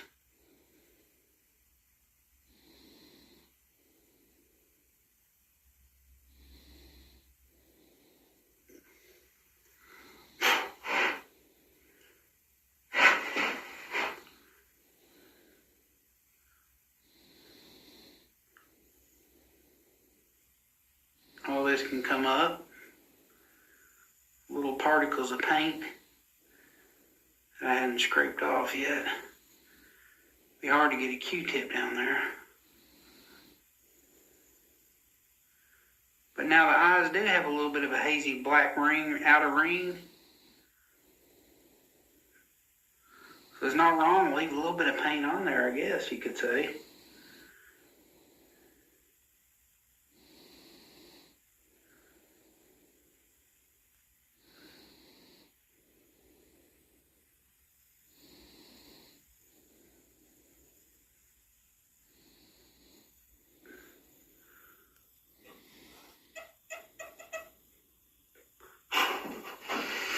And I just do the other eye the same way.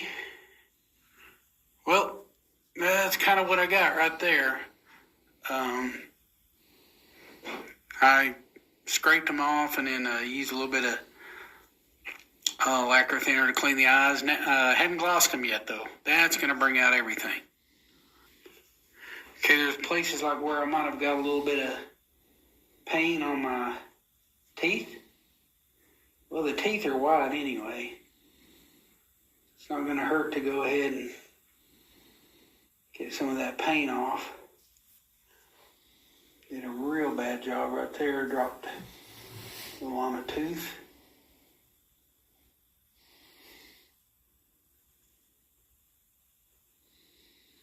Well, now's the time to whiten them up.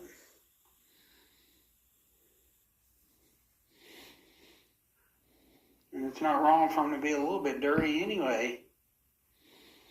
You could add a little bit of...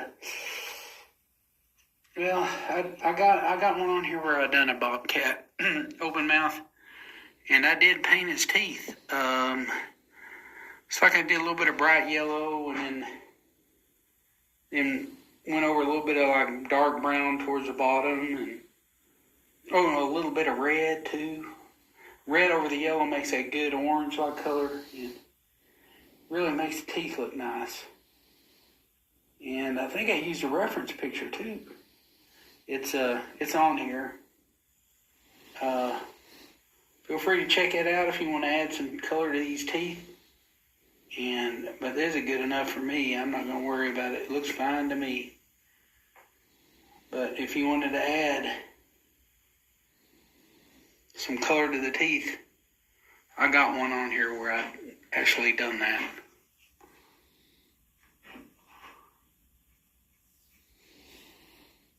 paint on this tooth too.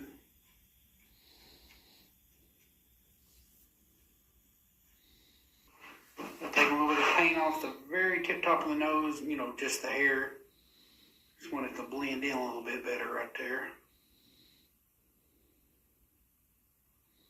That looks pretty good. Okay. Okay, now I got a little bit of, I'm just going to use hot glue. You have to kind of be quick with it, of course.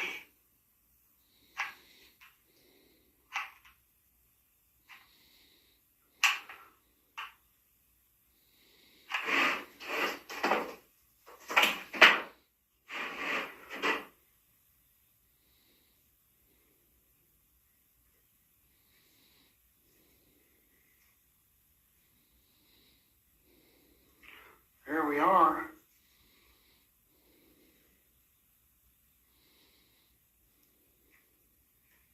There we are.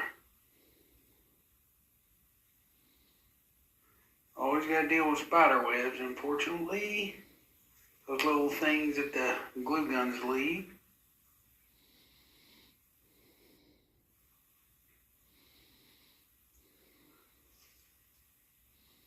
Get a little pair of hemostats or something to get those out.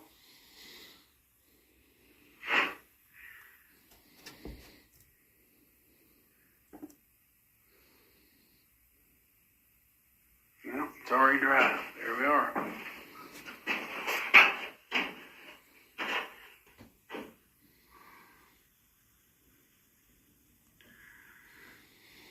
Yeah, I don't think it was like a true howling.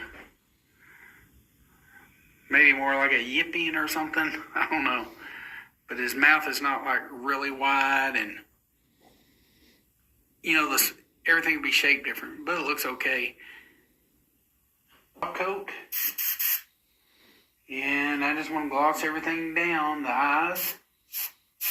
Make sure they're good and wet looking. The nose. I'm going to do a couple of coats. Well, that's good and wet looking though. Even the lower lip.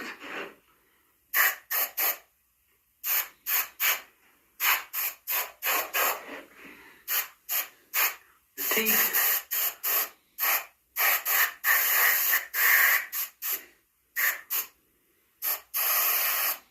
Even the tongue.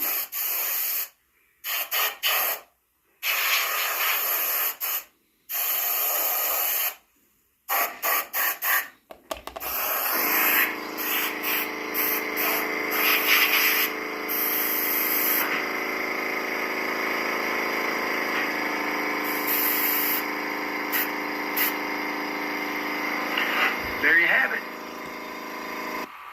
Oh, forgot to mention toenails or something. Another good time to do them. Do them on bobcats, might as well do them on coyotes.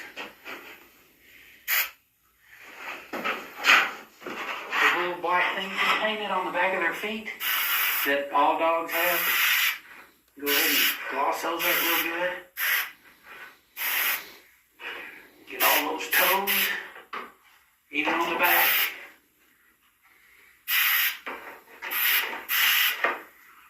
And then it makes them look good. Well, you want to give everything a final blow dry. That means the base, coyote, everything.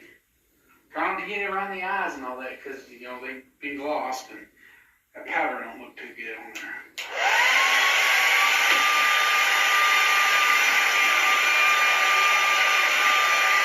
I actually do a base on here. So yeah, you can see all this stuff. You don't want to overpower it by putting too many plants. That's quite a bit right there. What I like to do, I like to bend the ends of them. And try to make sure they got like a metal wire, a rod going through them, a little metal wire. When I bend the ends of them, then I can, well, I can see like right here, I can put two right there, get my staple gun, and, well, that inward. Put one right there. You know, you're always going to have stuff around a piece of brush, you know. So it's not wrong to put a little bit of something there. And now I kind of hold that. And got me a glue gun. Pretty much hit everything. We got some potting soil. And preferably the kind that doesn't have like the white balls and the white foam balls, I guess. You know, so it doesn't collect moisture and plus it looks more natural. I like it better if it's just solid potting soil. That's what I'm getting at. But it kind of looks okay with the white balls too, because it looks like rock or something. A little bit of rock or something mixed in.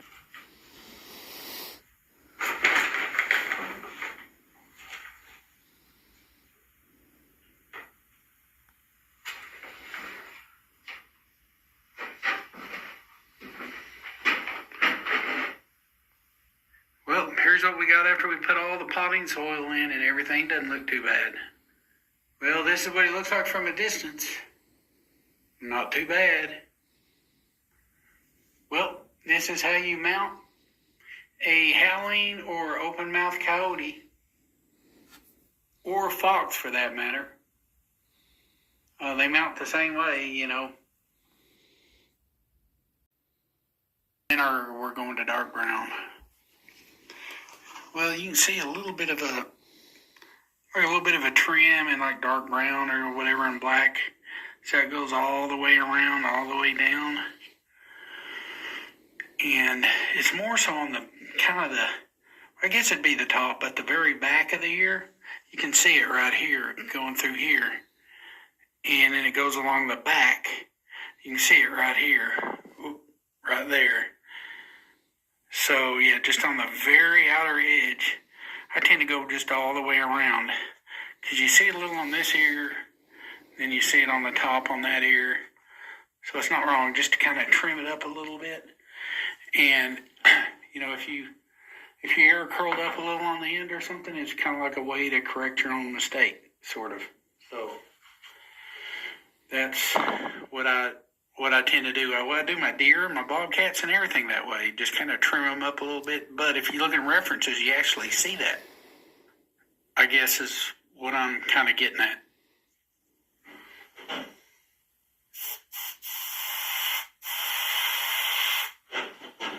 I mean, the very edge.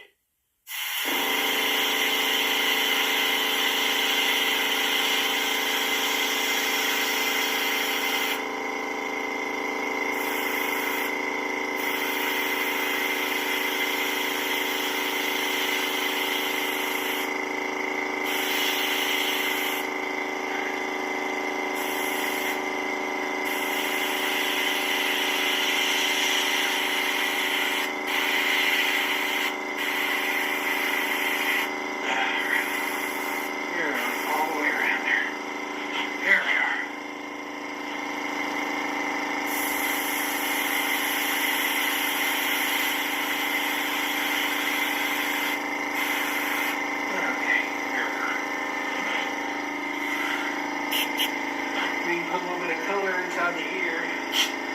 And right there where the ear canal is, you know. And then I'll leave it up to you if you want to tint down the ear any or whatever. That looks pretty good though.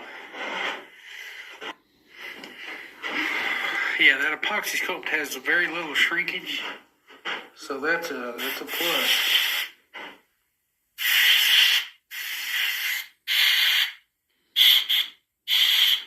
You can paint right over it, and it still won't be dry, and I haven't had any issues with it cracking or anything.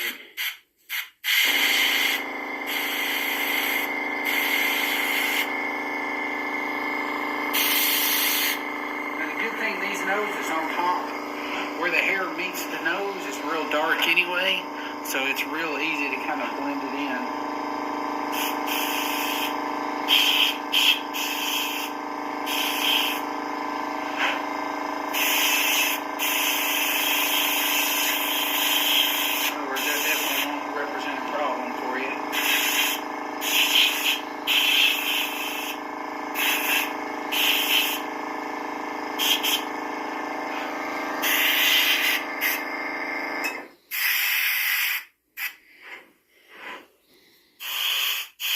as deep as I can in the back of the throat. Yeah, let's see, go down, yeah, a little bit more. Yeah, about like that.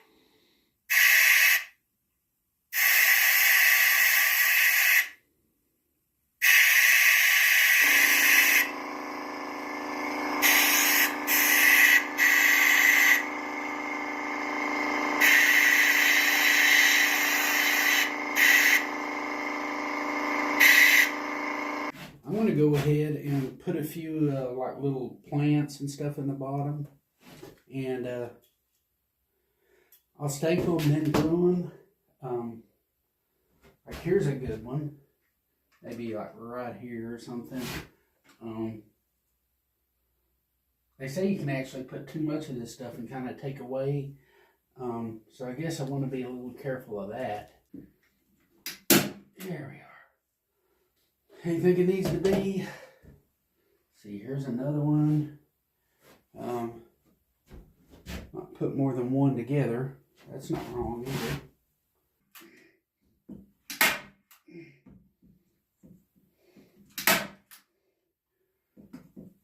I've got an idea. He wants a little bit kid safe. You know, he didn't want sand, and I don't blame him. So trying to come up with some ideas, you know. And I've got some pretty good ideas. I want it to contrast with the color of the base because the coyote and the base are the same color. I definitely want that contrast.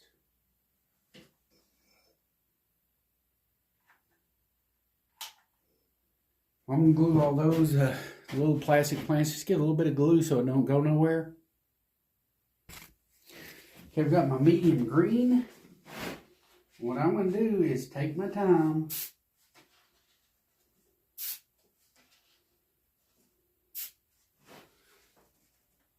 And start painting this base. Now if I get towards a corner, I'm going to put up a piece of cardboard.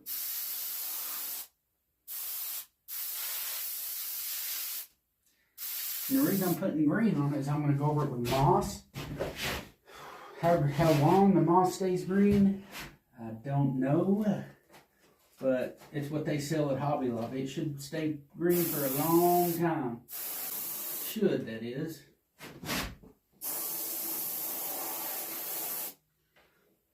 Might have to hit it from multiple angles. Just card it a little bit so that you can get everything as green as you can.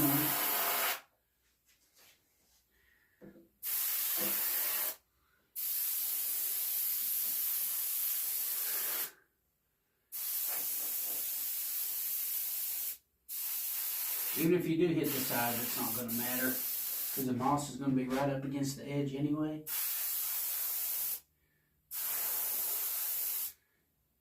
But this is assuming the moss is going to stay green for a good while. It's supposed to, put it that. But I have seen moss turn yellow after a few years. Still looks good, it's just yellow instead of green.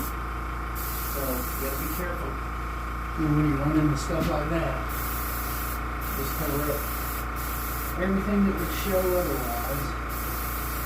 Get as close as I can to coyote and start carving again. You know, just like you would if you paint the fish or something. But I'll go ahead and get this done. You know, just a good coat of medium green on it. You know, just a decent grass color. You know, can paint would be good if you got it, probably. But you would want to wait before you glue plants in and stuff like that. But I'll get back to you when I get it done. And, you know, I'll go to the next step and start gluing some moss on. It's going to be a clear glue that dries crystal clear. So when the moss goes on, it'll look good. Well, this is what I got after painting medium green. It looks kind of cool, just like it is. But, yeah, I think I'm going to put some moss on there, too, to make it look a little better.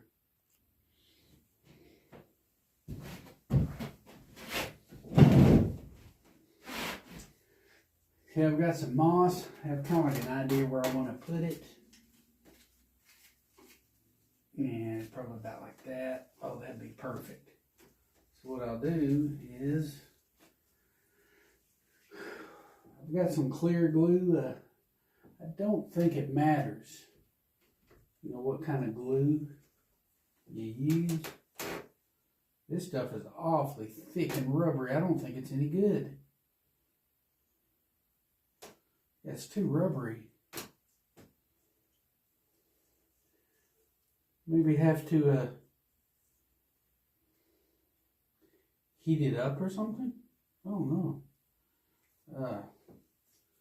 But I've got other glues, so that'll work. Didn't expect to run into that. It's clear glue, but you know, nowadays you never get nothing like you want it. I got some spray adhesive. Let's see how that does. It's also Elmer's.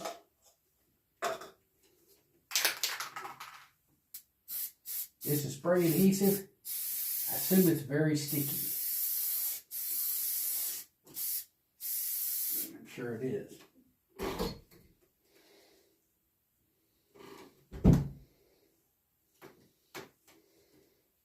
So I strategically see a place where I want it, and I'm going to lay it down,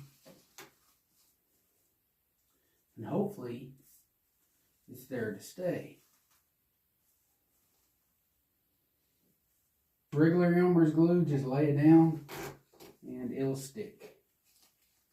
Better than this stuff, I think. But that spray adhesive is supposed to work though, so I don't get it. You know, they use it in taxidermy. It's used in taxidermy. So, well, I'll get that done and I'll show you what I have. Well, hopefully he'll be happy with that. I glued, just regular Elmer's glue would have worked. Just to glue the moss down on the base. It just took a little bit of time. That doesn't look bad. Now you got the contrast between the color of the coyote and the color of the base. And it's all pretty good now.